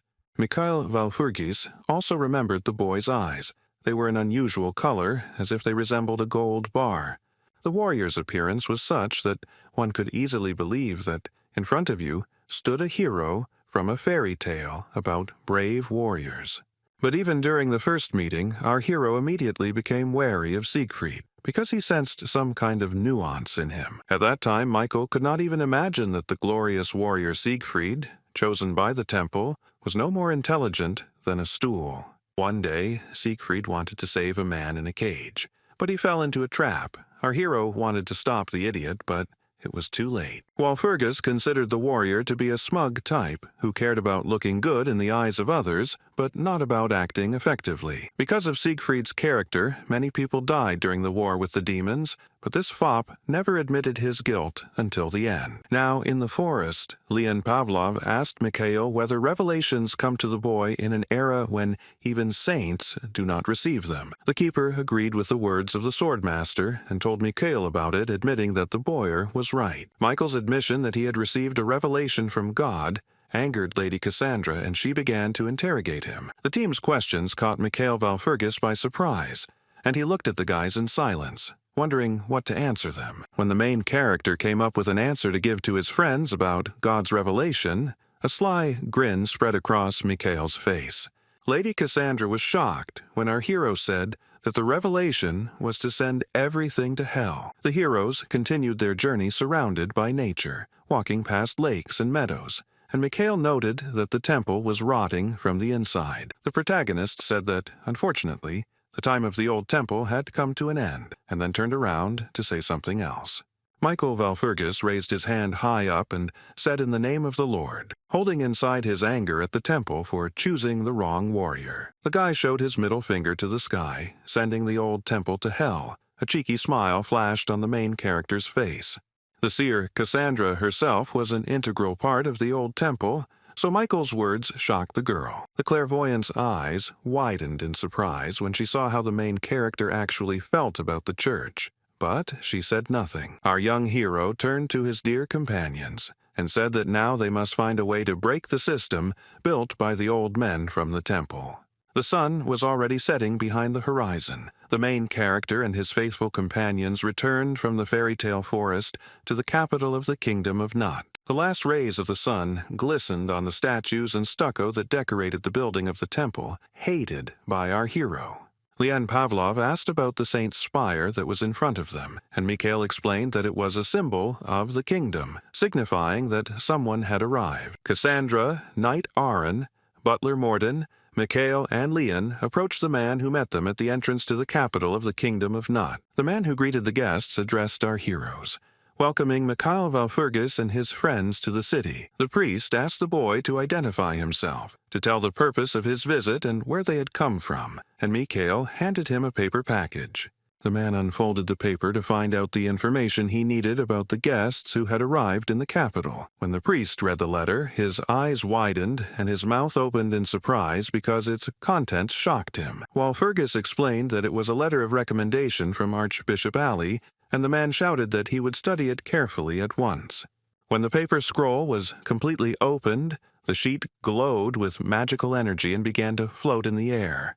To put a seal on the letter, Mikhail was required to give a drop of blood, and the boy, without resistance, agreed to do it. The priest declared that everything was confirmed when a drop of our hero's blood fell on the red seal in the lower right corner of the scroll. The man wished our hero a good journey and God's blessing, but the guy ignored this, turned around, and entered the city. When the main character and his friends passed the arch, Mikhail was declared a candidate for warriors, and the guy thought that this was true. The high-ranking officials in the Kingdom of Nut were very skeptical about the warrior's choice, but people are prone to change their minds. It didn't matter who was behind him or what his background was, because a warrior is a warrior, so the townspeople started to bombard Mikhail with questions. Liana Pavlova was amused by the situation, and he suggested that the main character attract the attention of all the people in the capital to himself. Valpurgis agreed, saying that it was worth showing the city's inhabitants in all their glory, and at that moment Leon Pavlov's expression changed. Walking along the streets of the capital, the main character had a sly smile on his face, and in his conversation he mentioned some kind of breeze. The keeper also smiled, looking at Mikhail, and understood what our hero was getting at, which she told him. The black seal on Mikhail's neck, which signified the keeper's protection, changed color and became green, glowing. The boy grabbed his staff from the branch of the world tree in his hand. The small red sphere on the tip of the weapon glowed brightly. The clergy and ordinary onlookers who were watching the main character opened their mouths in surprise. The man who met Michael Valpurgis and his faithful companions at the gate was also greatly shocked by what he saw. The protagonist closed his eyes. Holding the staff in his hand, his body was surrounded by bright blue mana, like a powerful vortex of light. The townspeople realized that our hero possessed divine power, and the guy opened his eyes and wanted them to look and remember. In his head, Michael addressed the strange, hairless people who were watching him from afar, knowing that they had been sent by the old men from the temple. Butler Morden also noticed the suspicious man who was watching them and became wary. The man came up and whispered in his master's ear that there was some suspicious guy standing behind the crowd who had aroused his suspicions. But Mikhail ignored this fact, asking the butler if he would like to go on vacation for a couple of days, which was an unexpected offer for Morden. The guy explained that Morden had worked so hard all this time that sometimes he needed to rest and he wouldn't care what the man did. Mikhail winked at the butler with a smile on his face, saying that he could count flies, go to brothels, or solve mysteries. Morden felt a sudden awkwardness when his master suddenly suggested that he go on vacation and do whatever his heart desired. The man laughed artificially, saying that it was a bit unexpected, and did not immediately answer whether he agreed to go on vacation. The butler bowed before his master, finally replying that since that was the case, then so be it. He agreed to take a vacation. Leon Pavlov and Lady Cassandra and her protector, standing behind them, turned their attention to the protagonist when he addressed them. Michael Valpurgis looked at his team with a smile on his face, declaring that it was time for them to hit the road. Meanwhile, in the church, the priest who had met Michael the day before stunned Archbishop Killian with news of divine power. The Archbishop could not believe that our hero had divine power, because the Walpurgises are magicians, and they do not use it. As we know, mana and divine power cannot coexist in the body of one person, and the combination of these two powers is a fairy tale for children. Archbishop Killian knew this very well, and he understood that there was no logic in the fact that a mage had divine power. The girl who reported to the Archbishop said that was not all, and Killian asked what else she wanted to say. The old man froze when the girl stated that they had received confirmation that Cassandra was also with the younger Walpurgis. Archbishop Killian could not believe his ears when he was told that a famous seer was accompanying a warrior candidate. The main character, immediately after arriving in the capital of the Kingdom of Nut, together with his team, went to the temple, a majestic building in the center of the city. There they were met by a nice guy named Cian, who called himself a mid-level priest and promised to serve Lord Michael. Cian reported that His Holiness was already waiting for Mikhail, and our hero was surprised that the guy looked quite young for a mid-level priest. Walpurgis asked Cian to accompany him to His Holiness, and the priest felt awkward because his friends were also accompanying him. The meeting with the priest was private, and Mikhail could not take his friends with him, so he told them that they knew what to do. But a second later, Walpurgis changed his mind, deciding that before talking to His Holiness, he needed to talk to Cassandra. They stepped aside. The seer asked what was going on, and Mikhail said that she should understand that Killian had noticed the girl's presence. Looking down, the girl admitted that she had noticed this and told him that Killian was most afraid of her prophecy. Lady Cassandra did not know what to do in this situation, so she looked at the hero with pleading eyes and asked for advice. The girl shuddered in surprise when the main character, instead of giving advice, told Cassandra to decide for herself what to do. The protagonist explained to the girl that it was obvious that Cassandra knew everything she had to do and there was nothing to think about. Cassandra looked at our hero with admiration when he reassured her, saying that he would accept any decision the seer made. After these words, Lady Cassandra was silent for a moment, trying to digest the shock of what she had heard, because Mikhail's phrase had impressed her. Cassandra pulled herself together, pulled the hood of her black robe over her head, turned around and admitted that the protagonist was right. The girl's expression became serious. She was determined to make the right choice, saying that Mikhail could rely on her. Finally, Michael Walpurgis looked at the seer Cassandra with a smile, saying that they had agreed on everything. Looking uncertainly at the temple building, the main character said to himself that now he would have a difficult conversation with His Holiness. But before Walpurgis met with the priest, Lady Cassandra wanted to tell him something else, so she asked him to stay. The clairvoyant said that she could now tell the young magician for sure the reason why Cassandra decided to escape from the temple. The protagonist stopped and looked closely at Cassandra, warning that he was listening to her and was ready to find out the reason. Cassandra confessed to Michael why she had fled from the church, and after that our hero went into the temple, slamming the front door behind him. The guy left Leon Pavlov. The knight Aaron and the seer on the street. At first they stood and looked at the door behind which Mikhail disappeared. Knight Aaron asked Cassandra if she was sure this was a good idea, and the seer replied that she trusted Michael. Leon Pavlov decided to ease the tension by looking around and saying that everything looked absolutely magnificent. Cassandra was not surprised because it was the main temple of the country, but on her first visit the seer was also struck by the appearance of the building. Liana was surprised that even Cassandra was struck by the setting for the first time, and the girl explained that she had spent her entire childhood in the slums. Aaron wasn't thrilled that Lady Cassandra was now recalling her difficult childhood, but the girl reassured him that it was a long time ago. With sadness in her eyes, recalling those times, the seer admitted that at that time the temple seemed like a light at the end of the tunnel to her. The seer recalled a moment from her distant past when she sat alone on a city street in rags and cried loudly. Then the girl raised her eyes, full of tears, and in front of her, with his hands folded in front of him, stood an unknown man in a priest's cassock. The priest came to the aid of the poor girl, bent over her, and wiped a tear from her cheek with his finger, astonishing her. The priest took Cassandra from the slums and brought her to the temple, which saved the child's life because she lived in deep poverty. Cassandra confessed to the children that she now wants the temple to remain in her memory, the same as it was in her childhood. She recalled the moment when, as a child, she first visited the temple and looked with delight at the majestic building. Now, Lady Cassandra would like the church to remain at least externally unchanged, and for its architecture and facade to remain the same. The seer explained to the knight Aaron and Leon Pavlov that she was doing what she thought was right, because that was what Michael advised her to do. A smile appeared on the girl's face as she was able to make her final decision, and she mentioned the prophecy again. Clenching her fist, Cassandra told the boys that if the priests and the people did not want to believe in the prophecy, she would do everything to change it. At this time, our brave hero had already entered the temple. He was slowly walking along the wide blue carpet to meet the priest. The inside of the church was as beautiful as the outside, and a mid-level priest, Siana, escorted Michael to the room where the meeting would take place. The protagonist noticed Cian when the young priest approached Michael Walpurgis to tell him something. Cian confessed that he had heard that, upon entering the city, Walpurgis had demonstrated miracles granted by the god, and asked if this was true. The guy was surprised by Cian's formulation, because he had not shown anyone the miracles that God had given him. The main character could not believe that the ostentatious scene he staged upon entering the city had raised the entire capital up in arms. Michael said that a mage who uses divine power is amazing, and Cian agreed with our hero with delight in his eyes.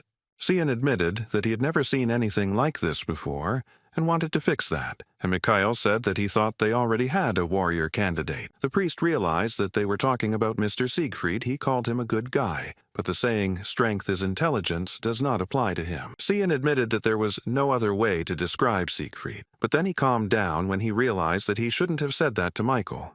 The protagonist listened attentively to Cian's opinion about Siegfried, and it was impossible to tell from his face what he thought about it. The young priest began to loudly apologize to the warrior candidate, suspecting that he had said too much about Siegfried. The guy swore that this would never happen again, but our hero was not angry. He took the worried priest by the hands to calm him down. Michael stunned the priest by declaring that he liked him very much, and his sympathy was caused by the fact that Cian understood the truth about Siegfried. The guy seemed smart to our hero, and he decided to remember Cian, a mid-level priest, because they had the same opinion about the warrior. They came to the door, and Cian said that His Holiness was expecting Michael, and that entry into the room was forbidden to anyone below a certain rank. Cian was not allowed inside due to his low rank, so he said he would wait for Mikhail outside and wished the hero God's mercy. The protagonist declared that if that was the case, it was time to begin, and he placed his palms against the door to finally meet His Holiness. Michael wondered who this man, the Holy Father named Gregory, was, who was waiting for him in a separate room in the church.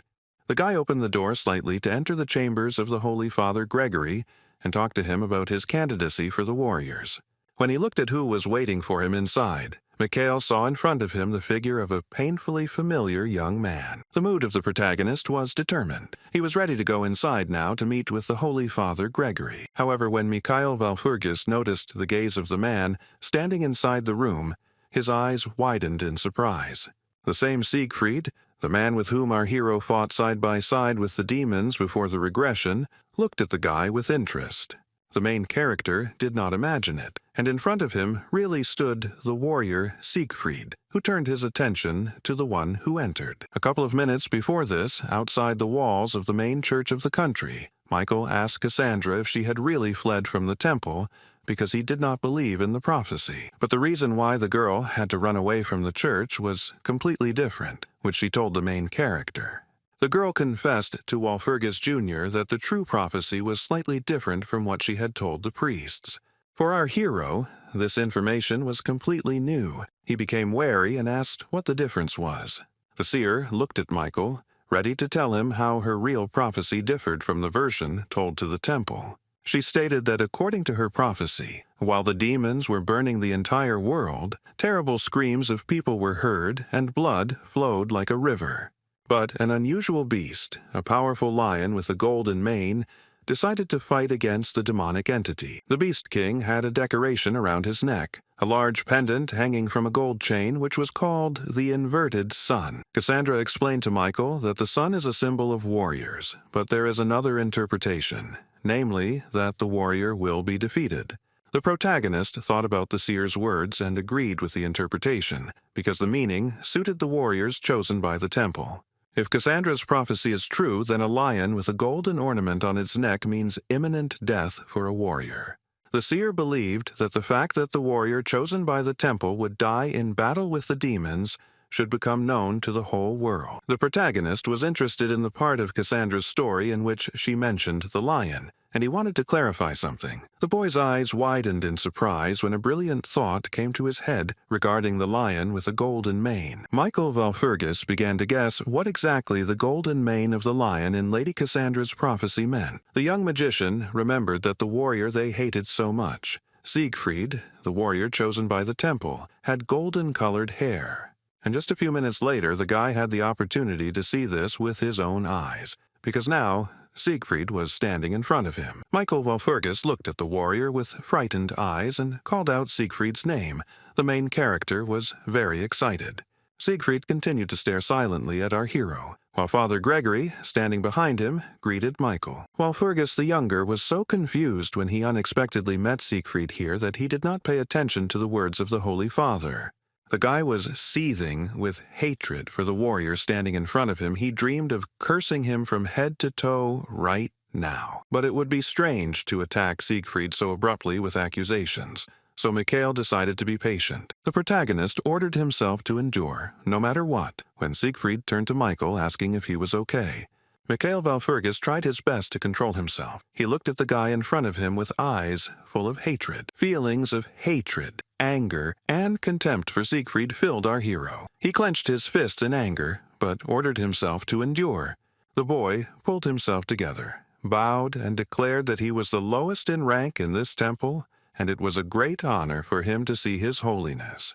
Holy Father Gregory was impressed by the fact that our hero was well acquainted with the rules of etiquette accepted in their church, and praised him for this. Michael turned his contemptuous gaze to Siegfried and asked the priest to tell him what kind of warrior was standing before him now. The Holy Father explained that this was Sir Siegfried, who was a member of the Order of the Knights of the Golden Lion and a candidate for warrior. Gregory said that at the moment he and Mikhail are the only candidates, and one of them will receive the position of warrior. Sir Siegfried, a member of the Knights of the Golden Lion, decided to step forward to meet his rival. The warrior candidate, Siegfried, extended his hand and with a smile on his face told Michael Walpurgis that he was glad to meet him. The main character froze, looking at the hand extended to him because he did not want to shake it, but now he has to hide his feelings. Mikhail Walpurgis took control of his contemptuous feelings towards the guy opposite him, and nevertheless shook his hand, reciprocating the feeling. But the protagonist's eyes revealed what he really thought about Siegfried, because they were filled with anger.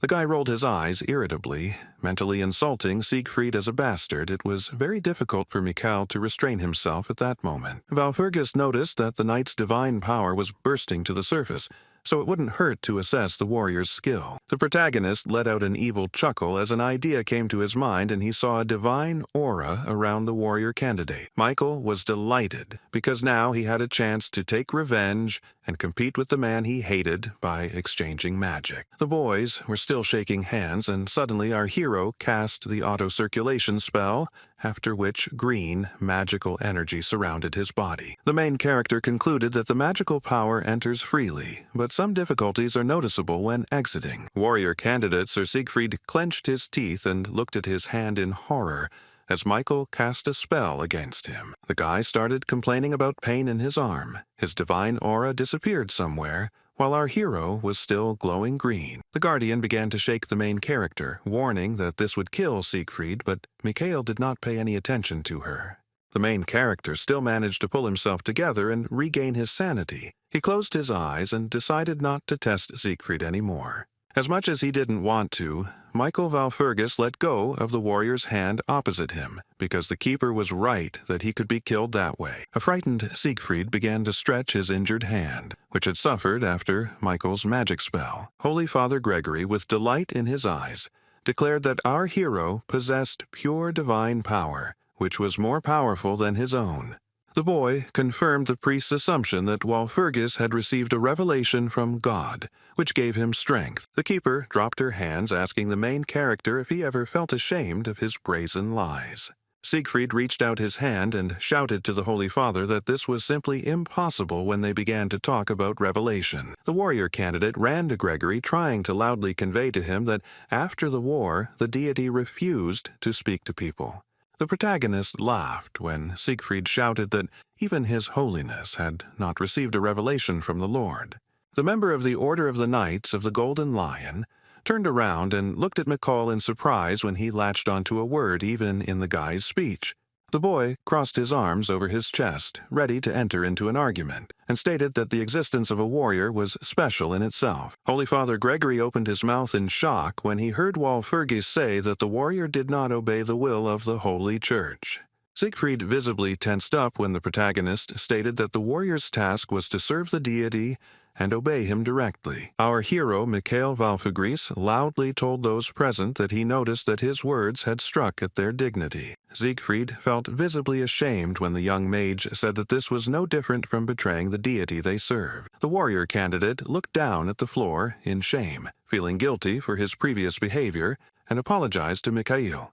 The protagonist said that in any case he understood what Grigory wanted to convey to him, but he wanted to clarify the revelation. But first, Michael Walpurgis decided to say something else to the Holy Father Gregory and the hated Siegfried. The guy told those present that there was something else regarding the revelation from the Lord that our magician had received. Suddenly, the protagonist's speech was interrupted when he saw something in front of him that caused Mikhail Walpurgis great surprise.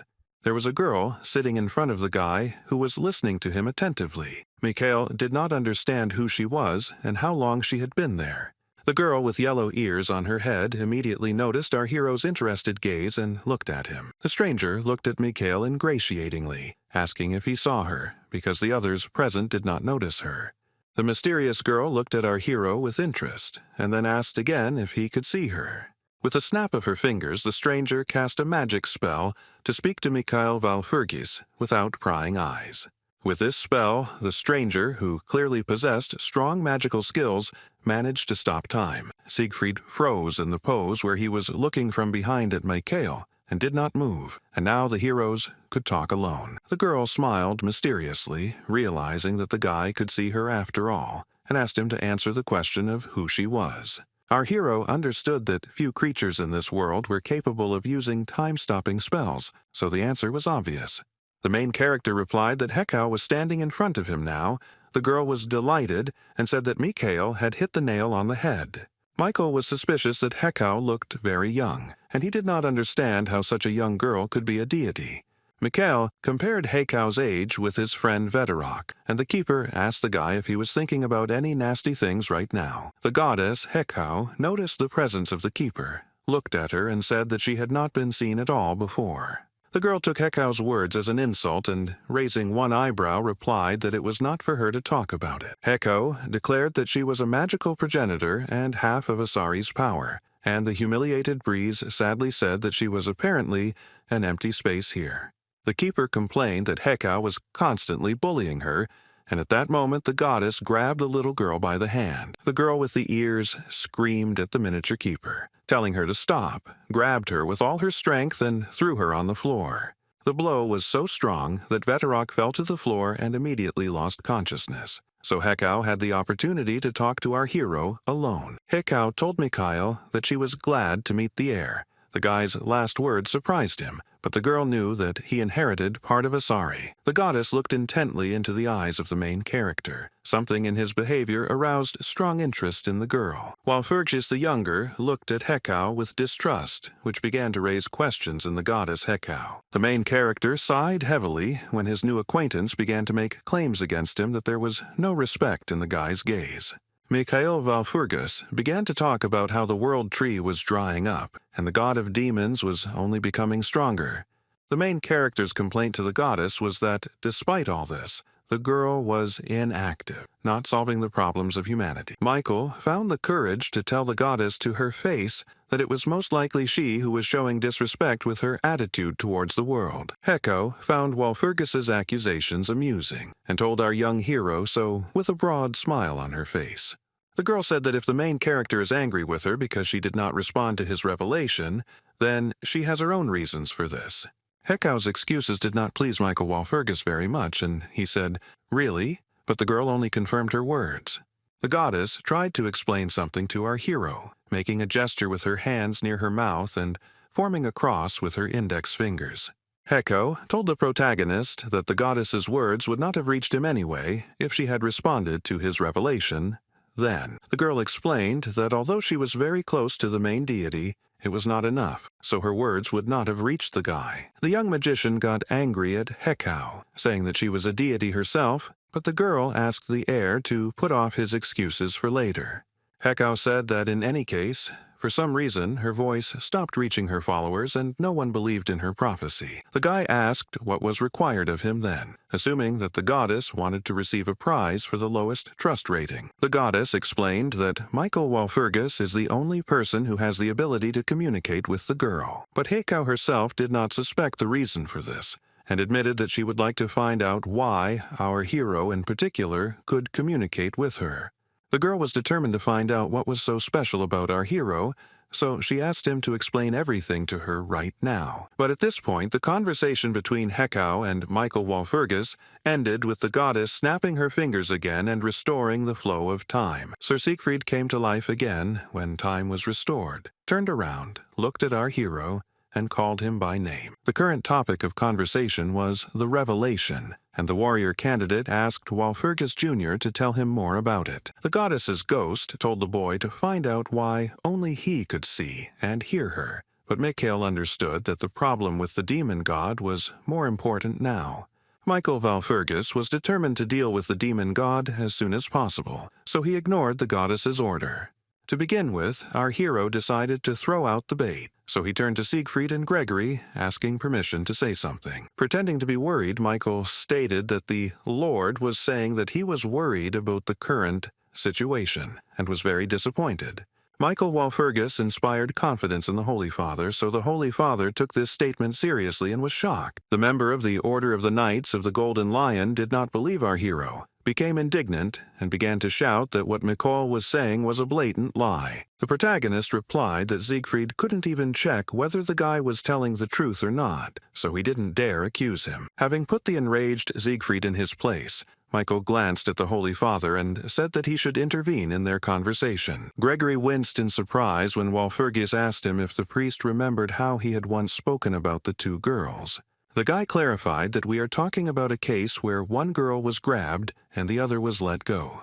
From the reaction of the Holy Father, it became clear that His Holiness understood what kind of incident was being discussed, and the hero asked him not to misunderstand him. The protagonist admitted to himself that his speech sounded ambiguous, but the guy concluded that the Holy Father understood what Michael meant. Of course, the magician wasn't talking about Heikau's revelation, but he didn't care, because if he made them believe it, it would become true.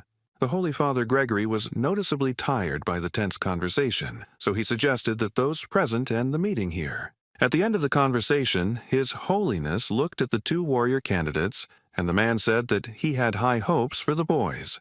The Holy Father asked Michael Walpurgis and Siegfried not to forget these words of his and to remember that hopes were placed on them. Gregory wanted to say something else to our hero, but he was clearly worried, so he addressed the guy in a stuttering voice. His Holiness did not find the courage to tell the young magician what he wanted, and changed his mind about disturbing Walpurgis. Noticing that the Holy Father was very worried, the main character decided to cheer him up, saying that everything was fine, which surprised Gregory. The main character radiated self-confidence. He smiled slightly and promised Holy Father Gregory that they would cope. As he left the temple hall, Michael Walpurgis realized that even if they did not have enough strength, he would do everything to achieve success. The long-awaited meeting with His Holiness, Gregory, ended successfully for Mikhail, and at sunset, he left the central temple. Looking at the back of his hand, our hero said that he even had a mark, and now he can't screw up because this is his only chance. The keeper, resting on the boy's shoulder, noticed that there were more marks, and even Heikau left hers. Veterok said that at this rate there wouldn't be a single living place left of the main character, and soon his entire body would be covered in various marks. The adventures of the protagonist continued, and now he needed to go to the seer Cassandra and the others. Meanwhile, Leon Pavlov, Cassandra, and the knight had their own events. The young count became alarmed when he saw something in front of him. The swordmaster asked who it was when a tall and stately man in knightly armor appeared before them, and Aaron immediately drew his weapon. Knight Aaron looked at the man in front of him in full combat readiness, holding his sword, ready to defend himself in case of an attack. But the stranger did not look like he was preparing to attack. The man only looked at the knight with eyes full of sadness. A minute ago, the brilliant swordmaster was walking around the city wondering why Mikhail was gone for so long, and froze when he saw something strange. The boy didn't understand who was standing in front of him, when he saw the knight Aren in a fighting pose pointing his sword at some stranger. The knight, with luxurious black hair, asked Aren where the fortune-teller was now because he wanted to see her. Arena was even more alarmed by the stranger's intention to meet with Cassandra, and the man gripped the hilt of his sword tighter. The knight was ready to attack the unknown man, asking who he was to ask Lady Cassandra for a meeting. The stranger asked the boys why they had returned, and whether they still agreed that the will of the temple was the truth, and Aren answered no. The man, whose hair was covered by jet-black hair, closed his eyes and thought about Knight Aren's answer. The unknown knight possessed such strength that, as soon as he stepped foot on the ground, he immediately turned the soil under his boot into ruins. The knight, Aren's reluctance to give up the fortune-teller, angered the stranger. He came closer and ran his finger along the blade of the sword. The big guy reduced the distance between him and Aren to a minimum, looked at the knight intently, and said that Cassandra was part of the temple. The stranger suggested that this was precisely the reason why the legendary fortune-teller Cassandra was undoubtedly somewhere here. Through the holes in the mask, the man saw Aren's frightened look, sweat running down his face, and asked the knight not to worry. Holding the blade of Aren's weapon with his finger, the stranger informed the knight that it would not be his fault, so there was no need to worry. Lien Pavlov, noticing that some man was pestering Aren, ran up and put out his hand to increase the distance between them. The next generation's genius swordmaster glared at the stranger and ordered him to stop, protecting Aren. The man told Leon to get out of the way, but the boy replied that usually people lose their lives from just one look from Pavlov, but he decided to save it. When the boy said this, the stranger realized that in front of him was a promising knight of the empire named Lien Pavlov. The aggressive knight said that nothing could be done now, and took his sword out of its sheath to attack the young count. Pavlov was shocked when he saw in front of him a cold weapon that was very familiar to him and said everything about its owner. From the sword on the man opposite, the count recognized the commander of the Holy Knights of the Kabe Temple, and the man opposite again asked Leon to get out of the way. But the brilliant swordmaster decided to protect the knight Ares to the end, so he once again refused to leave the path. Kabe closed his eyes and told the guy across from him that in that case he had only one option left to take. Pavlov wasn't scared. The guy was just excited by what was happening, and he was interested in what Kabe would do now. The young count drew his sword and was ready to attack, because he really wanted to know how much stronger the commander of the Holy Knights of the temple had become. Kabe took his sword out of its sheath and raised his hand up. The knight did not attack Leon yet, but only looked at him reproachfully. A moment later, a fight began between Pavlov and the Order's commander. Leon tried to strike, but the man blocked it. Lady Cassandra appeared, and the fortune-teller screamed loudly, ordering Liana Pavlov and the knight to stop fighting at once. The next-generation genius swordmaster and Habe crossed swords upon hearing the seer's voice and stopped fighting. Kabe stopped because he saw Lady Cassandra in front of him, the girl he so wanted to meet. The commander of the Order of the Holy Knights greeted Cassandra. The fortune-teller looked sternly at Kabe. The clairvoyant recognized the knight as Kabe and said that even for the commander of the Order of Holy Knights, his behavior was too much. Kabe sought a meeting with Cassandra in order to apologize to the girl on behalf of the archbishop for what happened. The commander promised the fortune-teller that this time everything would be different, so he asked Cassandra to follow him. Lady Cassandra looked at Kabe closely and listened to him, concluding that the man was sympathetic to Archbishop Killian. The fortune-teller knew very well that this Archbishop Killian would never make concessions with the girl. Cassandra realized that if she followed Kabe now and returned to the temple again, she would never be able to get out of there again. The girl's face showed distrust of the commander, and she asked if he would take her away by force if Cassandra refused to return to the temple. Kabe admitted that, if necessary, he would take her to the temple by force, which is why the girl said she was leaving the church voluntarily. Knight Ari and Leon Pavlov felt threatened by Kabe, so they prepared their swords to protect the seer if necessary. Suddenly, our main character appeared next to them and asked Commander Kabe if he would go to the temple with him. Michael cast a spell against the Knight of the Order of Saints, causing Kabe's legs to be surrounded by magical flames.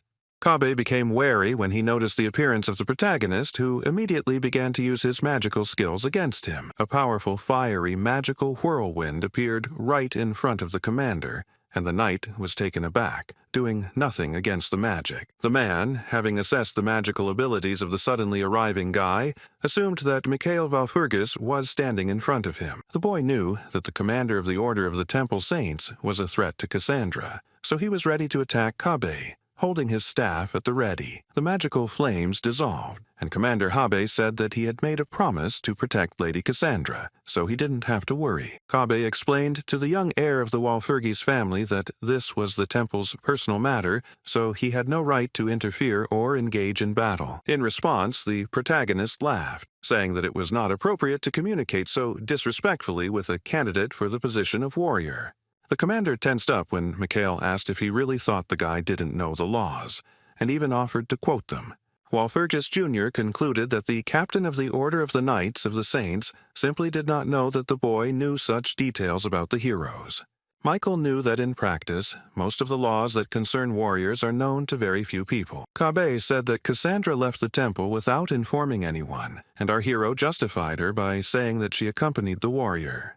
The protagonist said that the task that the seer was performing was directly related to the temple, trying to justify the girl. The commander of the Order of the Knights of the Saints tensed when Michael said that he had no justification for taking Cassandra by force now. Our hero asked whether he should send a complaint about this directly to Archbishop Killian, and Kabe hesitated. Michael Valpurgis pointed his finger at the knight and began to threaten that he should disappear now, like darkness at dawn. Looking at the commander with a fierce gaze, the protagonist suggested that the knight stop this empty conversation. Our hero's argument was strong, and Kabe could not answer the guy in his defense. Becoming sad, Kabe knew he was powerless in this situation, so he closed his eyes and sank into his disappointment. The Order commander looked at the protagonist, behind whom stood Aaron and Leon, and said that he agreed to leave. Lady Cassandra stood to the side at this time and was visibly saddened by something. She held tightly to the fabric of her robe with her hand. Knight Aaron approached the girl he was so bravely protecting and touched the fortune-teller's hand with his palm. With this gesture, Aaron wanted to support the clairvoyant, who was worried about the tense meeting with Commander Kabe, and to calm her down. Kabe went on his way, and the protagonist turned to his team, looking up at the sky to tell them something. Our young hero looked at his faithful companions and informed them that they now needed to discuss something together. Michael Valpurgis led Cassandra and Aaron into a luxuriously furnished hall. He stood in front of them with his arms crossed over his chest while they sat on chairs. Closing his eyes, the protagonist declared that he intended to first verify something, turning to the seer and her faithful companion. After this, Michael Walpurgis glanced at the knight and turned to Sir Helen to finally take off his helmet. The knight, who always wore a helmet and never took it off, was in no hurry to do so even now when the boy asked him about it. Aaron froze and stared at the main character when, completely unexpectedly, the guy asked him to take off his helmet. Mikhail clearly suspected Aaron of something since he asked him about it, while Fergus had long been tormented by vague doubts about the knight. Our hero was often tormented by the thought that he seemed to know the man who had been hiding behind the mask all this time. While Fergus stared at Sir Helen, waiting for the knight to finally make the decision to show his face to everyone. Cassandra was not thrilled with the idea and tried to get through to Michael, saying that she didn't think it was necessary. But the knight interrupted her, saying that Lord Michael was right and Sir Helen could no longer hide it, and the time had come to take off her helmet. Helen wrapped his hands around the metal knight's helmet, deciding to no longer hide his identity. Aaron took off his helmet and revealed his long hair, which shimmered with a golden hue, and said that her real name was Ada Niberun. It turned out that all this time there was a girl hiding behind the iron armor, who, moreover, said that she was Siegfried's younger sister. It seems that the news did not make much of an impression on Mikhail, because he had already guessed who was hiding behind the image of Aaron. Ada Niberun was stunned when Walpurgis immediately began to bombard her with questions about why she helped Cassandra escape from the temple. The girl decided to start her story from her childhood, sadly recalling how she and her brother survived as complete orphans. Ada and Siegfried faced hardships from childhood because their home was the slums, and people considered them the scum of society. Niberun recalled how, as a child, she often felt afraid and found herself in dangerous situations due to the cruelty of those around her. Remembering the angry faces of the criminals who bullied her, Ada said the world was too cruel to small children. Thinking about her childhood, Nibiruun realized that she and her brother Siegfried were like toys in the hands of a cruel fate. The worst thing for the girl was that neither she nor her brother could get out of it. But one day, they met a man. While Fergus, listening attentively to Sister Siegfried's story, seemed to guess exactly what kind of man was being talked about. Ida confirmed Mikael's suspicions. In childhood, she and her brother actually met the person our hero suspects. It was Archbishop Killian who approached the frightened orphans with a smile and offered to help the disadvantaged children. Now that everything was clear, what happened back then made sense, because Brother Ida's divine power was unusual. Since meeting Archbishop Killian, the life of Ada and Siegfried, according to the girl, has changed dramatically. The Holy Temple became a new home for the brother and sister. They no longer had to wander through trash cans in search of food and wear rags. But not everything was so rosy because, as Ada shared with Mikael, at the same time the situation was becoming stranger and stranger. The clergy began to call her brother Siegfried a candidate for warriors, and all this caused Ada great anxiety. The character of the girl's older brother changed for the worse, and the selfish side of his nature began to appear more and more often. Ada noticed that with age, warrior candidate Siegfried became such an egoist that he stopped listening to other people altogether. Afterwards, the girl remembered the situation about what her older brother did first when he was declared a candidate for warriors. Cassandra looked down sadly as Ada told her that the boy had tried to attack the prophet and her entourage back then. This part of Mikael's story interested him the most, and the guy asked if she wanted to say that he killed Cassandra's followers. Ada wanted to justify her brother, doubting that he was the one who committed the murders, and said that Killian enslaved Siegfried's mind and controlled him. Nibiruun explained that prophecies were ambiguous and could be interpreted in different ways, and Archbishop Killian took advantage of this. The girl, sighing heavily, said that Killian played on his sense of justice when he showed him the people whose lives were broken by the prophecy. Michael suspected that Archbishop Killian had something to do with Cassandra's disappearance, but he didn't think the old man was directly involved. From this conversation, the guy concluded that if what Ada said was completely true, then Walpurgis now knew Siegfried's weak points. After listening to Ada Nibiruun's story about her childhood and her brother, the main character summed it up with a smile on his face, saying that it was both funny and a sin. The archbishop and the warrior candidate rejected Hekau's own prophecy, and the problem the goddess spoke of must be related to this. The protagonist remembered the moment from his meeting with Hekau, when the girl showed him her index fingers crossed near her mouth. Digesting what he had heard, Mikael Walpurgis came to the conclusion that nothing could be said for sure about Hekau and Killian yet. The main character had a question for the seer Cassandra, and he asked the girl if the fortune-teller was tired of being a victim. The girl admitted that she was tired of being in the position of a victim, but even if the truth was finally revealed, she saw no point in it. The clairvoyant was shaking with anger and tension when she said that Mikael probably already knew what the girl was called by the people. Cassandra hung her head sadly when the protagonist said that the clairvoyant was known as a lying prophet, while Fergus Jr. knew very well that Lady Cassandra suffered because almost no one believed in her prophecies.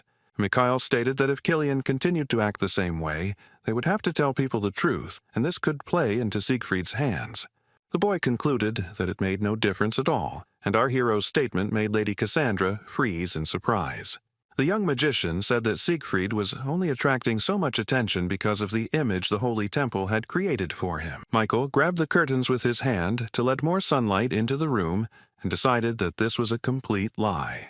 The guy suggested that Ada and Cassandra show everyone that Siegfried's image is a complete lie, and then all this will end. At the same time, other events were unfolding on the territory of the Holy Temple in the capital of the Kingdom of Nod. At the steps leading to the entrance to the church stood the warrior candidate Sir Siegfried, holding a sword in his hand and examining it. A member of the Golden Wolf Knights was tormented by doubts about whether he could truly become a worthy warrior if he were chosen. Siegfried turned his saddened gaze to the side when he heard his sister's voice asking if maybe he shouldn't become a warrior. The boy turned around and saw his little sister there. She was looking at him with worried eyes and was worried about Siegfried. The warrior candidate looked away again, so as not to look at his sister, and then Ada began to reproach Siegfried for not knowing anything. After these words, Siegfried looked at his sister again. Her eyes were filled with tears. She looked at the guy with resentment. What the warrior candidate saw surprised him, because he hadn't even noticed since when his little sister had been looking at him with such a sad look. The guy looked down at the floor in shame when he realized that all his warm feelings for Ida were gone forever. Siegfried looked ahead again as he realized that his character had changed greatly during his stay in the temple. Ada looked at the knight reproachfully, and Siegfried understood that in the end, his path ended with him becoming a very insensitive person, and Siegfried was very curious about the reason why he eventually became so insensitive, and the guy swung his sword. The guy didn't want to dig into himself anymore and calmed himself with the thought that all this wasn't his fault. Siegfried looked at the blade of his weapon, but the future warrior was haunted by the thought of why his only blood relative did not understand him. Siegfried had no answer to this question, which he said to himself out loud, and then Archbishop Killian approached him from behind his back. The member of the Golden Lion Knight's order froze and looked away when he noticed a strange presence behind him. Siegfried greeted the Archbishop who came to see him, and an elderly man with a long beard asked if he was disturbing him. The boy said that he was just about to finish, and asked Archbishop Killian what brought him there. The old man closed his eyes and told Siegfried without looking at the boy that he needed to know something, and that was why he had come here. Killian asked if the boy remembered the young boy, the second candidate for warrior, and Siegfried replied that of course he remembered. The news that Archbishop Killian wanted to tell his pupil obviously seemed to our young hero. Siegfried winced and stared at Killian when he informed him that Michael was working with the seer and his little sister. The news was so shocking for the Knight of the Order of the Golden Lion that the boy dropped the sword from his hands right onto the ground. Siegfried's face showed fear as he realized that the seer and his younger sister Ada had apparently arrived with Valfurgis. Panicking, the boy asked if His Eminence was aware of the situation, and Killian said that Gregory would soon find out about everything. Siegfried asked what they should do now, but the Archbishop only closed his eyes and answered the boy that everything was God's will. Killian said that the gods do not give grace to those who do nothing, so he and Siegfried must start working hard. The Archbishop tried to calm the agitated Siegfried, saying that in any case no one believed in Cassandra's prophecy. Killian considered Mikohl Walpurgis to be his biggest problem, and the boy said that he had to show that he was better than him. The old man agreed and promised the warrior candidate to help him with this, but the boy became wary when he noticed something strange. Siegfried suspected that there was someone else here besides the guy and Killian, and decided to check by looking around the corner of the church. The warrior candidate looked into the alley, which was completely dark, but could not see anyone there. Siegfried couldn't calm down because he felt like there was someone there, and Killian noticed the boy's anxiety. A whole week had passed since that moment. The main character was sitting at the table. Next to the guy were Leon Pavlov and Lady Cassandra. The swordmaster, saddened by something, closed his eyes and asked Mikhail what he planned to do next. Walpurgis said the church had long made it clear they had made a decision, but in recent years the debate within the church had been heated. Mikhail said that for several years the church has been arguing about what the standard of a hero is, whose side is right, and who is more suitable for the role of a religious symbol. There were many priests and archbishops in the temple who officially supported Sir Siegfried for the role of warrior. In that situation, Archbishop Killian also declared his support for Siegfried, and he was the most ardent supporter of this candidate. Siegfried was popular because he was a member of the Order of the Holy Knights, and created a good image for the temple. Our protagonist was not at all surprised that many archbishops and priests voluntarily sided with Sir Siegfried. Walpurgis said it didn't matter, but Leon Pavlov was obviously very annoyed that they were stuck in the temple for a whole week. Pushing back his chair, the brilliant swordmaster said that he thought that Mikhail had a plan and knew what he was doing. The guy was very annoyed and angry at Walpurgis, because more than half of the votes were now for Siegfried. Walpurgis Jr. replied that it was rather absurd to talk about this now, and these words made Pavlov even more angry. The protagonist explained that these statistics do not include archbishops, who do not even interfere in the warriors' elections. There are high-ranking officials in the Holy Temple who have decided to remain neutral, including Archbishop Alea. Michael calmly explained to Leon that until there was certainty about the outcome of the elections, these archbishops would not do anything. Pavlov Jr. said that he meant that Sir Siegfried's victory was theoretically more likely than our hero's. The protagonist disagreed because Siegfried only wins if you believe the statistics, but statistics are usually wrong. Michael knew that the reasons why he decided to become a holy warrior were not so obvious, and there were several of them. One of the reasons Valpurgis set out to become a warrior was to kill one of the temple's archbishops. After some time, it became known that the incident that occurred was directly related to the devil. The protagonist remembered that after the archbishop was mysteriously killed, everyone began to think in a hurry about choosing a warrior. Mikhail folded his hands, telling himself that he needed to sort out this whole situation. The guy wanted to change the events of the past in order to prevent the murder of the archbishop and catch the one behind it. Lady Cassandra turned her attention to Walpurgis when he asked what was going on with his request to the girl. The seer looked down, sadly reporting that she had checked and thought he would agree. The protagonist looked at the clairvoyant with suspicion in his eyes, knowing that the person with whom the request was connected could not refuse her. This man was one of the few who believed in Cassandra to the end, and at that moment someone knocked on the door from outside. The door slowly opened, and the girl's eyes widened when she saw who had entered the room where she and the boys were sitting. A grin appeared on the protagonist's face, and he stated that the man had arrived, looking at the guest who had entered. It was a man with long hair and a beard, his face covered by a hood, and he was dressed in a gray robe. Lady Cassandra, judging by her reaction, was well acquainted with this man, and his appearance surprised the seer. The mysterious man turned his attention to the clairvoyant and gasped, preparing to say something to the seer. He removed his hood and apologized to Cassandra for having to show a different side of himself, but she said it was okay. The man who entered the room turned out to be the Holy Father Gregory, and it was clear from his face that the man was deeply saddened by something. After a long separation, the Holy Father hugged Cassandra a little and looked at Michael, and the girl explained that our hero was protecting her. Gregory wanted to ask how he could thank him for this, but the hero said that he was obliged to protect the seer. Walpurgis told Gregory that he could not have acted differently in the current situation, and the Holy Father, again, lowered his sad gaze downwards. Leaning his hands on the table, the guy said that he wanted to tell more about the revelation he had spoken about during their last meeting. The protagonist showed Gregory the mark on the back of his hand, which the goddess had left for him last time. What the Holy Father saw on Michael's hand shocked him, and he immediately realized that it was a mark left by the goddess Hekau. Michael Walpurgis confidently declared to His Holiness that he had the honor of personally speaking with the goddess Hekau. The young magician conveyed the words of the goddess Hekau to the Holy Father that she believed that the Holy Church should change. This is why Michael asked to meet with the Holy Father, because he would need Gregory's help to make changes in the church. The next day, Archbishop Killian was sitting at his desk and was so annoyed that he slammed his fist on the table. The old man's fist trembled with rage, and the archbishop asked rhetorically what the hell this was. This was preceded by other events in the temple, which took place several hours before Killian's angry reaction. At the meeting, one of the archbishops, hand on heart, announced to those present that he would support Michael Walpurgis. As is known, Archbishop Killian was a staunch opponent of Michael, so his reaction to such a statement was furious.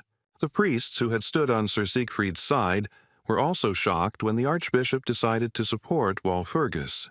Holy Father Gregory, who was also present at the meeting, turned his back on the priest and did not react to the statement in any way. Now Killian understood that Archbishop Narun was the closest ally of the Holy Father, and their opinions probably coincided. That night the archbishop met with his supporters to discuss what they would do next, and one of them hoped that they would be able to come up with something. The priest with glasses said that Siegfried was now losing ground in the temple, and that this was their mistake, because they were sure that they would crush Michael. With sadness, the priest decided that as long as Michael Walpurgis was their enemy, anything could happen. However, Archbishop Killian was not as pessimistic as his comrade, and a sly smile shone on his face. Leaning his hands on the table, Killian declared that the son of Edward Walpurgis would not be able to win the trust of the majority. The archbishop stood up and declared that no matter who or how much they spoke about the invasion of demons, people did not believe these tales. The archbishops became nervous when Killian said that even if such a possibility existed, they had to rule it out. With a wicked smile, Killian said that in order for truth to be on their side, men must be willing to even get their hands dirty. When a new sunny day arrived, our main character came out of the temple and stretched upward, straightening his back. Mikhail yawned, opening his mouth wide, and shared his good health, and was also glad about how quickly the week had flown by. As Walpurgis the Younger had suspected, Archbishop Neroon decided to take the first step and support him. For Walpurgis, this was not surprising, because the priest had no other choice in the current situation. The main character became more serious in his face because he had to solve another problem, and that was the murder of the Archbishop. To be more precise, the guy needed to prevent the murder of Archbishop Neroon, who died before his regression. The incident further undermined confidence in His Holiness, who already had little support in the church. The protagonist understood that the only one who could benefit from killing Neroon was Archbishop Killian. The guy was deep in thought, concluding that this still needed to be checked, but then the butler appeared behind him. Mikhail complained that Morden had scared him, but the elderly man accused our hero of blatant lying. Our hero asked why Morden was there, since he had given him a vacation, and the man explained that a week was enough for him to rest. The butler said that if he did not return to his duties, he would get into trouble with the Marquis, and the hero agreed with this. Morden confirmed that his father was capable of such things and said that this was why his vacation had been so-so. The butler shared rumors that something was going on in the temple, and an intrigued Mikhail asked what exactly. The elderly man explained to our hero that the upcoming event in the church was connected with the Order of the Holy Knights. The keeper appeared at Mikhail Walpurgis's shoulder and complained to the hero that the air was filled with anxiety. The boy wanted to leave, but the butler Morden stopped him, saying that there was something else the man would like to share. Butler Morden told his master that he felt negative energy from Archbishop Killian. The old man shared with the boy his opinion that, as he believed, Archbishop Killian was plotting some bad deeds. This did not surprise the protagonist, and he answered Morden that, in that case, they needed to check Killian. The butler's spirits were lifted when the protagonist praised him for his hard work during his vacation and asked what he wanted as a reward. The main character, as a reward for his work even during rest, offered his faithful butler some kind of elixir. Mikhail Walpurgis said that he could offer Morden something that would help him always stay in good health. Our hero's offer interested the elderly butler, but so far he could not give him an answer as to whether he needed this elixir. Morden closed his eyes and smiled faintly, giving silent consent to accept the elixir as a reward. The butler immediately began to ask when his master would tell him more about this, and received the answer that when they finished. The protagonist promised the old man that as soon as they finished their business in the temple, they would immediately return to the conversation about the reward. After a conversation with the butler Morden, who had returned from vacation, our hero thought that now he had nothing to hide. Then Mikhail stunned his friend Leon Pavlov with more news that they would now go to the Holy Knights. Walpurgis said they had something to take care of, and the swordmaster, trailing behind, asked why he had brought him along. Leon complained that he had failed to fight the captain last time, and the hero guessed that this was very annoying for Pavlov. Mikhail told Pavlov to try and give it his all this time, which inspired the guy to the contrary, and he asked our hero not to worry about it. The protagonist suddenly stopped and said that as a bonus, Leon could use something in the next battle. The brilliant swordmaster was at a loss when Mikhail threw something into his hands that would help him in the upcoming battle. Leon Pavlov did not understand what he was holding in his hand, and asked Mikhail what this thing that looked like a small sword was. The boy made a gesture with his index finger and told Pavlov Jr. to try to pour the aura in there. The swordmaster nodded his head and said that he understood everything when Mikhail explained how to use the gifted item. The guy's eyes widened in surprise when he managed to immediately transfer his aura to the gifted weapon. The sword's blade turned into a streak of bright blue aura, and Walpurgis said that Leon could call it a magic sword. Pavlov held the sword in his hand and looked with delight at the gifted weapon, which emitted a bright, magical light. The main character immediately warned his student and friend that he was holding no simple piece of iron in his hands. Mikhail asked Pavlov to think about the fact that the weapon in his hands was capable of spreading a magical aura. The swordmaster immediately followed his teacher's advice, and a moment later, the silhouette of a man with a powerful aura appeared in front of him. Leon Pavlov became excited, and his eyes widened when he saw in front of him a man he had met before. The protagonist confirmed the guy's guess, saying that in front of him was a man who wielded a sword better than Leon. In the bright blue silhouette, the swordmaster recognized the faceless guy he had already met in the dream that Mikhail had sent him to. Mikhail explained that even if they couldn't establish a connection and feel each other, the phantom would still help him improve his skills. The keeper, lying on Walpurgis' shoulder, realized what the hero had been doing all week when she saw the magical weapon and the training partner. Pavlov doubted whether he could simply accept the gift from our hero, because he had been of no use all week. Mikhail decided to cheer up his comrade, put his hand on his shoulder and said that he was sure that Leon would still be useful to him. Our kind-hearted hero advised his friend to improve his skills if he wanted to show his gratitude. The gazes of the protagonist and Leon Pavlov met, and the swordmaster understood from Mikhail's expression what was required of him. Leon Pavlov tightly clutched the gifted magic sword in his hand and answered Mikhail that he would do as he said. The day went on. The protagonist and his faithful companions were still busy solving problems in the Holy Temple. The knights in armor were surprised when Walpurgis the Younger appeared before them, and the men recognized him as a warrior candidate. The guards asked what brought our hero here, and he explained that he needed to talk to the commander. The men in iron armor hesitated when they heard such a request from Michael, and did not agree immediately. Having observed the knight's reaction, the main character immediately concluded that the guards did not want to let him see the commander. And this made Mikhail Walpurgis very wary, because there must be some reason for this, and they don't want to let him in for no reason. The knights tried to stop the guy with words, asking him to wait a little because they needed to prepare something. But Mikhail and his companion Leon ignored this and passed by, saying that there was no need to prepare anything, and they intended to enter. But the main character had to stop immediately when he looked up and saw someone in front of him. A man in a blue robe was walking towards Mikhail Walpurgis, and our hero was looking to meet him today. The guy looked at the man with a smile on his face and said, "Has he really decided to meet the main character in person?" In front of the main character stood Sir Habe, the man who was in charge of the Holy Knights, and with whom the boy wanted to talk. Michael Walpurgis, who entered the territory of the monastery of the Holy Knights, greeted Kabe in a good mood. From the commander's menacing expression, it was clear that he was hostile, and the knight asked what our hero needed here. The guy put his hand on Leon Pavlov's shoulder, asking why the commander was speaking so rudely, and said that he had come on business. The protagonist introduced Leon Pavlov to Kabe, saying that this guy wants to have a rematch with the commander.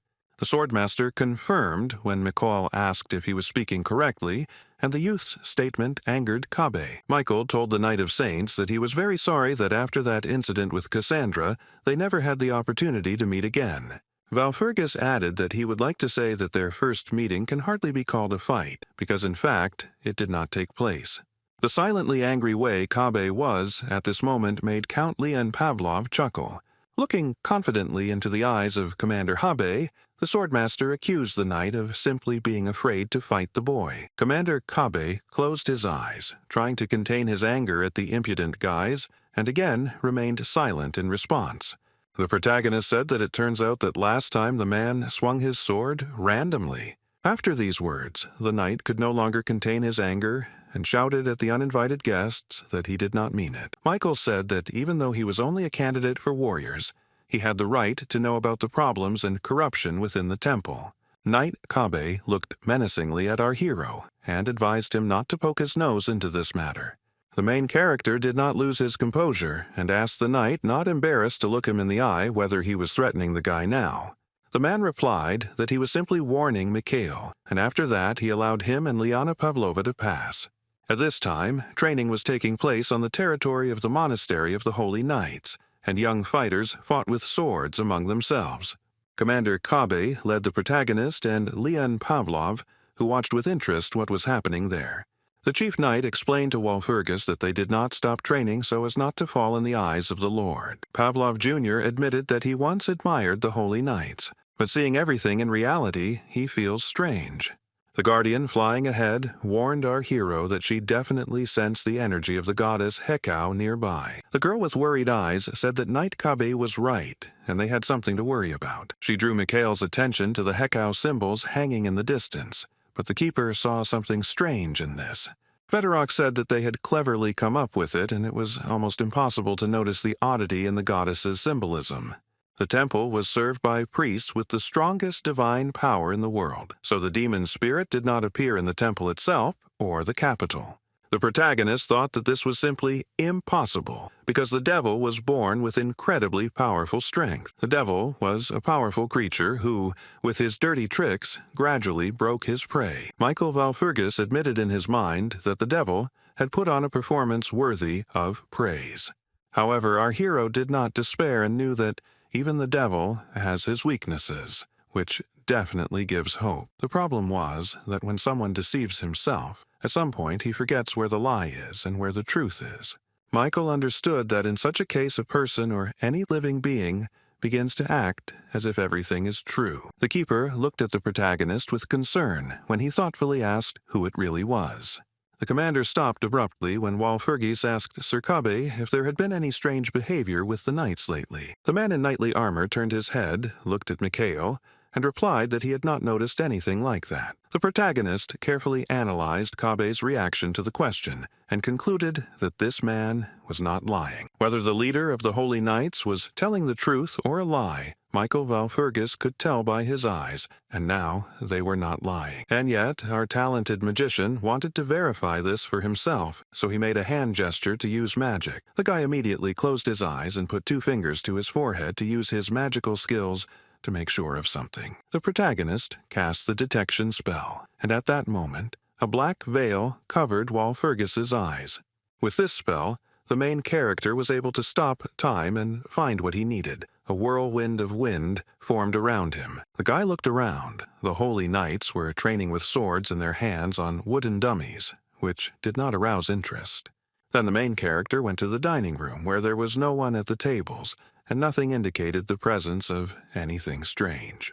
Then Michael noticed a guy standing outside in knight's armor and concluded that everything was calm everywhere.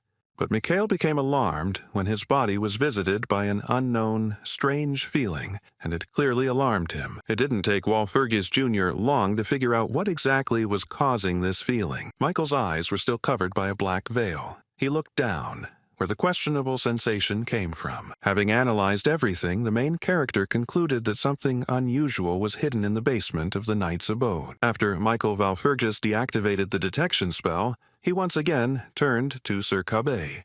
He asked the man again if anything unusual had happened here at all, and the knight confirmed his earlier words. But the commander's answer did not calm Mikhail down. He decided to ask the knight another question regarding the strange thing. Walpurgis Jr. pointed his index finger downwards and asked Kabe what about the lower level. The protagonist asked whether the commander would be against it if Mikhail inspected the basement for any oddities.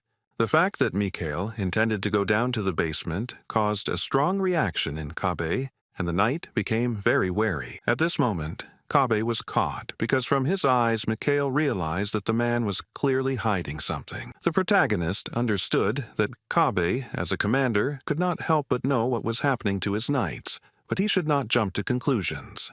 Walpurgis suggested that there was something in the basement, but the commander, trying to hide his gaze, turned away and said that he didn't think so. In that case, Mikhail saw no problem in going down, but Kabe shouted that the guy couldn't go down there.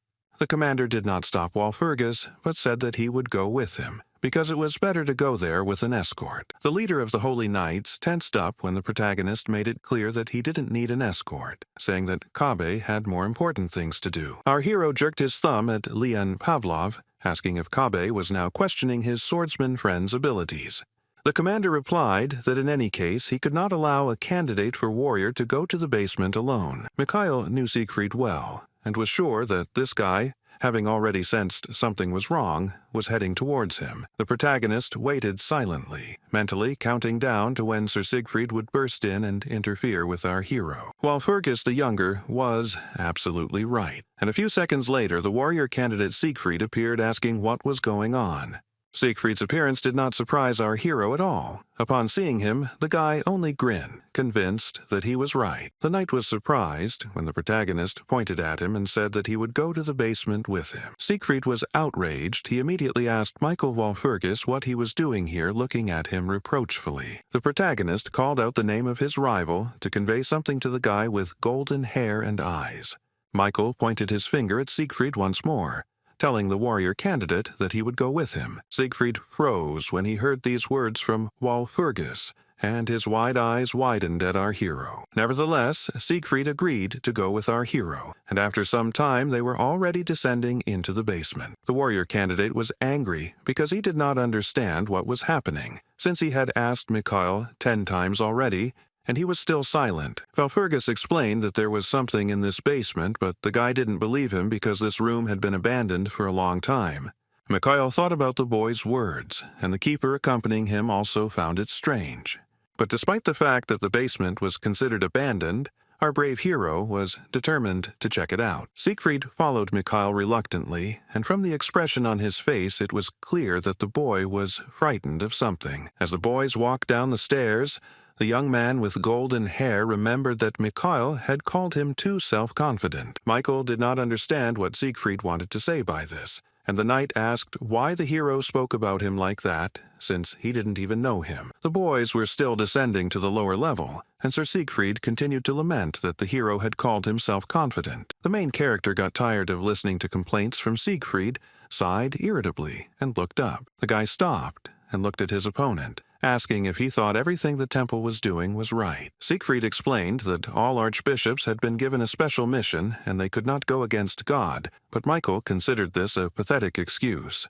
The main character asked the guy if he ever thought about how his actions affect the people close to him. The boy froze, sweating from the tension, when he realized that Walpurgis was now talking about him and his little sister. Siegfried replied that he always thought about his loved ones and tried to act carefully, but this only angered Mikhail. Our hero asked if that was why the young man had cast out the prophet, and he began to make excuses, but the magician became angry and told the idiot to shut up. The knight felt awkward when Mikhail asked him what kind of justice there could be if they had kicked the girl out. Walpurgis suggested that it was the archbishop who told Siegfried that Cassandra's prophecy would confuse minds, and so he decided to change the world himself. The protagonist then mentioned the path that Archbishop Kilian had sent the stupid and naive Siegfried onto. He asked the boy if he had ever thought that he could decide for himself what to do, but then suggested that they stop the pointless conversation. Mikhail asked the guy if he thought that our hero would say something nice to him after Siegfried's question.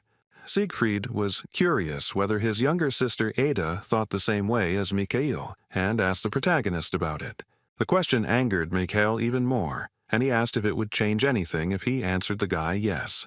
The main character understood perfectly well that his sister's opinion would not change anything in the behavior of the stubborn Siegfried. Walpurgis believed that if this guy had been a person who was capable of change, all this would never have happened. To light the way ahead of him in the dark, abandoned basement, our hero cast the light spell. A bright ball materialized above Walpurgis's palm, allowing them to see what was in front of them. The lower level of the Knights of the Saints' abode did indeed look abandoned, with boxes and barrels standing inside.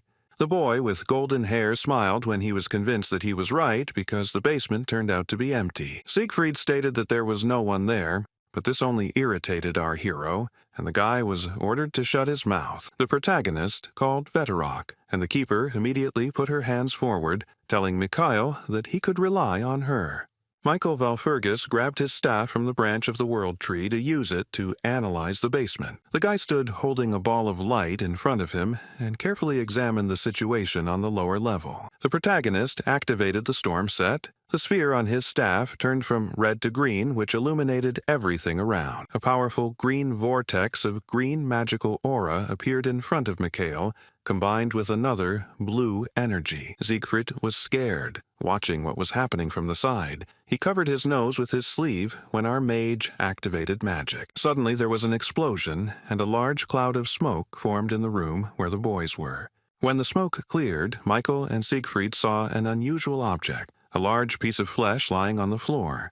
The main character looked at this find with disgust. He was clearly not happy to encounter this here in the basement. Siegfried froze, looking in fear at the huge piece of meat, and Michael reproached him for declaring that there was nothing there. The hideous piece of pink flesh, wrapped in a black substance, continued to lie on the floor, showing no signs of life. The protagonist struck the find with his staff, causing a splash of black liquid to form. Michael stated that the energy of this thing was similar to what tormented Yggdrasil, namely the remains of the demon king. But Walpurgis understood that this was not all, and if there were dozens or even hundreds of such remains, this would change everything radically. The boy knew that if there were too many of these remains, then everything would become meaningless, and only Hekau could deal with it personally. Mikhail tensed up because he had made a mistake in underestimating the seriousness of the situation, and this greatly alarmed our hero. Siegfried was alarmed when he saw something frightening in front of him, and asked if Michael saw it too. Our hero guessed that the boy was now thinking about what to do and how to make the right choice in this situation. So Walpurgis came over, tapped Siegfried on the forehead with his index finger, and told him to decide for himself. At the same time, Kabe sat with his hands folded in front of his face, lost in his own thoughts while the guys were in the basement. The man opened his eyes. The main thought in his head now concerned our hero.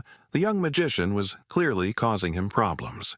Knight Kabe was sure that Michael Walpurgis would decide to retreat after spending a whole week in the temple. Now the commander is most interested in the question of whether it is really true that there is something in the basement. But Kabe was already on the lower level and never noticed anything in this abandoned room that could arouse suspicion. However, remembering the eyes of our hero, the commander believed that Mikhail looked so confident, as if he knew for sure that there was a problem.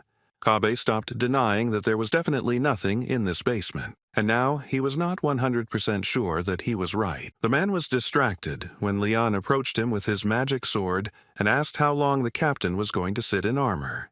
Pavlov was eager to give his captain a rematch and asked Kabe when they could finally fight. Kabe irritably replied to the boy that, as he had already told him earlier, what happened that day was not a duel. Liana Pavlova was not satisfied with Kabe's answer. The brilliant swordmaster stared at the commander, wanting to challenge him to a fight. The commander, looking at the boy, realized that it was unlikely that he would be able to simply get rid of the annoying Leon Pavlov. The knight stood up from the steps and told the swordmaster that he did not hold the title of Commander of the Holy Knights for nothing. The commander of the Holy Knights pulled out his sword from its sheath, and the weapon instantly began to glow with Kabe's special aura.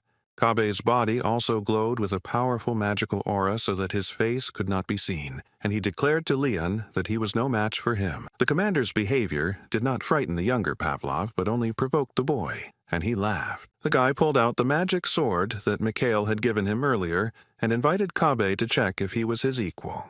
Determined for a duel, Leon Pavlov offered the commander of the Holy Knights to prove in practice that he was a good fighter. The guy was very interested in fighting Kabe because he considered the man a worthy opponent. Leon Pavlov couldn't call the commander of the Holy Knights a master, but he admitted that the man's skills were quite good. Remembering his teacher and friend Mikhail, the young count told his rival that he was still a long way from Walpurgis. The swordmaster activated his new magical weapon, eager to try it out for the first time. However, the swordmaster was unable to strike first because Kabe did so first, which was a surprise to Leon. The rematch between Pavlov and the commander began. The knights began exchanging blows using their swords. At one point, Leon and Kabe's blades collided, both swords emitting a bright light of magical aura. The commander of the Holy Knights remained completely calm during the duel, unlike Leon Pavlov. For the next generation genius swordmaster, the battle was tense and the boy was noticeably nervous. Leon Pavlov stared at his opponent. His pupils narrowed. The guy was maximally concentrated. The young count swung his cold weapon, leaving bright streaks of magical energy in the space behind the sword. After attacking Commander Kabe, Leon Pavlov landed on the ground to prepare for another attack on the enemy. The guy looked into the man's eyes. His former calmness had already disappeared somewhere. Kabe also felt tension. Leon Pavlov noticed that the moment their swords crossed, time seemed to flow much faster, which frightened him. He looked at Kabe's hand, which was gripping the hilt of his sword, tighter, and realized that the situation was becoming more and more dangerous. The next moment, the men attacked each other simultaneously, blocking each other's blows, and their swords crossed again. After both attacked simultaneously, Leon Pavlov and Commander Kabe increased the distance between each other. Now Kabe was furious and didn't understand what was going on because the guy surprisingly turned out to be quite a strong opponent. The man understood that if he couldn't defeat the boy, it would greatly affect his reputation as the commander of the Holy Knights.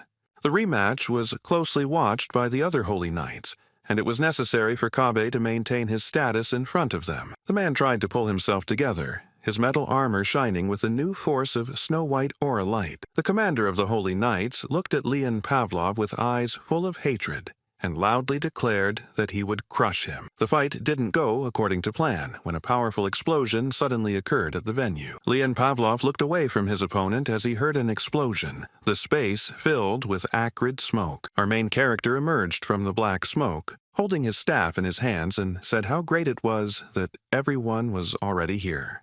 Captain Cobby turned his attention to the candidate and wanted to ask the guy something, but our hero immediately interrupted him. The protagonist put his palms together and announced to everyone present that he needed to tell them something. Smiling widely, Michael Valfurgis announced that from today onwards, they would be suspending all Holy Knight quests. The Holy Knights, who had gathered in the square to watch the battle, froze in surprise when they heard this statement. Commander Kabe shouted at the boy in indignation when he heard that Mikhail had decided to remove the knights on his own. The man asked how it was possible to deprive knights of their jobs without reason, but our hero calmly replied that there was a reason for this. Michael Valfurgis stated that right below them on the lower level, a demonic entity had made its nest. The guy clarified that Sir Siegfried, the second candidate for warrior, also completely agreed with our hero's decision. Mikhail turned his gaze to the boy standing awkwardly behind him, asking him to confirm that he agreed with Walpurgis. Raising his staff, the protagonist declared that no one would leave this place until they caught the entity living in the basement. The next moment, Michael cast the sanctuary spell, and the sphere on his staff began to glow brightly with blue light. The shocked knights watched as the magical light emitted by the sphere filled more and more space. Eventually, a giant sphere of bright blue light filled the entire space around the castle of the Holy Knights. In order to defeat the demonic creature in the basement, Michael decided to use the power of the World Tree and the power of Hekau. Valfurgis will also benefit from the power of the Breeze, and this lethal combination will help him find the demon with ease. Holding the activated staff above himself, the protagonist commanded the demonic entity to come out. When the protagonist completed the ritual, he deactivated his staff and closed his eyes to wait for the result. The Holy Knights gathered around Michael Walpurgis watched what was happening, as if enchanted. Commander Hekau also looked warily at our hero from a distance, waiting to see what would happen next. Leon Pavlov, holding his breath, also watched the actions of Mikhail Valfurgis, waiting to see what would happen next. The protagonist asked who it was, waiting for the demonic creature to appear in the body of one of the knights. The guy said that the one who was about to start coughing was the demon who was hiding within the walls of the castle of the Holy Knights. One of the knights actually started coughing heavily. The other guys surrounded him, worried about their comrade. Commander Kabe panicked when one of his students started coughing, just as Mikhail had warned him about. Knight Miles fell to the ground with a coughing fit. Valfurgis approached him, and the boy screamed that it was not him. The guy began to tearfully defend himself, claiming that he was a holy knight and could not be a demonic creature. The protagonist did not believe Miles's excuses, hit the ground with his staff, and ordered the Holy Knight to stop. The young man shuddered in fear when Michael proved adamant and did not believe that the Holy Knight could not be a demon. Valfurgis was convinced that the knight before him was a demon and accused the boy of being a mediocre actor. Miles once again said that he couldn't be a demon, but a black aura formed behind the guy's back and his eyes darkened. The protagonist knew that the demon killed his comrades by getting into this body and mixed with the crowd of people, which makes him disgusting. Michael apologized to Miles, but he had no choice, so the protagonist raised his staff to deal with the demon. Our hero declared that he had to do it, and at that moment he swung his staff to destroy the demonic entity. The guy struck Knight Miles in the head. A splash of green mana formed above the guy, but an invisible shield protected him from damage. After this, the demonic entity in the guy's body showed itself. He forced out a laugh and asked our hero if he was serious. Mikhail didn't understand when the demon reproached our hero for having worked on this for so many years, and he just went and destroyed it all. The knight's appearance began to change. He began to turn into a demon, and those around him did not understand what was happening. Walpurgis remained calm because this was a familiar situation for him, and then he said that he remembered something. The protagonist guessed that this demon was probably behind the murder of Archbishop Naruna, which happened before his regression. Michael looked at the demon sitting in front of him with eyes full of contempt and said that it meant it was him. Miles's appearance was gone, and a helmeted demon named Delos appeared before the knights and Michael. The protagonist looked at the purple demonic creature and called it by name, making it clear that the demon was familiar to him. The demon bared his sharp fangs, looked at Mikhail with black eyes, and asked if the guy knew him. Michael confirmed that he certainly knew Delos, contemptuously calling the monster in front of him a pathetic little demon. Our hero knew that Delos was Myral's right hand, the commander of the 6th Squad, and the nasty lady's bedpan, while Fergus Jr. told Delos that he was the one trying so hard to imitate Myral, and the demon laughed in response. The monster complained to the guy that he didn't like it when someone said such unpleasant things about him. Michael Valfergus' insults enraged Delos, who stood up and spread his arms out to the sides, showing off his muscular body. The demonic creature disappeared for a moment, leaving behind a large column of smoke and dust. Mikhail was ready to defend and attack. The Holy Knights began to panic. They could not see anything because of the abundance of smoke and dust. Someone told the guys to calm down. For the main character, the main thing was that they managed to catch the demon Delos, and now he will not be able to kill Archbishop Narune. The guy realized that now the demonic monster was aiming at someone closer, someone he could kill right now. While Fergus knew that the demon's target was someone like a warrior candidate, and Delos was already running to attack the boy. The demon Delos jumped out of the cloud of smoke, ran up to our hero, and grinned evilly at him, showing off his sharp fangs. The demonic creature attacked Michael from behind, as the boy realized that Delos was now targeting him. The monster's sharp claw was already centimeters from Valfergus's neck, but the rim of green mana managed to protect Mikhail from damage.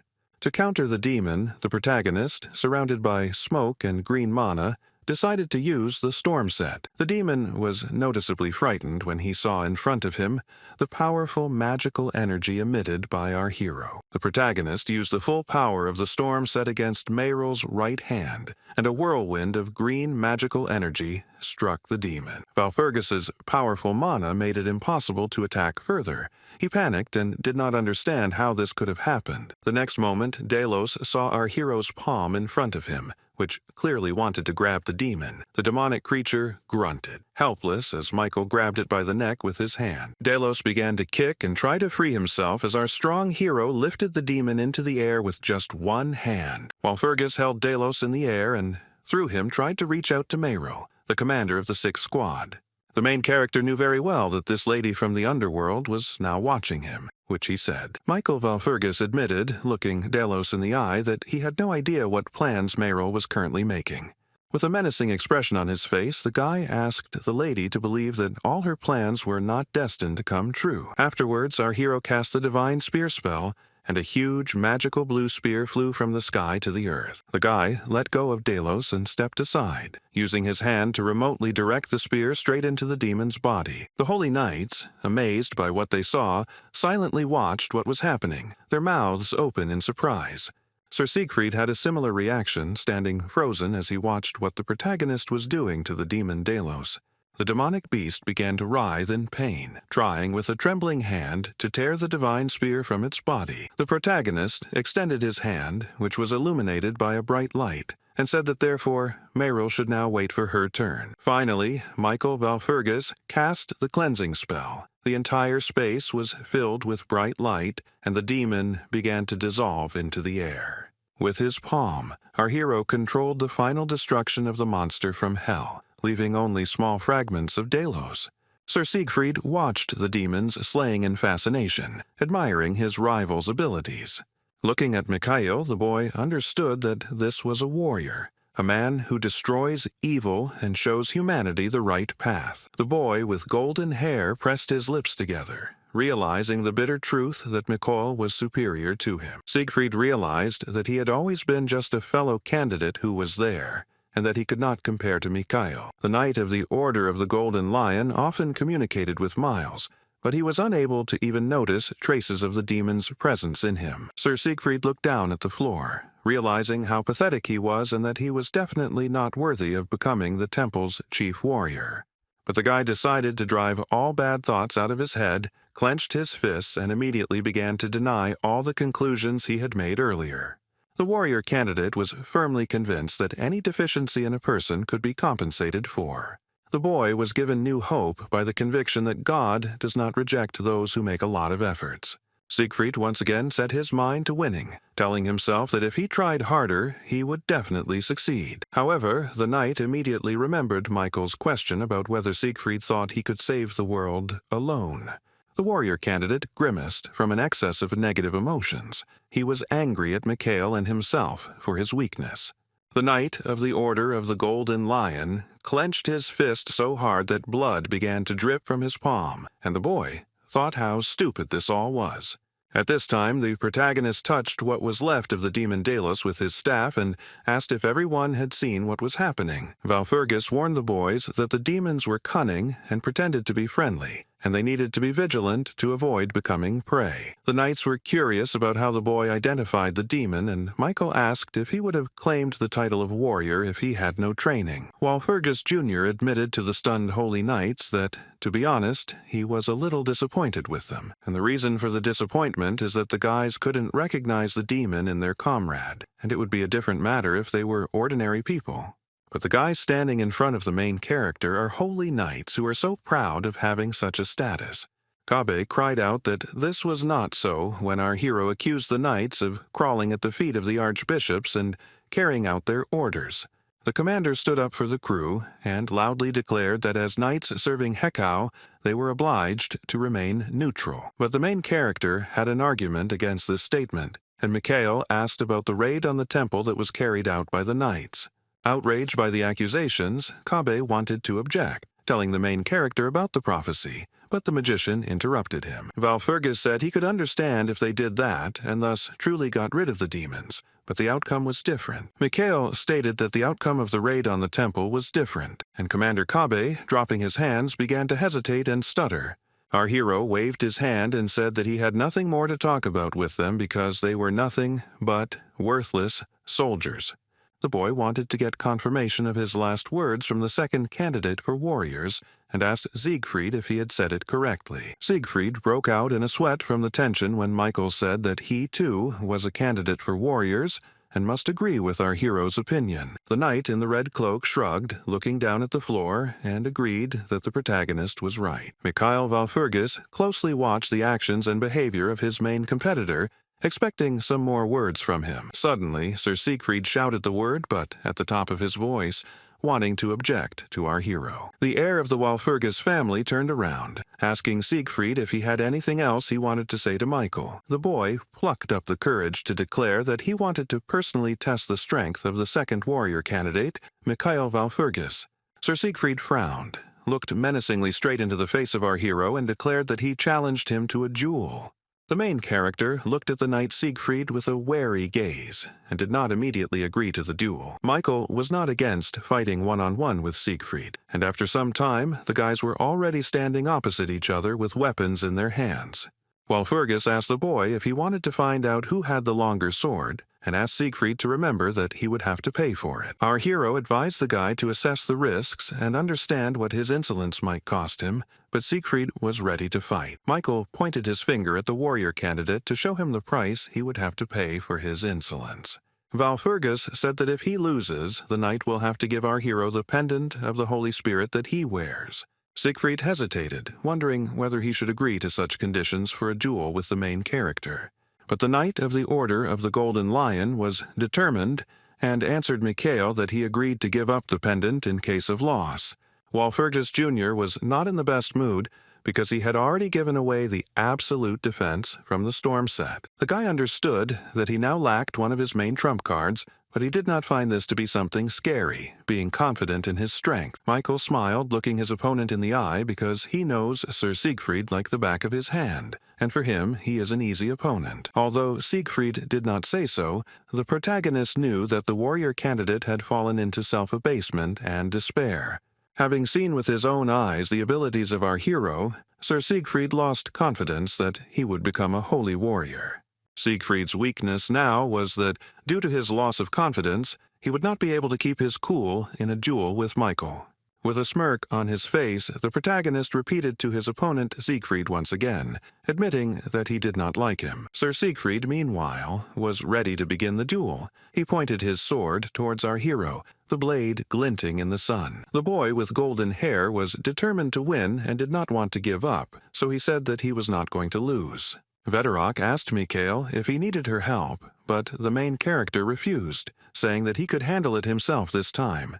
Michael Walpurgis stared at his opponent and did nothing, waiting for the first attack from Sir Siegfried. The warrior candidate shot out like a bullet and rushed at Mikhail, waving his sword, and our hero tensed up. The duel was not easy for Mikhail. The guy was very tense because his opponent turned out to be quite fast. Walpurgis realized that if Siegfried did not show his full power from the very beginning, he would think that he was able to cope with our hero. The warrior candidate Siegfried retreated to prepare for the next attack, his hands gripping the hilt of his sword tightly. The boy changed the position of his weapon, preparing for another attack on our hero Mikhail. To defend against his opponent's next attack, Walpurgis Jr. put his hand forward and cast the 5-level shield spell. But the defense proved too weak, for Sir Siegfried, when he swung his sword again, shattered the shield into small pieces. The protagonist was in complete shock when his 5-level shield was shattered into pieces by the enemy with just one blow. But this incident only provoked our hero, and he said that agreeing to a duel with Siegfried was not a bad idea. The young mage's next step was to activate the reflection spell, and a bright, large ball appeared in the sky above Siegfried. Now, the situation became more difficult for the guy with golden hair. Reflection prevented Siegfried from attacking Mikhail. As the huge, bright ball disappeared, the warrior candidate holding the sword noticed that the distance between him and Walpurgis had increased. Then, the main character spoke about the magic of the 5th circle, deciding to use a more powerful spell against Sir Siegfried. All of Walpurgis's magical, multicolored circles appeared around him, and the calm boy cast the 100 Swords spell. 100 magical glowing swords appeared above the main character, all of them directed at his opponent. 100 Swords was a common 2nd circle spell where the sorcerer's sword was strengthened with magical energy. The spell is a support magic, and Mikhail often helped Siegfried with it before the regression, so it won't kill the boy. 100 magic swords flew toward Siegfried like meteorites. The main character understood that it was not fatal, but it would hurt the warrior. The Knight of the Order of the Golden Lion did not lose his composure. He swung his sword and was ready to fight off hundreds of lightsabers flying at him. As Sir Siegfried raised his weapon above his head, a vortex of purple magical energy formed around the blade. The boy swung his sword and released the whirlwind high into the air to respond to Walpurgis's 100 Swords spell. A large vortex of purple light flew high into the sky. It began to spin around its axis, surrounded by hundreds of swords.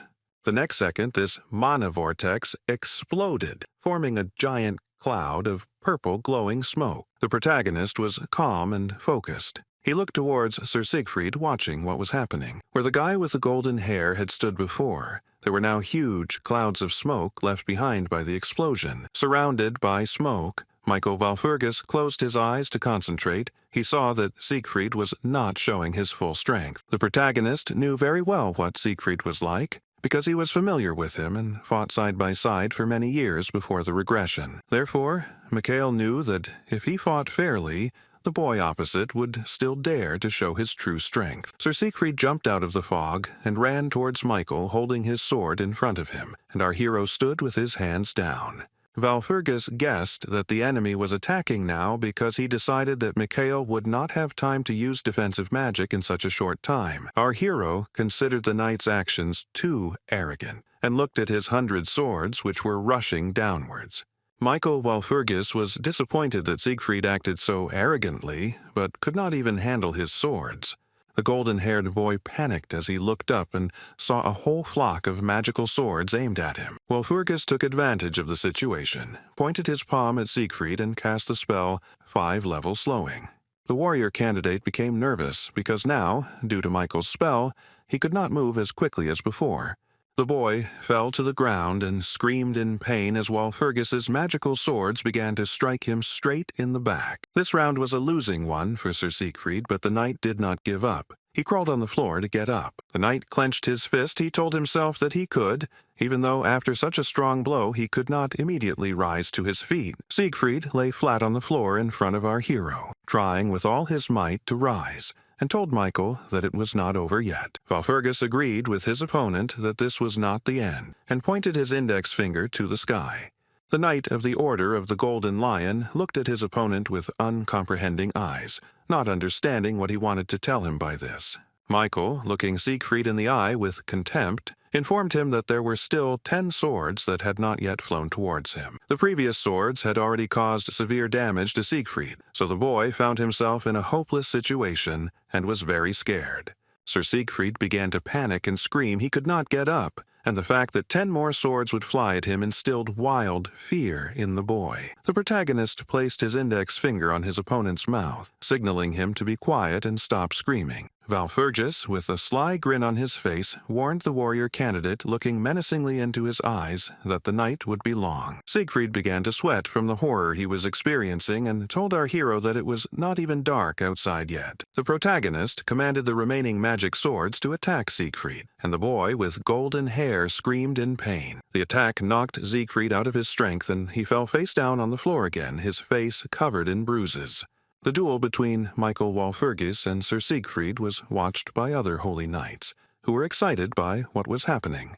Leon Pavlov overheard the knights' complaints that the swords could have killed the guy and that Mikhail was a very cruel man, and Leon agreed with them. The duel ended with Mikhail's victory, and as the boys had agreed, the warrior candidate handed our hero a large gold pendant. Sir Siegfried approached the agreement responsibly and gave the main character the pendant on a gold chain without any arguments. Mikhail picked up the pendant and examined it, promising the guy that he would use the jewelry wisely, and the wind called it a beautiful thing. The Holy Spirit pendant was a holy relic whose main function was to enhance divine power and accelerate regeneration. The thing was really useful, and Walpurgis immediately put the pendant on his neck because he knew that this thing had other bonuses. But for now, the guy wasn't going to use these bonuses. For now, it was enough for him to strengthen his divine power. With sadness in his voice, Siegfried was forced to admit that the duel with Mikhail was fair, but his skills were simply weaker. The protagonist listened attentively to the enemy's words about how he still had a lot to learn in the future. Walpurgis Jr. latched onto Siegfried's words about the duel being fair and repeated them to the boy. Siegfried did not understand what Michael meant when he asked whether the boy would have fought him differently if it had not been a duel. Mikhail asked if the guy in front of him would use a secret weapon or strike from behind if it wasn't a fair duel. The main character's suggestion greatly outraged the boy with golden eyes, and he loudly replied that he would not do that. Clenching his fist menacingly, Siegfried began to prove that a warrior would not do such a thing, and that acting in such a way was not at all fair. Mikhail asked if a warrior candidate would do this even if dozens or hundreds of people died in this duel. This question left the knight stunned. He stared at the main character, unable to find the right words to answer. Our hero asked Siegfried whether a man who is not able to protect people can be called a warrior. Sir Siegfried was covered in sweat from the tension. He stared ahead because the protagonist's question caught him off guard. The guy began to hesitate and stutter, and out of anger he clenched his fist so hard that his hand began to shake because he was angry at our hero's words. Realizing that Mikhail Walpurgis's claim was objectively justified, Siegfried relaxed his hand out of disappointment and impotence. The protagonist turned around and left the guy alone with himself because he had no need to listen to Siegfried's excuses. Michael didn't want to listen to Siegfried because he knew perfectly well what this guy was going to tell him, at least now. The duel was officially over. Our hero went on about his business, followed by Count Leon Pavlov. The swordmaster heard Mikhail, who was walking ahead, quietly telling himself something and asked what he was muttering. Without turning around, Mikhail replied that he did not understand what Leon was talking about, and they explained to him what he meant by his words about Siegfried. Leon Pavlov admitted that after watching the duel between Siegfried and Mikhail, the second candidate looks good, although a bit idiotic. Our hero explained to his friend that he would not have taken such a risk in this fight if he had been a simple man. But now Walpurgis Jr. has been given the status of a warrior candidate, and that comes with more responsibility than Leon realizes. Leon Pavlov's eyes widened, and he was at a loss when he heard these explanations from his teacher and comrade. The protagonist stopped abruptly and stared at something in front of him, and Pavlov asked why he had stopped walking. Mikhail Valfurgis clicked his tongue in irritation, and it was clear from his face that the young magician was very angry. Ahead, our keen-eyed hero saw the silhouette of the archbishop and did not understand why the old man had come here alone. The protagonist immediately recognized the elderly man standing in the distance as Archbishop Killian, who was talking about something with other priests. Wary, Michael assumed that Archbishop Killian had come here because of the fortune-teller Cassandra. Leanne Pavlov came closer and also noticed Archbishop Killian, asking Mikhail why this old man came here. The swordmaster exclaimed indignantly and complained that he was the last thing he needed here and asked our hero what they should do now. Michael said that he would have to meet him face to face, and soon Killian noticed the presence of the guys and was surprised.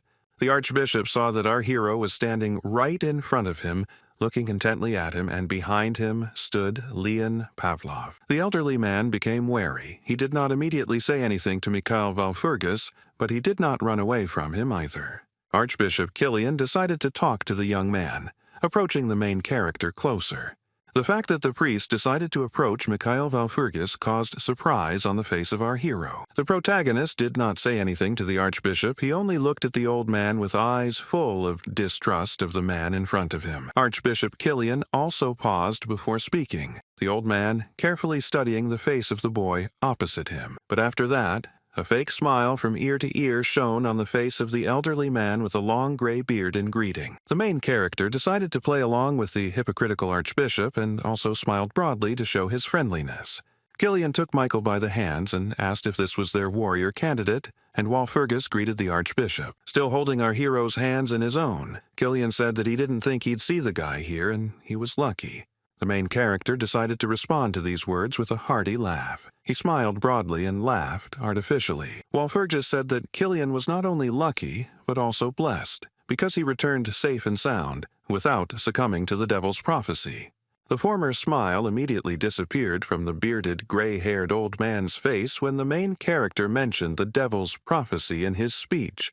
Michael explained that devils and madmen are essentially the same thing, and that the temple's hostility towards the prophet is not hidden.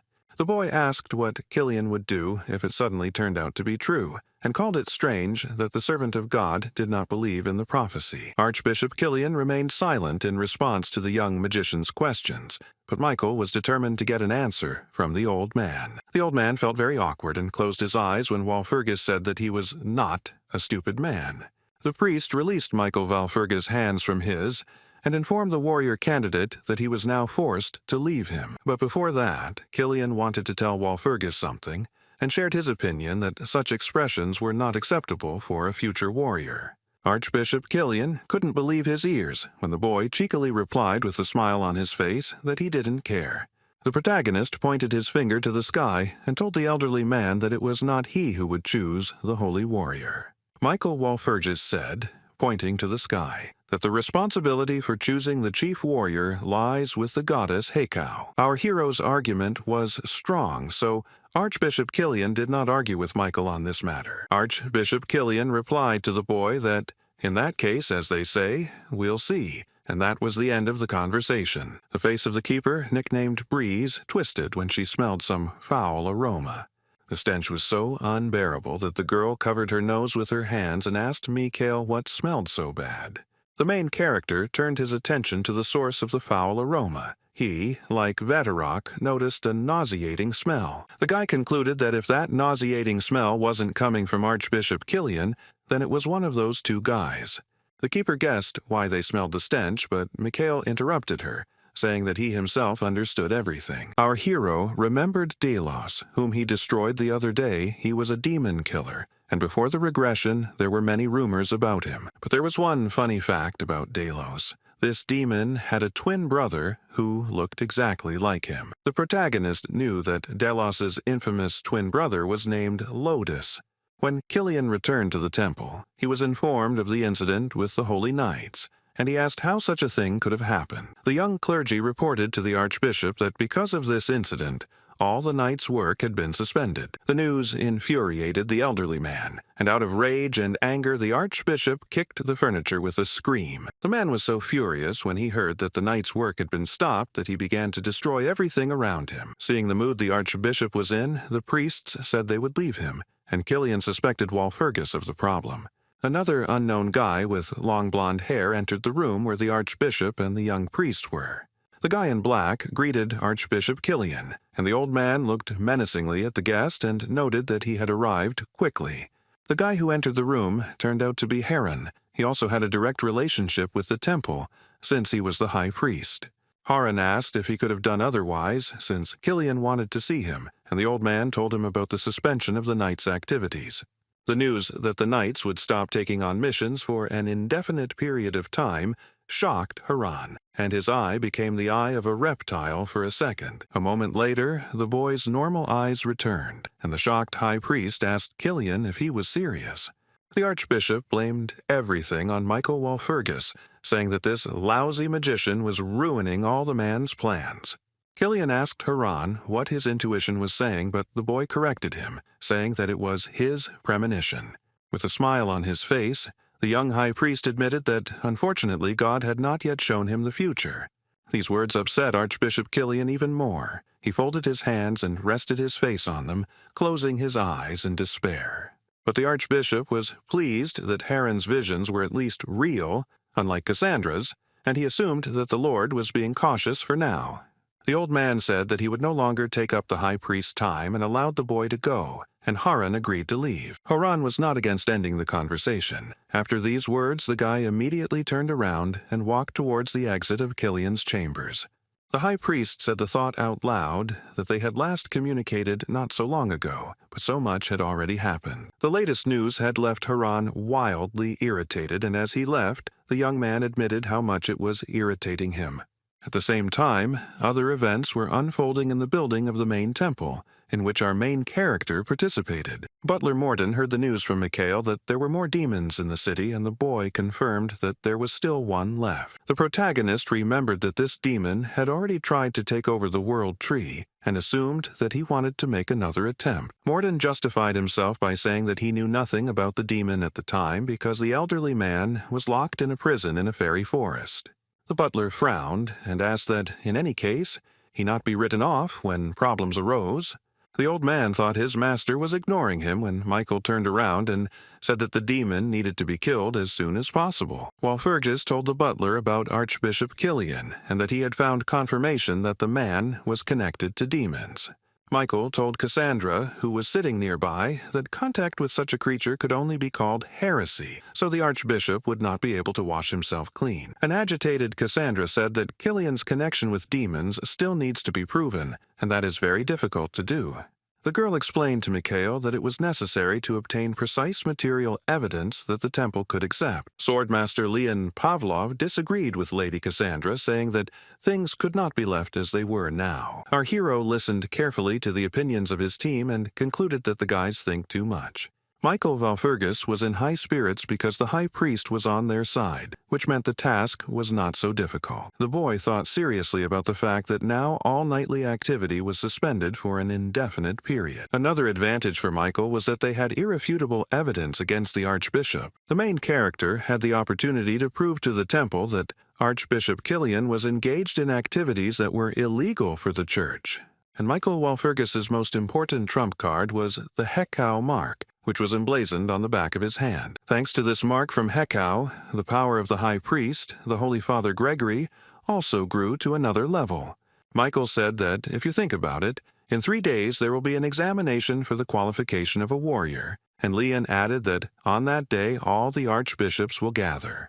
Walpurgis smiled because he knew that he would have a great chance to catch Killian in disloyalty to the temple and kill the demon. Cassandra was taken aback and began to stutter in surprise when Michael said that he needed the help of a fortune teller. The protagonist reminded the girl that he had already told her that he completely trusted Cassandra and would always be on her side. Michael was firmly convinced that the prophecy of the fortune teller Cassandra must not only be respected, but also protected. To avoid making the same mistakes, Walpurgis cannot allow the clairvoyant to end up in the same position as before the regression. Although Mikhail tried to encourage the girl, she was still very unsure of her abilities and tried to object to the hero. Lady Cassandra, in response to a request for help, confessed to Walpurgis Jr. that she had never spoken to God before. The clairvoyant explained that her only experience was that she had small visions. The protagonist replied that an ordinary person would not be able to receive even small visions while trying to cheer up the girl. The girl's eyes widened in surprise when our hero said that she was endowed with a gift that connected her with God. An unsure Cassandra asked Mikhail if he thought she could handle it, and the protagonist had no doubt about it. The fortune teller asked Walpurgis when she needed to help him, and the boy replied that in 3 days. Lady Cassandra wanted to ask what would happen if something happened, but Michael interrupted her and told her not to even think about it. Walpurgis pointed his finger to the sky and reassured the clairvoyant, saying that he had already made arrangements with the one who was there, above them. Our talented magician confessed to the fortune teller that it was an incredible, one might even say, divine conversation. At this time, Archbishop Nurin spent time alone, walking under the windows of the holy temple. The old man with the beard closed his eyes and was glad about how calm the morning was, which he said to himself. The unusual calm made Archbishop Nurin remember the good old days of the past. The priest recalled the times when he helped little Cassandra, a girl with no hobbies, understand the varieties of tea. Little Cassandra and Nurin often spent time together reading books, the man telling her about the popularity of tea leaves in different regions. The Archbishop taught the girl a lot, for example, how to properly store leaves, and together they even came up with a personal way to preserve the taste of tea. But what caused melancholy in Naruna's soul was the fact that the man had failed to protect the fortune-teller Cassandra at the right moment. The old man was very sorry about this and could not help the girl when she ran into trouble because of her predictions. The man was left with sadness in his eyes and simply watched as Cassandra was driven out of the temple because he had no other choice. Before Archbishop Nurin's eyes was still the cup of tea from which the man had often drunk before while spending time with Cassandra. Now the Archbishop was distressed, not understanding what to do next. The soul of the priest was tormented by longing for the seer. Suddenly, Narun heard an unfamiliar voice, which, when he asked what to do, answered that everything needed to be returned to its place. The elderly man looked away with caution, not understanding who had just told him this. When Archbishop Narun turned around, he saw our main hero in front of him and recognized the guy as Mikhail. Immediately, without further ado, the young mage and warrior candidate told the man that they needed to talk about something. The protagonist noted that thanks to the efforts of Archbishop Naruna, he and his team spend their time in the temple comfortably. The confused old man, not understanding what Mikhail wanted to talk about, asked Walpurgis what brought him here. With his hands on his hips, Michael reminded the Archbishop that in just 2 days, the election of a warrior would take place in this place. Archbishop Narun said he was mindful of the warrior election, and that all the priests would gather to express their opinions. Walpurgis said he realized that the majority would support Sir Siegfried, and Naruna looked guiltily at the floor, wanting to say something about that. The old man was noticeably saddened by something. He was silent for a long time, lost in thought before saying anything to our main character. The main thought in the Archbishop's head was connected with Michael Walpurgis. The man looked at the smiling guy in front of him. The old man knew that Mikhail Walpurgis was a man who was damaging his family's reputation. Also, the priest Narun knew that the boy bore the title of a groom who was abandoned by his bride right at the altar.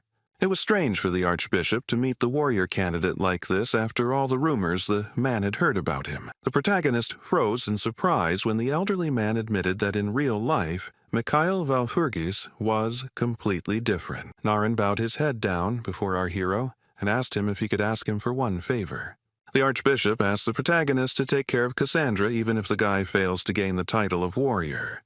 Naruna's wording seemed somewhat rude to our hero, and he looked at the saddened face of the old man opposite. The young magician did not like the fact that the man almost directly told him that Mikhail would not be able to become a warrior. But the main character could not refuse the request because he is obliged to protect the fortune-teller Cassandra at all costs. However, Walpurgis Jr. did not agree immediately, but instead asked the saddened Narun why he was asking him. The Archbishop explained that if Sir Siegfried and not Michael became the warrior, then anything could happen to Lady Cassandra. And all because Cassandra is a seer, whom no one believes, and in this scenario, only a painful death awaits the girl. The old man said that if the fortune teller finally left the holy temple, she would have the opportunity to find her own happiness. Archbishop Narun thought about how much pain the fortune teller had endured and shared this thought with our hero. The boy was noticeably surprised when the priest said that he did not want to increase the pain that had befallen the girl. Looking at the confused and saddened old man, the protagonist said that it must be very hard for him. Mikhail was right. Narune closed his eyes and sadly stated that it was true, and it was really hard for him. The protagonist made a gesture with his thumb, pointing it in his direction to say something to the old man opposite. With firm confidence in himself, Michael told the archbishop that he believed the boy would be able to achieve approval. These words of Walpurgis Jr. shocked the elderly man with a beard. He stared at Mikhail and fell silent. But Mikhail did not back down from his words and looked at Naruna with eyes full of confidence in his victory. Narun said that, however, Archbishop Killian wields great influence because he literally raised some of the priests. But the protagonist had an argument against this, and he informed the archbishop that His Holiness, the High Priest, was on their side. Moreover, Michael hoped to receive support from Archbishop Naruna, but the man began to talk about his insignificant influence. After these words, the candidate for warrior decided to take a few steps closer to the archbishop, declaring that he was wrong. The protagonist had another argument in favor, which was much more important, and he was ready to voice it to the stunned Narune. When Michael Walpurgis approached the old man, he put his hand on his shoulder to encourage and calm the priest. As he passed the archbishop, the young mage informed Narun that God was with them, and that definitely gave them some guarantees. The archbishop listened attentively to our hero's remark, but it was clear from the man's expression that he did not trust these words 100%. Suddenly, a large feather appeared in the air. It was magical and translucent, as if emitting a soft, white light. When the main character approached the window, magical wings appeared behind his back, and there were even more feathers in the air. The old man looked at the picture in front of him, mesmerized, and his eyes widened at Mikhail, who suddenly had wings.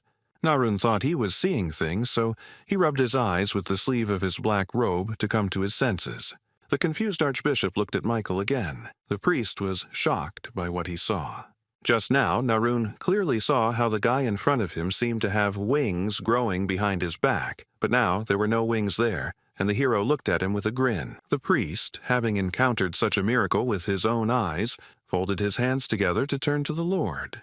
The archbishop was tormented by doubts, and he himself could not decide what to do in this situation, so he asked God out loud. For the main character, the meeting with Narun went quite as expected because the priest turned out to be quite talkative, while Fergus the younger, looking at the mark of the goddess on his hand, assumed that the archbishop also felt his connection with Hekau.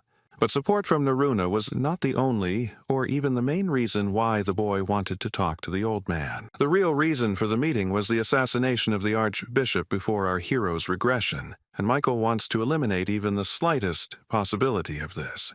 After leaving the temple, the protagonist thought about how important it was for him to make sure that Naruna's murder would not happen this time. The protagonist looked at his hand, in which lay a small lump of red flesh with black liquid flowing down it. The guardian called it some kind of shame because the demon's seal was so well sealed that she couldn't do anything. It turned out that in his hand, Michael was holding the seal of the demon, a sign that was engraved for Archbishop Naruna, which proves the premeditation of his murder.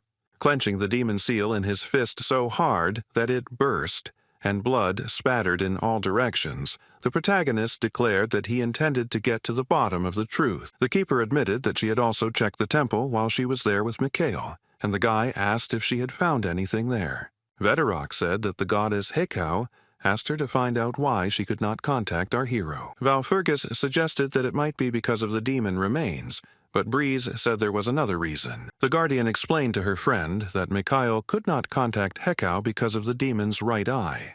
Determined to fight against the demonic force, the girl said that this sinister and dangerous creature must be somewhere here. At this moment, the protagonist finally understood why the demonic remains reproduce without problems. Breeze exhaled heavily, putting her hands on her hips, She was pleased with herself because having the right eye of the demon explained everything. The girl was taken aback when Mikhail Valfurgis told her that she needed to get to the demon's right eye as quickly as possible. The main character immediately hurried somewhere, and the keeper asked where he went, because they did not know where this creature was. Mikhail replied that he knew where the demon's right eye was hidden, which surprised Vedorok, and she asked how he knew this. The keeper was even more confused when Walpurgis did not explain to her how he knew where the demon was. Vedorok asked our hero to stop because a suspicion crept into her head and the guy turned around and looked at her. The magician only smirked when the keeper suggested that the guy had figured everything out before she told him, because he had an extremely pleased face. The guardian froze in place when the main character complimented her that she was not only charming, but also smart. These words made the girl angry. Breeze screamed at the top of her lungs and her face turned red from anger and embarrassment. It was a beautiful starry night. Exactly 2 days left until the appointed date when the warrior's name would finally be known. Michael Valfurgis came to the forest, and the keeper asked him if he really thought the demon's eye was here. The boy was sure that he had come to the place where the demon's eye was hiding because this place was considered sacred to the Holy Church. The girl was not happy to come here at night. She was clearly scared and worried and asked our hero if this was too much.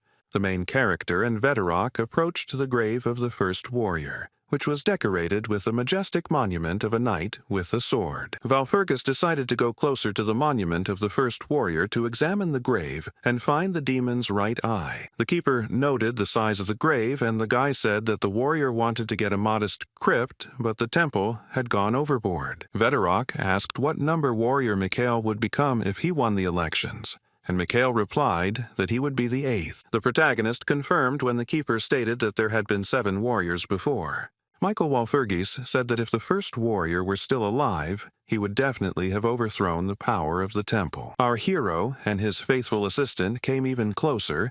Mikhail looked up to examine the monument. The young mage touched the pedestal, and the keeper noted how clean and well kept this crypt of the first warrior was. Mikhail explained the cleanliness and tidiness of the crypt by the fact that the authority of the first warrior cannot be ignored. Looking closely at something, the protagonist said that, nevertheless, now the first warrior is just a shadow of the past. As he climbed the stairs in the first warrior's crypt, the Valfurgis heir realized he had a bad feeling. Looking up warily, Mikhail could only hope that things would not turn out according to the worst-case scenario. The protagonist climbed to the upper level, where a large blue coffin lay with the buried body of the first fallen warrior. Michael came closer to him, because he guessed that this was where the demon's right eye was hidden. Valfurgis asked for forgiveness from the fallen first warrior and activated the spell. A large sphere of mana appeared in front of him, but a moment later, the magic sphere shattered, and fragments of purple mana flew in different directions. The keeper said that this was a coffin with the remains of the first warrior, and asked the guy if he thought there was something there. The girl asked him to wait. She became nervous when she guessed why the main character approached the coffin of the first warrior. Vedorok wanted to ask if the demon's right eye was really hidden in that coffin, but the magician interrupted her and confirmed it. The protagonist shared his guess that the demon's right eye had been in that big blue coffin all along. While examining the sarcophagus, Michael Valfurgis said that for a demonic creature, the coffin is an ideal hiding place. The keeper began to loudly argue with Mikhail about this, believing that it was impossible, and even if the eye was there, there would be no point. But our hero suggested that the demonic monster could have entered the body of the first warrior even before he died. These words made Vedorok even more worried. The corners of her mouth turned down, and she stared at the guy with frightened eyes. Valfurgis extended his hand, and green mana surrounded his body, indicating that his storm set had been activated. The guy said that his version needed to be verified, looked at the coffin, and said that for this it needed to be open. The magician took the staff in his hands. The sphere lit up brightly, and he said that if his guess was wrong, then in the coffin they would find only the remains of the first warrior. Using his staff, Michael opened the lid of the first warrior's coffin, and it slowly opened on its own with a loud sound. Walpurgis and the keeper, who was hiding behind Michael, came closer to the coffin to see what was hidden there. The guy carefully examined what was inside the coffin of the fallen soldier, and has not yet given any comments. It was clear from the keeper's face that she was upset when she was able to examine the contents of the sarcophagus. Vedorok noted that the coffin was completely empty, but there was a large, dark, bottomless hole in it. The disappointed girl asked Walpurgis what they should do now because they seemed to have screwed up here. But Mikhail did not share the keeper's bad mood and replied that everything was not as bad as she said. Walpurgis still had to examine the coffin because he did not think it was empty, and the warrior candidate stood on its wall. The main character, looking down where there was a big black hole, said that everything was even completely the opposite, because now they know the truth. After these words, Michael Walpurgis took another step forward to jump straight into that mysterious hole in the coffin. Not knowing what awaited him at the bottom of this hole, the guy bravely jumped down without feeling a shred of fear. Before dealing with the demon, he told the keeper that the guy was now going to solve the problem. In the dark room, the flame of a single candle crackled, with drops of hot wax dripping down it. In this room, the high priest Haran spent his time alone. He uttered the name of Delos, the demon who was killed by our hero. With sadness in his eyes, Haran, his face covered by platinum-colored hair, said that he thought his brother Delos was no more. The next moment, the boy's normal gray eye turned into a purple reptilian eye with a narrow pupil. Haran said to himself that he was sure that the damned Michael Walpurgis was behind the death of his brother Delos. The high priest thought that it would not be difficult for him to use Archbishop Killian for his own purposes, but the image of our hero stood before his eyes. The blondie, as Haran called him, caused a storm of negative emotions in him, and the guy broke the glass in which he saw the image of Mikhail. Glass fragments scattered all over the room after the impact, because Haran was angry that, with the appearance of the hero, all his plans went awry. Haran called this situation with Mikhail Walpurgis unpleasant. Small shards of glass flew onto the floor, missing the boy's body. Looking at the broken glass lying on the floor, the high priest wondered how he could destroy our hero. Haran was stunned and tensed when he suddenly, and for no apparent reason, felt something was wrong. The high priest realized that the feeling was connected to the grave of the first warrior, but he did not understand what exactly was causing this strange sensation. When Haran realized what exactly was going on, a sinister smile spread across his face and the boy laughed. A loud, angry, uncontrollable laugh erupted in the dark room in the middle of which stood a guy in a black suit. Afterwards, Haran fell silent, bent down and clasped his head in his hands, experiencing strange feelings from beyond the grave. Baring his fangs and showing his reptilian eyes, the high priest could not believe what was happening. Haran said, "Who knew he could handle it so easily?" referring to our hero, who had already descended into the hole under the grave. The next moment, the candle flame that illuminated the room of the high priest Haran went out, and the room was plunged into darkness. At this time, Mikhail Walpurgis and his assistant Vedorok descended into the hole under the grave. It was pitch dark inside. The main character and the keeper found themselves in a spacious room. In front of them stood a majestic throne, and above it hung 3 flags. On this throne sat a human-like creature in knightly armor with a sword, who told our hero that he had finally arrived. The monster sitting on the throne had the red eye of the demon that Breeze had spoken of, and he told Michael that he had been waiting for him. The man in knight's armor held a sword in his hand. The creature looked like a living corpse. His skin was lifeless gray. The main character guessed from his clothes and weapons who was sitting in front of him and wanted to say so, but he was interrupted. The mysterious man had an iron tiara on his head and said that he was once the first warrior.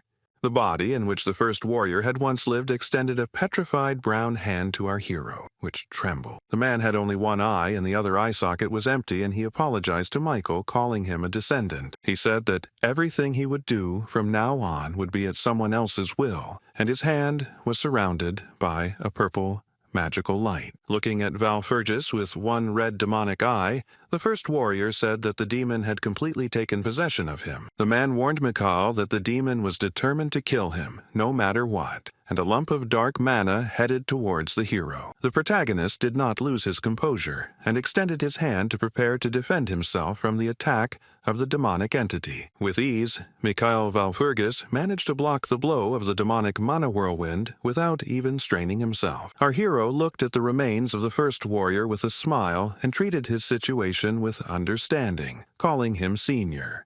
The trembling, reanimated corpse of the first warrior asked again about the elder, and the guy explained that he was, after all, a candidate for warrior. Valpurgis admitted that it was a great honor for him to meet the first warrior, albeit under such circumstances. The first warrior apologized for appearing in such an unworthy manner, and the demon inside him began to control the magical symbols. Using its finger, the demonic creature materialized a magic circle in front of itself to attack Michael again. The protagonist stepped back when he saw a fiery stream of mana fly out from the large magic circle. Our talented magician jumped up and managed to cast the shield spell and managed to protect himself from the whirlwind of magical fire.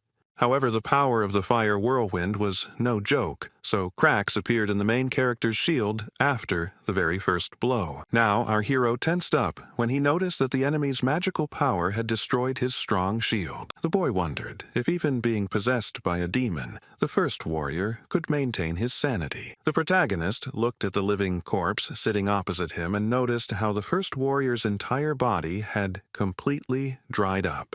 From the deplorable state of the remains of the first warrior, it was clear that there was not a single functioning muscle there. Michael Walpurgis came to the conclusion that the demon inside the man makes the warrior's lifeless body move. The guy, surrounded by clouds of smoke, told him that he hadn't used his aura yet and asked if he was trying to hold back. The man extended his trembling, withered hand and answered our hero that it was not that he was trying to restrain himself. The first warrior decided to share with Michael Walpurgis the secret that once upon a time in life, he too was a magician. This information surprised the main character because he did not know that the first warrior had magical abilities. The saddened living corpse of the first warrior sat with his head resting on his hand. In front of him was a large, golden magic circle. But this magic was controlled by a demonic creature inside the warrior, so a moment later, a stream of magical fire flew at Mikhail again. The protagonist quickly reacted and materialized all of his magic circles, and then cast the Fire Strike spell. Against the demon's fiery mana streams, Michael Walpurgis sent out a large purple blast of magical fire.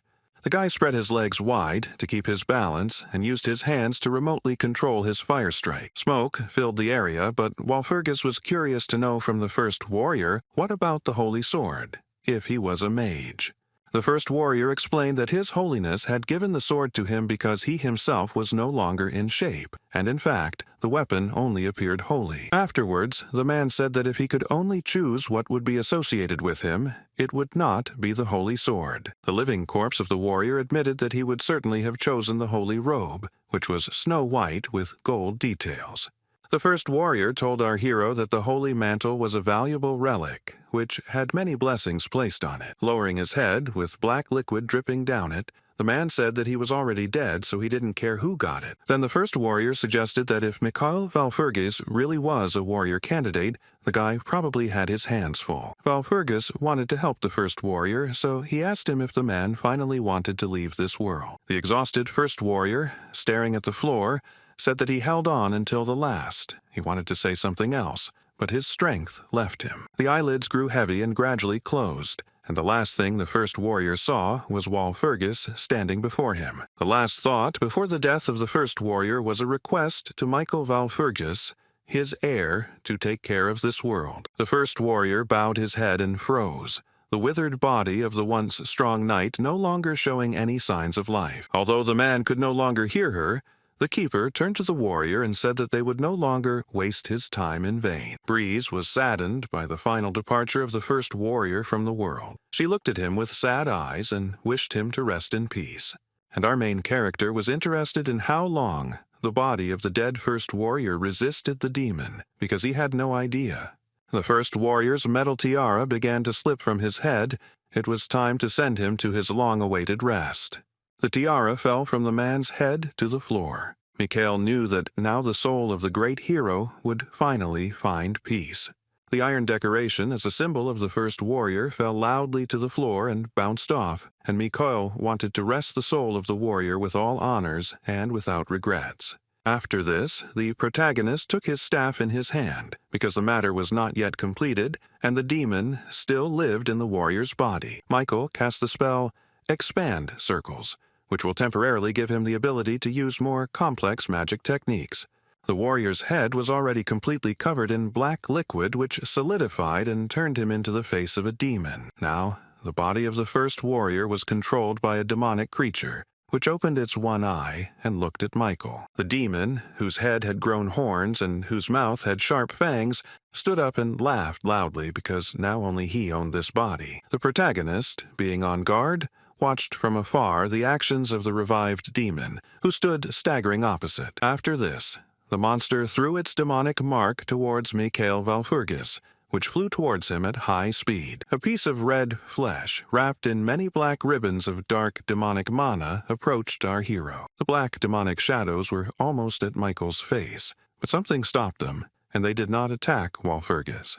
Since Mikhail received the 6th circle of magic, a lot has changed, because it is a serious level, but for him, everything was special. The main character could skillfully use the spell Expanding Circles, so the 8th circle spells were also available to the guy. As his first spell in the battle against the demon, Michael decided to use the Ice Throne, and a drop of water formed on his finger. Walpurgis Jr. extended his index finger, and a tiny drop of water separated from his body and froze in the air. Some processes were taking place in the small drop of water that was levitating in the air, which indicated that the spell had been successfully applied. After some time, the drop of water turned into a large and beautiful snowflake, and even smaller ones appeared around it. With the help of a tiny snowflake, our hero was able to create hundreds of huge, sharp pieces of ice, which he directed against the demon. The spell was complex and unusual, so Guardian Breeze, who was watching it all, called it amazing. A moment later, the smile disappeared from the girl's face. Her eyes became frightened, and the keeper became wary. Breeze saw the demon's right eye in front of her, and judging by the monster's condition, the Ice Throne had not caused it any damage. The first warrior's hand, now completely controlled by the demon, grabbed the holy sword to use it against Michael. The demon stood up. Looking at the enemy with one eye, the monster pointed the holy sword towards the main character. The weapon of the underworld monster was surrounded by a bright aura, and countless magic circles hung in the air above it. The guardian looked at the magic circles hanging in the air and asked herself if this was the magic of the 6th circle. But the breeze and our brave hero had no time to think, because a moment later, a large fire charge was flying towards them. At the same time, a large number of fire magic arrows were released, which were also aimed at Michael. The guardian tried to shout loudly to Mikhail to warn him about the attack, but he saw everything perfectly well. The demon used so many spells against the guy at once that even our fearless hero froze in surprise. Firebolts, arrows, and other spells were aimed at Valpurgis, and he looked up in fascination. Before all the demonic mana flew into the guy, he was able to gather himself and managed to cast the mana concentration spell. Michael Valpurgis extended his palm forward, and a long stream of blue glowing magical energy flew out from it. Against several types of attacks of the demonic monster, our hero decided to use only one, controlling the blue beam of mana. The spell caused the protagonist to fly up. A blue beam from his palm was directed at the demon's spears and charges. The next step for the young mage was to cast the release spell, which would help release the mana. After that, the bright blue sphere of energy that the boy held in his hand flew forward, having been released by the spell. The tomb of the first warrior turned into chaos. Everything was filled with bright purple magical fire and smoke. Explosions thundered. The protagonist activated the flicker spell to continue fighting the demon, who tensed up as he stood surrounded by smoke. Michael Valpurgis reduced the distance between him and the demon with the help of Shimmer. The guy was difficult to notice because of this spell. The demonic monster didn't have time to react before the protagonist's hand was already centimeters away from his withered, lifeless face. The demon looked at Mikhail Valpurgis, noticing that the boy had come dangerously close to him. The monster grinned because the guy failed to take his mark. The demon hid it securely behind his back. The keeper, watching the skirmish from the side, realized that the monster had foreseen our hero's attack, and that was why he had hidden the mark. According to Veterok, the demon was deliberately delaying time in order to have time to form even stronger magic for a new attack. But Valpurgis was no slouch either. He looked at the demon with contempt and apologized to him for the fact that he was not the only one who thought of this. The protagonist activated the cancel spell, and magical chains enveloped the body of the first warrior, which now belonged to the demon. Then Michael Valfurgis's magic chains went to the devil's mark, and the guy managed to grab it. This was clearly a surprise for the monster. He tensed up and looked away with a frightened eye. The protagonist, having successfully taken the demon's mark, was able to grab the monster with his hand right by the skull, and it could not resist. Michael Valfurgis held the monster from Hell's head tightly with one hand, happy that he had finally caught the bastard. However, our wise hero knew well that ordinary magic could not always kill some powerful demons. Mikhail had a lot of experience in destroying demons before the regression, so he had prepared something for this case. Holding the demon's head with one hand, the protagonist clenched his other fist to deliver the final blow. The guy used his own magic, which imitates the appearance of his old colleague, the strongest martial artist. The protagonist approached Suan, his comrade who died before the regression, and asked him to borrow some of his power. Activating the Divine Fist spell, Michael used Suan's power to deal a powerful blow to the demon. Mikhail Valfurgis raised his tightly clenched fist, his skin radiating a bright, magical light. The boy was accumulating mana for a new blow. Using his magical skills and Suan's power, he launched a bright arrow at the demon, piercing its torso with such force that it jumped into the air. The divine power in the form of a spear became fatal to the demon that had inhabited the body of the first warrior, and he began to collapse. Afterwards, the demonic creature turned into a giant ball of light that spun around its axis and had rays like the sun. The protagonist became wary, covering his face with his hand from the bright light, when the dark tomb turned into a snow-white space. Mikhail Valfurgis narrowed his eyes, taking in the new surroundings, the remnants of purple mana glowing around him. When the light had more or less dissipated, the guy was able to lower his hand and fully examine the situation around him. Our hero noticed that the space had changed greatly, and he had already seen such purity once. The place was created by God. At this place, Mikhail was expecting to meet someone. He stood motionless, and then asked when this person would finally appear. An unknown person appeared behind him and reproached our hero for not being able to wait a little longer, since the man needed time to prepare. The guy turned around and recognized the man in front of him as the first warrior.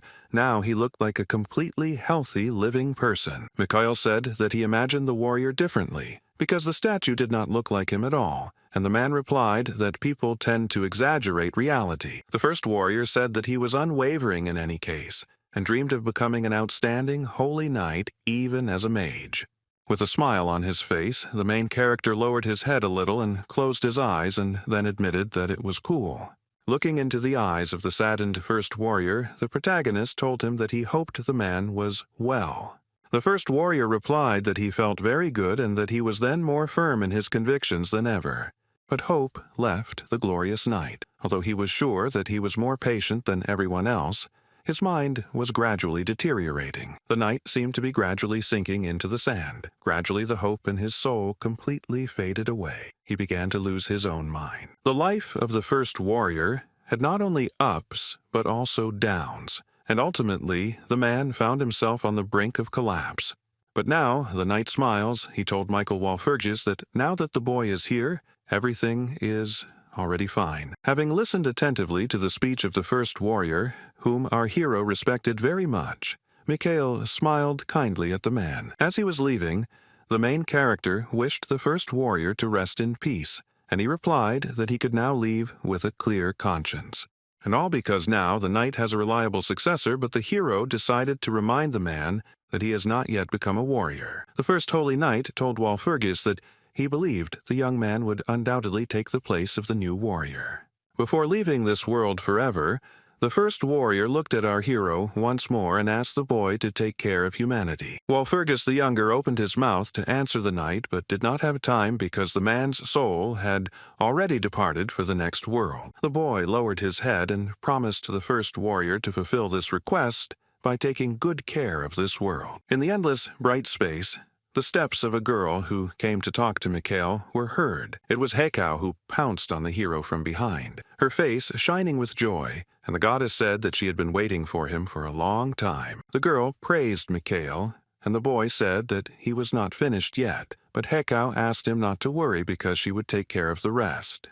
The most important thing was that the demon that had enslaved the consciousness of the first warrior had disappeared, which Hekau told Mikhail about. Making a gesture with her index finger, the goddess declared that all that remained now was to re-establish contact with the children. Hekau began to praise Mikhail, hitting him hard on the back, and asked what he wanted, promising to give everything that the magician's soul wanted. The main character thought about the goddess's offer, what to ask for as a reward, because he can get anything he wants. The joy on Hekau's face disappeared somewhere when Michael Valfurgis only said the name of the fortune-teller Cassandra in response. The young magician asked as a reward to bless the girl to whom the goddess showed her prophecy. Michael Walpurgis told Hekau that because of her in this prophecy, Cassandra had already suffered many misfortunes. In response to the request, the goddess Hekau calmed the guy down, saying that in any case, she was going to do it for Cassandra. The girl said that she had to fulfill Michael's specific wish, because Cassandra's blessing was not a reward for him. The guy was silent for a minute, scratching his chin with his fingers, trying to think of what he could ask for as a reward. The task turned out to be difficult, because he already had the mark from Hekau that Mikhail Walpurgis wanted so much. The main character could ask for mana, but the young magician, as he believes, has no problems with this either. It was as if a light bulb went on above Michael's head and he raised his index finger as an idea came to him. After talking with Hekau, the main character again found himself in the tomb of the first warrior. He was lying on the floor, his arms spread out to the sides. The guy sat down and looked around, and then concluded that he had returned right to the grave of a glorious knight. Michael looked at the coffin of the first warrior. It was completely restored, and it did not seem like an illusion to him. The young mage stood up and looked down at the coffin, collecting his thoughts after his meeting with Hekau, and Breeze said that it looked good. Valfurgis looked at the keeper and fell silent. The girl asked the guy what he was thinking about now. The keeper asked if he had met Hekau upstairs. Mikhail confirmed and said that someone was not welcome there. The wind began to wave her fists in rage because the goddess did not let her up, leaving the keeper in the tomb. Mikhail covered his ears so as not to hear the girl's scream, and she complained that Hekau didn't like what Veterok blurted out last time. The Guardian was interested in what our hero received from the goddess as a reward for destroying the demon. The next moment, a huge stone flew straight from the sky towards the girl, crushing her, and she only had time to groan. The main character cast a surprised glance at the mysterious boulder that suddenly flew out of the sky and crushed his girlfriend. Michael didn't understand what it was. It was a long stone pillar with a blue border, wrapped in white cloth and belts.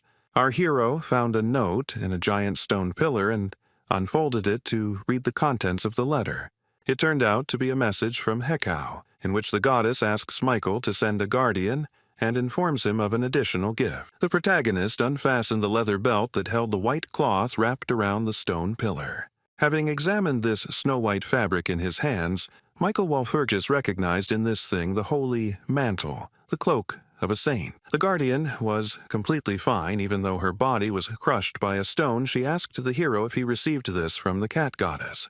Michael Walpurgis immediately tried on the holy robe and replied to Veterok that he had not received this gift from Hekau. When our hero put on the saint's cloak, he closed his eyes and opened his mouth, and a bright red ball appeared in front of him, shooting lightning. What she saw clearly frightened the keeper. She opened her eyes wide, not realizing what was happening to her friend. But the girl immediately guessed that the bright magical sphere that appeared in front of the guy's body was stigmata.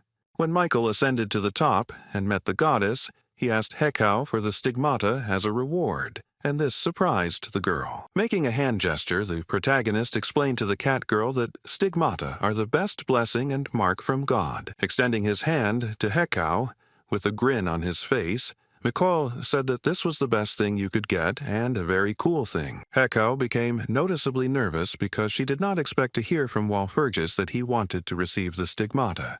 Goddess Hekau forced out a laugh and called the protagonist's request funny.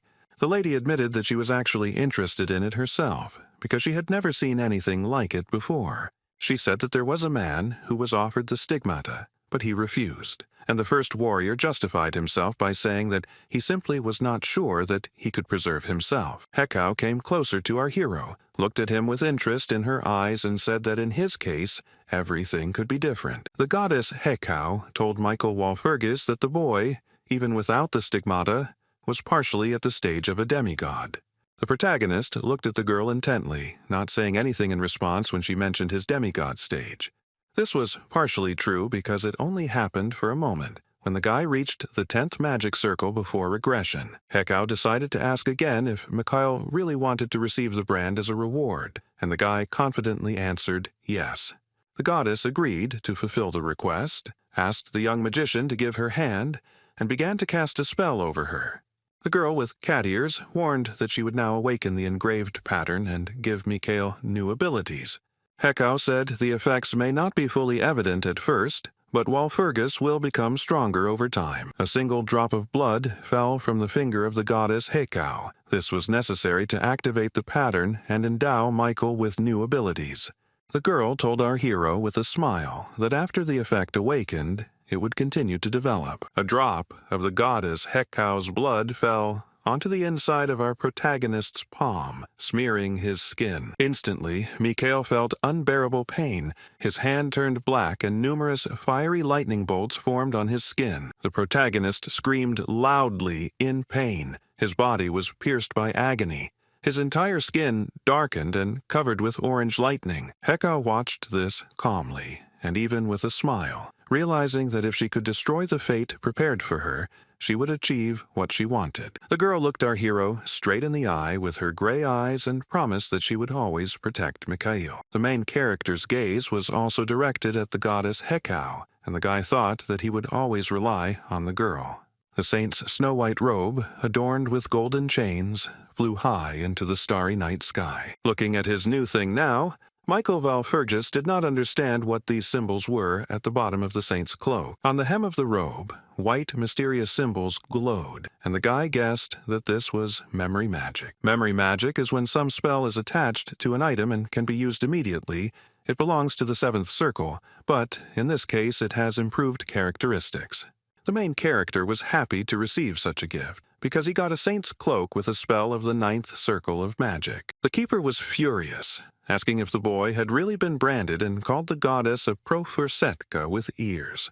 Veterok screamed, claiming that accepting such things was dangerous and, in the worst case, Mikhail risked destroying all of humanity. After the moralizing from the keeper, Walpurga turned his gaze to the side. Something began to alarm our hero. He suggested that Veterok get out of here because something was bothering him, and the keeper agreed to leave. The guy already wanted to leave this place, but he remembered that not all the work at the grave of the first warrior was finished, so he stopped. Michael Walpurgis turned around, looking at the coffin of the first warrior, and said that he almost forgot something. Meanwhile, in the night forest, there was another man who was not in the mood for sleep. He was standing by a tree, leaning his hand on a post. It was Haran who was watching the crypt of the first knight of the temple. The guy said that this could not be, not believing his eyes. The high priest was shaking with anger. Haran was furious with Mikhail Walpurgis and the abilities of our magician. Haran lowered his head and shut up. His cheeks puffed out, the guy's mouth filled with blood. The high priest was no longer in the mood for anger. The guy fell to his knees. The man began to literally vomit blood. The crimson liquid began to erupt in a powerful stream onto the ground. Haran was devastated because he could no longer sense the demon's presence there, and he knew that the remains had completely disappeared from the capital. The high priest was horrified, because Lady Meryl would certainly not forgive him if the whole plan went awry. But the guy with long platinum hair did not give up. He decided to do something much more significant now. With difficulty, Haran managed to get to his feet and then remembered that in 2 days there would be a general meeting of all the archbishops. But the archbishop was not enough for the guy. He bared his sharp, bloody fangs and said that he would kill the Holy Father, Gregory. The plan was outlined. Now Haran needed to quickly leave the forest to prepare for the imminent murder of the high priest. But the high priest did not even suspect that someone had heard his conversation with himself, and it was Michael, who was sitting nearby. All this time, the main character and his faithful companion sat on a tree, watching Haran think out loud. Someone threw a glass goblet on the table in anger and started swearing loudly. The room was filled with the sound of breaking glass. The angry old man turned out to be Archbishop Killian, who was clearly annoyed about something as he stood at the red table. The enraged man blamed Michael Walpurgis for all his troubles, not understanding why he had to suffer so much because of some slippery bastard. Archbishop Killian raised his hands in helplessness and asked if the Lord himself was against him. Looking up at the sky, the old man with the long beard turned to the Lord, asking why he had then sent Haran to the archbishop. Killian was absolutely convinced that God was speaking to him by sending this boy to the priest. The archbishop believed that it was thanks to Haran that everything was actually moving in the right direction. The old man was sure that if he had trusted the prophecy of a girl named Cassandra, nothing would have worked out for him, so she was banished. Killian was furious. He started screaming at the top of his lungs that he thought they had figured everything out already. So what the hell was this happening? The archbishop calmed down a little and said that this vile Walpurgis could not be allowed to take control of everything. The implementation of his plan was the most important thing for the man, so he intends to fight, even if he has to resort to the most vile means. Grandfather heard a familiar voice from another room. Someone asked the archbishop if he was there. Haran entered Archbishop Killian's office with a beaming smile on his face, and the old man immediately greeted him joyfully. Killian understood that if the Holy Father or even the archbishops had not received an indisputable revelation, they could turn the tide right now. For the archbishop, the boy was his last hope, and he asked Haran if he had received any kind of prophecy or sign from God. The high priest, with a smile on his face, convinced the old man that such prophecies or signs from God had come to him. Haran told the man that according to a sign from the Lord, Holy Father Gregory had taken the wrong path. The boy also lied to Killian that mages like Walpurgis should not disturb the temple, and the old man replied that he thought so too. The guy in the black suit extended his hand towards Killian and asked the priest what they would do in such a case. The archbishop froze and stared at Haran as he came closer and touched the older man's face. The priest hesitated, not knowing what to answer, and the young minister of the temple replied that they must do everything possible. The young man clarified that they must do everything in their power for his sake, and his teeth turned into sharp demonic fangs. Haran loomed over Killian, his eyes red and glowing, warning that the old man should be prepared to get his hands dirty as well. The high priest fully revealed his true demonic identity and ordered Killian to answer immediately. The archbishop froze. His eyes also changed. Gradually, the whites began to fill with demonic blackness. Killian lost his mind. He recognized Haran as his master and said that they could now change the future for the sake of the temple. The long-awaited day of testing the warrior candidate arrived. Our hero Mikhail sat at the table opposite Archbishop Naruna. The priest studied the papers lying in front of him with delight, and he laughed when he carefully read the contents. Reading the papers, the archbishop stated that Michael had been able to convince the priests who had previously remained neutral or supported Siegfried. Naren called it amazing that the guy was able to do this in such a short time, and Mikhail, pleased with the praise, replied that a lot had happened. The archbishop was surprised that his rival Sir Siegfried did not particularly try to correct the situation. Walpurgis assumed that Siegfried had his own reasons for this, but he himself knew very well that it was because the boy's pride was hurt. Mikhail said that the Siegfried he knew would have found the perfect way out of this situation. The hero sincerely believed that the guy had good skills. The worried archbishop warned that only 3 hours were allocated for the election of a warrior, but Walpurgis assured that everything was in order. He suggested that Narun just wait a little while, and then Sir Siegfried would definitely show up. It seems that the archbishop did not share Michael's opinion on this matter, so he asked the young man if he was sure of his words. Walpurgis chuckled at this question because he knew Siegfried like the back of his hand and had spent a lot of time with him before the regression. Michael asked the priest Naruna if he could act dishonorably as a candidate for Holy Warrior. Archbishop Narun looked at our valiant hero with eyes full of delight, admiration, and respect for the boy. Hearing these words from the main character, the man lowered his head, closed his eyes, and quietly laughed. Finally, the archbishop said that there could be no better solution than to choose Michael as a warrior, and our hero left the office.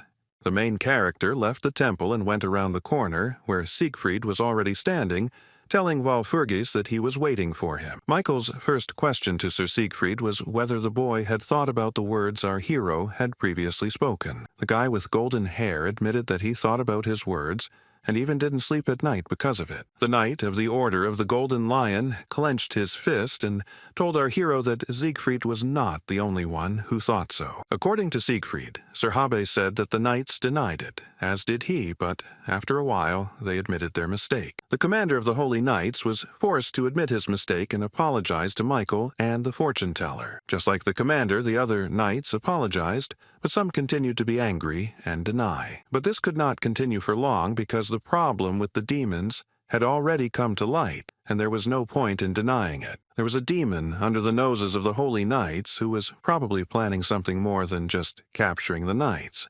The main character listened attentively to Siegfried's story about the knights, and said that he understood everything. But the guy continued. The knight continued about what Michael had once told him, and also what the Archbishop had once told him. Sir Siegfried had in mind the warrior's way, and confessed to Walpurgis that he considered it absolutely correct. According to the warrior candidate, the warrior's path is what God wants, which is why the guy never doubted. Siegfried's quest to become a true warrior of the temple was supported by everyone who surrounded the young man. Only one person on the boy's path told Siegfried that the knight had made a mistake in his choice to become a warrior.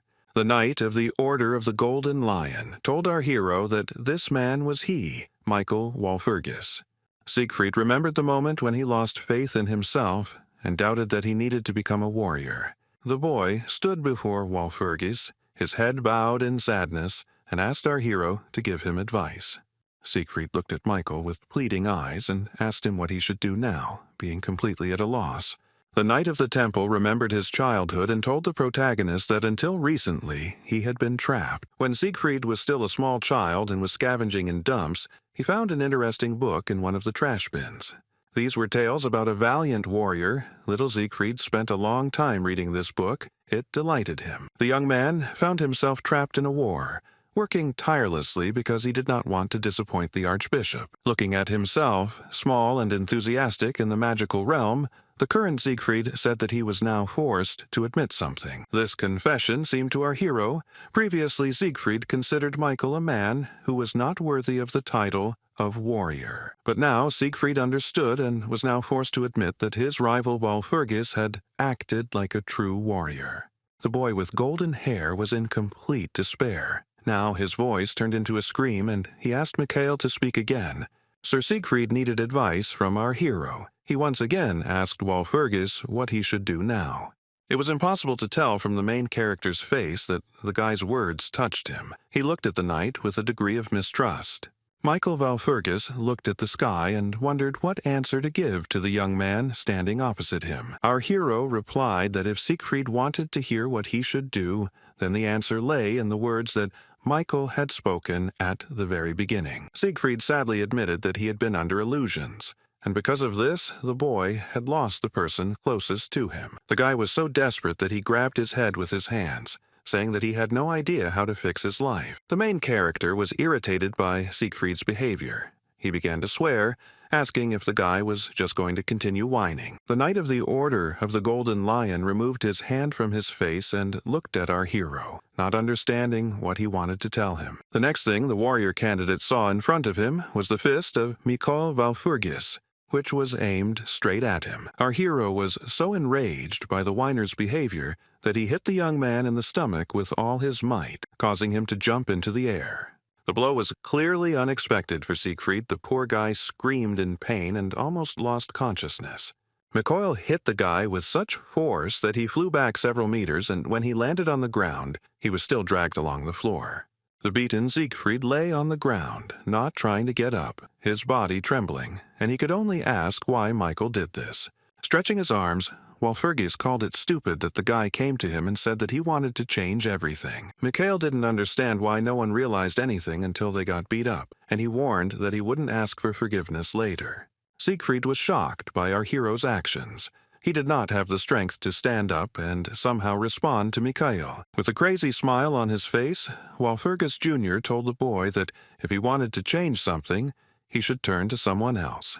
The Holy Knight tried to get up. He asked Michael to wait, but the shadow of Walpurgis, laughing evilly, hung over him. The main character was getting closer and closer to the young man. The frightened and beaten Siegfried asked Mikael to spare him. The street around the capital's temple was filled with Siegfried's cries as our hero began to beat the warrior candidate with his fist again. The day of the election of the warrior candidate continued. The sun's rays adorned the luxurious building of the main temple of the kingdom. Inside the luxuriously furnished building, all the archbishops of the church have already gathered to take part in the election of the new warrior. One of the priests confessed to another in conversation that he never thought he would be able to take part in the election of a warrior. One of the archbishops said that the fact that one of the warrior candidates, Michael, is a magician is puzzling. The priest who overheard these words turned to the archbishop standing behind him and said that there was no law prohibiting a magician from being a warrior.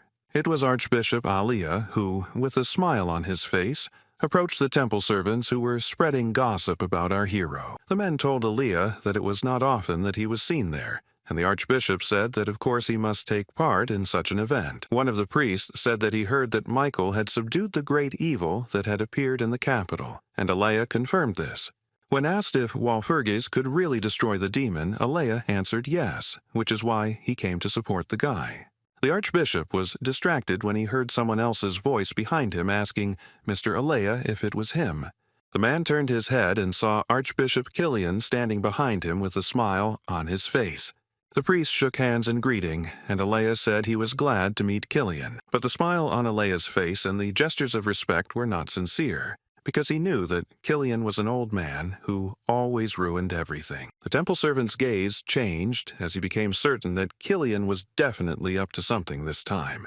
The conversation between the two archbishops did not end with a formal greeting. Killian wanted to ask Alia something. The old man with the long beard asked the man if he really thought God was pleased with what was happening. Alia found the question provocative, but responded politely and with a smile on his face, saying that it was not for them to judge. The two archbishops' hands were still clasped together in greeting, and Killian wanted to say something else to Alia. An elderly man with a gray beard said that, in that case, the will of God could change at any moment. Archbishop Alia froze in shock, his eyes widening as Killian's image vanished into thin air a moment later. The man didn't understand what the hell was going on. He looked around to find the missing Killian with his eyes. The priest broke out in a sweat as he began to guess why his interlocutor had disappeared so suddenly. Our main character, after having beaten Siegfried up properly, dragged the guy by his cloak walking near the holy temple. The boy's entire face was covered in bruises. His eyes were swollen, and he asked if it was really necessary to beat him so badly. Michael responded indifferently that it was vitally necessary. Then the hero beat Siegfried not only with his hands, but also with his feet. Walpurgis admitted that, in fact, if Cassandra had not come then, the guy would have gotten it even worse. But Siegfried was not angry, but rather sad, and asked Michael what he lacked to receive the title of warrior. The main character sighed heavily and was irritated that it had started again, and again Siegfried was pestering him with these conversations. The knight with golden hair and eyes almost cried, realizing that he was truly worthless. Michael Walpurgis continued to drag the poor boy along with him while he cried loudly about his worthlessness. The protagonist looked away, noticing the boy's sobs, but did not console him. He continued walking towards the temple, dragging Siegfried along with him, thinking what a disgrace this warrior candidate was.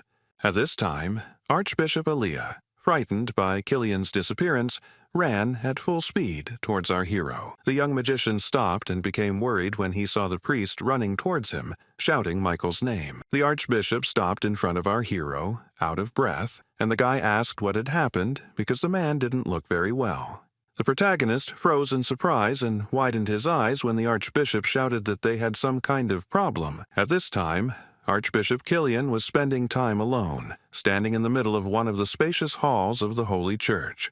The old man said that he finally began to hear the voice of the Lord, because before the man had never heard revelations from him. The man was dumbfounded when he suddenly heard the voice of God in his head again, repeating that he was wrong and that God had always been with him. Killian's hand was shaking and covered in blue veins. A voice in his head said that it was time to hold a trial, and the archbishop himself would be the judge.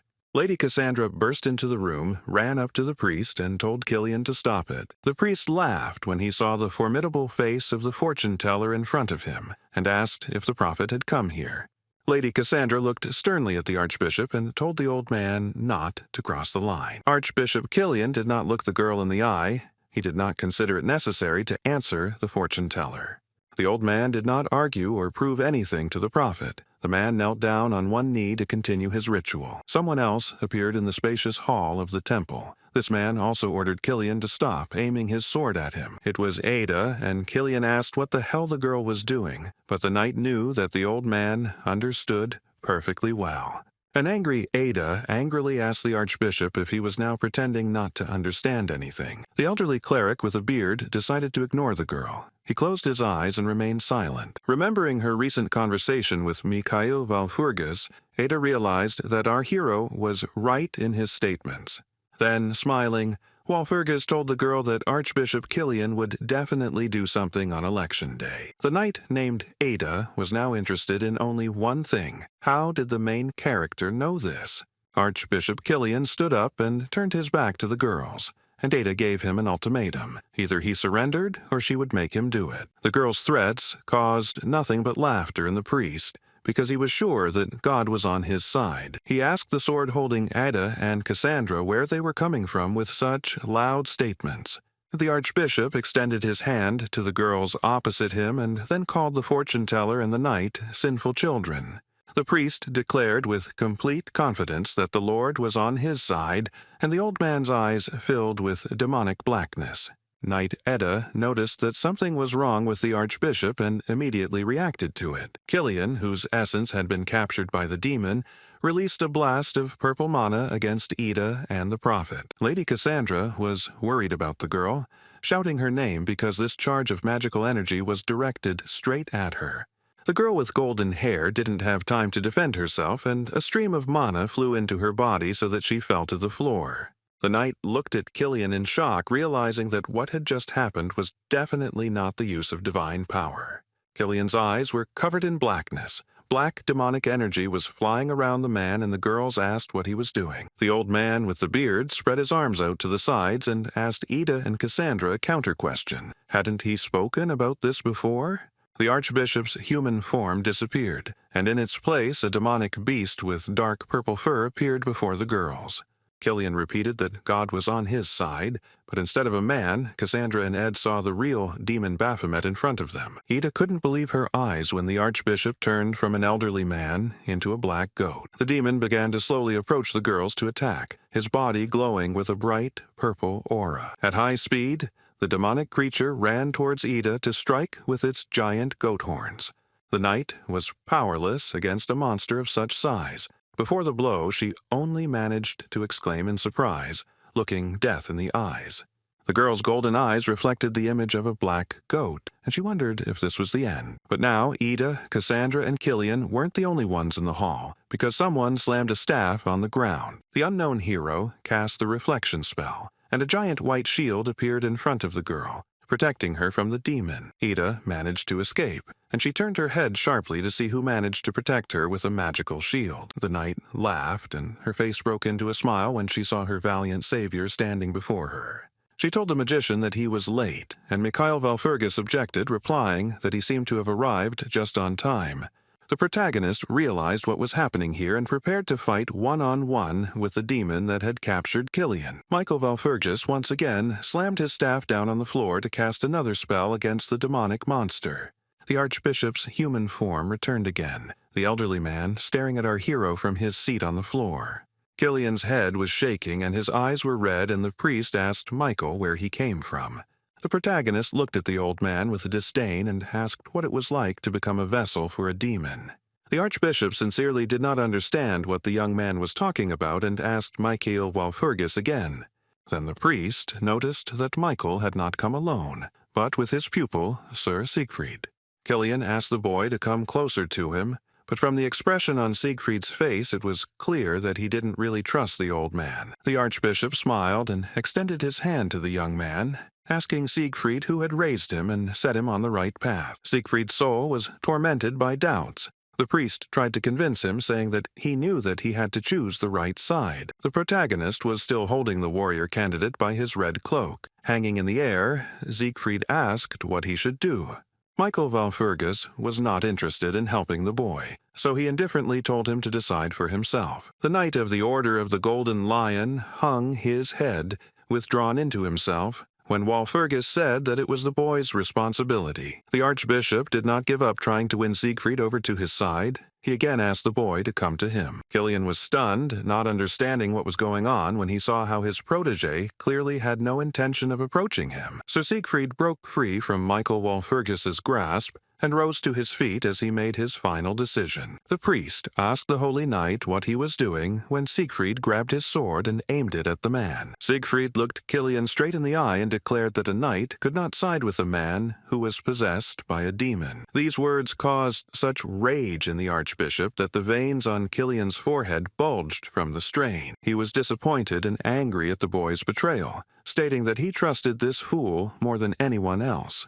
But the distraught Archbishop Killian was not despondent. He laughed loudly, saying that in any case, God was on his side. Sir Siegfried wanted to try to get through to the Archbishop, but Michael said that the boy had better not get involved in this if he did not want to get it. Raising his hands up, the possessed priest rejoiced because he had been waiting for a revelation all his life and could finally hear it. Walpurgis Jr. did not share Killian's delight, telling the old man that this was not a revelation at all, but a death sentence for the priest.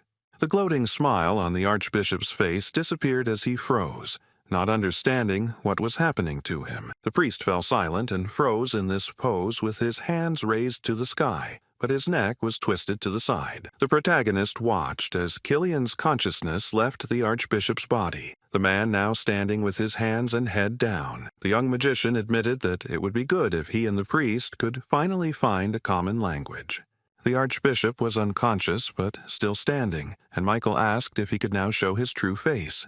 Our hero looked down at the priest with disdain and turned to Meryl, asking if she could hear him. A demonic entity awakened in the old man's body, his eyes turned red, and black goat horns grew on his forehead. Having taken over Killian's body, Meryl asked how long Mikhail had known about this, and the guy admitted that he had known about it from the very beginning. The commander of the 6th Squad of the Demon Army, Meryl, said that Walpurgis Jr. was the one who managed to capture the ugly overlord. The protagonist, staring at the demonic creature with eyes full of hatred, said that he would be next. Our hero's bold statement made the demon named Meryl laugh, and the monster called it interesting. Michael Valfurgis closed his eyes when the demon said that he knew about the young man's abilities, but he too had existed for a very long time. Our hero was confident in his strength, and that the demon could not defeat him, so standing in front of the monster from hell, he was calm. Meryl's statements did not frighten Mikhail at all. He accused his grandfather of simply bluffing by throwing around such words. The ugly lord was no match for Walpurgis, and the realization must have shaken Meryl. Baring its long red claws, the demonic creature laughed and admitted that it had an idea. With her claws to her mouth, Meryl confessed to our hero that she had captured more than just the old man's body. But the demon's revelations were not news to the protagonist. He replied to the monster that he knew about it very well. It was a surprise to Meryl when the guy said that Lotus wasn't here, but he had an idea where he might be. Meryl was confused. She wanted to ask Walpurgis Jr. how he knew this, but the guy interrupted her. The protagonist replied to the demoness that it was obvious, meaning that it was not difficult for him to expose Delos's brother, Lotus.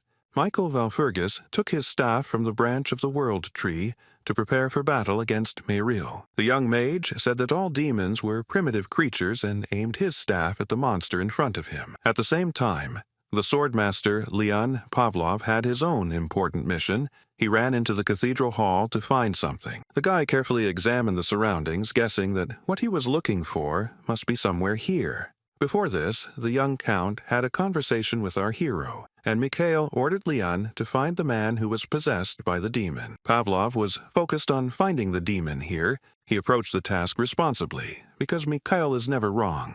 The swordmaster stood in the middle of the central hall of the cathedral and looked around, trying to find a suitable person. One small mistake by Leon in this situation could result in everyone in the cathedral being in danger. The guy understood that the matter was very important. He was very nervous and worried about making a mistake, and his fists were shaking. Leon Pavlov could not bear the tension and the burden of responsibility and shouted, asking the hero why he had put this task on him. Panicking, the young man grabbed his head with his hands, realizing that he could not recognize magic and divine power. The image of our main character appeared before my eyes, who then told the guy during the conversation that the main thing is the outcome. Leon Pavlov was outraged, complaining to Walpurgis that he simply continued to say things that the young man did not understand at all. The genius swordmaster said that the protagonist could have at least given him a hint, but he didn't even do that. The boy stopped complaining when he looked down at the thing emitting a bright blue light and was surprised. His magic sword, given to him earlier by Michael, began to glow, the entire weapon emitting bright blue mana.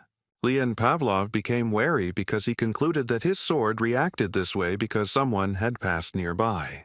His eyes were full of worry as the young count began to guess who exactly had passed him. The man who passed by turned out to be one of the archbishops, and the guy immediately asked the man to stop for a second. Pavlov was momentarily stunned when he saw something in front of him that made him extremely uneasy. Behind the archbishop who made Pavlov's sword glow, there was a small demonic creature in the shape of a black goat. The young man looked closely at what was sitting on the priest's shoulder and recognized it as a black goat. Leon Pavlov could not turn a blind eye to such a discovery, so he immediately prepared for battle, aiming his sword at the black goat. The frightened archbishop asked the young count what he was going to do, but Pavlov was determined. The boy swung and struck with his magic sword, leaving behind a bright streak of blue magical energy after swinging the weapon. The blow caused the archbishop to fall to the floor, hitting his back on the floor. The man closed his eyes, not expecting to receive a blow from the guy.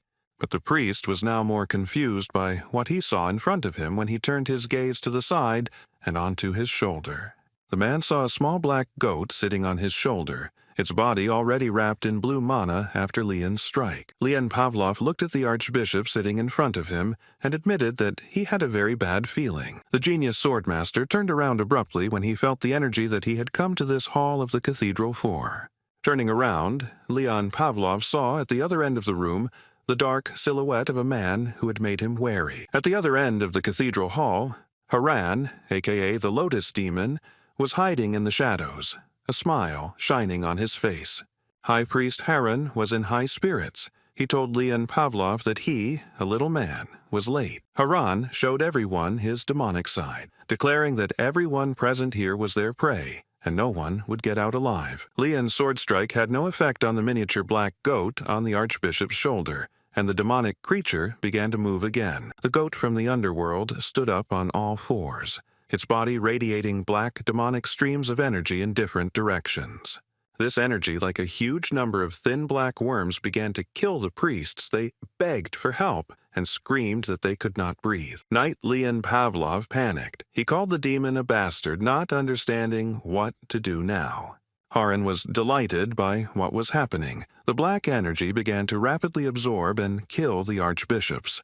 People began to gradually disappear. They didn't just die, their bodies were completely absorbed by demonic energy. The hand of one of the archbishops, which had been trembling until then, stopped showing signs of life within a second and turned completely black. Leon Pavlov couldn't pull himself together. His mind was clouded with panic and confusion about what to do. He ordered himself to come to his senses right now. The swordmaster's mind told him not to succumb to the influence of the demonic entity, and that boy saw the light before him. Count Pavlov looked in fascination at the large sphere radiating bright sunlight surrounded by cosmic darkness. The guy froze before the beauty of this spectacle, and the light only became brighter and brighter, filling the entire space. The surviving archbishops rose to their feet and also looked in amazement at the small balls and stars of golden light above them. One of the priests looked up and froze in shock when he saw before him something that amazed his imagination. Realizing that something divine had descended upon the cathedral, the archbishop humbly fell to his knees before this spectacle. Everyone present in the hall either fell to their knees or raised their hands up, watching the miracle. The archbishops, whom the demon Lotus had managed to turn into demonic black goats, also obediently listened to the voice of the Lord. The giant sphere, similar to the sun, suddenly spoke. The Lord asked everyone to hear him, calling them his children. The goddess appeared in human form, saying that for a long time darkness had clouded their eyes, but a talented man had broken through this veil. When the goddess ordered everyone to stand up, Leon Pavlov rose to his feet but noticed that his body was moving on its own. The swordmaster was in a state of shock because he didn't understand at all what was happening now. Pavlov guessed that most likely Mikhail Valfurgis knew that this would happen, which is why he sent the guy to catch the demon alone. Leon wondered if our hero had really met with God. The guy's abilities amazed him. But now it didn't matter. The swordmaster looked at the sphere of light and asked the Lord what he should do. The Lord, in the form of a large ball of light, heard Leon Pavlov's question and asked the boy to free him. The genius swordmaster Leon looked down, briefly answering the god that he understood him. The young man took out his magic sword, which glowed with a blue aura, and said that he would get down to business. At the very beginning of time, there were only two elements, one of which was light and the other was darkness. The first one simply existed, while the second one developed and created its own little world. This expansion of the element of light established its own laws, created heaven and earth, and from the earth the first sprout grew. Light has always gone hand in hand with law, and later mankind called this light the grace of God. In other words, it could be called divine power, which Leon Pavlov now possessed as he held the magic sword in his hands. The next generation genius swordmaster held the weapon tightly in front of him, his entire body emitting a soft blue light. Leon Pavlov's task was to free the gentleman. The guy understood that now he needed to do something. The small spheres of light were still circling in the air, but the abundance of black goats from the underworld were not asleep and had not yet been defeated. The herd of large demonic goats finally moved. All of them started running to fight against the light. Black goats ran in large numbers through the cathedral hall to attack Leon Pavlov and those who were on the side of the Lord. Action had to be taken immediately, and the swordmaster struck the blade straight into the floor in front of him. The impact was so strong that the floor beneath Leon collapsed, and a powerful stream of divine power rushed into the sky. Count Pavlov saw a small blue sphere form beneath him, emitting streams of magical energy. Leon was dumbfounded by the unusual sight he had just managed to create with his own hands. The herd of black demonic goats began to disappear and dissolve behind a veil of bright white light. The sphere that Leon Pavlov created with his sword only grew larger, filling the entire hall. Miril, in Killian's body, also learned about what was happening in the cathedral hall where all the archbishops had gathered. The angry demon asked how the hell the Almighty could influence people so quickly. The protagonist looked at the demon with a smirk on his face and praised Miril in the archbishop's body for her good work. Michael asked the demon if he thought he would get off so easily after everything he had done. The monster from hell decided to ignore Walpurgis, and the magician extended his hand, thanking the demon for something. Valfurgis thanked Meiro for making the temple cleaner for the first time in a long time. The demon was depressed. Realizing that everything in the church did not go according to his plan, he did not answer Walpurgis. The monster got angry at our hero, loudly calling the guy a bastard, and extended his palm forward to attack Mikhail. But the main character quickly responded to the demon's unexpected attack and immediately activated the storm set. A green vortex of magical energy enveloped the protagonist's body, protecting him from the demonic purple power. Guardian Breeze also took part in the battle against the demon, calling him a devil's spawn, putting her hands in front of her. The boy took the staff in his hands, holding it horizontally, and told the demon that he no longer needed it. The girl sitting on Mikhail's shoulder said that our hero's words sounded somehow ominous, but the prospect of becoming evil for the protagonist's demons only made him happy. His eyes were filled with hatred for these creatures.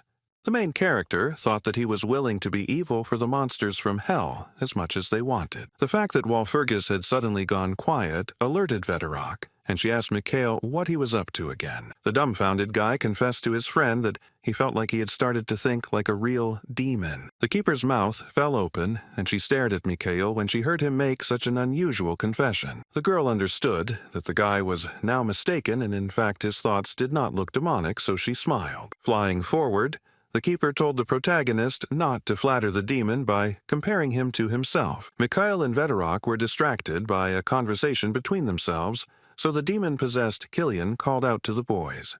The demon in the old man's body shouted at them that they were scum and jumped high above the floor to attack the heroes again. The protagonist was always on guard, so he managed to cast the divine shield spell to protect himself. Michael Valfurgis looked into the demon's eyes and warned the monster not to even think about escaping. The demon Meryl, in the body of Archbishop Killian, unnaturally twisted her neck to the side, surprised by the guy's words. The demonic creature raised its hands up, its palms shaking with anger. The monster ordered Walpurgis to finally shut up. The hellish monster declared that he would kill everyone here, and then spread his arms out to the sides, and his energy began to shine with renewed vigor. The demon's essence began to consume Archbishop Killian more and more, turning into a full-fledged monster. Watching this calmly from the side, our quick-witted hero realized that the demon had completely lost control of himself. But this did not concern destructive power, but you just need to understand that the guys are in the temple. At that moment, the goddess Hekau, whose body was translucent, appeared behind the hero and touched him. The temple was a holy place where the power of God was immutable, and the hall was filled with devotion to the Almighty, and Hekau spoke. Michael Valfurgis only smiled faintly when he noticed the presence of the goddess Hekau behind him and heard her voice. The work of destroying the demon had to be continued immediately, and the protagonist struck the ground with his staff. The young magician's body was enveloped in divine power, and our hero declared to the demon in front of him that he had missed his chance. The protagonist, using his skills, launched such a powerful stream of divine power that it rushed high into the sky. This stream of bright blue energy was destructive to the demon. Mikhail could only watch the monster die. The cathedral hall was filled with smoke. Michael Valfurgis silently watched the screams of pain and the suffering of the dying demon. Muriel's image began to dissolve in the divine light, leaving only the demon's hand and the last words that he remembered him. The main character gasped with a smile on his face when he heard from the demon that he would definitely return and kill the magician. Mikhail Valfurgis answered the hellish monster with irony in his voice that he would look forward to it with impatience. Those gathered at the Archbishop's temple watched as a powerful stream of blue light shot out from the roof of the church. A great flood of light rose above the sanctuary, and a feeling of grace and holiness spread everywhere. The clergy and parishioners of the church knelt down and joined hands in prayer to the Lord. Everyone who was present in the temple that day was filled with awe, because the demon was defeated. And the best news was that the god, who had been absent from the temple for a long time, had finally returned. In a dark room, lit only by candles, a woman dressed in a black suit sat alone on a throne. The woman coughed and spat out a large pool of blood on the floor in front of her. She was clearly not in the best condition. Wiping her mouth, the woman with the goat's horns on her head mentioned the soul she had been working on for so long. The demoness twisted her mouth in anger and hatred towards the man because of whom all her plans had gone awry. Sixth Commander Merrill bared her fangs, furious at that damn Mikhail Walpurgis who had ruined everything. Our main character appeared suddenly and destroyed all the demoness's plans. The guy even managed to destroy her warriors.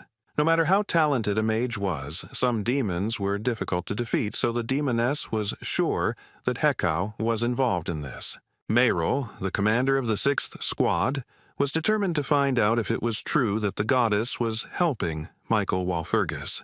The woman ducked as a gigantic black demonic goat suddenly appeared above her head. The animal opened its mouth, and from it the body of a demon in a metal helmet flew flat down, screaming in horror.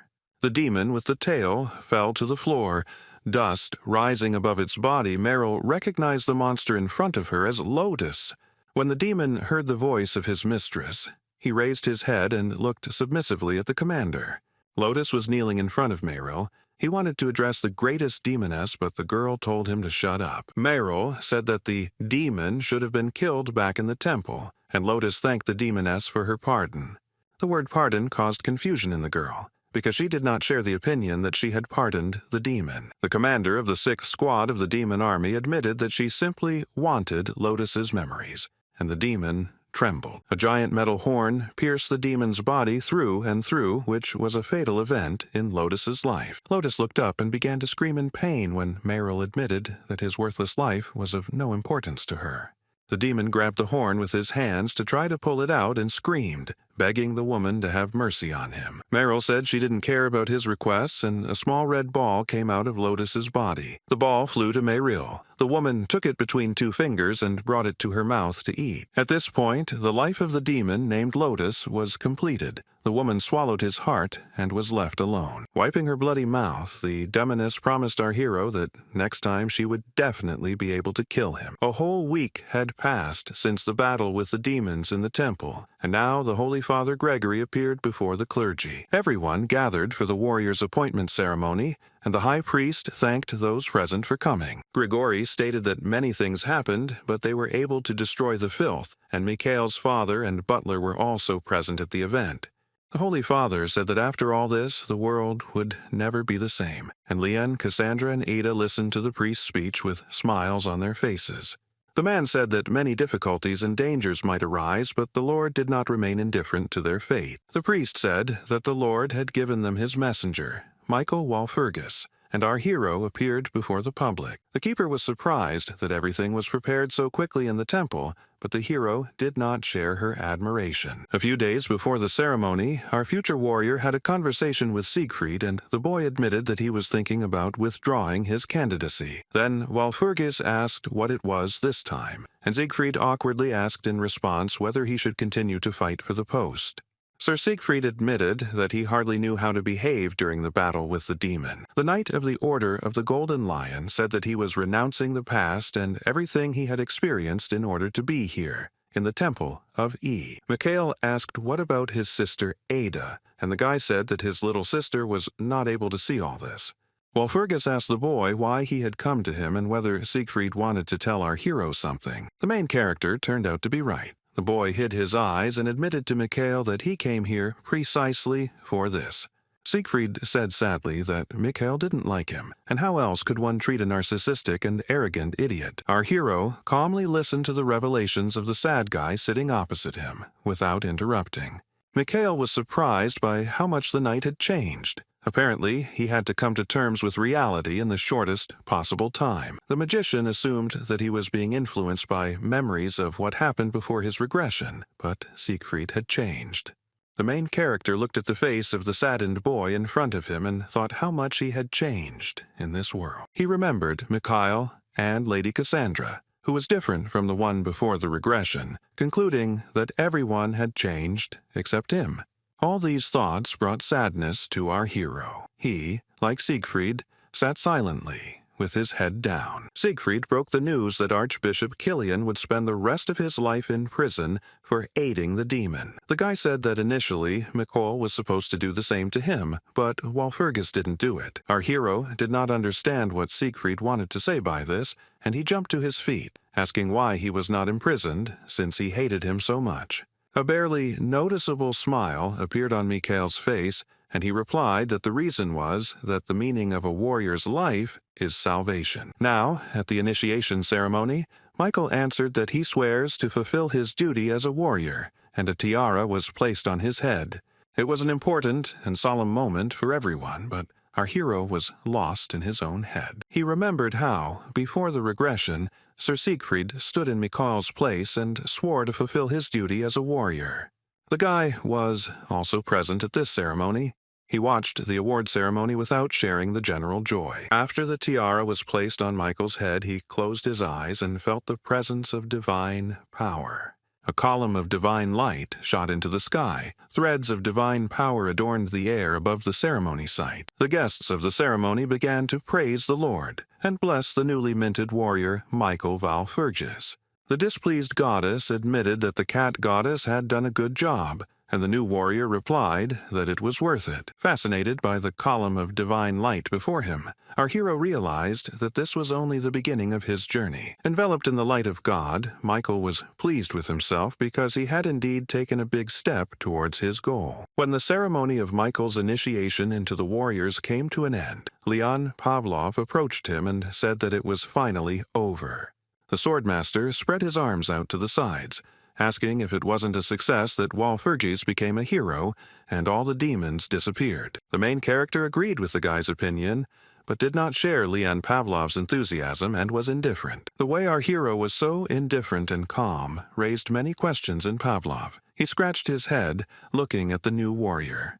The Count asked whether Michael should not be glad that he had received the title of warrior, and Walpurgis, with complete indifference, said that he was glad about it. The young mage knew it was good that he had taken the first step, but becoming a warrior was only the starting point on his journey. The great evil still exists, even though they managed to drive the demons out of the capital, and the world is still in great danger.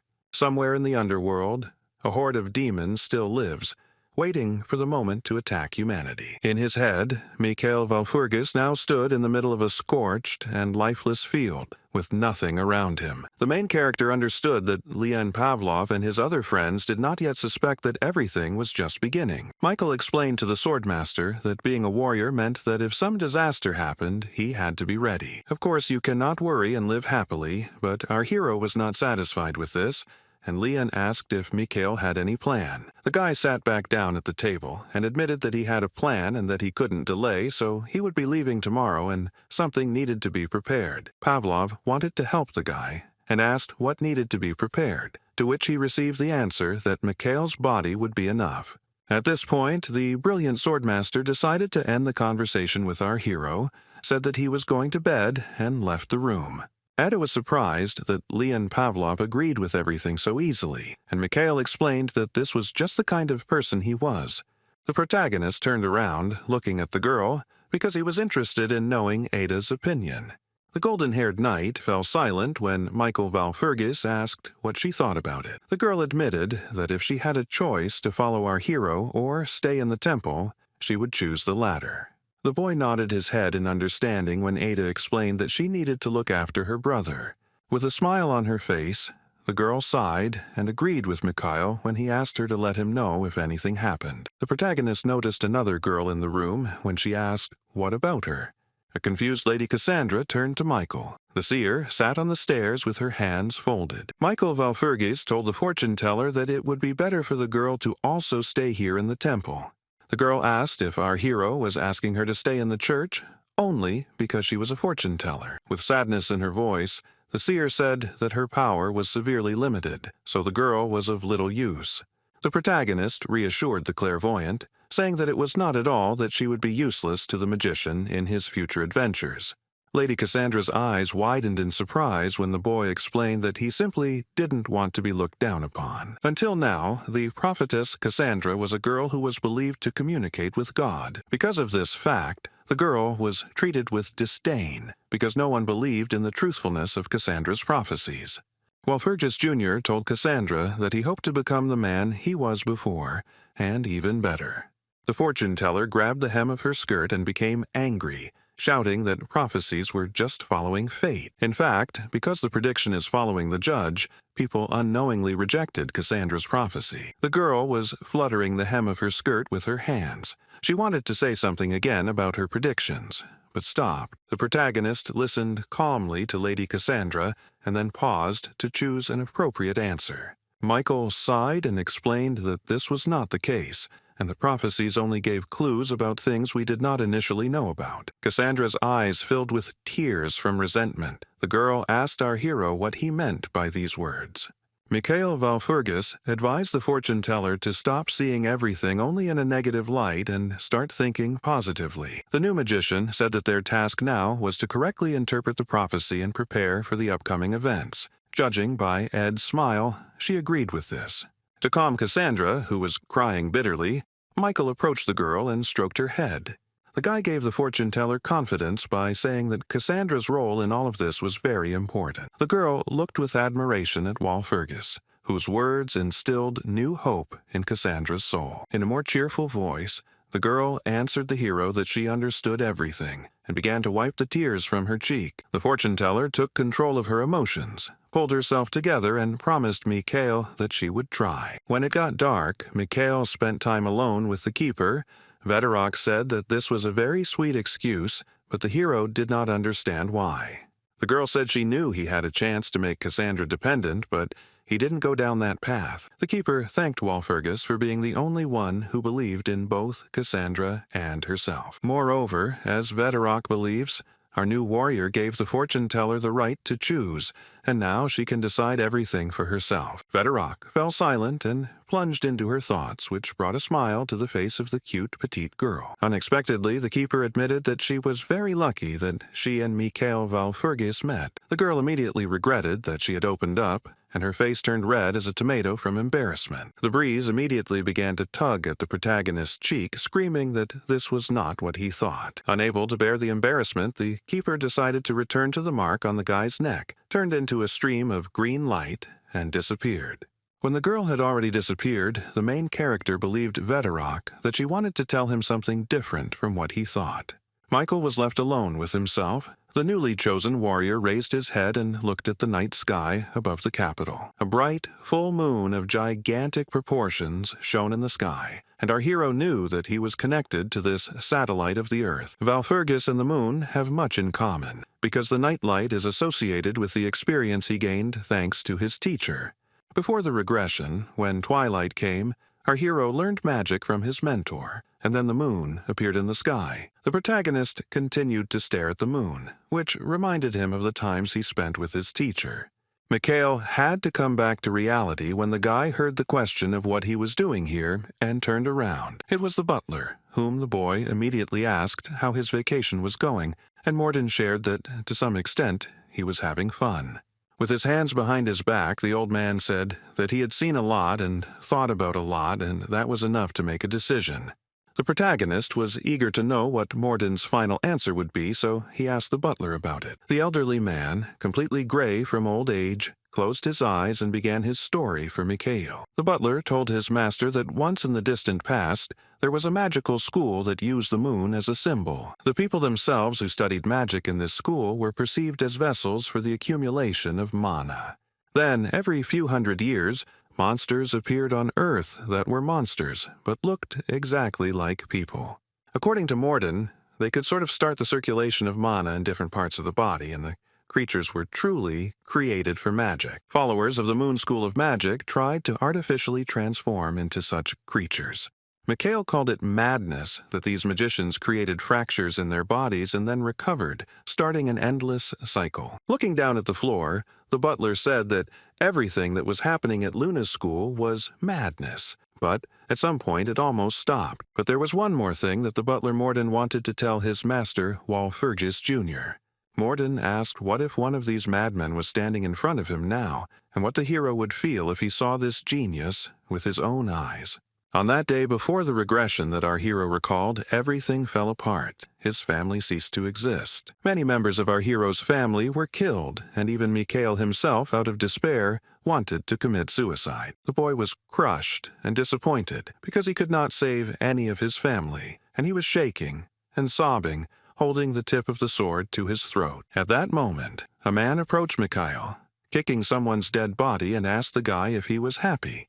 The man asked Walfurgis if he was glad that he had brought about the death of his own family. The man in the black suit told Mikhail that it was all because of him, and the guy was not worthy of becoming the leader of his family. The boy turned around when he was asked again whether he thought it was a brave thing to follow in the footsteps of his deceased family members. At that moment, the main character was holding tightly to the handle of the weapon, planning to go to the next world after his family. The man turned out to be the butler Morden, who told Mikhail that in that case, that was all he was worth. Walfurgis Jr. was in complete despair at that moment. He saw no point in living any longer and could only cry silently. Now, admiring the full night moon, Mikhail recalled this one of the most tragic days in his life before the regression. He looked at Morden, who spoke of a result that could not be achieved even after the destruction of the body. The butler asked the boy what he would do if he found out that someone had such abilities from birth. Mikhail did not answer his butler directly, but said that he had a counter-question for Morden. The old man was shocked when the protagonist asked him what Morden would do if Mikhail had a way to achieve such a result. The man said that he thought so, that the hero knew everything, and according to the warrior, Morden himself said that he had it since birth. What the main character had just told the butler was, of course, not true, which Mikhail knew perfectly well. The boy pointed at himself and told the old man that he was not only born in a body with such abilities. Mikhail Valfurgis smiled adding that the boy was also born with such brains, pointing his finger at his head. The warrior asked the butler a rhetorical question about why the boy's body so easily accepted magical energy. Morden asked if the boy had analyzed it when he said he could create multiple circles while other mages couldn't. The butler fell silent again when Walpurgis said that he had not only analyzed it, but also interpreted it. The elderly man said that Mikhail is now only 20, and the boy began studying magic only 3 years ago. The protagonist folded his arms across his chest, answering that the secret might lie in talent, or it might not be there at all. Morden said that some people are born with skills that other mages cannot develop even after countless attempts. These words of the elderly butler made the man himself laugh, and he asked what kind of absurdity this was. Mikhail Walpurgis listened to the elderly man standing opposite him with complete indifference in his eyes. The newly minted warrior closed his eyes and concluded that our world was full of paradoxes, and Morden asked what he meant. Our hero asked the butler whether the statement that a man's body is no different from a bag of bones was true. Mikhail admitted that he loved to look into the eyes, and this was his innate talent. And just like the butler, he felt something in Morden. Butler Morden was dumbfounded, listening attentively to Mikhail Walpurgis's speech and, without taking his eyes off, looked at the boy. The old man did not argue when the protagonist said that he thought the struggle for this knowledge had also destroyed Morden. The gray-haired man hid his saddened gaze when our warrior said that the butler had managed to achieve at least a little success. Hiding his hands behind his back, Morden agreed with his master's words that he had had some success in life. The butler said that he was called the Twilight Magician, and he managed to defeat the sorcerers who laughed at his talent. Morden was unable to obtain the magic of the Eighth Circle because side effects appeared and the body decomposed inside. In order to effectively develop his magical skills, the butler had to overload his body greatly. Our hero asked whether it was true that, even taking this into account, Morden had already lived for quite a long time. The butler explained that he was still alive only because he had abandoned the idea and stopped developing his abilities as he had before. With his hand on his heart, the old man said that he had given up his desire to rise to the Eighth Circle and had stopped using magic unless necessary. Closing his eyes, Morden told his master that Mikhail now knew that his butler's body was at its limit. The main character listened with understanding in his eyes to his butler's words about how he was currently unable to do anything. The butler's eyes widened, and he looked at Mikhail with hope when the warrior said that this situation could be corrected. Morden didn't believe it, claiming that his body was truly in an unusable condition, but our hero repeated that it could be fixed. The man insisted that he knew his body better than anyone else, but Mikhail said that it was not for nothing that God called him a warrior. The butler looked at the protagonist with fear as he continued to insist that Morden could still be helped. Holding out his palm, the protagonist declared that with the help of God, the word impossible does not exist. The guy decided to start working on healing his elderly butler right now. He brought his hand to Morden's forehead. He told the old man to get some sleep, and the man, losing his balance, wanted to ask the hero what he was doing, but he didn't have time. The protagonist cast the sleep spell to put the butler to sleep, and the old man no longer argued with Mikhail. The first seconds after the spell, the butler was still trying to fight off sleep. Morden's eyes were still open. He tried to reach the master by telling him something, but the spell worked successfully and the butler passed out. The boy grabbed the man with his hand so that he wouldn't fall, and told Morden that his character hadn't changed at all. The protagonist looked at the sleeping Morden and suggested that the butler begin what Mikhail had planned. At this point, the butler was already unconscious, his body hanging on our hero's arm, and Morden fell asleep. To begin working on improving Morden's physical condition, Mikhail carried him into the bedroom and laid him on the bed. The guy began to knead his right hand, saying how long ago it had been and how refreshing the feeling was. Inspired, Walpurgis said it was time to return to Michael, who could modify bodies. The young mage unbuttoned the white shirt of the sleeping Morden. The elderly man's body was muscular but covered in huge scars. Mikhail came closer and took a closer look at the mutilated body of his butler Morden. The boy knew that the very fact that the body could resonate with mana was a great blessing for a mage. The protagonist remembered how, even before the regression, he had a conversation with Morden, and the man admitted that he was not born with such abilities. Standing over the sleeping body of the butler, the hero said that the man he knew eventually lost his mind and was unable to overcome this limitation. As remarkable as Michael's analytical gift and insight were, he didn't have much time. But now the protagonist had more than enough time. His palm began to emit magical energy, and he was ready to begin healing. The protagonist was given the opportunity to correct the mistake he made before the regression, because he had now returned to the past.